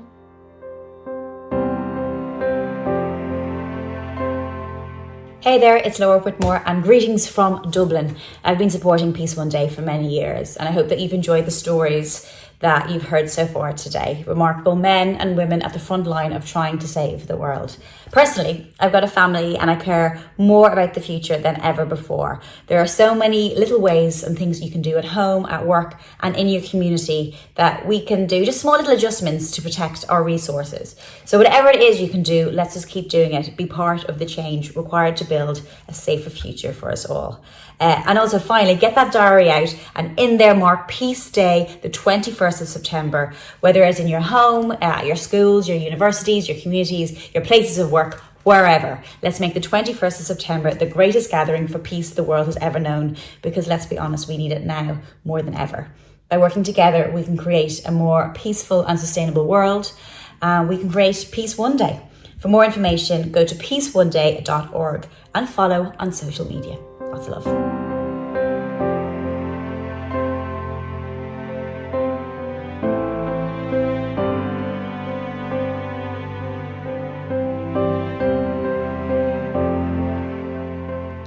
That was the inspirational Laura Whitmore. We're so grateful to Laura for her incredible continued support and participation in Climate Action Live. We're almost at the end of Climate Action Live, and it has been an absolute honor to have been your presenter for today. I am delighted to hand over to Jeremy Gilley, the founder of Peace One Day, producer and director of today's experience, to end the broadcast. But before I do, let's listen to a contribution from the amazing A.Y. Young, who is the founder of Battery Tour and a wonderful supporter of Peace One Day.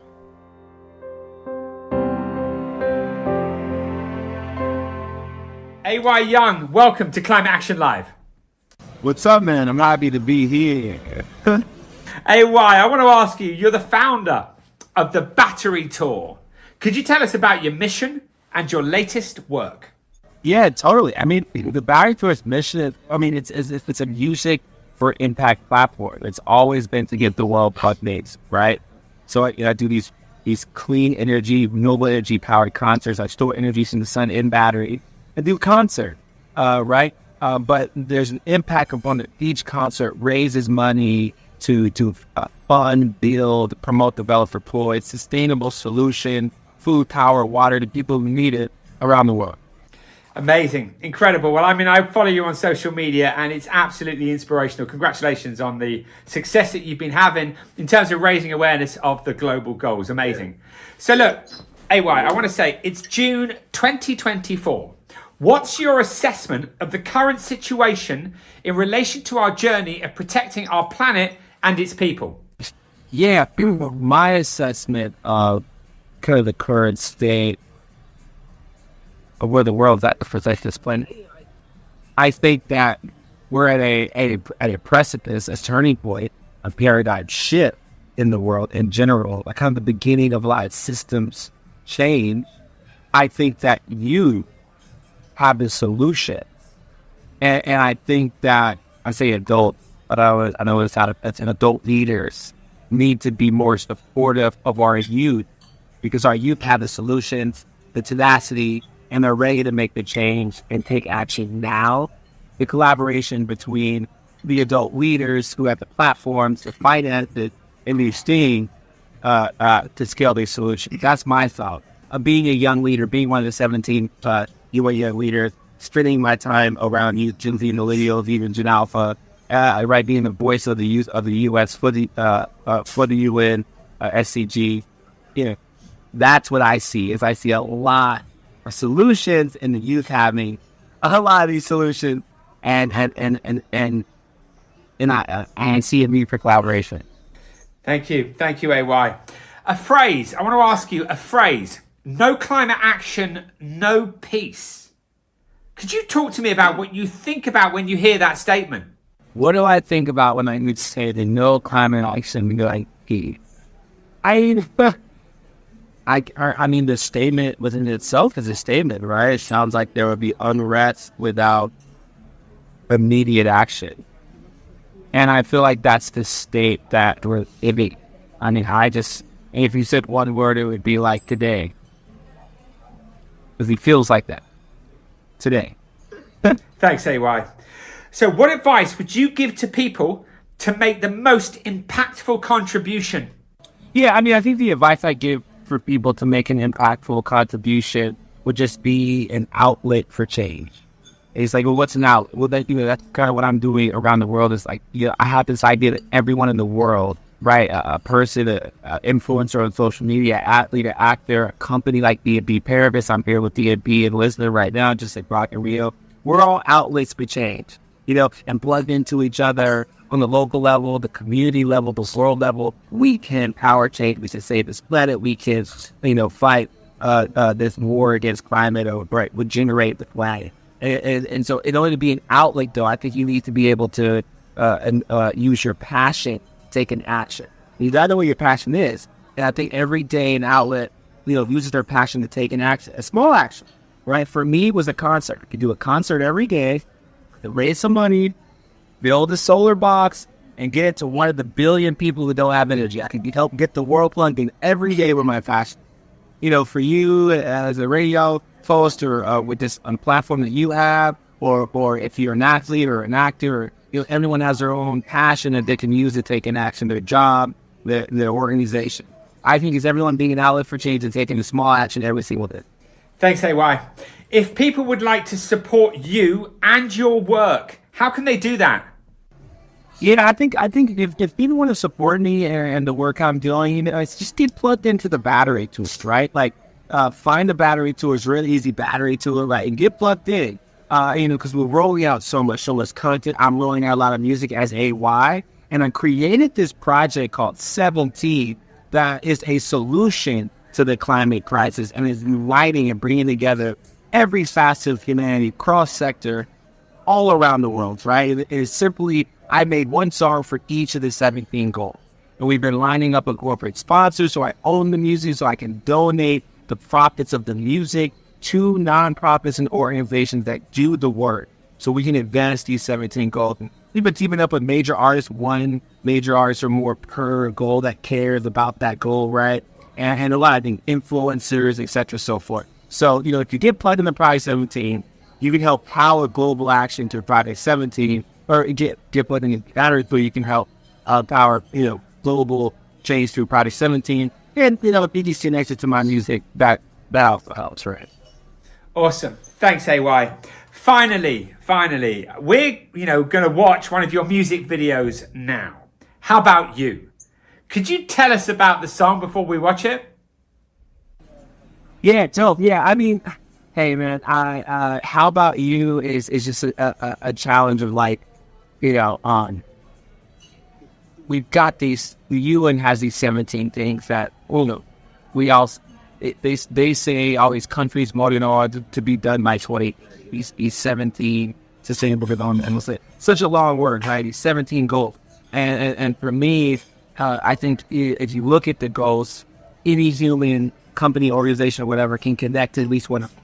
And so that song was kind of a way of saying, how about you? Which one are you plugged into? And when you take an action for it, will you be an outlet for change?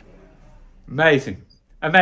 Okay, let's watch that music video from AY Young, founder of the Battery Tour. Listen, mate, you're a total inspiration to me and so many. Keep doing the incredible work that you do, AY. Thanks, dude. You're an inspiration for me, man. What you're doing with peace is beautiful, dude. Peace and love. Peace and love. See ya, AY. Peace, man. Peace. Bye. Hey. How about you? You ain't even got a clue. I don't even wanna talk if you ain't got nothing to do with the ghost. Robin Hood of the industry, I know. I just fed a village with this music, then I hit the road like Molly Crew. Rolling Stone, when the rubber hits the road. Holy moly, I'm so rock and roll. Man, how about you? How about you? You ain't even got a clue. I don't even wanna talk if you ain't got nothing to do with the ghost.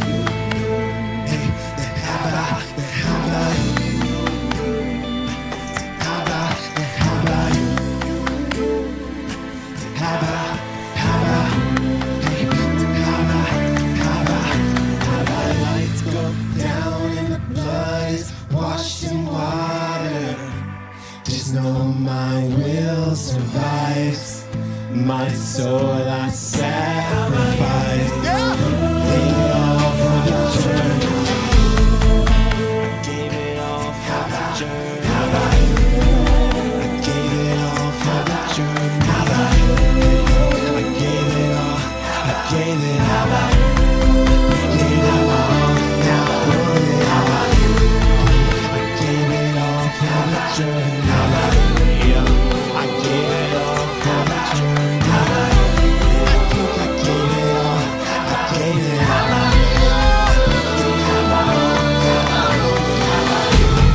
Students, teachers, artists, politicians, plug in. Sisters, fathers, brothers, mothers, cousins, we are human. Everybody come together, pick a passion, plug in. See you blood, and we are the island. How about you? How about, how about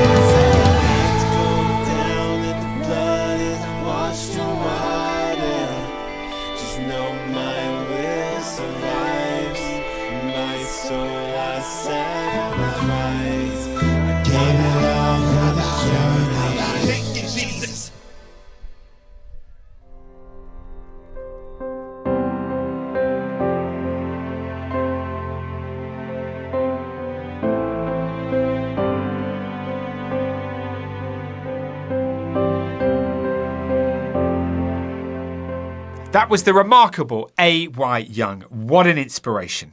Thank you once again for all your support. So we've come to the end of Climate Action Live 2024.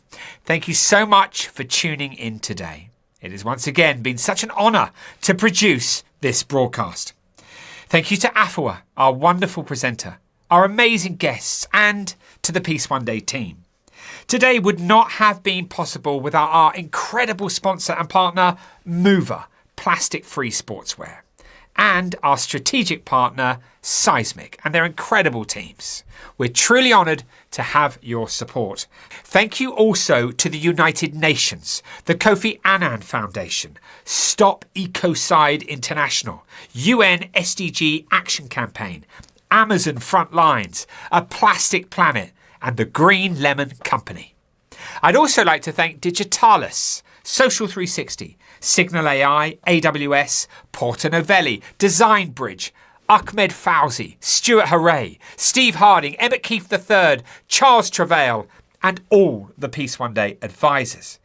But most importantly, thank you once again to all of you who have watched today's broadcast. Please tell everyone you can about the broadcast. You can watch all the films from today on our website or through social media in the coming days. By supporting and sharing these important messages we've heard, we are one step closer to a more peaceful and sustainable world. 21st of June marks the 3-month countdown to the 21st of September, Peace Day. Against the backdrop of all the challenges we face as a global community, be it conflict with one another or conflict with our environment, we believe that it's more important than ever that we stand together as one. No climate action, no peace. This year, Peace Day, 21st of September, falls on a Saturday. We can mark the day with our family, our friends, our communities, and I hope as many people as possible take that opportunity on a scale never seen before. We would love you to follow us on Peace One Day's social media platforms. It means a great deal to have your support. It's everything, in fact. So please also visit or register on our website and keep up to date with all the latest information and, of course, the events. I'm totally committed to producing content that informs, inspires and engages people, which leads to measurable impact. And I really hope that we've successfully done that for you today. Thank you once again for tuning in. I'm now honoured to close Climate Action Live with a few words by the Secretary General of the United Nations, Antonio Guterres. Thank you.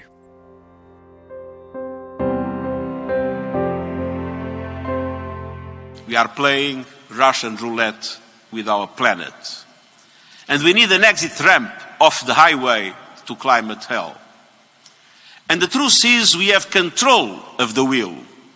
The 1.5 degree limit is still just about possible. It's the ideal place to make the point. We must protect it. It will be 1.5 degrees higher. A recent study found that climate chaos will still cost at least 38 trillion a year by 2050. Climate change is the mother of all stealth taxes paid by everyday people and vulnerable countries and communities. Where it hurts, from supply chains severed. The G20 countries produce 80% of global emissions. They have the responsibility and the capacity to be out in front.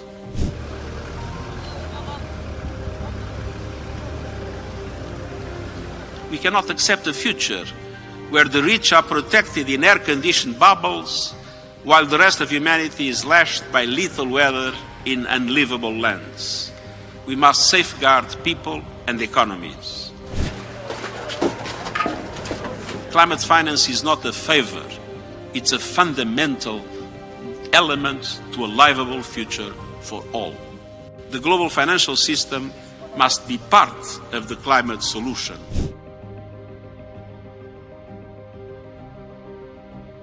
I urge every country to ban advertising from fossil fuel companies.